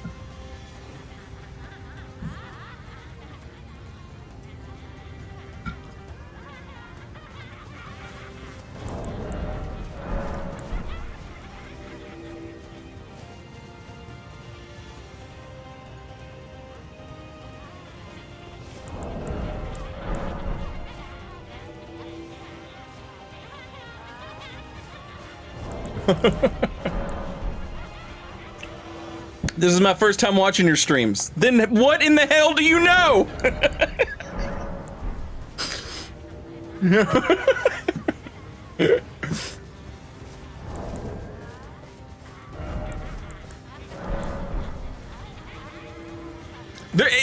There's nothing inherently wrong with the sentence, "You're still playing this," or whatever along those lines. But the way it comes off like, "I can't believe you're still doing this," and it's like, I wasn't, motherfucker.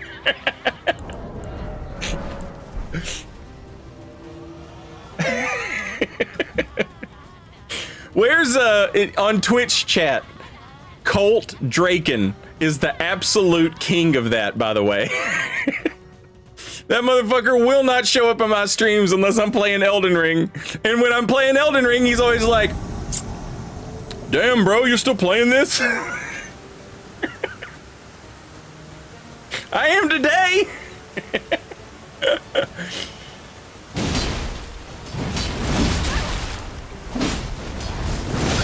Oh. Hang on, I gotta snooze commercials on Twitch. I'm the king of streaming.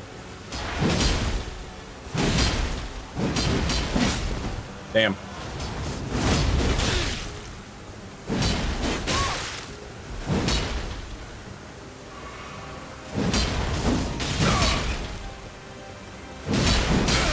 That is crazy.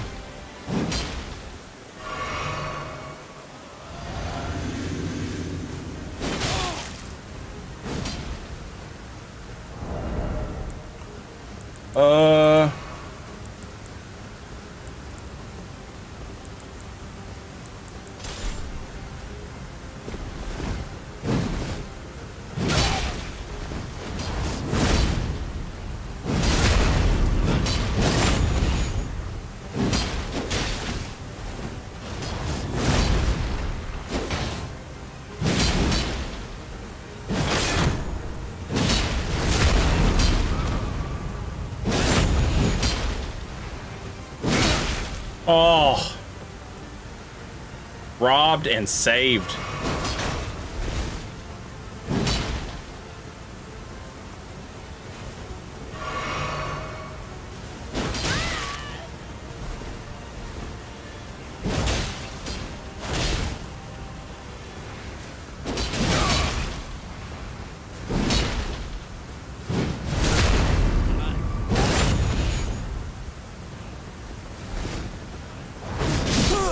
Can't block that. GG's.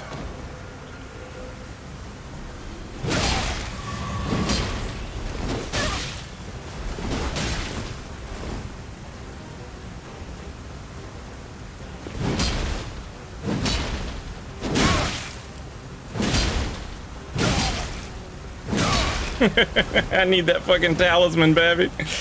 Come on, baby. Let me get that talisman off of you.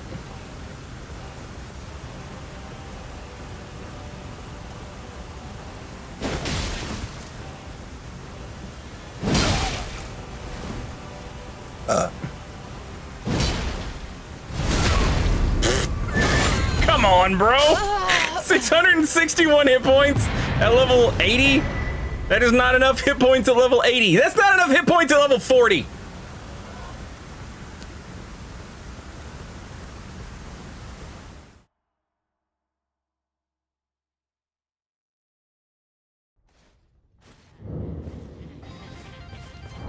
Favorite weapon after this patch? It didn't really change my favorite weapons, honestly.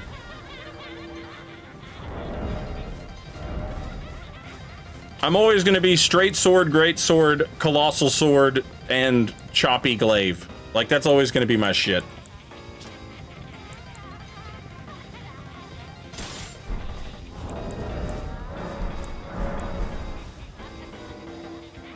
Choppy glaive slash halberd, whatever you want to call it.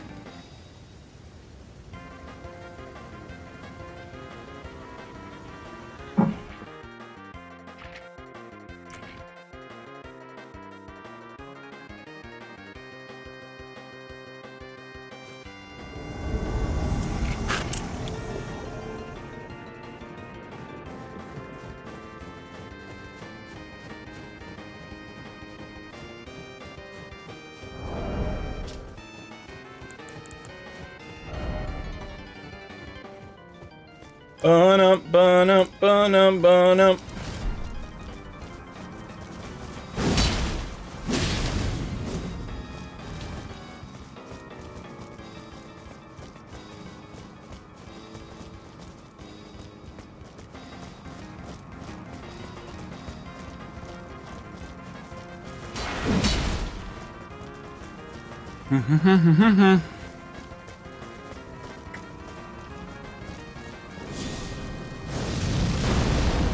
No. No, thank you. No. No, thank you.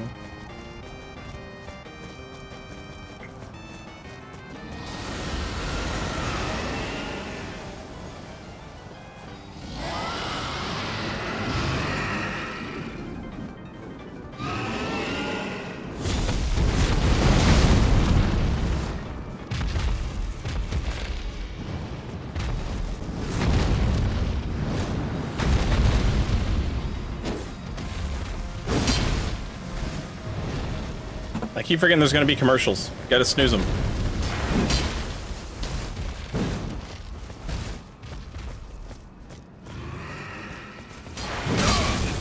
Jesus.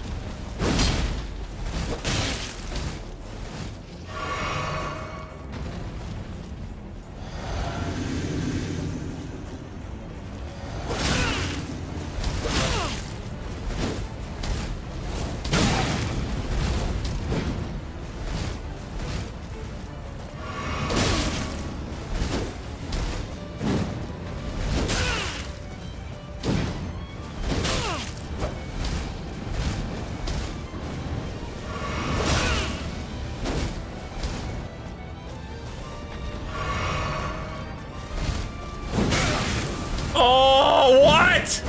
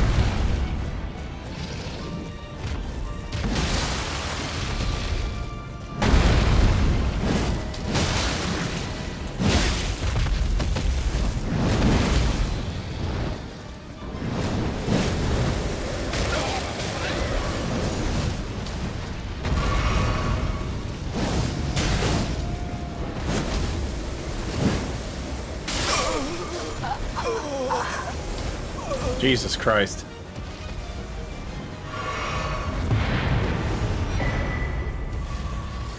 I hate that fucking man. That dragon steals all my kills all the time. That's all he does. Like a fucking jerk.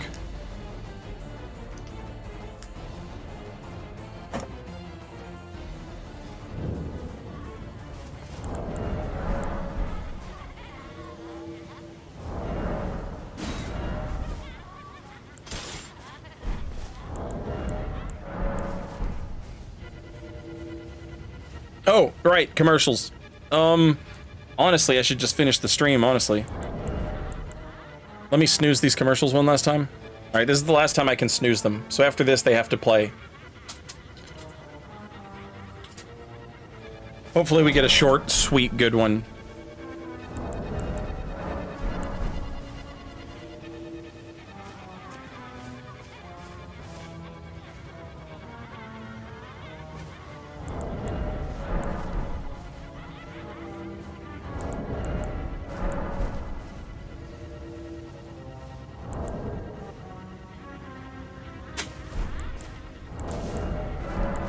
That Frost AoE is impossible if you're a melee guy. It sucks.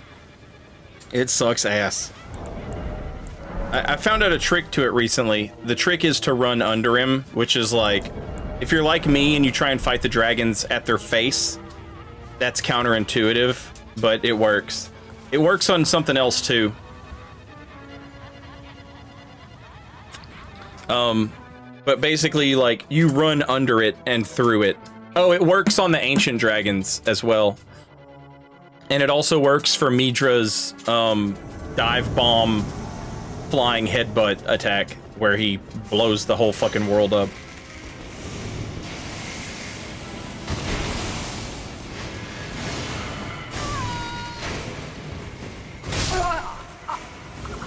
Nope. One of these days, we're gonna break these chains. But not today. Not today. Today we're gonna do Moonveil until we get backstabbed. As God intended. The one true God, Hidetaka Miyazaki, the director of Dark Souls 1, the greatest video game ever made in the history of mankind. Oh, Siren, I guess you don't know about Lost Izalith. I know about it. It's still better than whatever the fuck you like. That's better than any garbage you enjoy.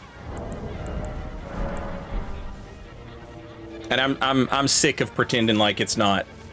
You know? I try and be humble, you know? I try and keep it real with people, and I'm like, yeah, it's not great, it's not great. What game do you like? Because I guarantee you, I'll take Lost Izalith over whatever garbage you're peddling all day, every day. Ooh, what if the garbage they enjoy is Final Fantasy Tactics? Well then, my friend, you know, we just have two lovers of peak, right? We just have two peak lovers loving each other peakly in the nighttime, holding each other, caressing each other's hair, rubbing each other's necks, saying sweet, sweet, I love you babies, you know? That's all we have right there in that kind of situation right there. Bye.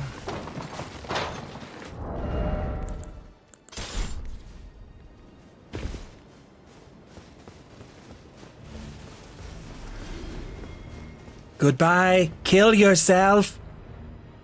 Kill yourself. Oh, yeah. Do it for me.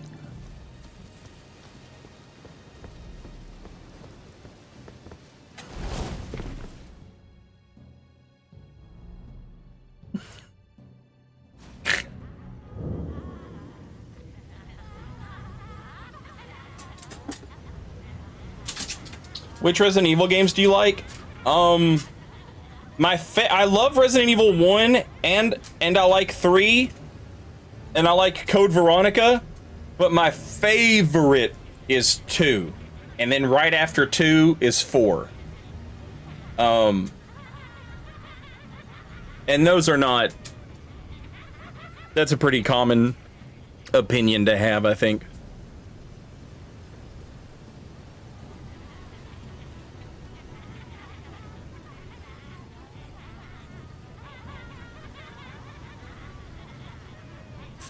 Izalith felt on brand. I mean, don't get me wrong, it sucks to look at, and the lava damage is absurd and sounds awful, and the dragon butts are ridiculous, and the Bed of Chaos is shit. But, like, I will take that. I will take that over Dark Souls 3 asking me to beat Tree Balls, Crystal Sage, Deacon of the Deep, and Wolnir before I get to the good part of the game. In a heartbeat. In a heartbeat. I will take the lava.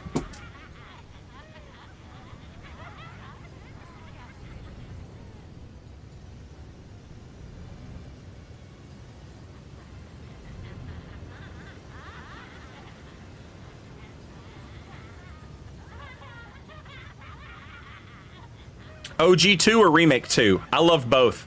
And I appreciated something about the Resident Evil 2 remake that all right, I've only got 2 minutes. I'll try and do this quick. I really appreciated that the RE2 remake fucked with my head as a Resident Evil 2 enjoyer. It changed things, but it changed them so small, like in scale, that I didn't realize they had been changed. For example, in the OG Resident Evil 2, the only way to get to the second balcony was a ladder that you had to go around the library and kick the ladder down. The way RE2 uses those spiral stairs right there makes it feel like it made my brain think that that's how it always was, because that spiral shape is there. They did such an incredible job with that remake.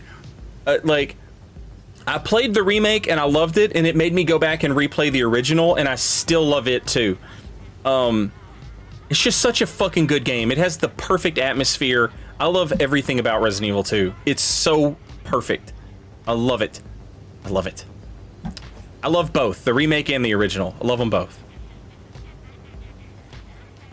It's a memory hole staircase. It really is. Yeah. Monster Hunter Rise Sword and Board. We're gonna do Monster Hunter Rise Charge Blade. And I kind of want to start that tomorrow, but I kind of want to take chat and go do a monster genocide in the Guiding Lands, and then try and beat that motherfucking boss one more time. I want to get all those upgrades for my sword, you know, all those augments. I think we might do that. I can't let Udi go out sad, you know. All right, chat. I gotta call this a night. I gotta call this the stream. I gotta say goodnight to everybody. I've got 20 seconds before commercials play. Here is you guys are gonna go to Pinko. He's playing some Monster Hunter. Thank you guys so much. This was a great stream, and I appreciate y'all being here. We'll be back playing some more Elden Ring very soon, but I'm just on a Monster Hunter kick right now. But we'll be back with some more Elden Ring real soon. Have a great night. Thanks for being here, and I'll see you all tomorrow. Later, y'all.